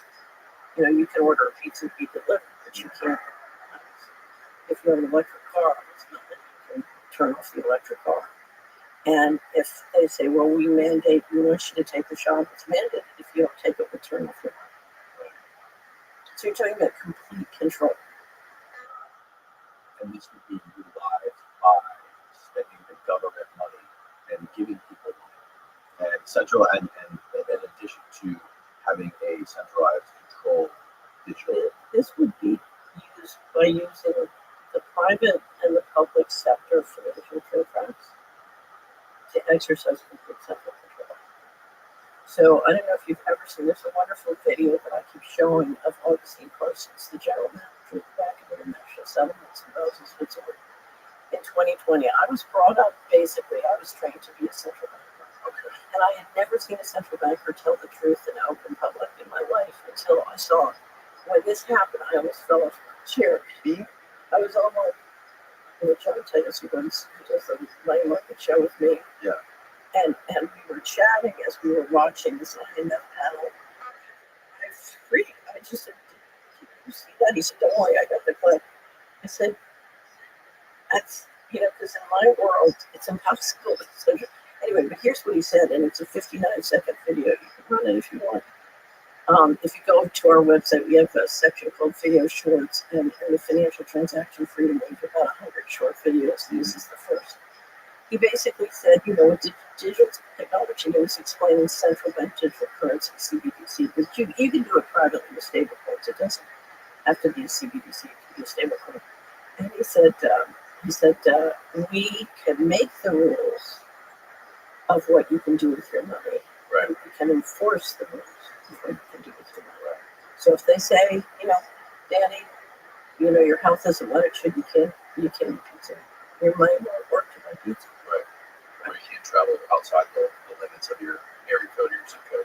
Then your credit cards turn off. You go out there to get my gas, get my food. Right. But the reality is with AI and software, I can make a entirely granular control system just for you, one person at a time. Right. And so I can do it for broad brush. It's 8 billion, and I can collect all the data and apply my social credit system just to you. If you're good, you'll get, maybe you can travel a little bit more. If you're bad, you get that. Maybe you can explain this to me, because I've never had anyone explain this to me before. There was a story that came out a couple of years ago, and I forget the name of the country, there was a country somewhere in Eastern Europe where the United States basically offered to pay them like a couple $1 billion to mandate vaccinations and all these sort of controls during the pandemic, and they refused to do it. They refused the money. But basically, the United States was paying another country billions of dollars for these mandates. Right. Well, they do that all over the country and all over the world. I don't understand. I don't understand how that works. Can you explain, why? What is the benefit of us giving millions of dollars to some other random country on the other side of the world for them to lock down their own people? So there could be many possible reasons, but one is prototyping. So, this is something you're planning on doing in your own country, and you want to see how you could get it to work in another country.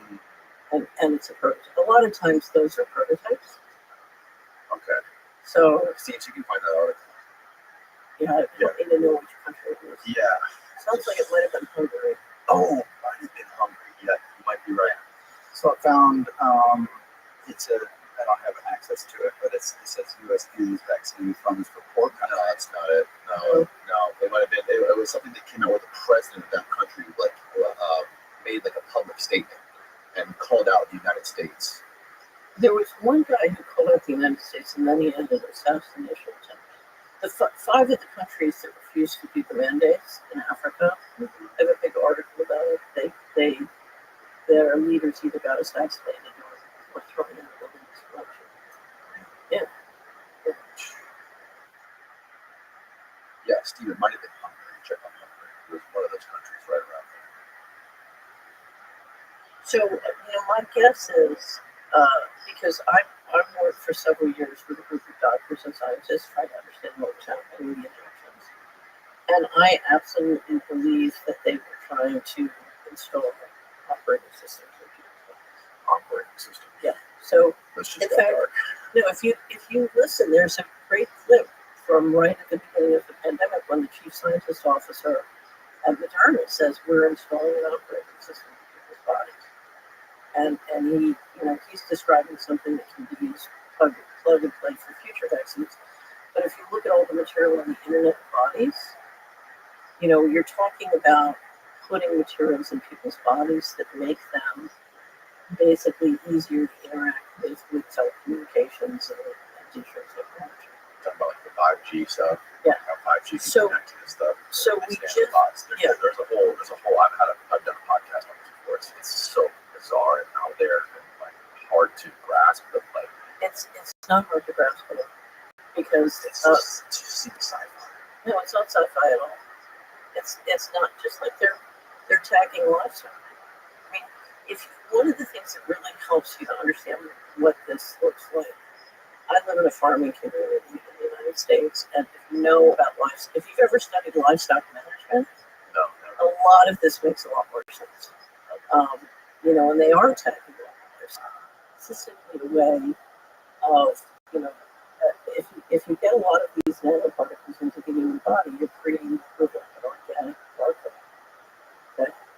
but I don't think there was actually any part of it as opposed to any So I strongly recommend you just published Patrick Wood at Technocracy News. I was the moderator. We just published the second symposium called Omnivore, and this one is called The Battle for the Brain, and it gets into the Internet of Bodies.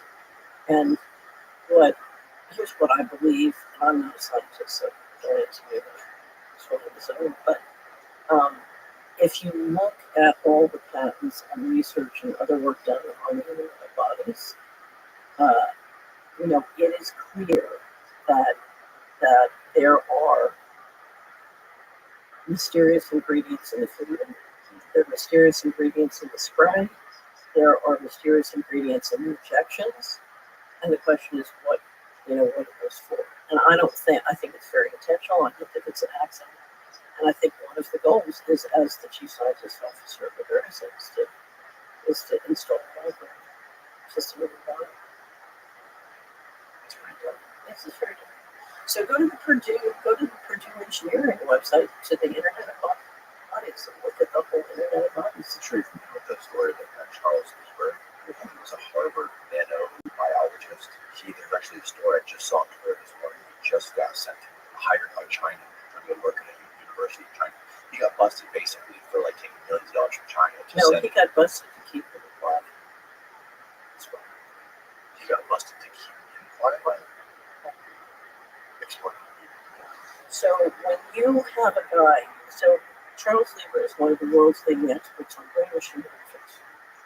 Okay, and he was working with the guys in China, in a very significant way. And he was I think he was the top expert at Harvard on brain machine interface. Right. Once they went after him early, they went after him hard, and they put him in a process where he had to be entirely shut up. Mm-hmm. And then, so they authorized Operation Warp Speed, which, remember, is a military program. And who did they put in charge of it? But they put the former head of research at GSK, who is what? A brain machine interface expert. The guy who ran Operation Warp Speed that Trump appointed was a brain machine interface expert. What's his name? Oh, it's Head long. of GSK, Glaxo. Head of research. Head of research. He had been head of research At Glaxo. and his expertise was brain machine interface. And what's interesting, for many, many years, I've worked with Clifford Farnicom on global spray, what's in spray, which is a GDO. And Clifford insists, we just did a huge interview with him at this report, that the materials, the biosynthetic engineered materials in the spray are exactly what's in the injections. And don't ask me about it because I can't explain it. Huh. Yeah, it's bizarre. No, here's the thing. If you are running the planet and you are a risk manager and you're worried about all sorts of risks and you can't tell people what's really going on, the question is, you've got to turn the aircraft carrier before it hits the iceberg. And that may be 20 years before it hits the iceberg, and you can't get people to follow you. And so it's very attractive to have complete control and to be able, if you look at the amount of money that's spent to influence people to adopt this opinion or that opinion, to keep them busy or keep them away from the power line, the biggest investment almost in this society is persuading people, to believe a fake reality. And how specifically, where does that money go specifically? Like not just to news organizations or like TV networks, but like do you have any what is your understanding of how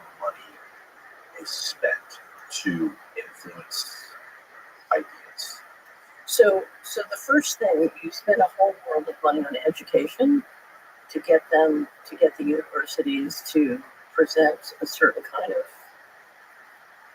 view of the world, and to promote certain things. So it starts with education. A huge one, of course, is media. So media is also, in all the different ways we know it, from news to social media, is affirming and encouraging people to go certain ways. And it's not just official ways, like, oh, please go, vote the next election. It's entrainment. It's subliminal program. There's real mind control going on. And you're pumping that out whether you're watching sports, you're pumping that out whether you're watching porn, you're pumping that out to get them to think that certain things are real, other things are not real, to hit them in certain directions. So you have enormous overt media and enormous covert media. Right? It's affirming all those things. Now, your third big expenditure is on intelligence, because you're now tracking. So with AI and software, I can track every person, and I can watch what they're thinking and saying and doing, and I can feed to news if I want them to go in a certain direction. So if I announce lockdowns and I want everybody to really lock down, then I persuade them this is all. We persuade everybody there was a pandemic when there was no pandemic. Right? Pretty amazing. Yeah. It's we're in a world now where everyone has their own reality, unfortunately. It seems like the idea of what is true is slipping away.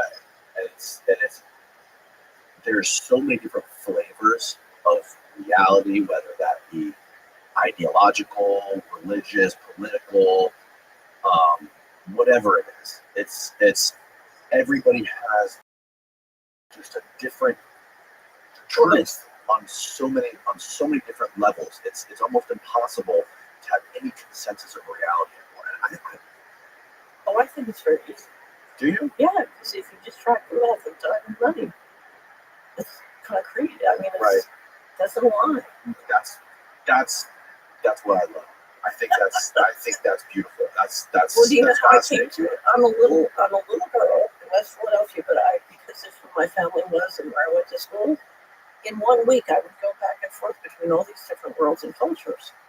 And I couldn't make sense of anything because everybody was lying. They were lying to themselves, they were lying to each other. It's like I've been born into a nut house here. Mm-hmm. And so finally I thought I have to find a way to navigate this. And so what I came up with was the mathematics. I love math, and that's my math is one of my interests. The mathematics of time and money. And what I discovered is if you could figure out the math of time and money, then you could figure out reality.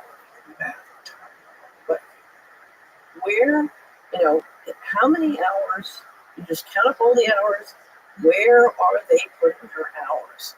Okay, count up all the money, where are they putting their money? How do they spend their money? So I'll give you an example. When I was the assistant in 1984, I overheard two guys on Wall Street billionaire types talking about how they were going to roll out a trillion subliminal programs on TV. And it scared me to death, and that was it for me on TV. We never had another TV again until the administration.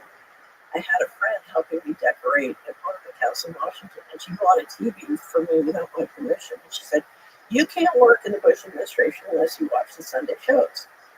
So I had it for a little while, and I didn't like it.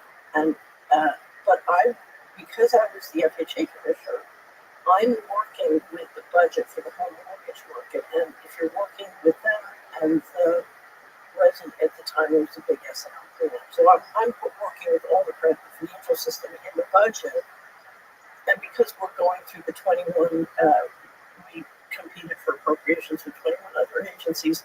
I basically had to run the whole budget. So I'm sitting there tracking day to day exactly what's happening in the budget. And then I'm watching, so we're over here whacking up the money in the budget. And you get on the Sunday shows and they're talking about what's going on, and they got this whole fantasy about what's really going on. It's got nothing to do with what's really going on. They're just like, well, yeah. And so for a year, exactly. It's the Truman Show. I'm watching. I know exactly what's going on because I'm looking at the money and I'm dealing with the money. And they're going la la da da da, and it's entertainment. It's got nothing to do with what's going on. So, but if you follow That's why, you know, What year was that? that was 89 yeah, 89 and 90. And that's why, so under the law, so there at the time, there were 4 mortgage insurance funds, but there are 2 of them were most of the money. So under the law, the big one, the single family fund, by law, the first thing I did when I got to Washington is I read all the law related to what my responsibility. I wanted to know the law, what am I responsible to do. So I read the law, and it said that I had sole fiduciary responsibility for what was then the $320 billion mortgage insurance fund. And I was required by law to run it on a self-sufficient basis. So the premiums we charged for the credit had to cover the default. So I'm required to run it. So I decided, okay, I'm going to try and get how much money we may be losing. So I called in the budget office, and they bring in the budget, and we're on 2/3 of the way to the ceiling with all the budget justifications. So I'm a speed reader. I read through it 7 times that weekend. I called the budget officer on Monday. I said, nowhere in this budget does it say whether I'm making or losing money. He said, that's not in the budget. I said, if I have sole fiduciary responsibility to run this on a self-supporting basis, I need to know that. He said, well, the accounts have that information. I said, well, give me their number. And they're calling me. He said, they report to different assistant secretary. You're not allowed to talk to. And I said, well, that's going to change. So, no, I had raised a lot of money for George H.W. Bush, and all I got was a pair of cufflinks, and the accounts moved over to report to me. So I did. I used all my poll, and I got the accounts moved over to report to me. They come in the first day. We are losing $11 million a day in the single family fund. So I said, look, all real estate's local.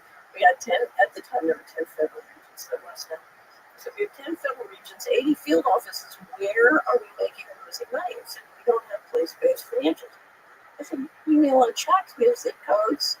I said, this is a rush. It's an emergency. Get the numbers. Well, it turned out we were making profit in 8 regions and losing everything plus more in 2 regions, which was, you know, it was black budget. It was the Bushes and Clintons. It was the Texas region, which included Arkansas, and the Colorado region.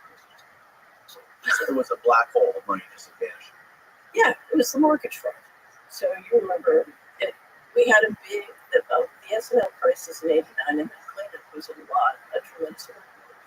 Anyway, so I can talk about all this kind of mortgage fraud all day long. And then the day before 9/11, Rothschild says that we have $4 trillion that No, was he unaccounted said for. they were missing, DOD was missing $4 trillion, but he said 2.3. He said it was 2. But it was 4. And I was working with a reporter, and we had a huge story coming out that Friday about the whole missing money and what it meant per person. So we had calculated for each taxpayer in each state how much you were missing. So, yeah. So that was the financial fraud which had started in 1990. Where did all that money go? Well, that's what I've been trying to figure out. And without the bank statements, I can't, you know, so I've tried to map out, because remember, did you ever see the old Pillsbury Doughboy commercials where they squeeze down on one and it pops out someplace else? Oh, I don't know about that one. Yeah, so you're probably too. So when the money started going missing from the Treasury and the federal government, the offshore havens started to just blur. You know, so this is going down and this is going up. And anyway, but I have tried to unpack where money's gone and what they've been spending.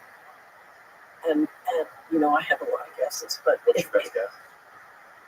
I think it's many different things. The first thing, I think you've been financing a new system. So I call it the breakaway civilization, but I think you've literally been financing a new system. And it's like when you're running a company and you keep the old systems going and you get the new systems up and you bring the resources over steadily. And then at some point you're ready to bring this down. And I used to say the pandemic was the breakaways breaking back in and taking over. But I think they've moved a lot of money out. And in theory, if you look at how much has been stolen, it's enough to run a global government on an indefinite basis. It is. How much roughly? So as of 2015, there was 21 trillion in undocumentable adjustments, but that's not cash. and it could reflect money coming in, so you could be bringing money in from the other side. So how much is net missing? It's impossible to tell. But given everything, I would be amazed if it wasn't at least that much missing. So now, what I think you've been doing is you've been making enormous investments in black budget technology and infrastructure. So, so I think you've got a huge physical infrastructure. Some of it, when you did 9/11, you were able to move a lot more black budget on budget, and so that sort of eased the pain. Because the problem with black budget, as in 9/11, was to get that money, you had to tell.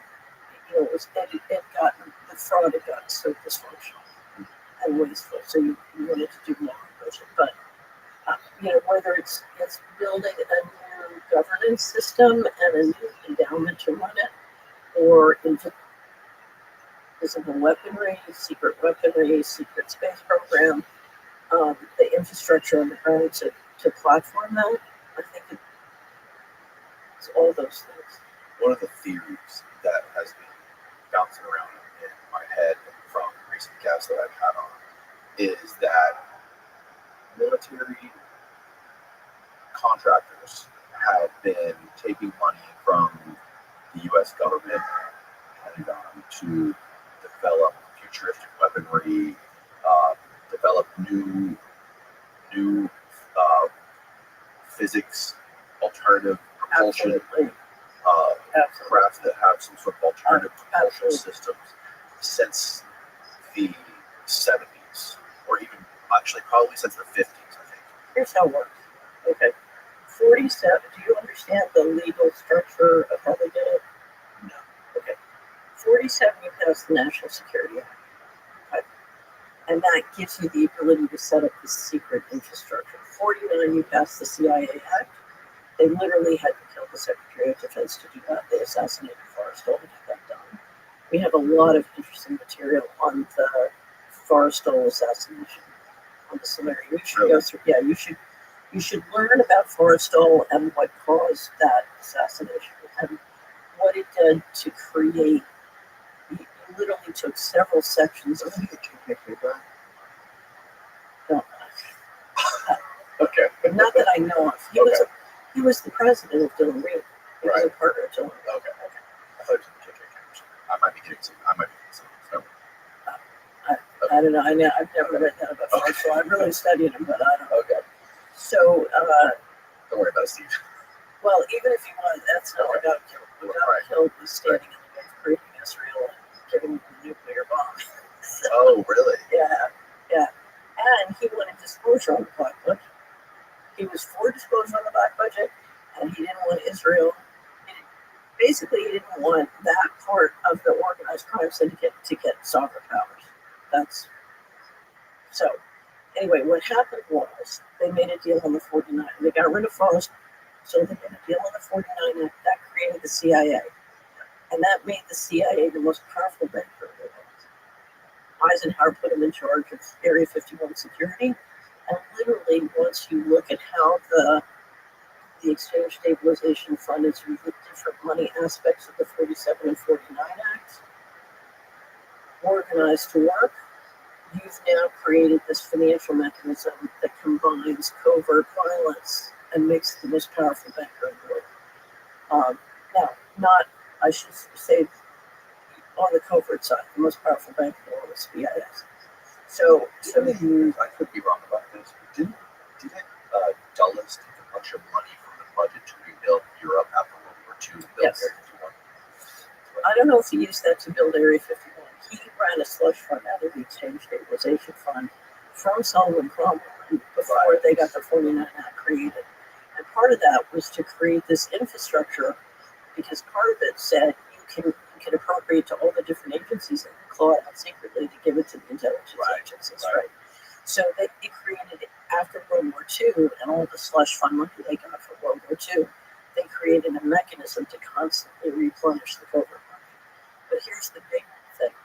When Bush came in during the Reagan years as vice president, his deal with the intelligence agencies was he gets to run, or with Reagan, was he gets to run the National Security Council. creates an executive order signed by the president, by Reagan, that corporations can do highly classified work. Now, let me tell you what that means. What that means is the Treasury can issue an infinite number of bonds and use that money to pay corporations to do highly secret things, including just gifting them all of the black technology funded by the taxpayers and moving it onto their balance sheet, and do it in a secret way that generates enormous profits in the stock market. Okay? So now you've got a way. Now, what's the number one source of campaign contributions? Companies like this. Capital gains. Capital gains. I have a stock that's trading at a multiple of 20. I give you $1 million a year contract. That goes up by $20 million. Your stock goes up. That creates capital gains for the investors and the executives, who then turn around and they or their law firms make political contributions. It's a kickback site. Okay. So if you read my book, I have an online book called Dylan Read and the Aristocracy of Stock Profits. And it was designed to explain to you how that kickback system works. Right. Because, and the quote we have at the Church Street saying, make a law, make a business. So every time the government does something that makes stocks go up, they get a kickback of campaign contributions from that. And of course, the taxpayers funding the whole thing. Now, let's go back to corporations. Now I can transfer trillions of dollars of invaluable black technology into the corporations and fund them with taxpayers' money to own and develop it secretly and keep it away from FOIA. So you and I can put in a FOIA and we can't find out because it's behind the corporate veil.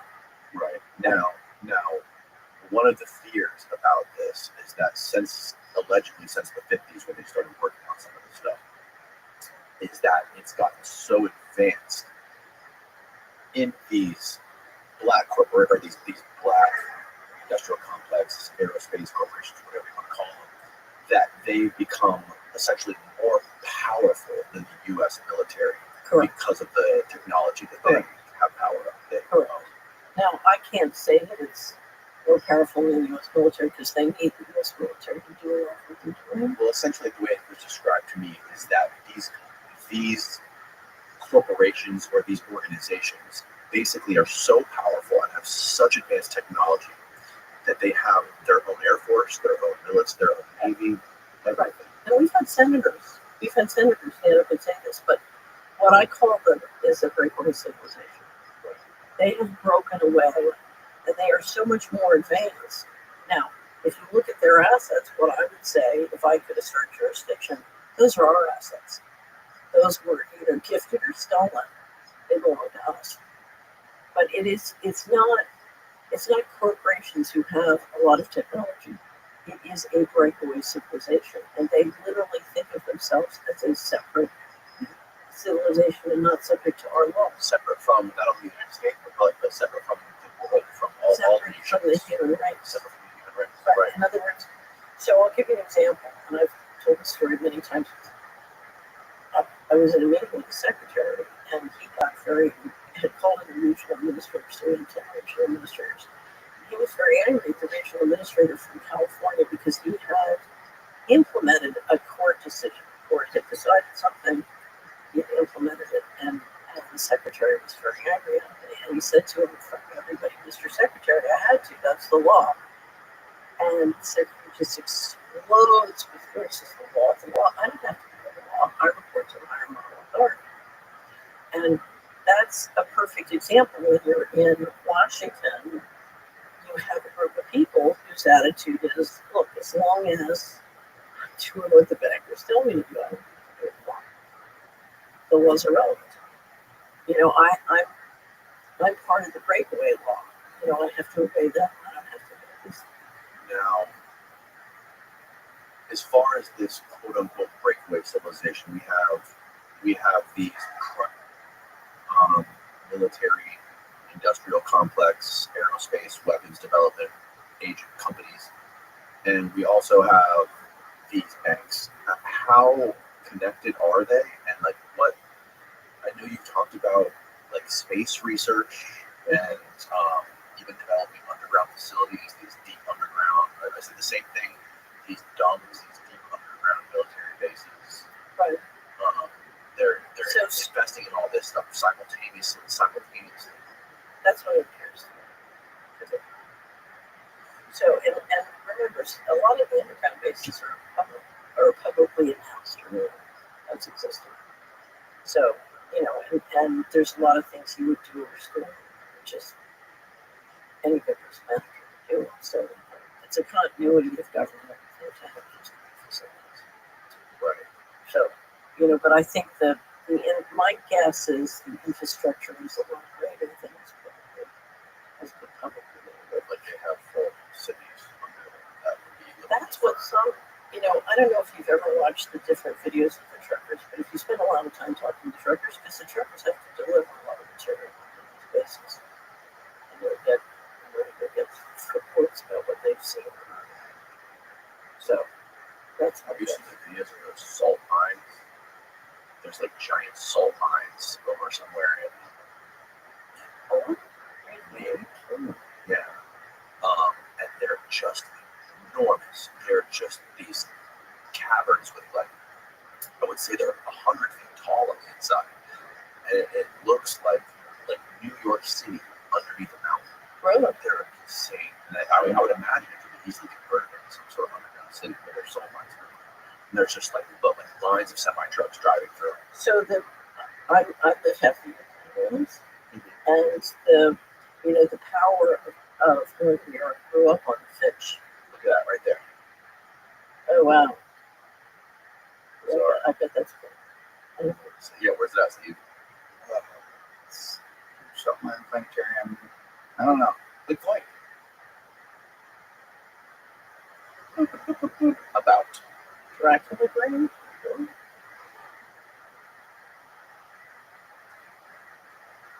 You can find So this, Steve. Northern We believe Europe in you. grew up on the cod and fishing. A huge amount of the wealth in Northern Europe came from the ocean, from Yeah. the fish. Right. But so I live in Friesland, and one of the things that made the Frieslands were amazing world travelers, and they figured out how to get the salt from the Polish mines and salt the cod, so you could put cod in a barrel, salt it, and you would have animal protein that was good for 10 years. So you could sail anywhere in the world. Wow. Right. All right, it's in Romania. Right. It's all the way in. Okay, well that would be consistent with Dracula's grave. Oh, wow. Okay. Yeah. Yeah. There's insane photos and videos of this place that are just And that's terrifying beautiful. too. Nice big Total Recall. Yeah. Look at that. So I will tell you that in my opinion, you have a corporate infrastructure which is literally out of control. So one of the things I used to have these fights with the defense contractors because I was required to get the accounts when I still needed data, and the systems were run by the big defense contractors, and they would refuse to give me the data, so I'd have these wars with them. Like, who really runs HUD? Is it the defense contractor, or is it the the person who's legally responsible?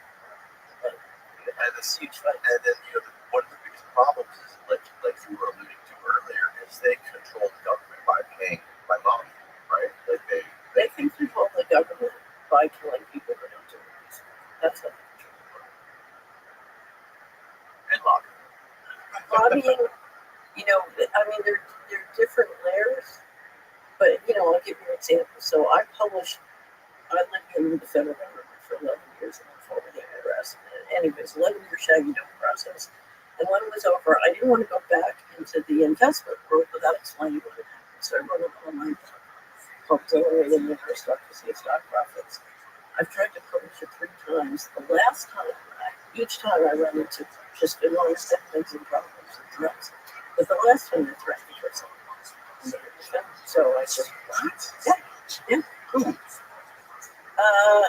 I can guess where it's coming from. I know how it was delivered, and I know who delivered the messages, but who started it, I can guess. But I don't know. But I took them seriously. I thought, okay, Was it delivered through somebody like in person? Somebody. Two acquaintances, one was somebody, but it's often said that the people who deliver the message don't necessarily understand what they're just right. And I thought there was a reasonably good chance that they would do it. So you never know. And you just published this book on your website. It was already online. So I just left it. It's not censored. It's there. Right. Right. Okay. So so first of all, what is the Bank of International Settlements? How are they tied to this Detroit civilization? So the Bank of International Settlements is a central bank of central bank. So it the 63 largest, most important central banks in the world belong to the BIS. The top central bankers meet them regularly. They have a group called the Financial Stability Board that defines systemically important institutions, which to me appear to essentially get some of the benefits of their sovereign immunity. And they have the power to move money and hold it on their balance sheet secretly. So if there's 21 trillion missing from the US government, in theory, you could move that 21 trillion to the BIS and have it sit on the BIS all day long and use the BIS to move it to lots of countries who then donate to the Gates and Bill Foundation, for example. I'm using that as a theoretical theory, see what I mean? But because they have sovereign immunity, we've created since World War II a whole network of organizations around the world who have sovereign immunity. They're above the law. So we have parts of the UN, we have the World Bank, they have all sorts of different variations of sovereign immunity. We have a whole bunch of them in America. And we've created this meta structure using international treaties or using the sovereign immunity entities for all sorts of behavior and economic activities that are not subject to our national laws. Essentially, for running the world. If you want to run the world, you can't obey laws. If you're I think you used this analogy before, the world is your house. And you're the owner of the house. There are certain things that you have to do that. Right. And it allows you to move a lot of money and a lot of data and information secretly. We talk about these banks and the people that are running these banks. Like, do we know who the individuals are? So in my experience, the system is run through committees. So I'll give you an example. When I was on Wall Street, a lot of the money in the United States is run through the federal budget because it's such a big portion. In any county in America, 40 to 50% of the income comes from the federal budget. Okay? So it really drives the economy. Okay, so the appropriations vote out their plan for the next year. So the recommended appropriations come out from the committee. And then the big questions. You what? No, you didn't touch me. How is life in your neck of the woods, baby?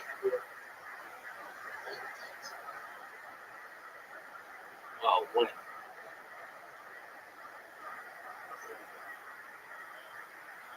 So you want to lose the table soccer? Is that what you're saying? Why did you beat me? When?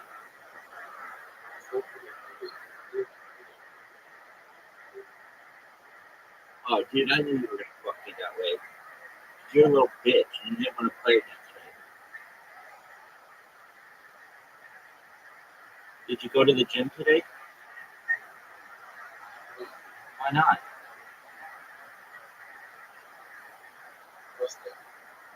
Okay. You need a rest from all your rest.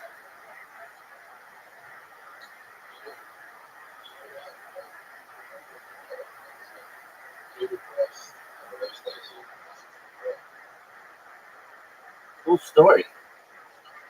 You want to get your ass kicked in table soccer right now?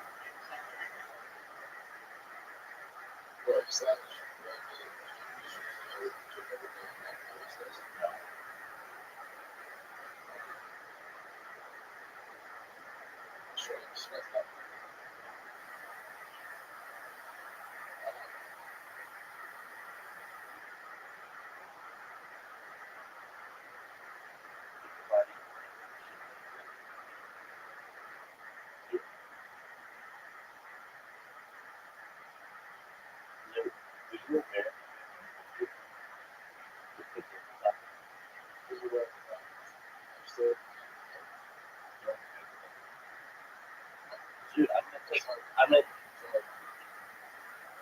Doug, I'm gonna take my food if you want to. Holy shit. Everybody's going to go fucking hide me. Yeah, I can't put something on my vision. I know the truth. But you're full of shit. Not when you're playing against you. Not when you were playing against you. Okay, your phone may have died last night, but it did not die while we were playing. You should be in the chat. Dude, I'm gonna take my sweater. That's why.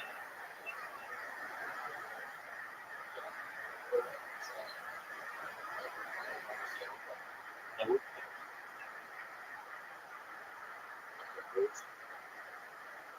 You should have been here, right? You're all day. You're jerking yourself off, bro. Cool, man. Remember that time that you accepted my game invitation and stopped being a little weak?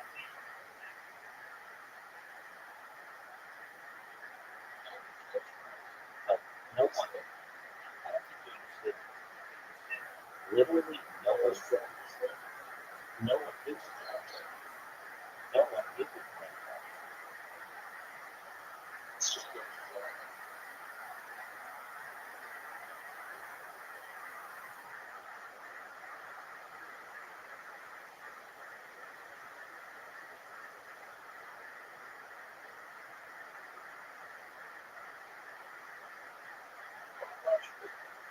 Okay, that's a cool story. It's really nice. And everybody likes it. Now, are you ready to accept my invitation?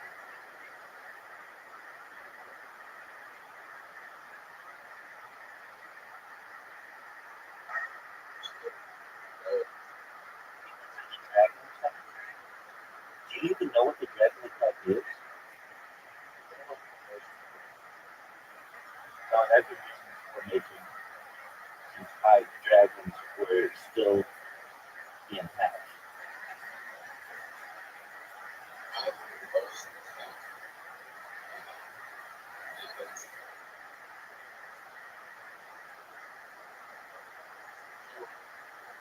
Did you think I could scrap it? Oh, come on. Are you fucking serious? Don't score it. Dude, that was an amazing turn of events. I'm impressed.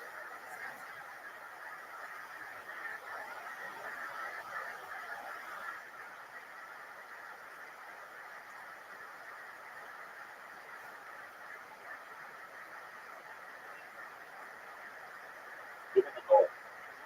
Thank you, dude. Dude, I really appreciate that. Thank you.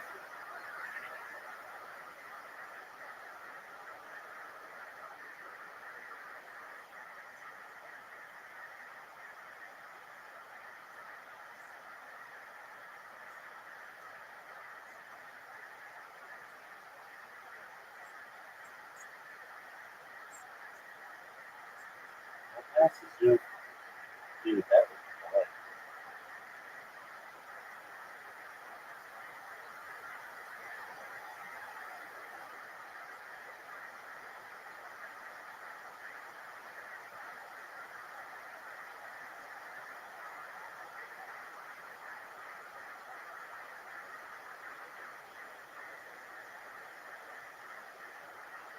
Okay, dude. Dude, you're playing out of your fucking face.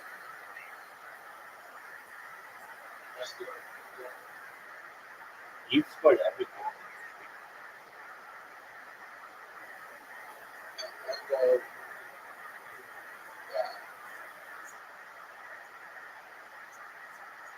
Dude, you've scored every goal.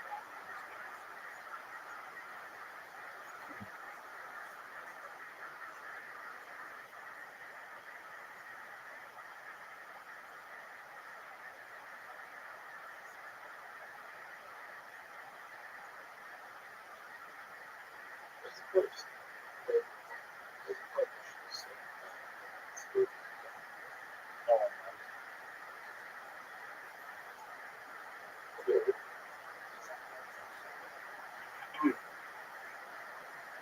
Now, here's an oh, this is serious? Dragon Attack. I'm coming back to it.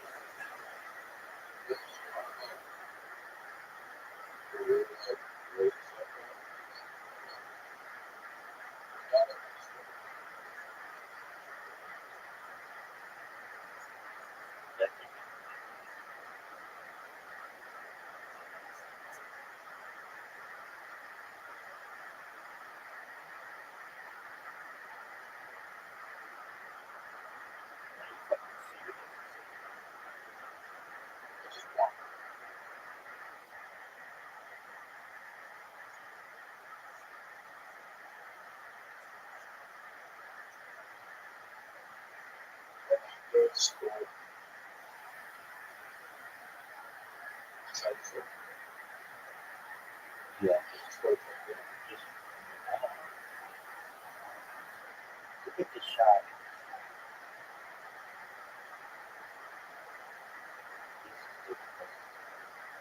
Oh, baby.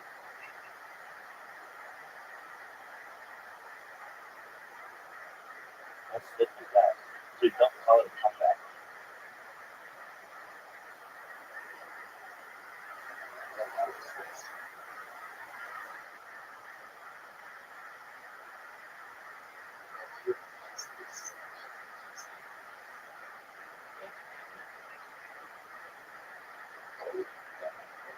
All right, well,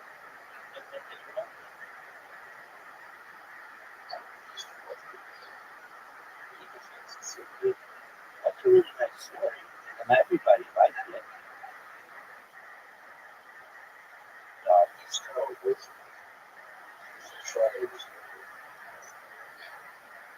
Okay, I like your stories. They're really entertaining. And now it gets fucking. That was a dude, dude, dude, dude. All I want to know is how much do you suck dick?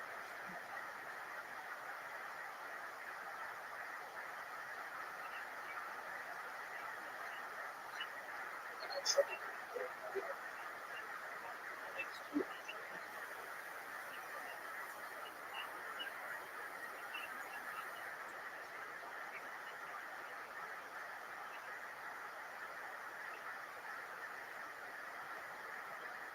So you could go, you're gonna drink yourself on the rock.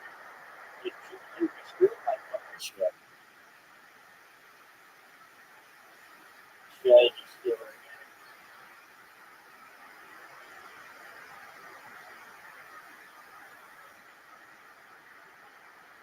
Dude, I'm pretty hard to play.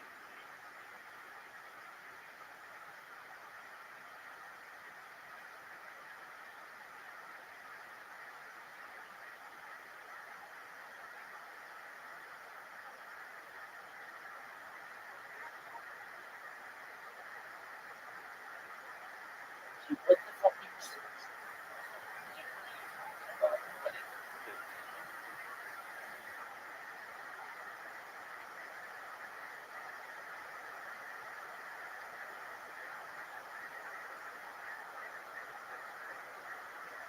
Dude, you're gonna go, you're gonna bring yourself back down.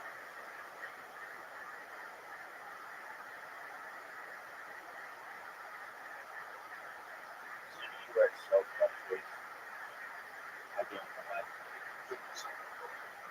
Okay, go. You don't have enough time, dude. I'm straight up. You're trying to go. Good job.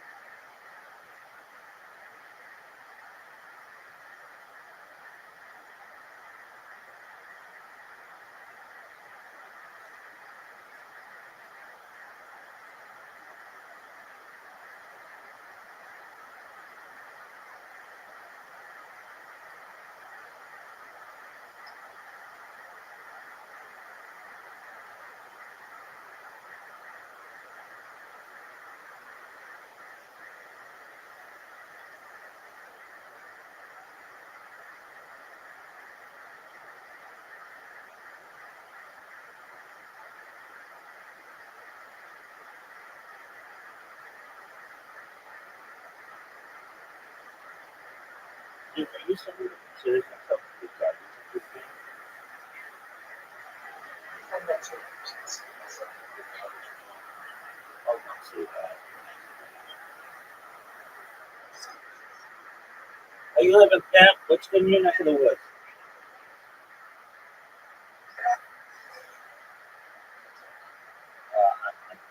Yeah, I'm talking about Twitter. Dude, come to the Discord.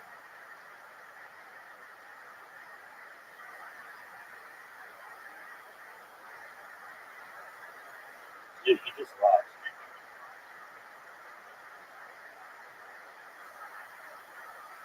Dude, if you're not good, I'm gonna make you play all blank bingo.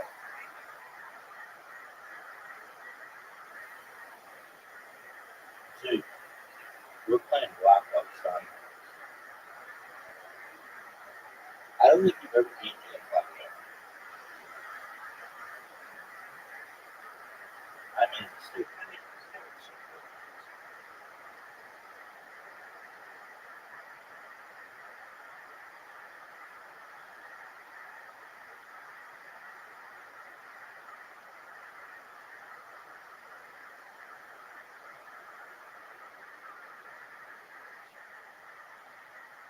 Dude, you're up, big dog.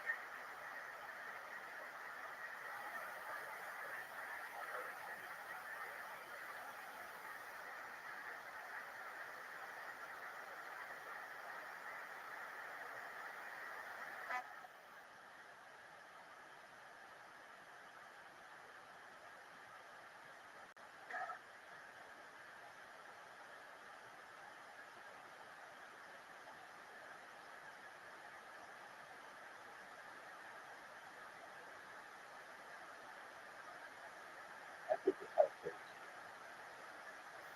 Dude, the BTS. This game sucks.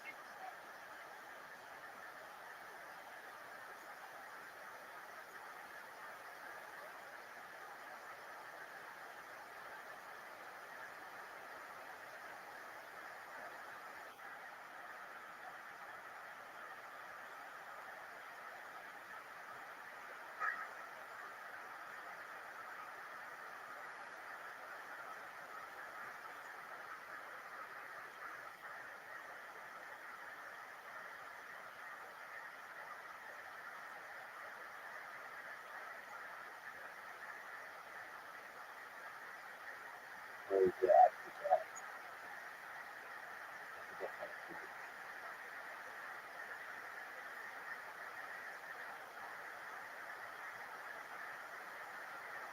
So did you.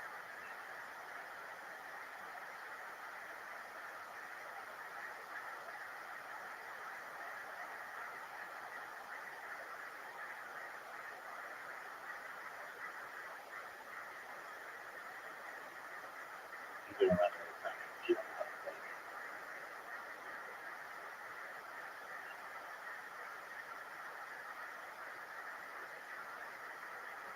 Dude, it's 15 minutes. You have no idea how to play.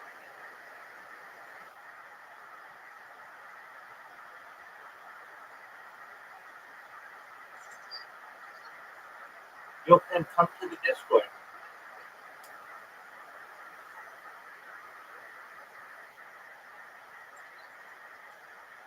Come to the Discord.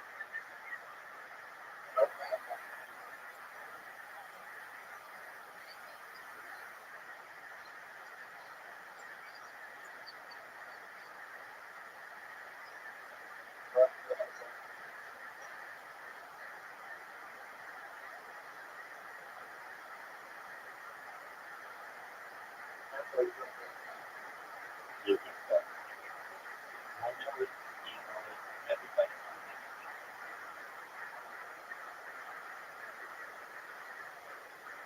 it. Like you.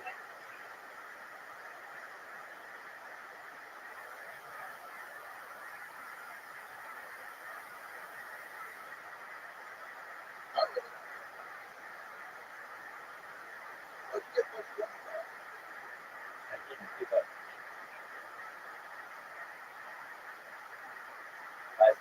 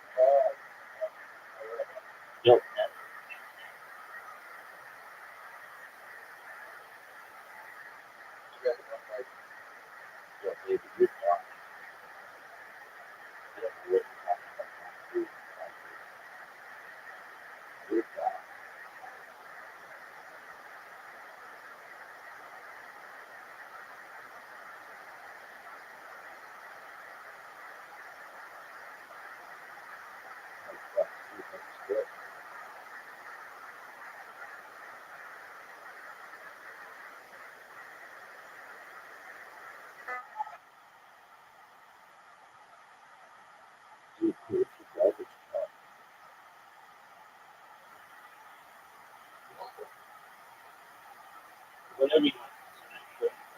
Right?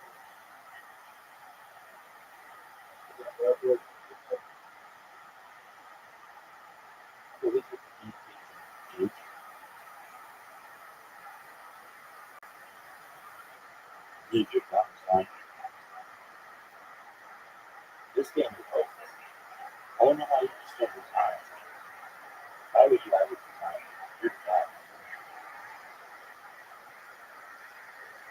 Dude, it's over. Dude, you're done.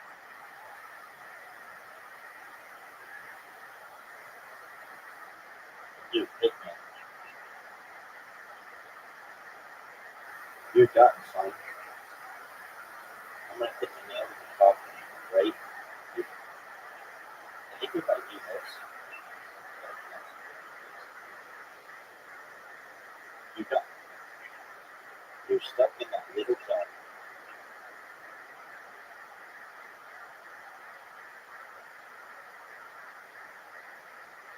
You can't get out. Again, 27, 47. And you're stuck. And I can hold you out in space, and you're done. So, this is the strategy. You're done. Why are you you're done? No, nothing's gonna work. That, and look at all the space that I have to ignore. Look at this. Dude, look at this. Look at all the space. Look at the score. I just keep backing on things.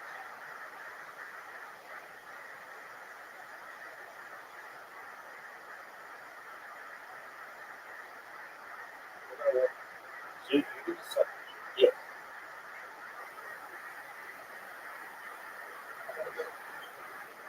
Dude, you're done. You put the hand in your best move. Look at all this space. Look at all this. Watch this. Not this. Just throw another 5 points here. And you're done. You can't put your shit on. That's the one person who's done it. Two places. Yo, what up, Pep? How are you? It's discord.move/Rabbi.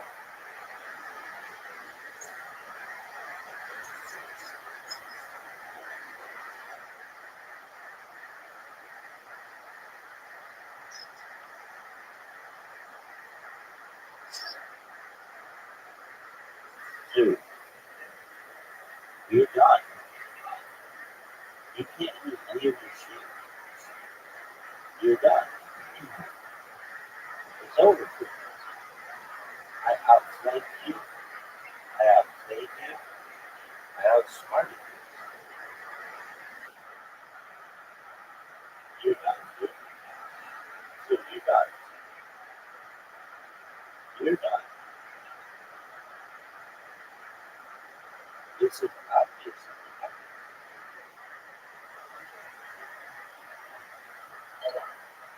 Now, I've never met anyone who has done it.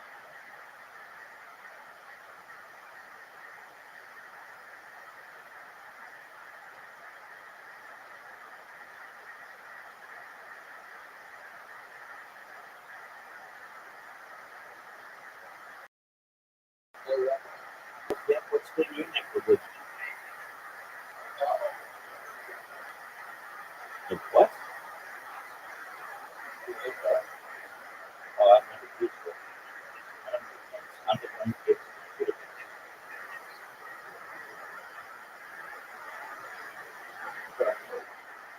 Yeah, sex acts. That's what I am. What do you want me to do, big dog? You want to grab my dog?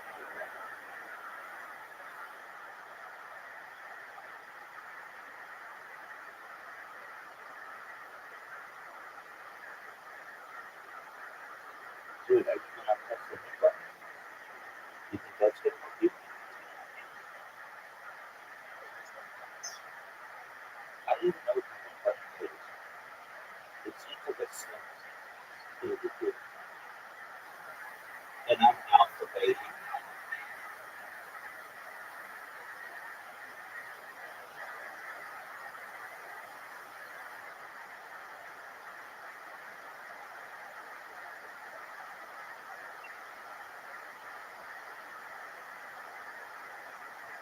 Dude, what are you gonna do?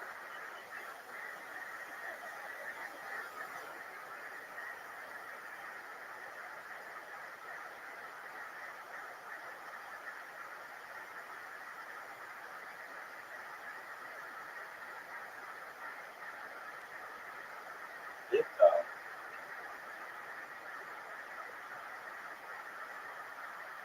dude, look at all these concepts going.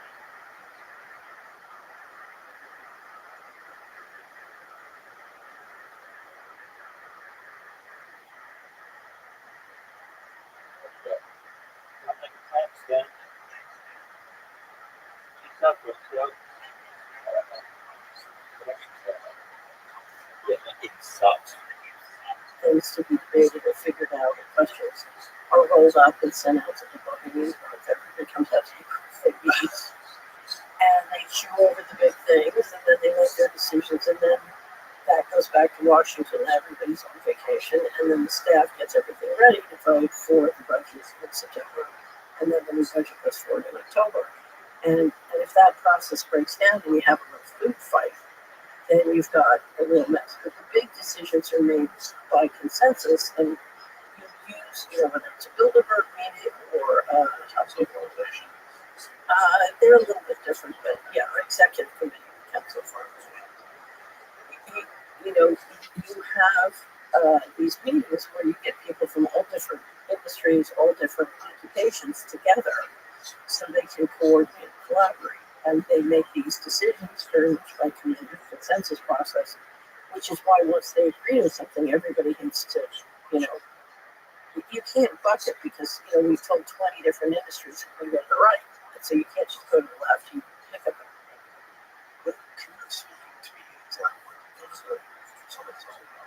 So I'm not that familiar with the Bilderbergers. I never, if you look at who I worked with, I worked with some people on Wall Street or in Rothschild Bilderbergers, but it was simply a more international version. And my guess is, if you look at grabbed so much booty at the end of World War II, I think one of the initial goals of the Bilderbergers was to manage that, that sort of pot of money. I heard that Peter Thiel and Eric Schmidt were the representatives of the United States. So more possible because the tech, tech is so important to build the control. Representatives Peter. Was to manage that, that sort of pot of money. I heard that Peter Thiel and Eric Schmidt were the representatives of the United States. So more recently, that's possible because the tech, tech is so important to build the control. So, and I hate to say it, the 21 trillion is, we sort of sucked out as much money as possible and put the government on the debt trap. But if you look at what they're doing now they're stealing all the data, and it looks to me like they're building up to steal the rest of the assets. What's left? Well, there's, if you look at if you have an AI and you want to build a control grid and a social credit system, the most valuable data you need is payment data. And so taking the social security address and the data is the most valuable data or something. One of the most valuable data. So that's worth, it's funny, Naomi Wolf and I were trying to cover this at one point.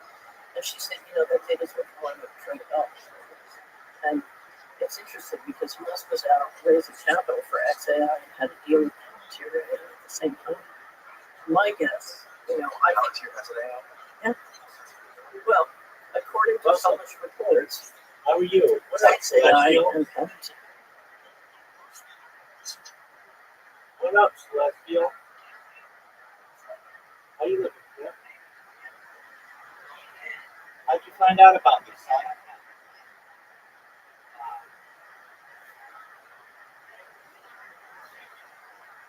From what Discord?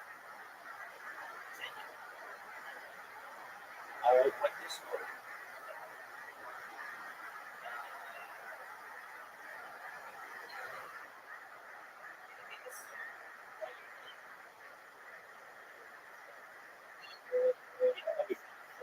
Everybody. How you living, big guy? Excellent. It's good you're not doing this. It's good in your neck of the woods. Yeah, it's the same. It's good around here.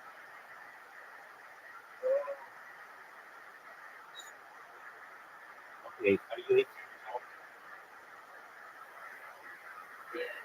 Are you? No, you're not. You gotta go. It said you gotta be. Take that. It says that on here. Bye.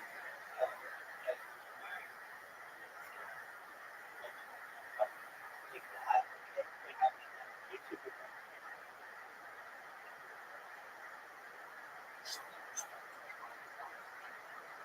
Here had made a partnership and was sucking all this data out.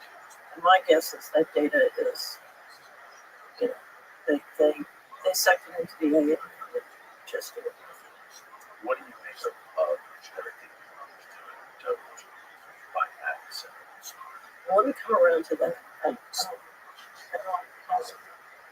The other thing is, and this is from a video, an interview held with him. He said, "Don't worry about that." So he's the Secretary of Commerce, but he was a primary dealer, and he was the guy who lived at Epstein for many years.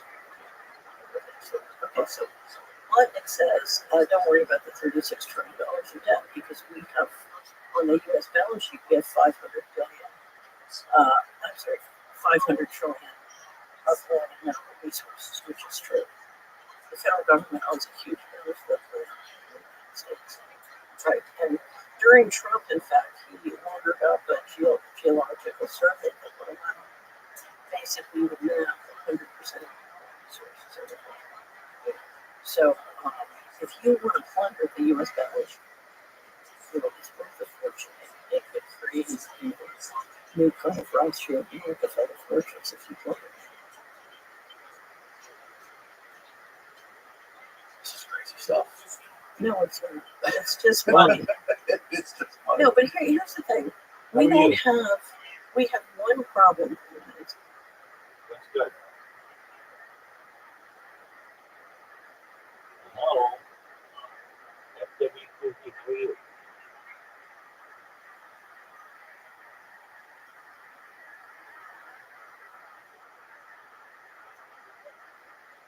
States. We have the secret governance system.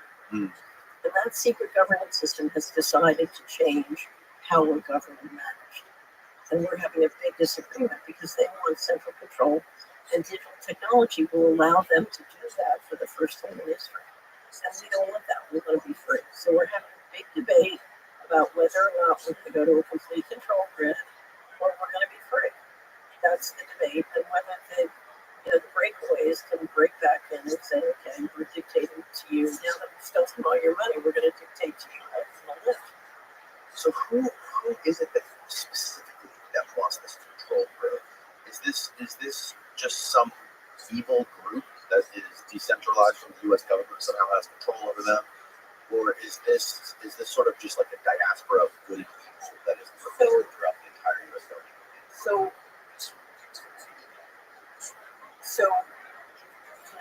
think of this as a dynamic discussion back and forth between the population and the people who are responsible to manage the planet. And if you come up through the layers of the financial system, with the bankers, the insurance, the whole thing, and then the people who make the top governance decisions, I can only guess who they are, but I have some guesses. They are responsible for the intergeneration. There's a capital, and they were responsible for risk. And they, over the last 50 years, in my experience, they have been exceptionally frustrated. they find managing the general population very frustrating and scary. Because remember, occasionally you have revolutions, people guilty, right? So they're afraid. My personal experience is they're very afraid of the human population because they are fewer and fewer men. Right. And they're risk managers and they think it very well. And what's happened is, particularly in the United States, you have a huge cycle of disrespect between the general population and the people responsible to the financial system. And the more the criminals get away with really bad stuff, the more they hit the general population. It's become a very ugly cycle of disrespect in a way that didn't exist when I was a kid. So, and that is dangerous because, well, look at the Great Poisoning. I mean, we have the U.S. government systematically poisoning and killing the population. The COVID pandemic was a mass atrocity. You've killed millions, or you've killed or disabled millions of Americans, potentially. And why do you think depopulation? It has to do, so the budget deal in 1995 broke. And that was, it was described to me by the top pension fund. The president of the largest pension fund in the country described it to me in 1997. He said, they've given up on the country, they're moving on, and it's starting to fall. So a concerted effort was made to put the government and the retirement system on a sound financial basis. It didn't work. They decided, okay, we're just going to start pulling money out. That's when the financial crisis started. And that is when decisions started to be made that systematically were life expectancy.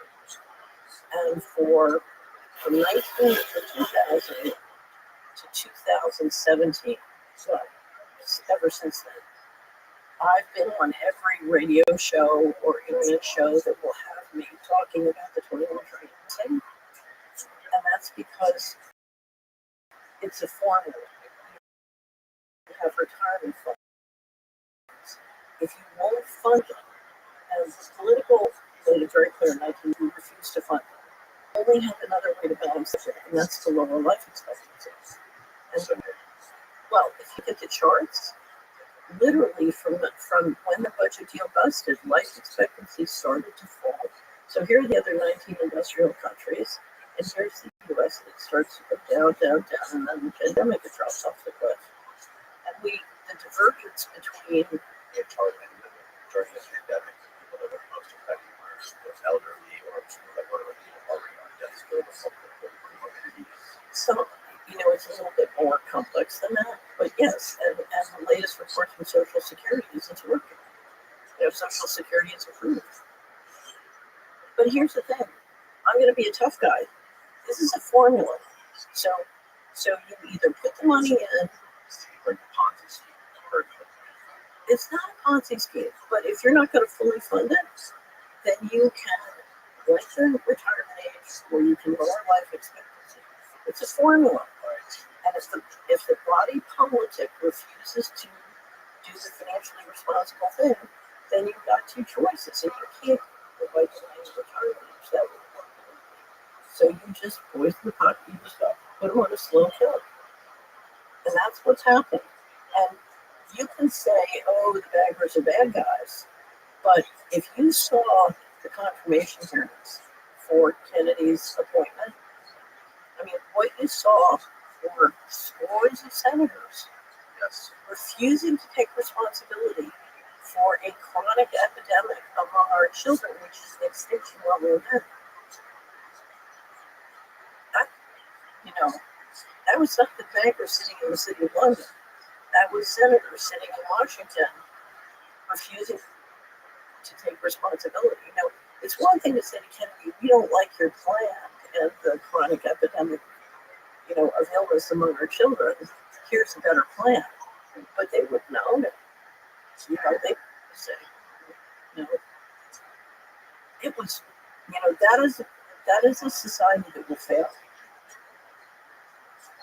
I mean, that's that. If you've ever, This is because a lot of those congressmen and senators paid for by pharmaceutical companies, There are many plausible explanations. None of them good. So they could have controlled files. They could be bribed. They could be mind controlled. They could be not care. They could, there are many possible reasons, none of which are good. But what they're not is they're not competent to be a U.S. senator. Right. Right. They don't.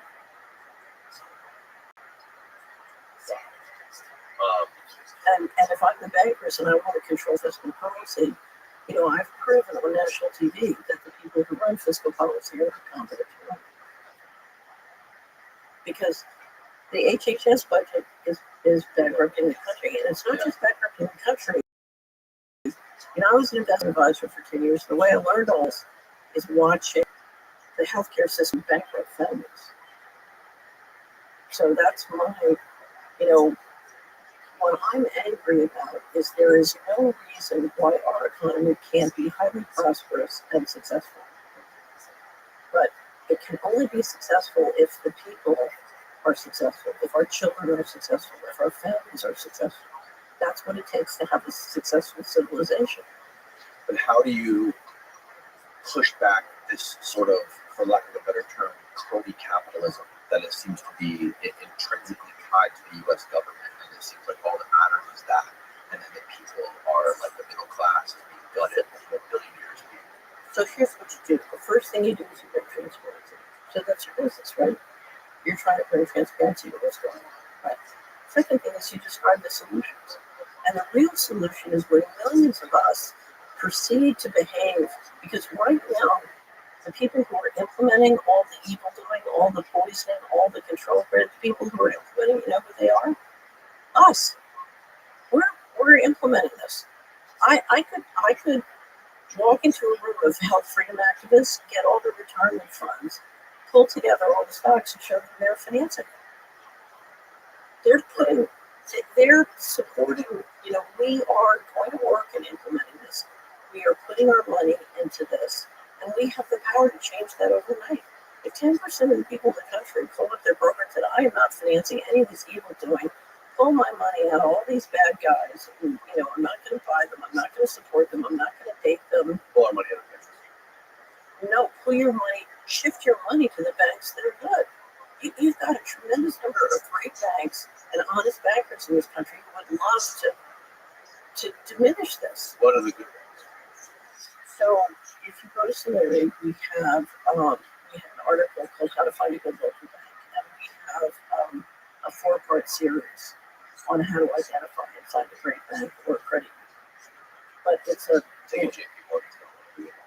so we have a very interesting document. If you do a search on Solari for JP Morgan Chase, we had a subscriber after the financial crisis, and in my personal experience, JP Morgan was deep in the mortgage fraud at FHA.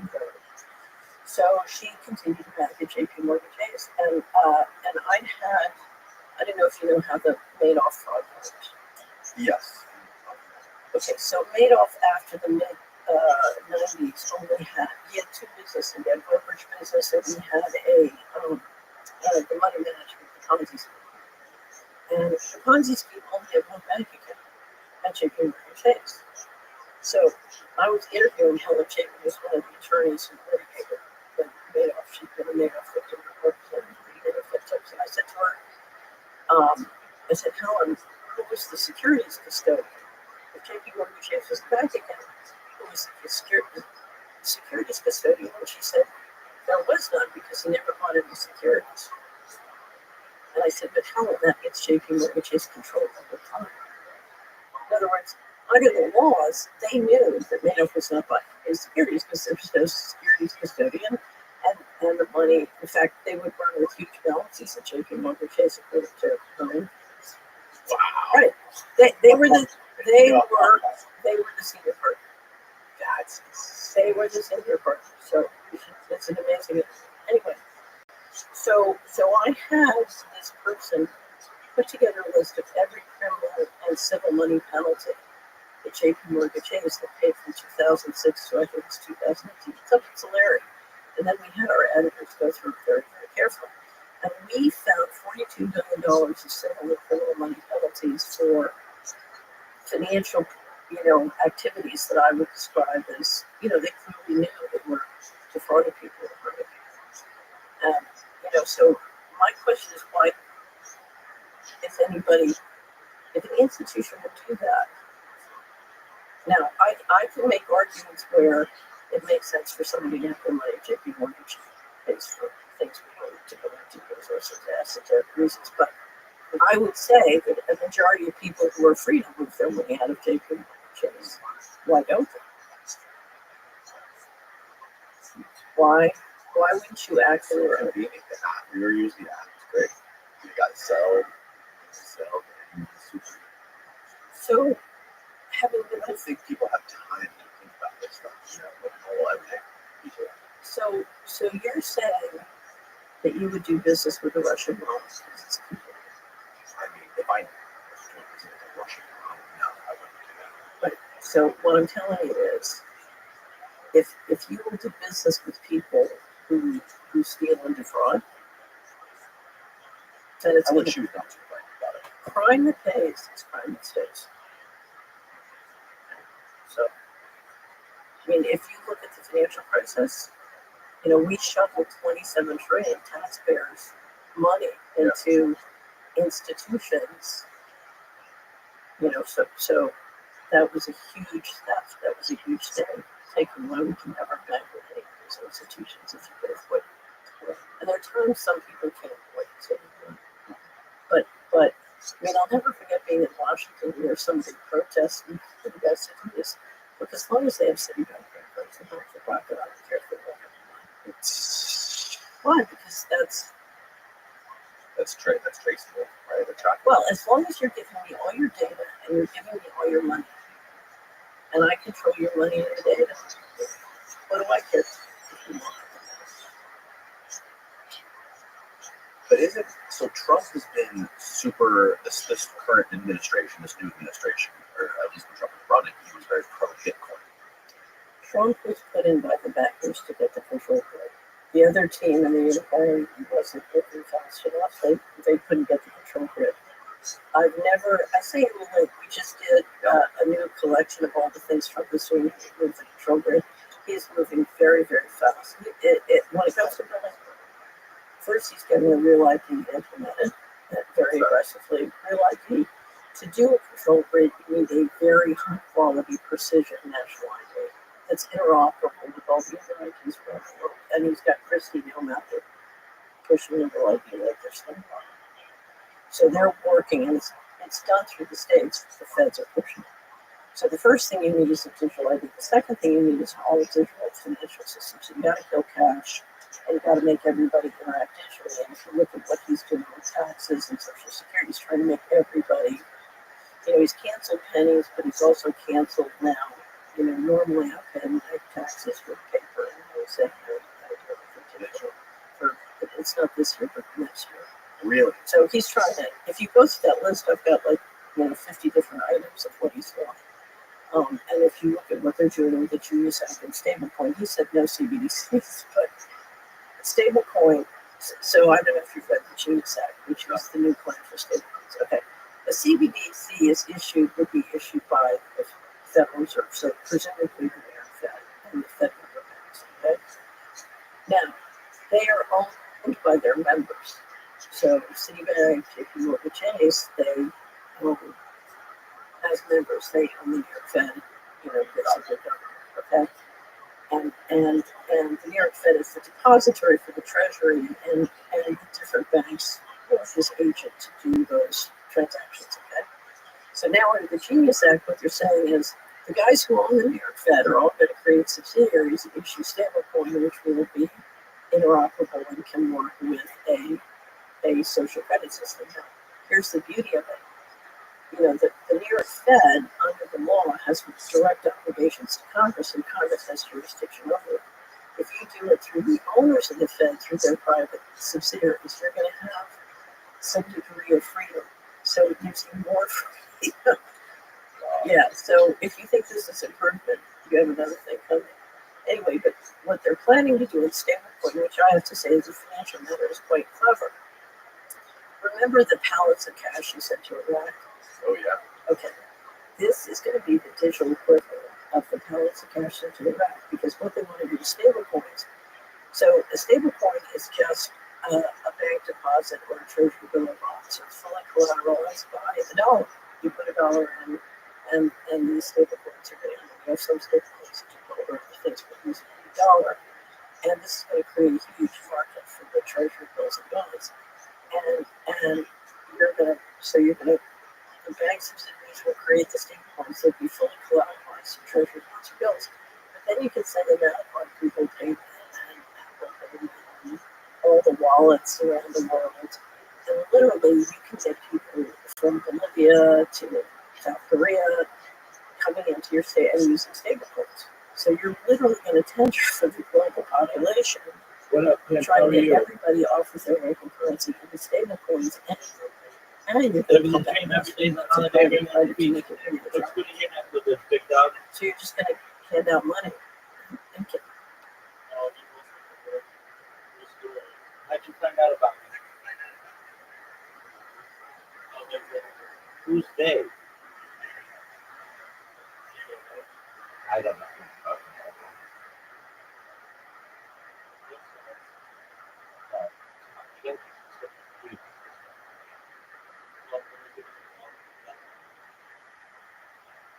We're not having this conversation. I'm asking one more time. How'd you find out about me? What Discord server? What person?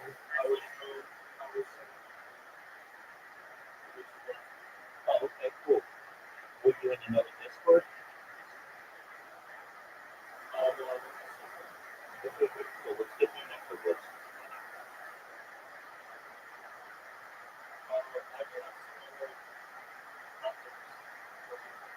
Because I stream my live 24 hours a day, so they can make 26 into rupees. Next question.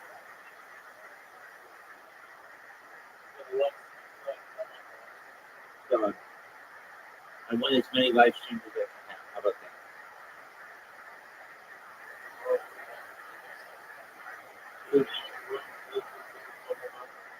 Yep, and I'm doing that. So I'm streaming like 300 different shows right now.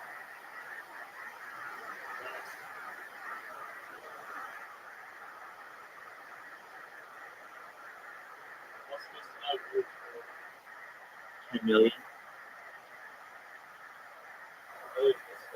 Yeah.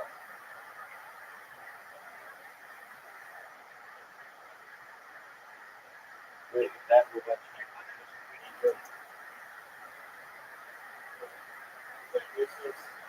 get every player in the door. And you don't think the Brits would try to compete with this? Of course. They would, right? Yeah, of course. And do you think this is something that could legitimately be implemented? If so, how soon do you think that would start doing this? I think as soon as you pass the Genius Act, it can go very, very fast. And where are we at right now with the Jones Act? I'm assuming it's going to pass sometime soon. If it doesn't pass before the session breaks, it'll pass in the fall. That's my guess. So it could, you could really see the world walk. Now, our problem, America, Do you think what is his motive in all of this? Or not his motive, but is he basically a useful idiot? so I don't know Trump. I lived in New York for 11 years, and the PR firm we use was his business too. Everything I know about Trump, I know from Howard and Steve. Oh, wow. Anyway, but I think Trump is in box, and and all I see, I have to judge people by what they're doing, and what it looks to me like Trump and Musk are implementing the control grid at high speed.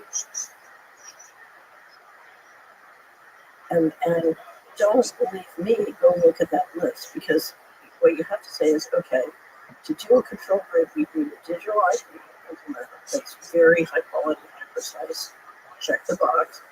We need an all digital financial system. Check the box. We need a way of doing interoperable money. Check the box. If you look at what Doge is doing, we need a social credit system, check the box. Wait, what do you mean by that? What Doge is doing? Doge is, from what it looks like to me, and I'm basing my assessment of what I know from Doge includes, I read the Financial Times and I read the Wall Street Journal, and I read Wired has done a very thorough job of trying to document what's happening in the system. And I think basically what they've done is they've taken, so if I wanted to stop fraud in the US government, I would say there's 20 trillion missing from DOD, there's $1 trillion missing from HUD, I'm going to go in and figure out where we can get it back. Right. That's not what they did. If you said to me, I want to build a social credit system that can be used to enforce control against the American people and basically lock them down with both enforcement and social credit, I would go get the Social Security data, the IRS data, and the Treasury payment data. That's exactly what I did. I would privatize it. I would just take it Rabbi, and put it in private AI, XAI, and Palantir AI. And if Palantir still has the contract with Treasury and the IRS to enforce, you got everything. And you have the Kennedy's aggregating the healthcare data, you put it with healthcare data. Now they've been aggregating this kind of data. I used to call it the database. So they've been aggregating this kind of powerful data since the 90s. So I don't think this is all new. So for example, you have IRS data, healthcare data, and combining it all together. Yeah. What system you combine with AI? right. But I think this time the government has done, the federal government has generally done a pretty good job of siloing the data to protect privacy laws for many applications. But I think this unsilos everything and moves it private and puts it on an out-of-control basis, is my guess as to what's probably happening. Now, this is conjecture, remember, but if I wanted to build a control grid, that's exactly what I would do. Let's take a quick break. Okay. I'll be right back. I'm curious about Joseph Farrell and what you know about him, your connection to him. So, I've worked with him for years. We're very close. Oh, really? Yeah. How did you guys meet? Oh, you back up? So, Okay. so I met Joseph by reading his books. I started reading his books, and I just concluded he was a great scholar, and it occurred to me that I could get to know him. And I met him, and we started to work together. And every quarter, we do a 5 to 10 hour recording called News Trends and Stories. It's basically going through what happened over the last year. We do for a year. And we look at everything that's going on a very integrated basis. So we go through we'll define the top 10 to 15 stories, and then we go through something called unanswered questions. And we're both great believers in framing questions. If you don't have the intelligence you need to know for sure what's going on, you can still define questions and use those questions to learn more and more what gets the point. So we have a section called unanswered questions and then what we call inspiration. And we spend 5 to 6 weeks finished it. Now we're recording. Really? Yeah, the number one story was 3 hours. It was Trump the first 7 days. So my understanding for people who don't know who he is, my shallow understanding of Joseph, his background is he's published 10 books on how there is this breakaway civilization of Nazi origin. So Joseph, the thing you have to understand about Joseph is a great scholar. He is a scholar. He has his PhD from Oxford. He studied patristics and ancient Christian theology, and he intended to have a very serious academic career. And he proceeded into academia after having Stockard in South Dakota, and walked smack into the fact that the American academic institutions were all not interested in serious scholarship and were headed the wrong way. And he literally ended up at one point working in a casino as a dealer. Oh, wow. Yeah, trying to support himself. So then he just started writing books about, sort of what's going on. And he focused on, so again, we were talking about the great process. It's really things and why are they doing what? And he'll go way back in history. He'll go back 1,000, 2,000 years. The Venetians, how the Venetians and the Venetian model rolled into the central banking model, or how did the Nazis roll into the breakaway civilization. He does a lot on the secret space program, and he's absolutely brilliant. And what happened to me was I was an investment advisor, and Joseph was the only, when I tried to explain to the people who were doing shows related to the stock market and the financial system, they couldn't beat the black budget. And the covert side of the economy was getting bigger and bigger and bigger. And you couldn't explain what was happening in the financial system by using the official reality. And so what I discovered is, even though Joseph's expertise is patristics and theology and ancient history and all these other things, he was better on the financial system than the financial guys, because he could integrate all the information related to the secret governance system and science. He's very good at science. And so he and I worked more and more closely together. And he's had a very profound impact on me, because one of the things he taught me was we can't save the government necessarily, but we can save the culture. And when he said that, I had no idea what that meant. It was like, I'm an investment banker, how do you save culture? I don't know what to do.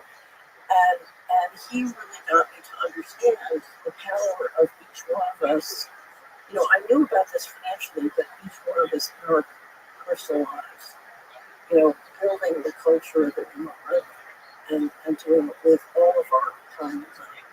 And anyway, so we've collaborated both on the cultural issues as well as the geopolitics and news. And I don't know any person.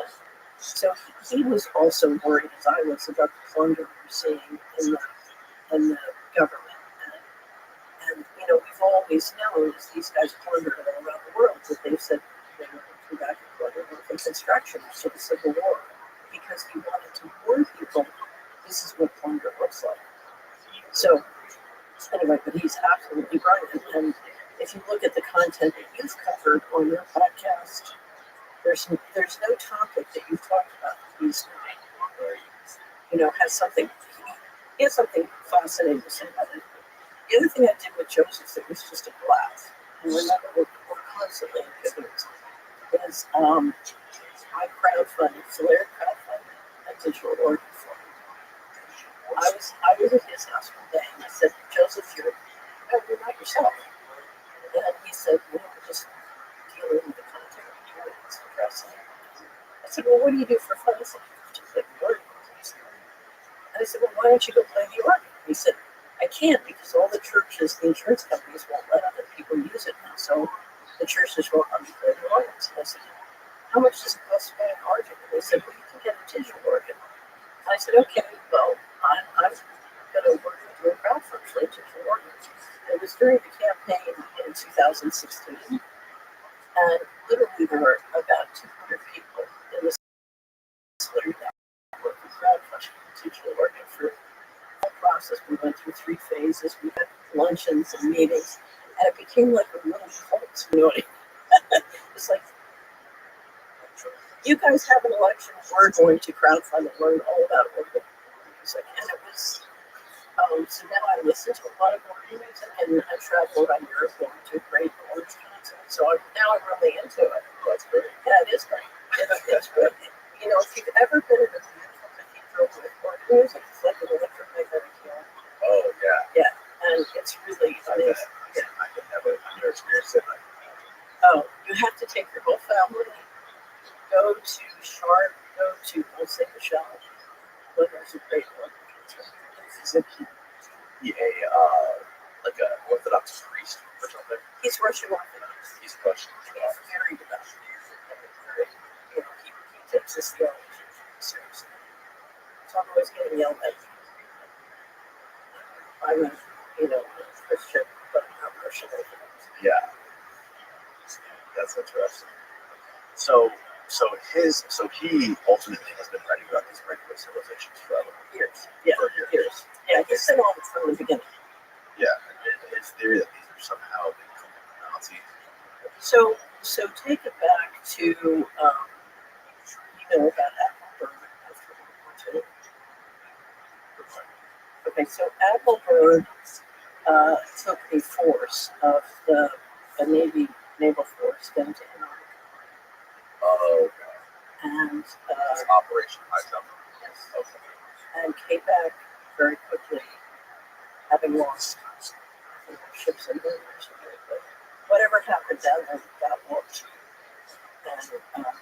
And so the question has been since then, because the Nazis were putting down there during World War II.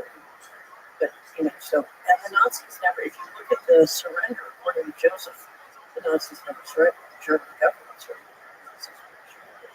And we know Dulles was in Switzerland the whole time wasn't before. Right. And the rat lands got a lot of money out. So, and we brought 4,000 plus scientists, Nazi scientists, into the national security state. Well, I think some people have heard a guy who's not on the show before, he's a philosopher, historian, all this stuff. Jason John explained to me how essentially Dulles and national security funded the Nazis. Yeah. So there's a wonderful book, I don't know if you've read Charles Dickens, The Trading of the Indians, and he literally describes people stopping, ball-bearing orders going to the U.S. military so that they could go to Germany to keep the tax going.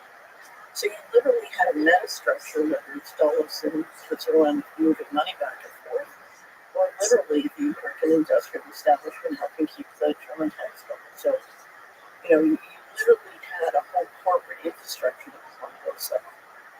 That's just like, So I'm curious. So this regular system we're talking about bankers, central bankers, and private military contractors. What is there some sort of cohesive ideology that they not that I know of. So, and I think that is one of the reasons I think they're going to fit, because they don't, I have seen in different sections or spots a culture or a theology or a philosophy, but I've never seen overarching. And now what you've seen is you've seen groups, you see some groups who are just, it's just warfare. It's just war.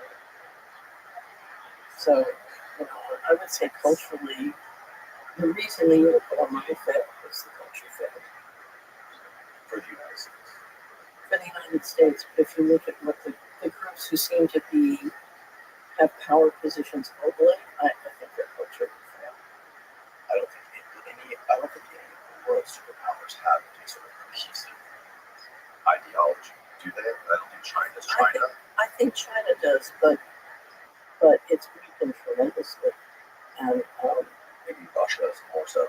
Russia probably has the best shot of anybody. It's funny, the Russians tried to recruit me in 2005. Oh yeah. And they had a whole speech about how they were building a great country.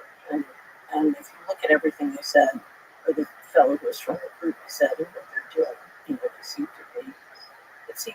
what he said seems to match what they're doing. Why did they try to recruit you? Well, I have a theory. I know what happens, but I don't. You never know. For sure. But, okay, so I got I don't know where I was at a conference outside the country, and I got a very impressive guy who apparently was a vice president, and he did a great job of trying to recruit me. And I just kept saying to him, "Nobody likes a traitor. You have to dance with the guy who came to the party with you." He said, "I'll never trust you. I'll never let you back." I said, "I know, but I don't care. I'm American, so you can't change that." And this is when you were working for who? This is 2005, before I'd settled the litigation. And I went home. I was working in Montana on a food project. So I'm in a ranch in Montana. I got home and I said, something's wrong. Something's really wrong. And they had tried to force me to settle. I would. And the negotiation was just, it's like, you weren't going to pay me the money with me. And I'm not going to settle it to you money. It got really mean. And they had pushed and pushed, it got mean and mean. And I think they really wanted to settle because they knew they were going to bring the mortgage bubble down. And I got home and I said, something's wrong. There's something I'm missing here. So I got on my research and discovered that Russia and their wealth funds were the number 2 holder in the world in U.S. mortgage securities. Yeah, and I said that was Fannie and Freddie were trying to get me out of town. That wasn't Russia. That was Freddie and Fannie. And it was right after that they finally settled and paid me. Wow. Right. And That's crazy. well, things, here's the thing. It's not the world's, when you look at things through money, things look very different than they do. Right. Yes. So I think It's that a much was, more objective way of measuring all of the crazy stuff that you can read about what you're about. right. So I think it was just a way of getting me out of town. Because then they wouldn't have to pay me the money if I was a trader. No, really. Right. No, Right. it makes total sense. Right. It makes total sense. Some of the craziest stories I've ever heard about, like people being followed or spied on or intimidated, have been people that have suggested that this is not the U.S. government that's doing this. These are contractors. These are private organizations. A lot of the people who were following me, they're funded by the U.S. government, but they have Yes. contractors. But then the contractors have what I call string. Hmm. People they just pay daily. It's gig work. Enforcers. No, it's just gig work. You get an assignment on your smartphone that tells you to follow this person around for the day. Mm-hmm. But they're gig workers. A lot of them are stringers. They've been they're like drug addicts or just making it. Yeah. So I had the whole portfolio all the way from a real government employee to a government contractor to stringers. Mm-hmm. So I dealt with it all.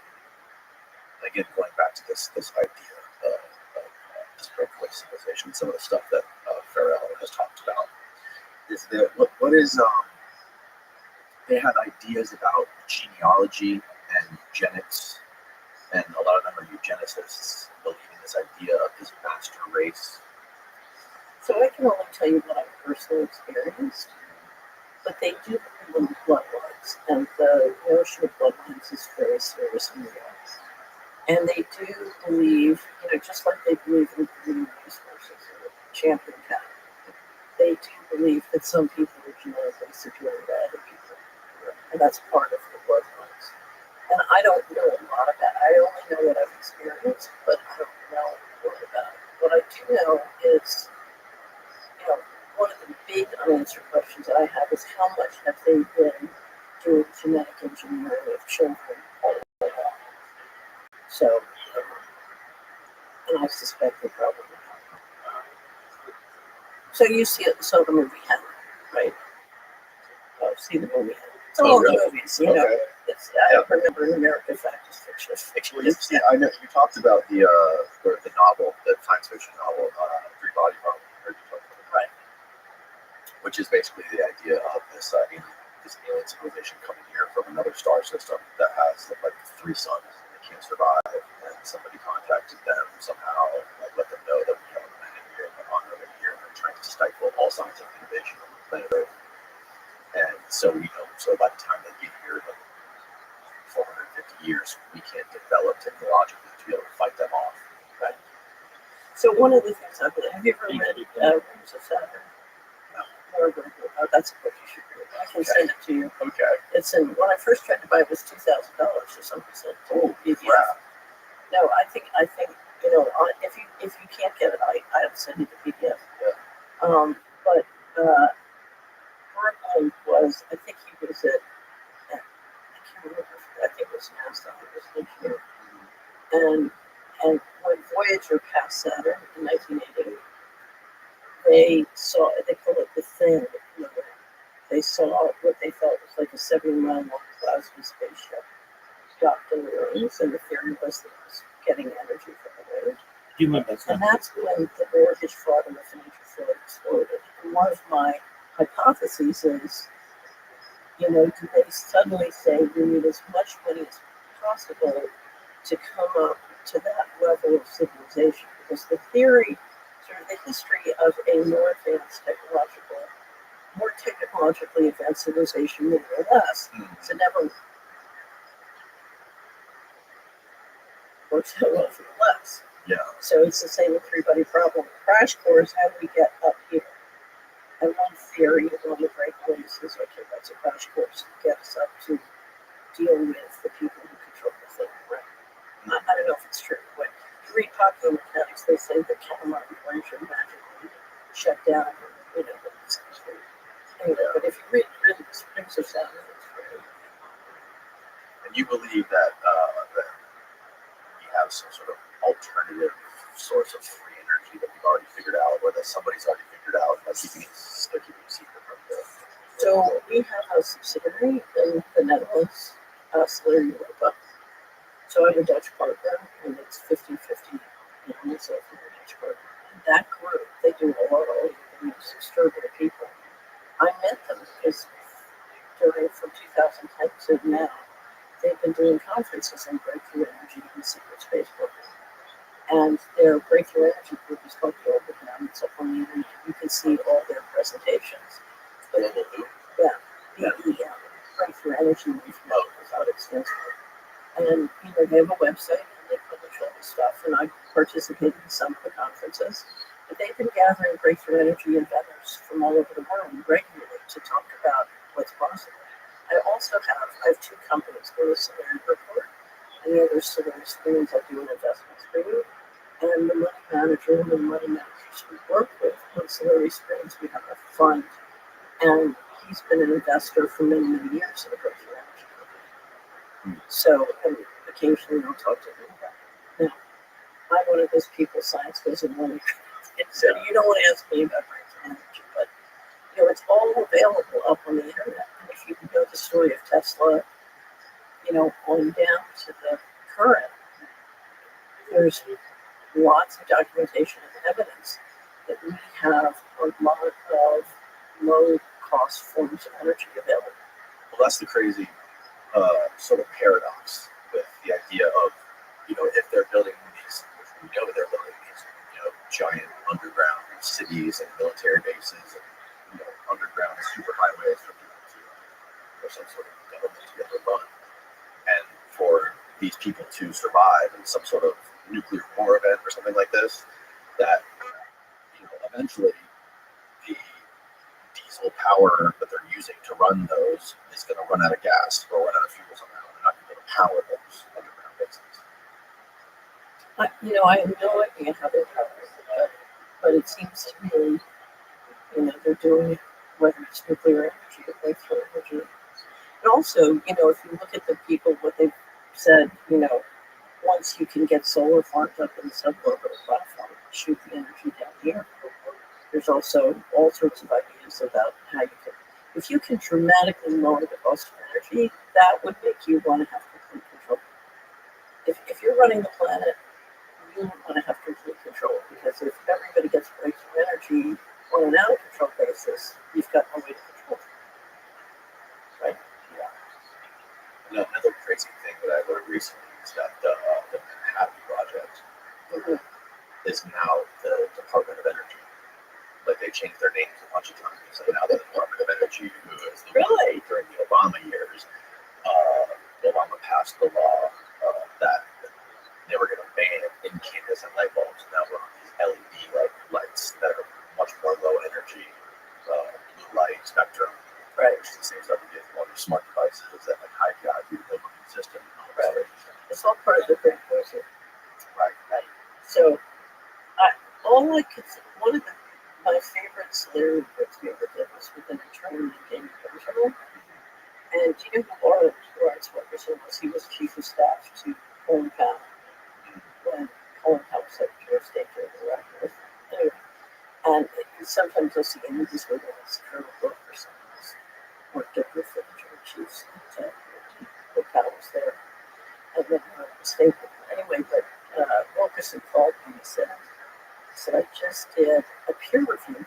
He was a professor in Virginia. Said, I just did a peer review in secrecy of a journal article in secrecy. And this is the best thing I've ever seen. He said, you know a lot. I can't tell you who wrote it. I can't do it to you until it's approved. And he said, as soon as it's approved, I send it to you. You want to jump in this. So I did. It was written by Amy Benjamin. She used to work at justice, and she did an interview on how all these things have been engineered and kept secret. And when you realize that there's been this whole parallel universe going on, and you didn't know it, what? Right. It's like, how could this go on and me not know it? Right. And so part of what people have to grapple with is, how could this be happening and you not know it? Amy does an absolutely fabulous job of explaining how this was all engineered, and you have literally, if I were to make a balance sheet for the United States, I would tell you more than half the economy is black and secret. And so this thing is, yes, it's been, if you look at the organized crime money and the black money, it's been getting bigger and bigger and bigger and bigger our whole life. And it's now, the way I got into all these topics, because when I tell you I had no interest in underground basis, I was just looking for the money. It's like, where is the 21 trillion? Where's it going? And I just kept looking for the money. And what I discovered was this huge secret economy. And it was really funny. For many, many years, I had so many wars with the financial guys, because they would say the dollar's going to collapse. And I said, no, it's not. It's not going to collapse. Because it's backed up by invisible weaponry.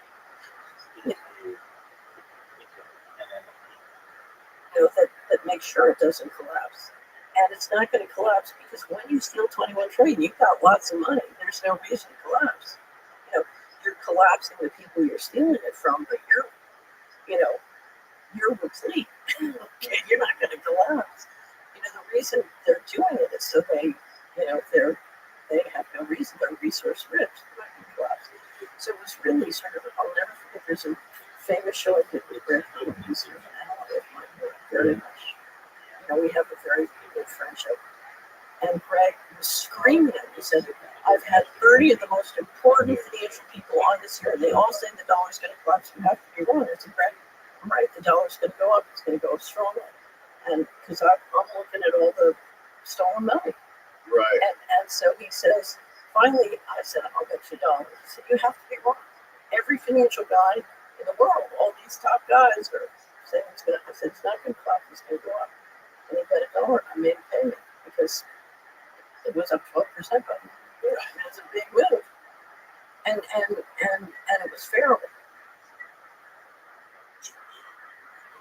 It was thanks to Farrell that I was working with that I could really, and I was working with some money makers too. But you have to, if you're going to look at the economy, you have to look at the whole thing. And if the secret part is as big as the overt part, you have to look at it on an integrated basis, which is hard because it's hard to get reliable intelligence, as you know. Yes. But that's where the unanswered question comes in. You have to just frame it. Now, how does, when it goes coming back to energy, solving the energy problem, how does this idea of decalculation solve that? Well, here's the thing. If you look at the control grid, it's a very, there are two things that are unbelievably environmentally damaging. Okay? You have a global population of 8 billion people. If they all want to come up to a level of per capita spending in mineral and other resource uses as the West, enormous environmental pressure. Where you can get all the minerals to build those roads, have that many cars, etc. Okay. So you're talking about enormous environmental pressure. That's number one. Number two, if you can institute breakthrough energy, then they're all going to want to have 10 kids, right? More environment. Lifespan is going to get longer. So you solve that by control grid. But the thing that is the most energy wasteful of all is the control grid. Bitcoin, 3 years ago, was using more energy than Switzerland. Right? Really? Yeah. In 2023, it was using like 140% of all the energy used by the Netherlands. Right? But you look at the data set. We had an article 2 months ago. If you look at the data centers planned for Texas, they need 30 new nuclear plants. 30 by 2030 is what the article said. 30 new nuclear plants. And China's building nuclear plants, right and left. So the energy, this much data, and managing and keeping data, because they're talking about putting sensors throughout the forests. You've got Internet of Bodies, Internet of the Forest, Right. Internet of, you're talking about digitizing everything and collecting and managing the data using it. The energy is enormous. I had this gentleman on here a couple weeks ago who his first day on the job working for the NSA was 9/11, and he was explaining the sentiment and the sort of the vibe at the office that day. And he said that everyone was very optimistic about the future of the CIA now that they were going to be able to just gather data from people in heaps. Right. And now they're building these giant facilities out in like Nevada and New Mexico that are going to be just to store just all this information, all this data collected by people. So I called the Patriot Act the Concentration and Control of Cash Flow Act of 2001. And it moved a lot of the black budget stuff on the budget. But so DOD at that point was missing $4 trillion. Nobody cared. Suddenly they got $48 billion increase the next year, and everybody was spending money. There was a Washington Post publication, I think it was in 2012, 10 or 12, called Top Secret America.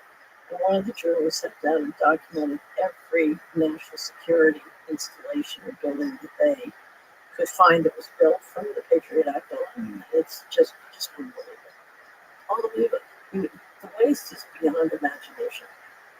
I think there's a quote from Kissinger where he said at one point humans will eventually become useless eaters.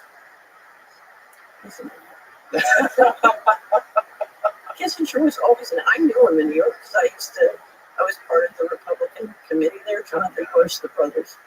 Jonathan was a good friend of mine, and I used to help Jonathan raise money, and so Kissinger would be one of my favorite days in my life.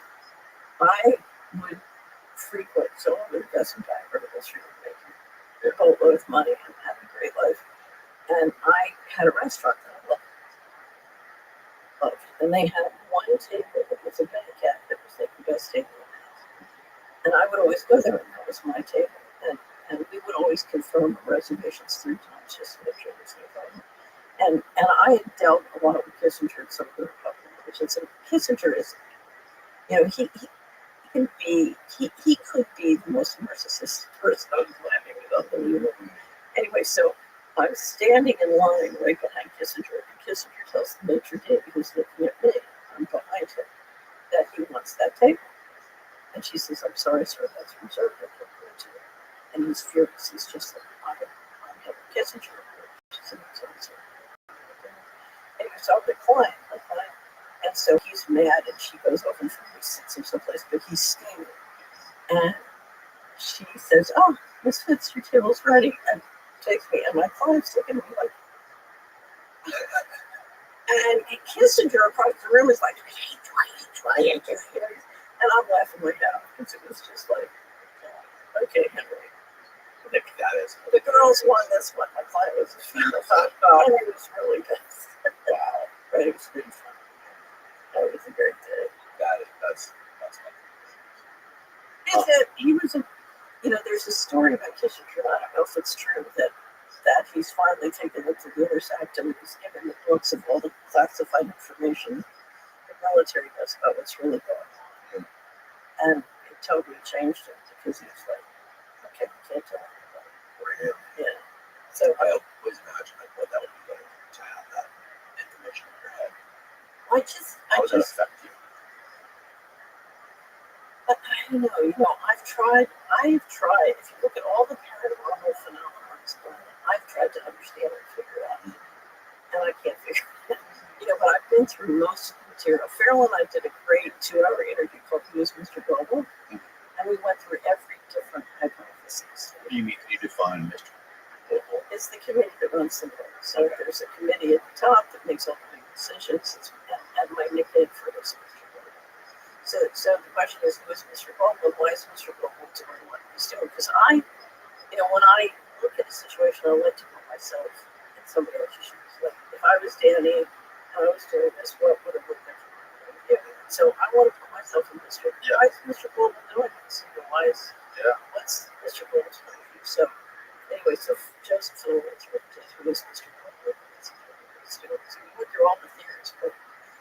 some of my favorite comments on the internet is people say, wow, she worked at the White House, and there she goes, she's not doing this.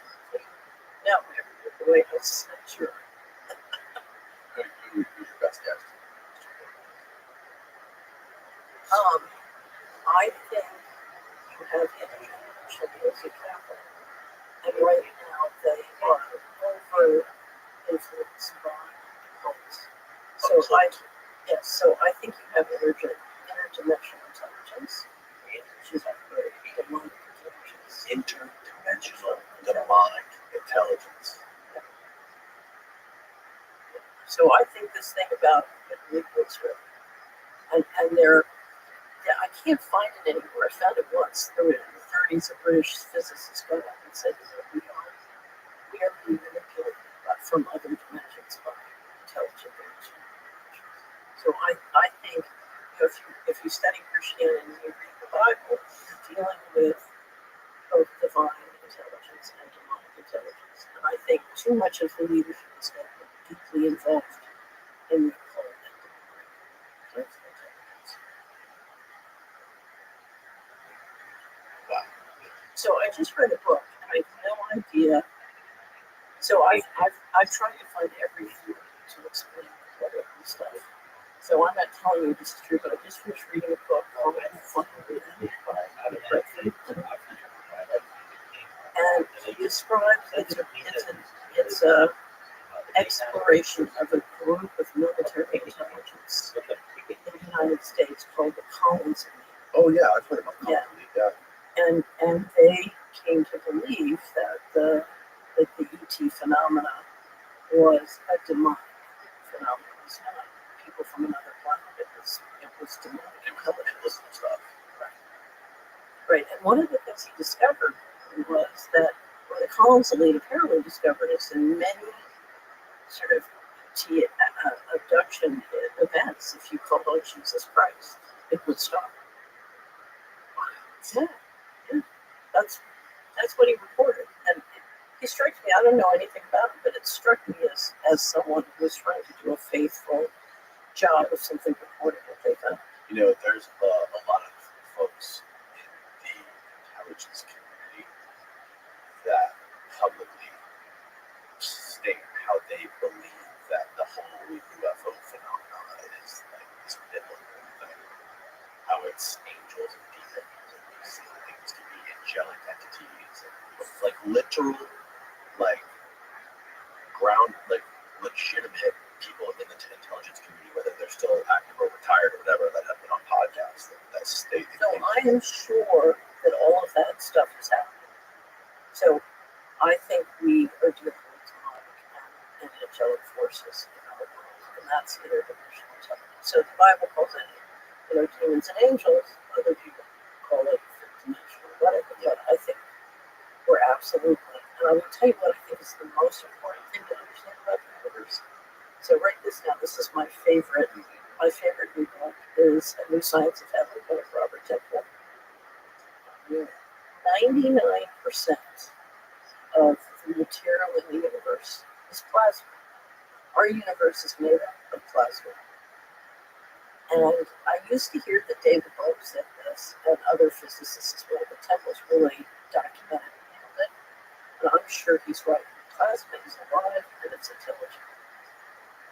And that means life is alive and intelligent. Plasma, dark matter. Plasma. But, let me make it simple. The universe is alive and intelligent. Sure.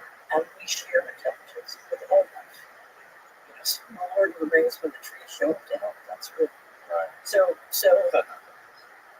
life is alive, and the notion that you can take digital technology and control it centrally, once you understand that, is so ridiculous. Only demonic intelligence would come up. Yeah, I answered your question. Have you noticed this recent phenomenon of, and there's been articles written about it, of essentially a lot of big shots in Silicon Valley are mapping Christianity now onto everything that's going on. So, and there's a church in Silicon Valley that to Peter Thiel and the head of this company, Y Combinator, are Peter Thiel's famous billionaire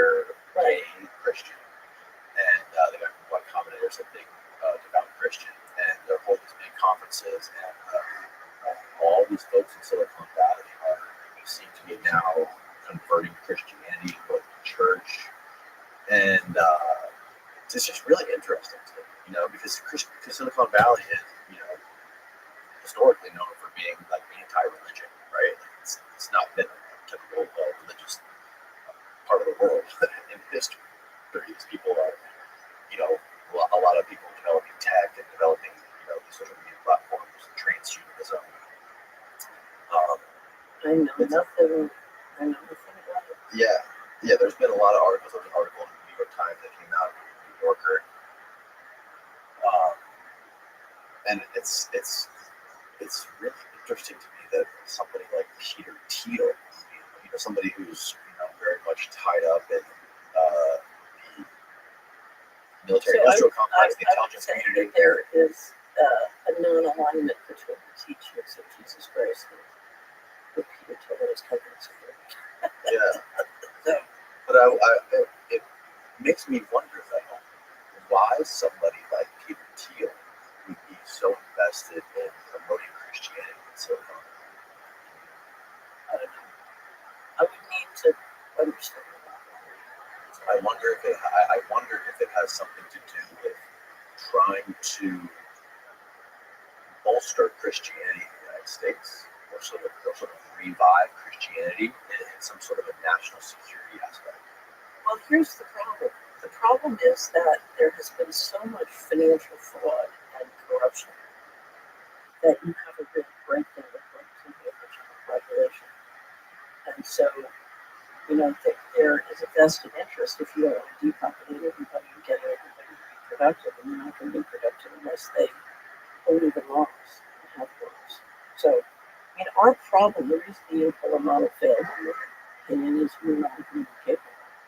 And the leadership is not agreement capable, but now the message is the population, you don't need to be agreement capable. And when a complex society depends on the rule of law, or at least the appearance of the rule of law, you take away the ability to be agreement capable and the society fails.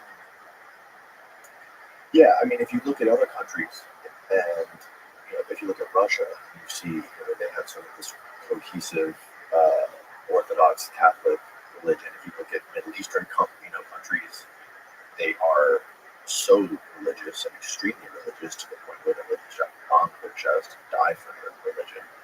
We are the opposite of that. We are not. There's no sort of general religion or ideology or belief that ties us together in that aspect. So one of the questions I want to ask, I'm trying to remember, I have to look up how to pronounce his name. G-A-W-D-A-T. He's Egyptian, who was the chief business officer at Google. Do you know? He wrote the book Instressable or Happy. He discovered AI when he was at Google. So, yeah, there it is. Yeah. Look it up. Wonderful, wonderful man. So he's an engineer, and he's the chief business officer at Google. And then he discovered and worked with AI, and his immediate reaction was to quit and completely change his life.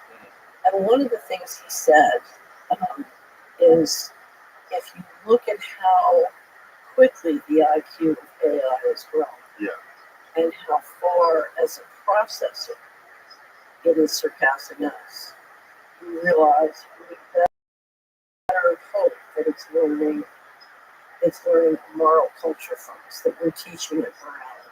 Because if we don't, we're in real trouble.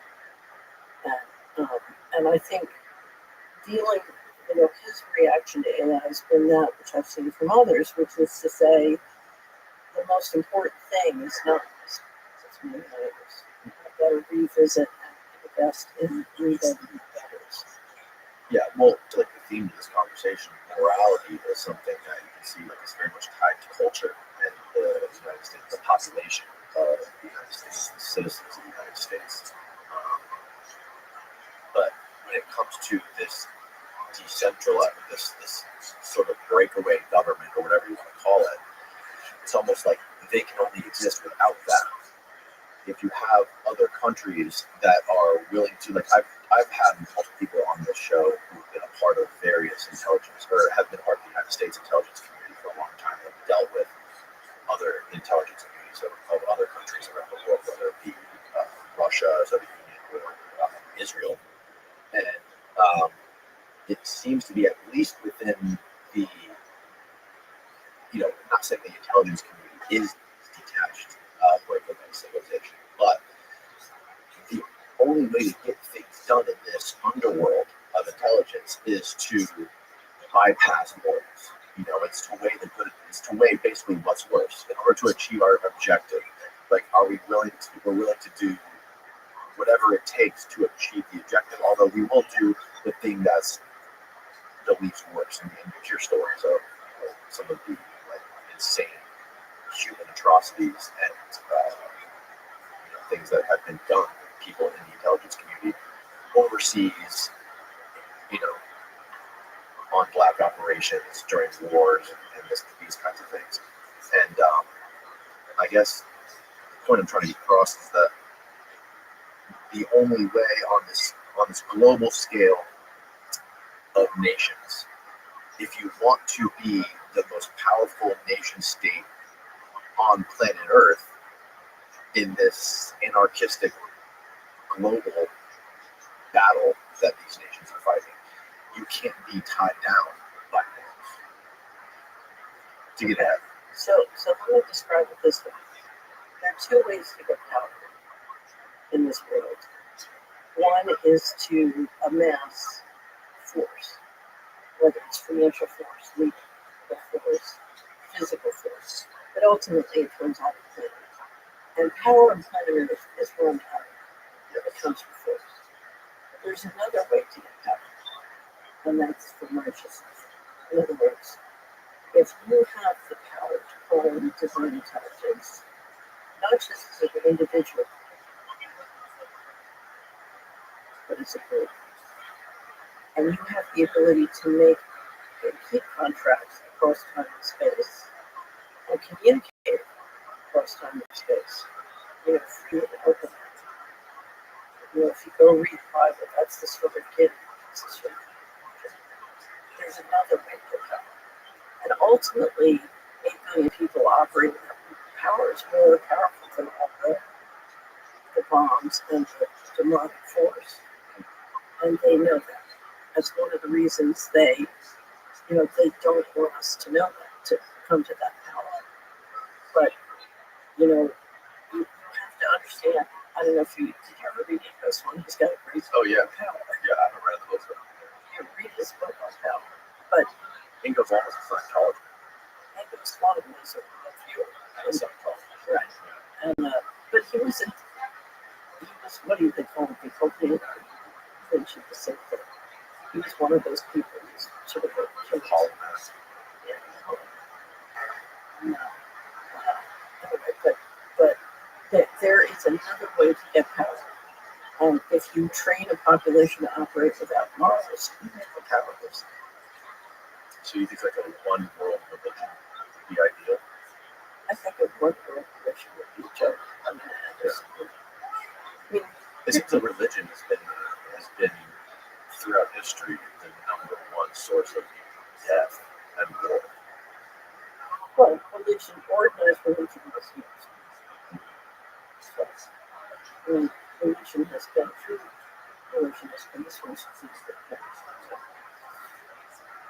Right. I guess my point was just like, if you're going to separate, like this is the conundrum. This is the paradox of it. If you separate morality and government, you can't be the most powerful government, right? And it seems like this. You think? I'm absolutely sure. It seems like we're in just like weird self-fulfilling prophecy. You have to. There's a one. Did you ever watch the TV series Yellowstone? Yes. I'm a huge television fan. Okay. Just a huge show. Yeah.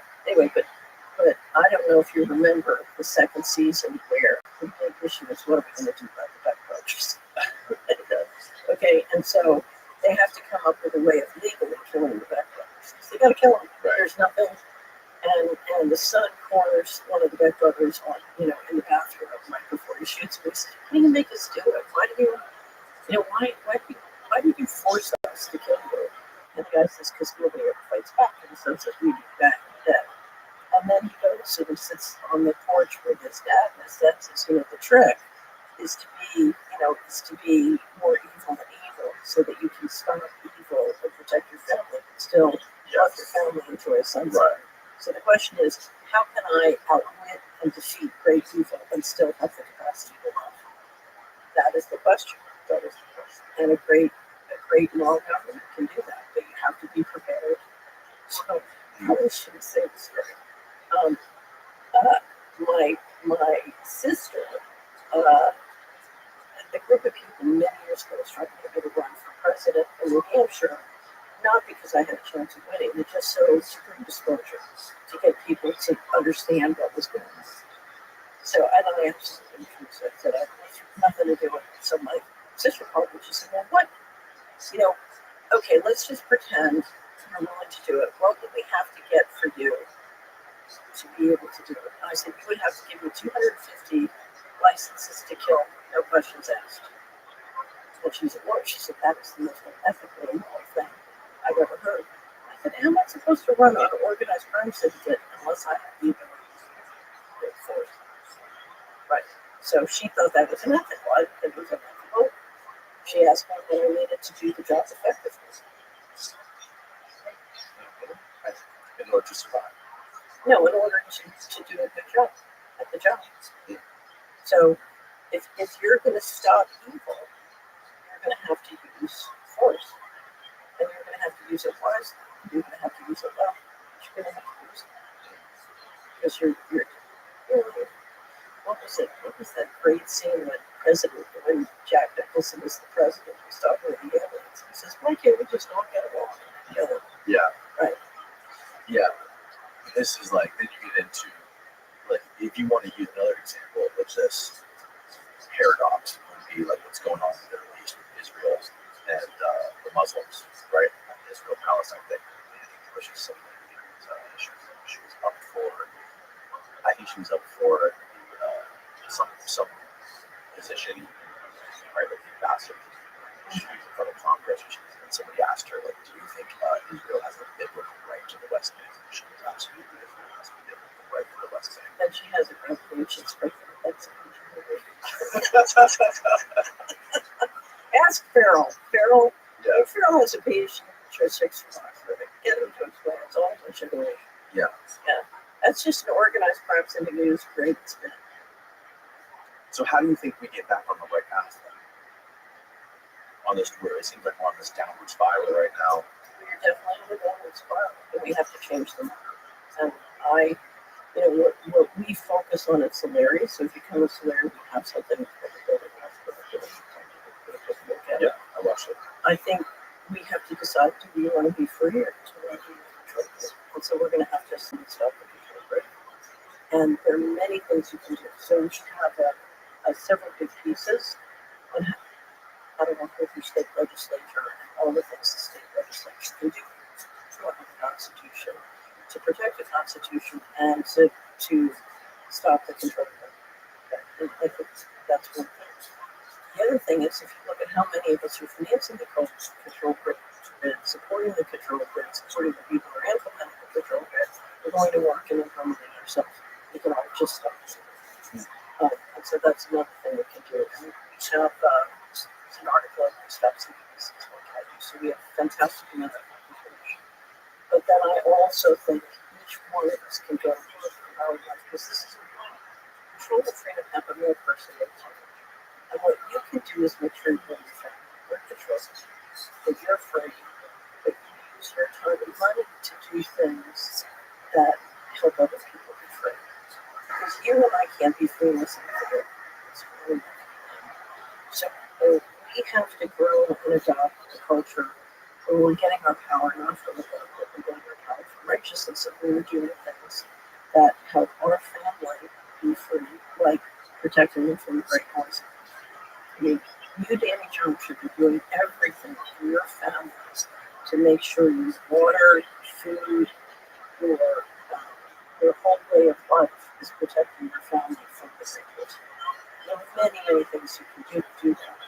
especially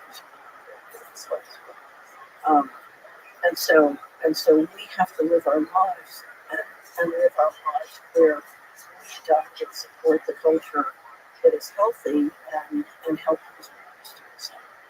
And if you come to this clearly, that's what our whole work is about. And all of our political action invested in the last 2 years trying to help state legislatures do those things under the Constitution.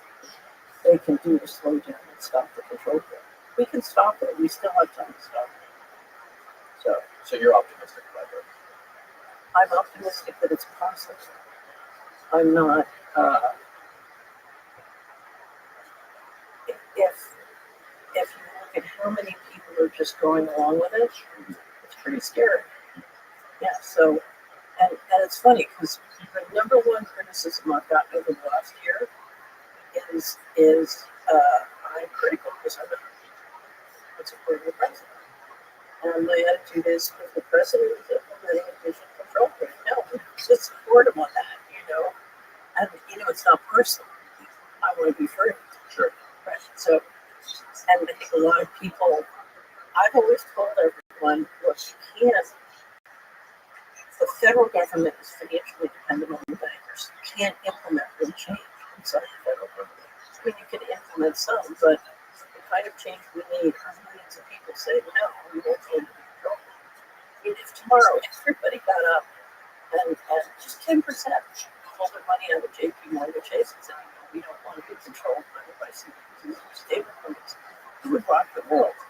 It seems like it's things are getting harder for the younger generations to do anything nowadays, especially with like interest rates going up. You can't buy houses, right? You can't afford to call money. Universities, the job market, who knows what the job market's going to look like in 10 years with AI. So there are solutions to all of that. I mean, if we were to change the financial liquidity on the ground, we could make things wonderful for everybody. And the other people could, build companies and lead us out of this. So we could provide mainstream money. Is there the ability to do this thing? And that's all possible. It starts with recognizing the wage growth is a better work. And you have a couple of people who are using the federal budget to centralize power. So what I can show you is the federal budget, the vast majority of money. I can't tell you what the waste is like. So for example, back to the foreclosed properties of HUD, I would find neighborhoods where we were spending $250,000 per unit to build public housing, or $50,000 to buy rehab a foreclosed property in the FHA properties. So we could get 4 or 5 homes for the price of one. But they wouldn't change it because when I took the material to the woman who was the special assistant, the guy around the public housing building, she said, but how would we generate fees for our friends? The entire federal budget is engineered around fees for our friends. And I don't see anything being done to change that. But we could change that because you can't, if you look at the laws that apply to financial management, I mean, the laws are all there if we implement and enforce them. So this can be changed. Well, thank you. This has been fascinating. I'm gonna have to go back and watch this podcast like 2 more times. Okay. Well, I'm happy. I say a lot of homework before we did this. I'm happy to send you more homework. Yes. Oh, yeah. I would love that. Thank you very much. And then the links are the solaryreport.com. Is that it? Yeah. And then what was the other one? Solari Screens. But just go to Solari. Everything branch yourself for Solari. Okay. Thank you, Danny No, Johnson. thank you. It's been a real pleasure. That's very nice to meet you. And I'll link everything below. And we have some Patreon questions. If you don't mind asking them, we have some Patreon members that have some great questions for you. So we'll wrap up the podcast now, and then we'll go hit a couple of those. Okay. That's all, folks. Good night.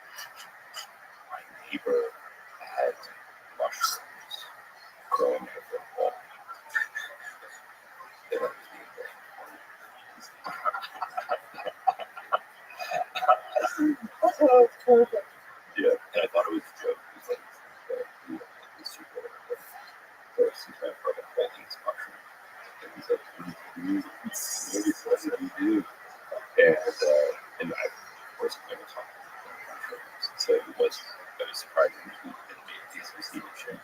And it's a good one. It's pretty funny. And then I realized he wasn't joking. And he actually acted out there. Like infected the building with spores in some way. So they kicked you out. No. I mean, of course, the real issue was not. It also obviously wasn't a cyclone partial. Right. It was like some like compromised species actually identified.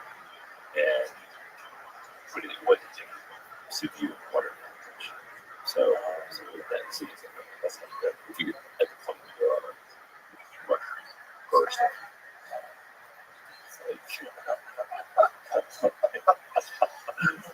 What else could be going wrong? You might want to check for mold too. Yeah, that was part of it. And yeah. Cool, man. So, obviously, I've been a fan of yours and your show for a very, very long time. But it wasn't until a couple of years ago that I made the connection between you and your dad. Because I was also a huge fan of your dad's documentaries. Like, and my mind was blown. I was like, no, that's incredible. I mean, like, some of those documentaries that he does, like, the way he does documentaries is so unique. And so, like, he just has a very, very cool way of, like, the cinematography that he does, where he has the interviewers talk directly down the barrel of the camera. Sure. You know, he interviews them, like, right behind the lens. Sometimes with his older ones, I think Mr. Death. I think he did it during Mr. Death, where all of the interviews, like, typically people when they're interviewed, they're looking to the side, right? So, like, somebody talking to them. But he has this unique way of having people look straight down the barrel of the camera, or having multiple Teratron. Oh, the Teratron. Yeah, I forgot that's what it's called. Right? Yeah. Oh, your mom. Yes, that's so cool. Yeah, some of those stories, like the Mr. Death story, is just so bananas. Yeah. And, It's a great. That's a great film. I think so too. Yeah. I don't really hear people talk about it very much, right? It's like, no, nobody talks about it. Whenever I bring it up, people never heard of it. It's a bad name. It's part of it. It's a forgettable name. And the original name was supposed to be called Honeymoon in Auschwitz. They thought that was too controversial or something. So it was changed to Mr. Death. It's sort of a forgettable name. It's not easy to. Yeah. So the guy Fred's hypothesis at the end of this, the guy who's involved in some trial basically got Fred to testify for him that the gas chambers in Germany like couldn't have been gas chambers, and like that was used like to, I don't know, that ended up being like this weird side road that the whole documentary at the very end is weren't expecting. And it seems like your dad had to do a lot of damage control with that when they were promoting the documentary. No. Oh no. That was interpretation. I mean, that's the subject of the documentary was the association between Lucher's pseudoscientific beliefs and how this fed into his delusions, self-deception. And I think it was a kind of, it wasn't as if like there was some kind of gotcha moment, like he was only interviewing him. I mean, the subject of the documentary is his involvement with Zundel, and there's an extensive interview with an analytical chemist in the documentary dissecting why his testing of the Auschwitz gas chambers was methodologically flawed. Right. He was just like putting like kind of dust in bags, in like Ziploc bags, and flying across the world to a chemistry lab. Right. And this is, I think it actually is a very important lesson. And I say this just because this was the subject of the documentary. This wasn't some kind of like he was just talking to a guy who was doing the electric chair repair. He initially got interested for that reason, although actually he probably didn't know about the association. Oh, he knew about that in the beginning. I got the impression that he didn't find that out until like after they were production. That was a while. He didn't expect but I don't remember the results. It was maybe it was a child, right? But yeah, the story for those that aren't aware is that there was this untrained, uncredentialed electric chair repair man who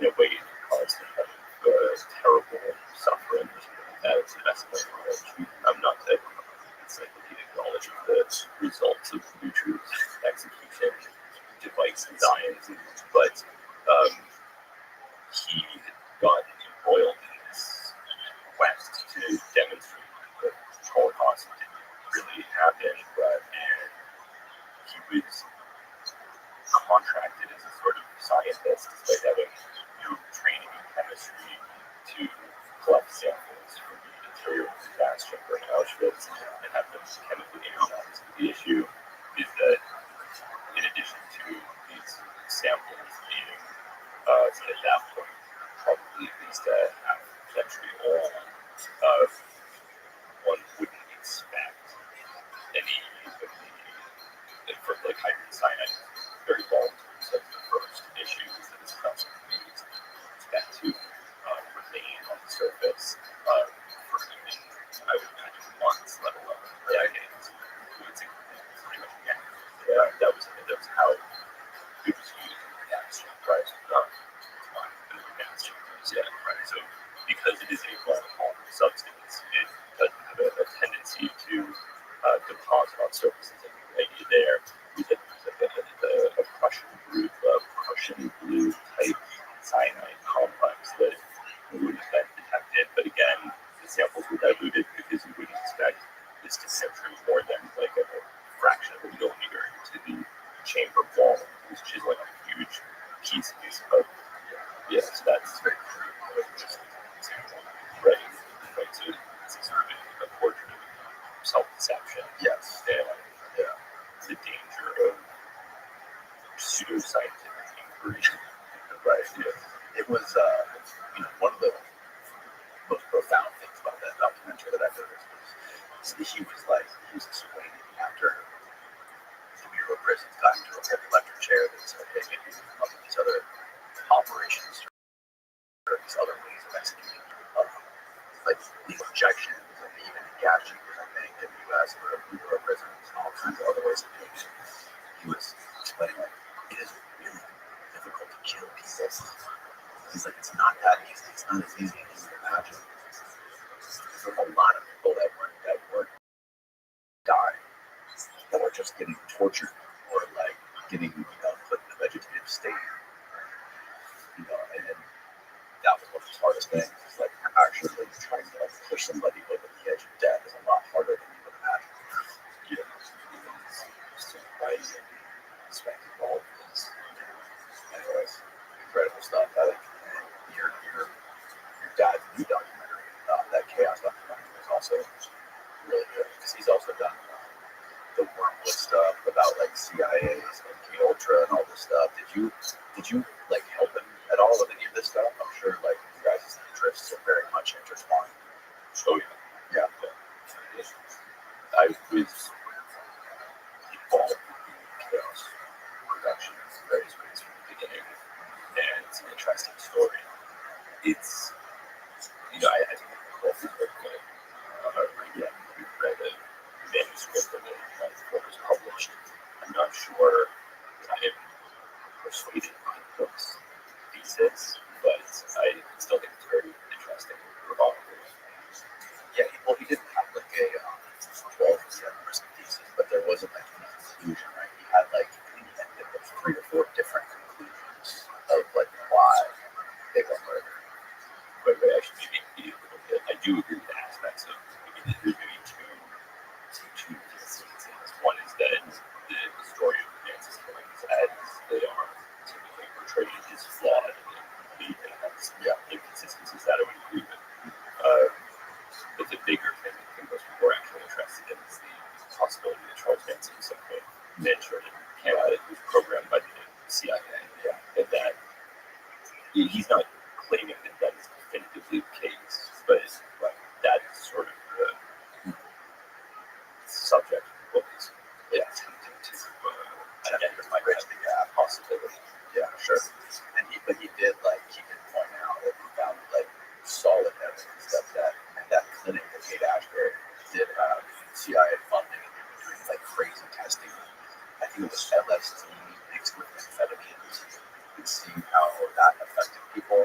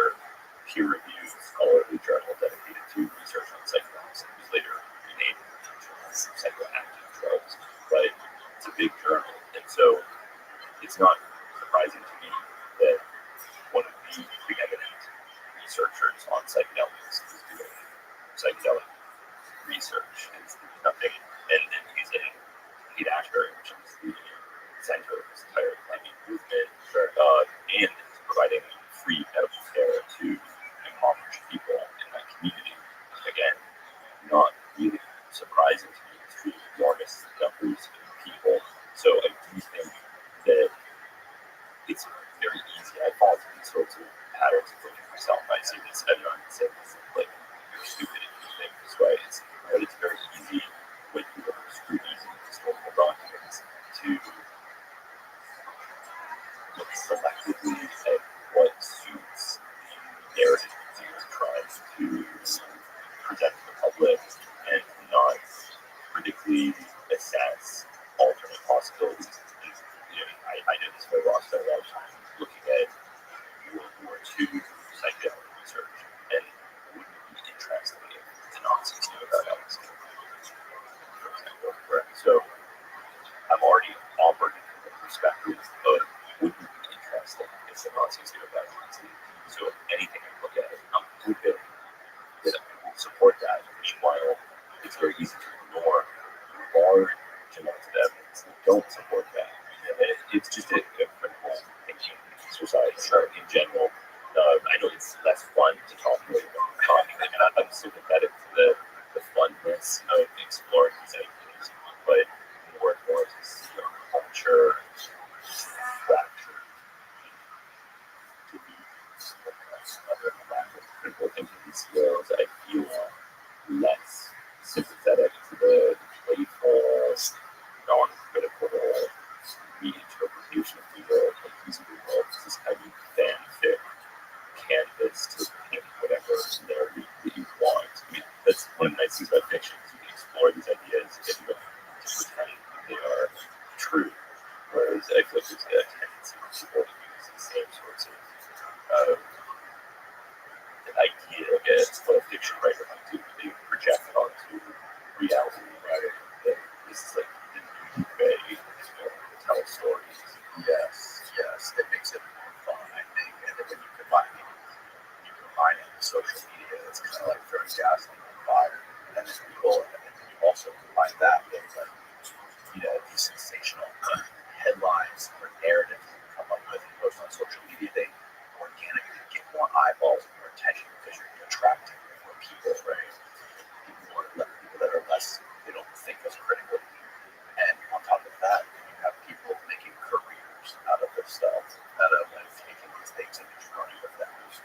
So it's like this compounding thing that is like, it seems like it's completely gotten out of control. I don't know how it ever, I don't think we can face that. And this kind of goes, you talked about this a little bit with Rich Strassman on your podcast, when you guys were talking about telepathy and like brain chips, like whether people could communicate just telepathically and there was no filter. You eloquently stated how like that would be terrible because people would not be able to edit what they're thinking. Typically when you write, you have to like go through what you're writing and refine it so you can have the most coherent message and communicate authentically what your intentions are. But if you're just having this chaos of thought confusion in your head being transferred into somebody else, and there's going to be like an insane level of miscommunication happening. And that's like what's going on social media. Yeah, it requires so much work to undo some kind of falsity that's been propagated that you can just totally lose track of reality.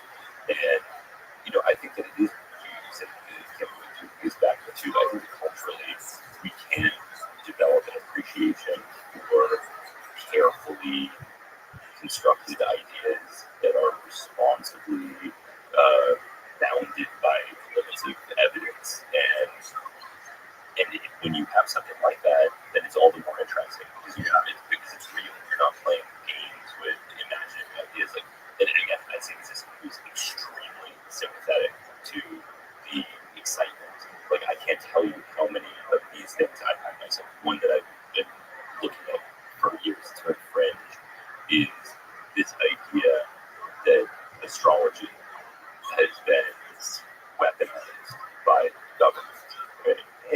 not already subscribed, please hammer the subscribe button below and hit the like button on the video. Back to the show. And there is some evidence for this, right? And you can even make the case it is evidence-based and somewhat tenuous that the entire Reagan institution war on drugs was astrologically mediated. How? Yeah, it's pretty wild.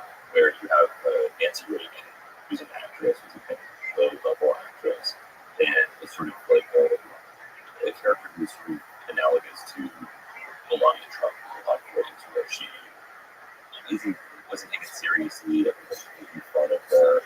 She's not like a Michelle Obama type person who has political ambitions, who is using her role to disseminate ideas that are constructive. She spends something like $40,000 getting a new set of China from the White House, and everybody makes fun of her, usually this is where our taxpayers go. How frivolous and how stupid. So she's having this PR crisis, and she's also really into astrology. Both her and Ronald Reagan were really into astrology. They had an astrologer named Joan Quigley, and this is a fact. This is like a 100% established fact. In the midst of this PR crisis, she's consulting with Joan Quigley about what to do, and Joan Quigley tells her she's probably pretty good. PR advice, you need something you can bring to the American people that you will show that you are concerned, and your mission is that the 12th house will be Americans' struggle with drugs. So this is like unfathomable human suffering may have come from this borderline random astrological whim.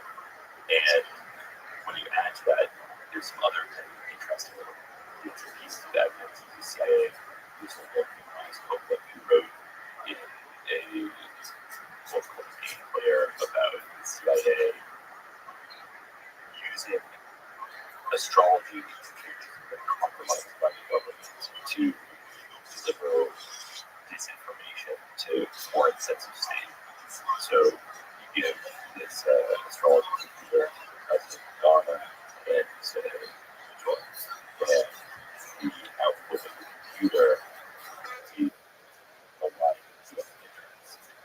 For example, organize a coup or something like that. So there are all these and this is again written about by a person who worked in the CIA. It's very difficult to draw the knowledge. You can get up on the computer and make up on top of that computer. Yeah, and there's a bizarre amount of The resources that were actually invested into astrology computers during that period of time, the 70s, including military funding. Again, so okay, yeah, it's pretty wild. So I actually have the astrology computer, the astrology mini computer that arguably is responsible for the drugs. There it is right there. It's used. Yeah,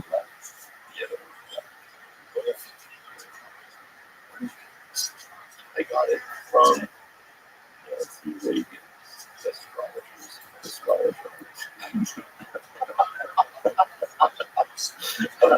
That's the best. That's the best story. It's got an intuition. It's like calling the computer and turn it on. So how many years? that's so crazy. But anyway, so this is an example. Like I'm very, very interested in this idea. I've probably collected every little bit of evidence. And is it possible? Yeah, it's definitely possible. It's possible to play a role. It's possible. There's one or two ways. You could make an argument for the great administration of Rothschild was astrology mediated. But the whole thing is factual. The whole thing is ignoring real factors that are going into this. At what point am I doing this? Because it's fun and interesting. And so you have to be self-aware. You have to be responsible about that stuff because it's so easy to manipulate people. And it's something that I've become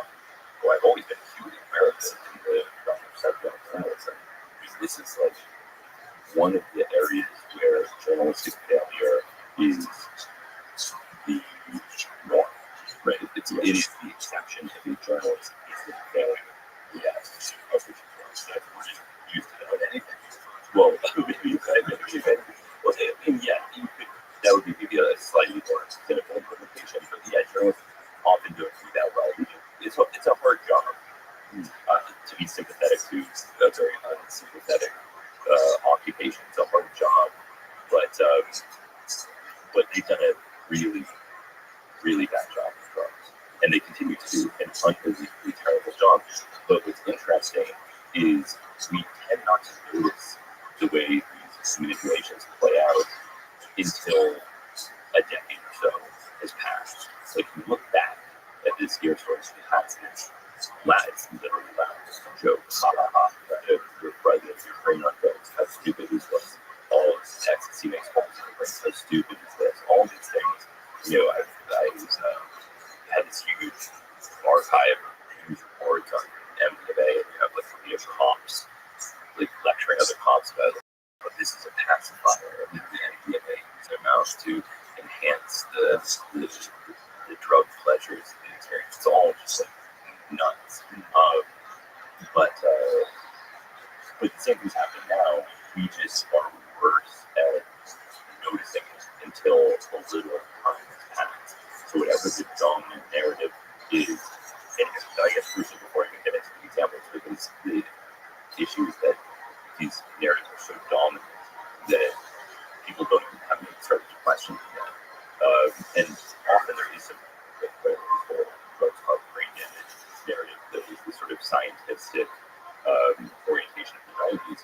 It's potentially true, but like under some, like drugs can damage your brain under some circumstances. Right. For a typical person, holes in their brain is not really the major concern. It's more of disruption of the social, professional, and educational existence through dependence on the substance. Probably easy in most instances, causing irreversible neurological damage, but it can still have very negative manifestations of one kind or another. So now, like this era of like a hyper-reductionist conceptualization of addiction problems in the United States, so the entire opioid problem in the United States can be exclusively tracked to addiction sacrifice, right? It's just that's it. That's the whole thing.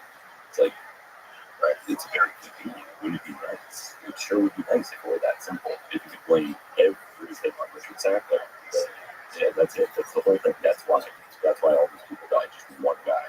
But it's like, give me a break. He definitely played the role. I'm not saying it's completely clean, but it's such a laughably reductionist understanding of human motivations for drug use that I struggle to understand how any adult who's lived in this real world could think it is truly that simple, right? It's like the basic idea that I think people struggle with is that they think drugs are responsible for drug problems, which is a very superficial read. Of course, they are, strictly speaking, but the reality is that you can get to a point where you want to hurt yourself with a drug, or you're willing to develop a problematic relationship with drugs due to some kind of social, psychological problem that is putting you in that position to begin with. So just merely having to act like you offered me freedom at the beginning of this podcast. Yeah, I declined freedom. Like, why did I decline freedom? Because you know a lot more about freedom. I'm not even saying that freedom is bad. That's not the point. The point is that I'm aware of it. I'm addicted. Yeah, people become dependent on it, definitely. Which in and of itself is not necessarily a bad thing. Right. I'm very dependent on caffeine. So right. So dependence in and of itself is not necessarily bad, although I would argue it's not. I can't remember a day in the last 10 years, right? There's been, in the last 10 years, I can probably count on 2 hands how many days I've gone. Not many days. Every coffee center, it's not necessarily a bad thing. Maybe creating not as bad as caffeine as coffee. Right. You know, I don't know. Right. So I know this shit's amazing. Like it's so much better than caffeine. Right. And yeah, I mean, as far as what you know about Kratom, I know you've done a lot of research on it. You know far more than I do. I watched part of your documentary when you went to, I think, Thailand. You met some guys who were basically that had Kratom trees. Yeah.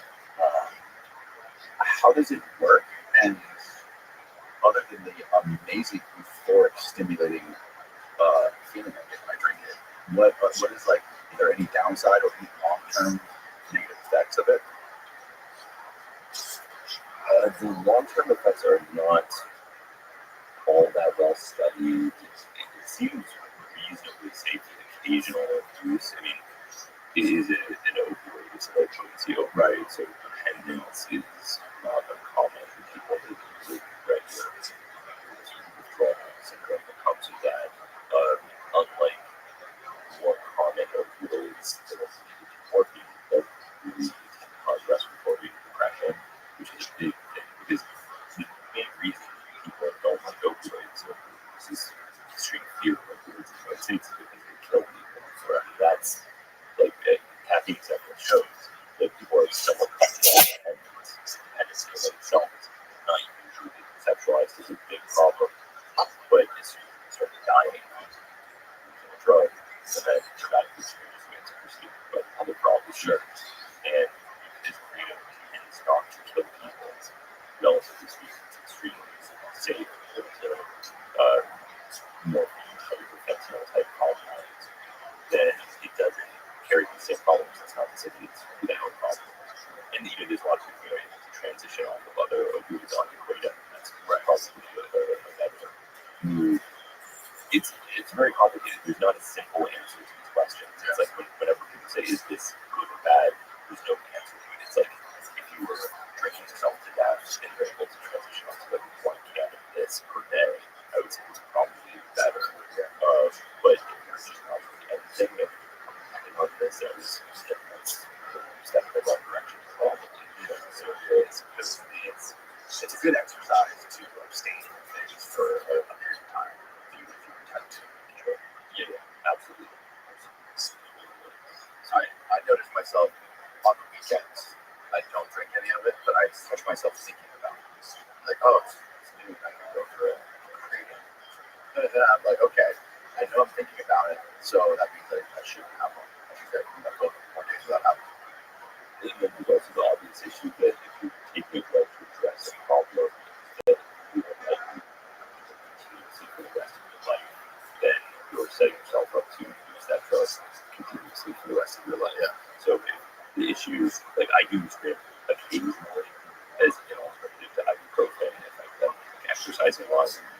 But then you have to ask yourself, like, do I plan to be sore after exercising a lot in the future? Because if you will, then the answer is either you use this all the time for another example of obviously doing something that's not a good sleep. Where it's like, chances are you're going to be sleep quite a few times across your life. So if you don't develop healthy, you develop a healthy technique for falling asleep, then you're setting yourself up for a lifetime of dependence. So why did you decline craving? Recently, especially I've seen a lot of people coming in and done it again.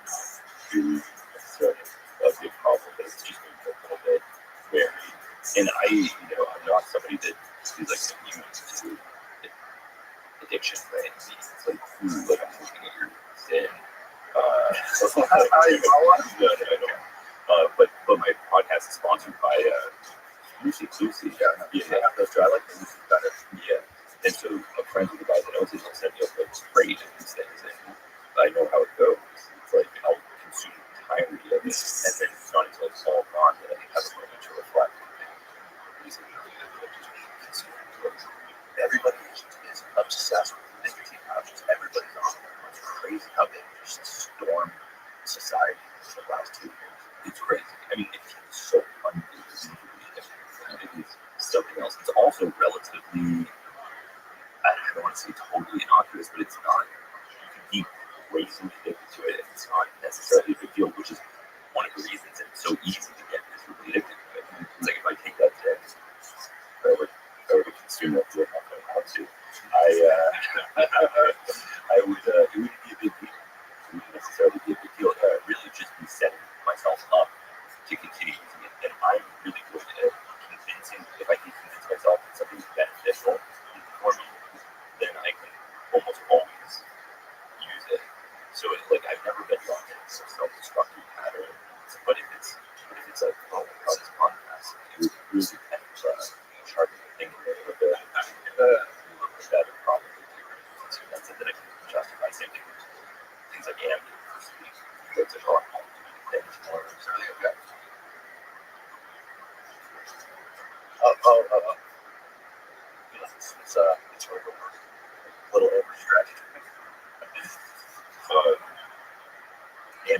and they're very easy to, because you always have to do something like that. It's so pretty easy.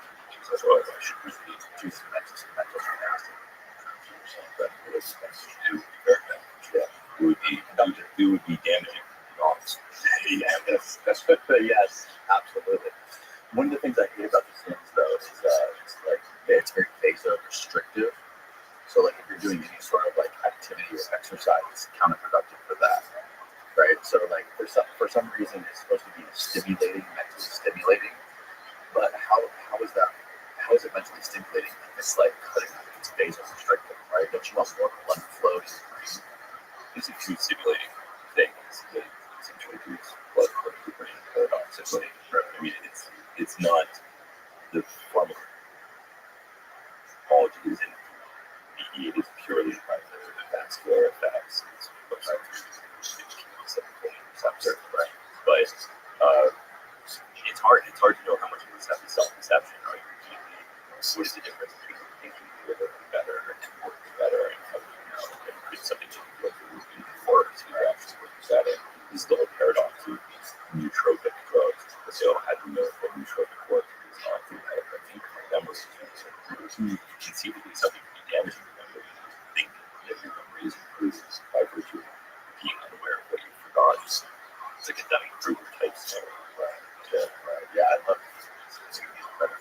These are just these stressful pouches with caffeine and stuff. Yeah. They don't have the.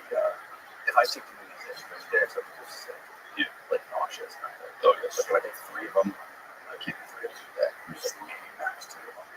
But the other ones, I don't feel like that's not nutrients. Yeah, I'm super lightweight, which is why I was super impressed. I'm very impressed with you, and I'm kind of envious. You are the complete antithesis of you're the opposite of a hypochondriac. You're not afraid of anything. You literally will go into the depths of the Amazon like a fucking venomous toad. You're like, well, I hope I don't die.